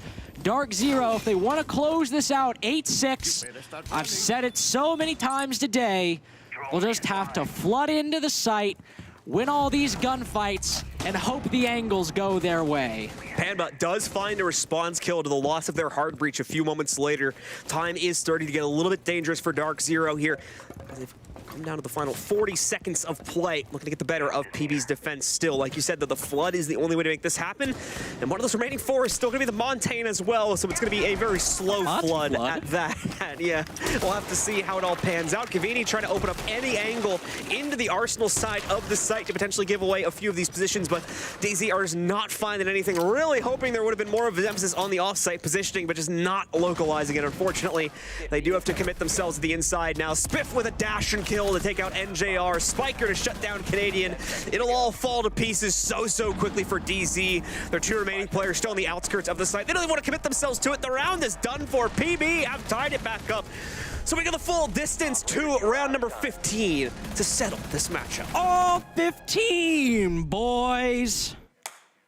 It's a best of 1 right now. Just 1 round. 1 round, John. We'll decide who wins, who loses, but not at all who places somewhere in the group stage. Yeah, that's already done for. That's already done. That's 3 rounds. That's already done. PB are playing for the interview and a late dinner. And it'll all come down to bunk and daycare. Now again, you know, we talk about things a lot. DarkZero on the defense. But this is the time for PB to show us, to play a game. Do you want to play a game, John? Do you want to play a game with me? No, I care. You asked me like really aggressively. Like, do you want to play a game with me? Sure, what's the game? The game is, repeat after me. Okay. Will Parabellum win an attack? Will Parabellum win an attack, ladies and gentlemen? They did it once, and it was a 2v2. And they have not been able to do it since round 7. It's what got us here in the first place. Mounted the comeback for DarkZero. Can they win a second one and secure the victory and bragging rights and an interview? That is the question. Let's find out. Let's find out in this high-stakes, high-octane game of Rainbow Six Siege. DarkZero not bringing, actually they are going to bring the dock in for Panba. So ooh, I'd love to see that level of docking. So Panba will bring the dock into the fold now. And we'll see if it's going to add any potential resistance to the clear from Parabellum. Alongside that as well, gives him that great capability to kind of reboost his teammates. DarkZero have had a few problems exercising their own aggression onto PB's initial clears. This will hopefully give them a little bit of boost to that one when those players ultimately have to fall back to the kind of mid-site positions around the 1.5 minute marker. We'll more than likely see that little bit of a juice up from Panba. Hopefully help out his teammates in the process. But no wild aggression being swung out from anyone on DZ just yet. They have kind of rolled that back from a few rounds ago, and we were seeing them quite literally run out on the cash door onto quite a few of the members of PB. Commanding quite a bit of an effective play from that too, but it's all gone by the wayside. And we've got a much more default style coming up from DZ on this round again. They are not trying to reinvent the wheel here. Just trying to play theme park. We know how it is. We know the play-by-play. We know what you got to do. Hold initiation, hold office. Right now, Parabellum just chilling outside right now, but players quickly making their way up Dragon Stairs, one especially inside of security. That was a Gemini replicator, not only tricking the defense, but me as well, thinking that someone had just sprinted in, thrown caution to the wind. No, they tried to get some intel, but now they'll back off. But Parabellum are very much, as you said, that DarkZero trying to play default on the defense, Parabellum are trying to play default on the attack, not trying to base this on a push in from Arcade and Cafe like they've done most of the other rounds. They're trying to go for the clear from the north side this time. It'll be Canadian they'll have to deal with only 2 sets of nades. They'll have to be careful that they land. The first one misses, and if the second one does as well, Canadian might just remain alive. That rotate, I think, actually allowing the grenade to roll just a little bit too far to not actually find the proper impact against Canadian here. So unfortunate, but he still overpeaks the angle very slightly mid-reload as well. So gives it away, but this is where the doc comes in to help Pan, but juices him back up, I believe, through that rotate inside of yellow. Puts him back at near full HP, allows for him to peek. Gavini, in the meanwhile, cleaning up not just 1, not just 2, but 3 members of Parabellum here. Laxing is also going to be put into the hot seat here, but he finally gets the better of Gavini and ends his rampage. Canadian, you can spot him a mile away with this barrel pinging, but Fish can't follow the spray through, and Canadian shuts down the remaining 2 players, giving the map and the match over to DZ. 8-7, full 15 rounds to get it done, but they do ultimately close it down and lock in a second place finish in the process. Your standings, top to bottom, SSG, DZ, SQ, OXG, BC, M80, Mirage, PB. We have it locked, boys. And unfortunately, PB do not get the interview at the end of today.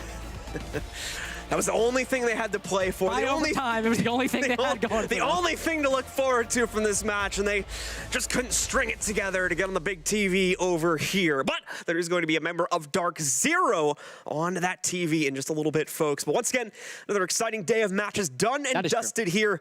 And quite a few surprises along the way as well. Another 7-0 that we ended up having here today as well. Really flipping the script. It was SSG, the team that got 7-0'd yesterday, now returning it onto a different team and showing that indeed they're still here to play. And not only that, but they're still here to take first place as well. And in my opinion, if there's anything we can take away from the group stage so far, I know Demo talked about, oh, the league is so inconsistent, oh, the teams can beat anybody. But I think what we can see from the NAL so far, it is a team and a league that is very much in development. The team's making changes going into this. Roster moves galore. SQ, the only team that didn't make any changes, brought in a player before invite.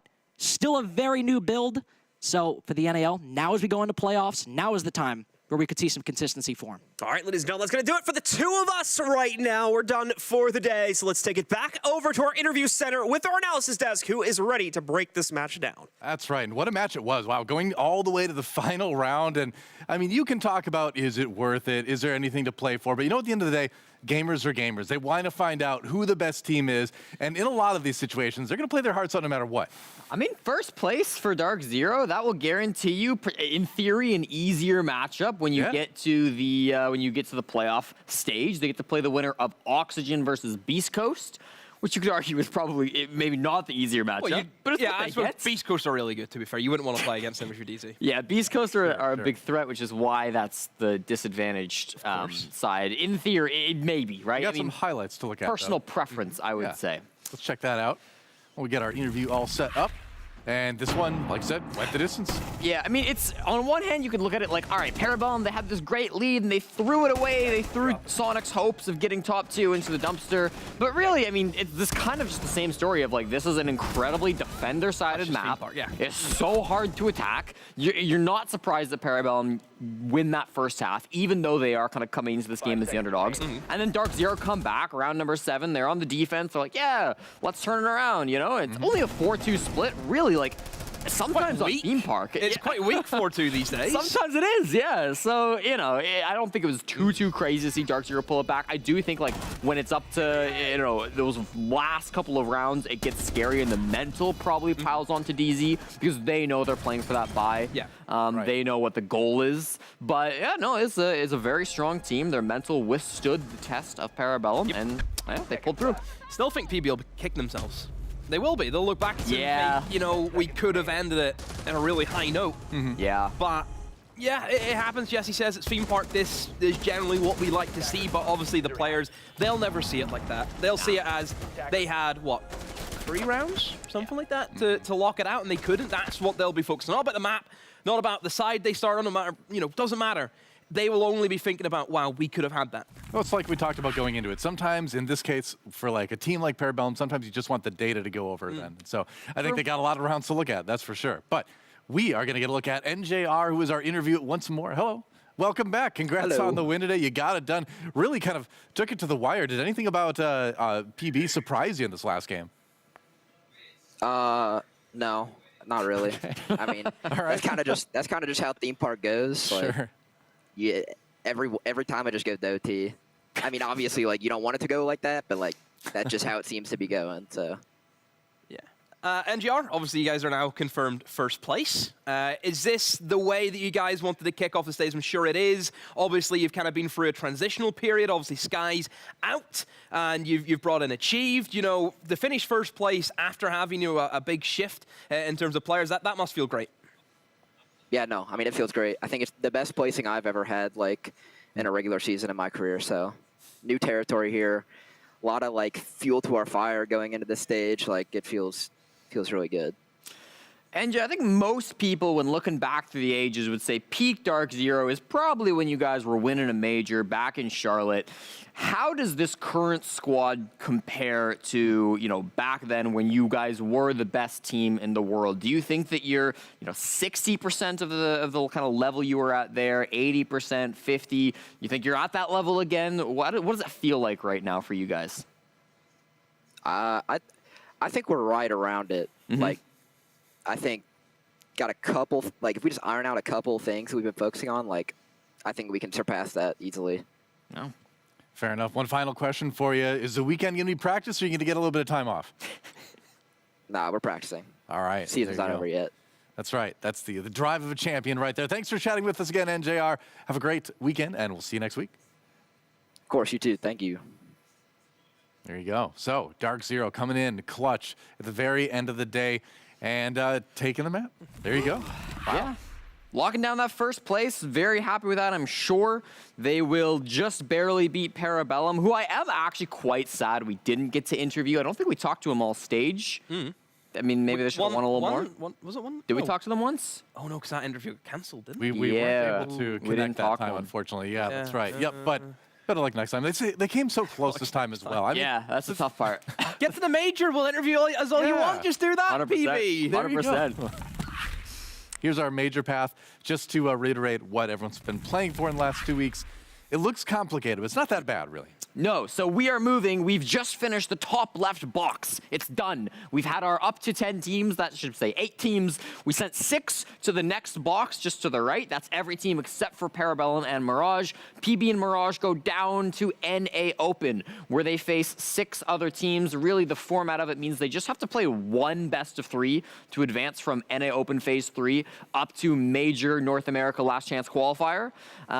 So they got to win that 1 game, 1 best of 3 against a Tier 2 squad from North America, and then they will join 3 other teams inside of the 6 that we just sent forward. Which they will know, which I think is always nice as well for PB and Mirage. Is again, it's only going to be the CL teams in Phase 3 that you're going to have to like, okay, what are we really going to expect? Everything else, you've played against them. Right. You know what is going to happen.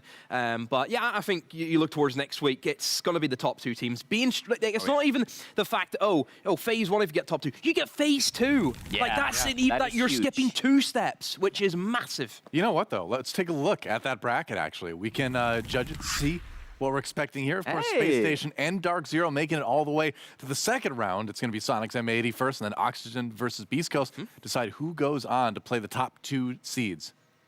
Yeah, very nice. So obviously, top 2 Phase 2, isn't it? And then bottom 1 is Phase 1? Yes. Correct. So Yeah. the winners of the Space Station game and the DarkZero game against obviously whoever they play go on to Phase 2. Basically what that means is that you automatically get top 16 at the major. You skip the GSL stage or Phase 1 and you go to the Swiss Phase 2. If I'm losing you, it's fine. Don't worry about it. You just get a big advantage.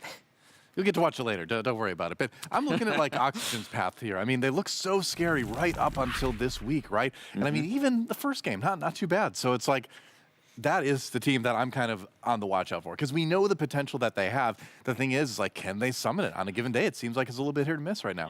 Don't play like you did today, and OXG should find one of the 4 North American spots to the major, but Yeah, like, you'd think so. just don't play like you did today. Maybe easier said than done. True enough. Well, that is going to bring us to the end of the day. Not just the end of the day, the end of the group stage as well. It was fast, it was furious. We got it all done, and you know what? We saw a lot of great games. So thanks again so much at home for watching us. Thanks to our crew backstage. They're making this happen. They really put in a ton of effort, so thank you to them as well. Thanks for watching us as well. And that's it. I'm going to go get some sleep. I don't know about you guys, and we will join you next week for the decider matches here on the Rainbow Six North America League.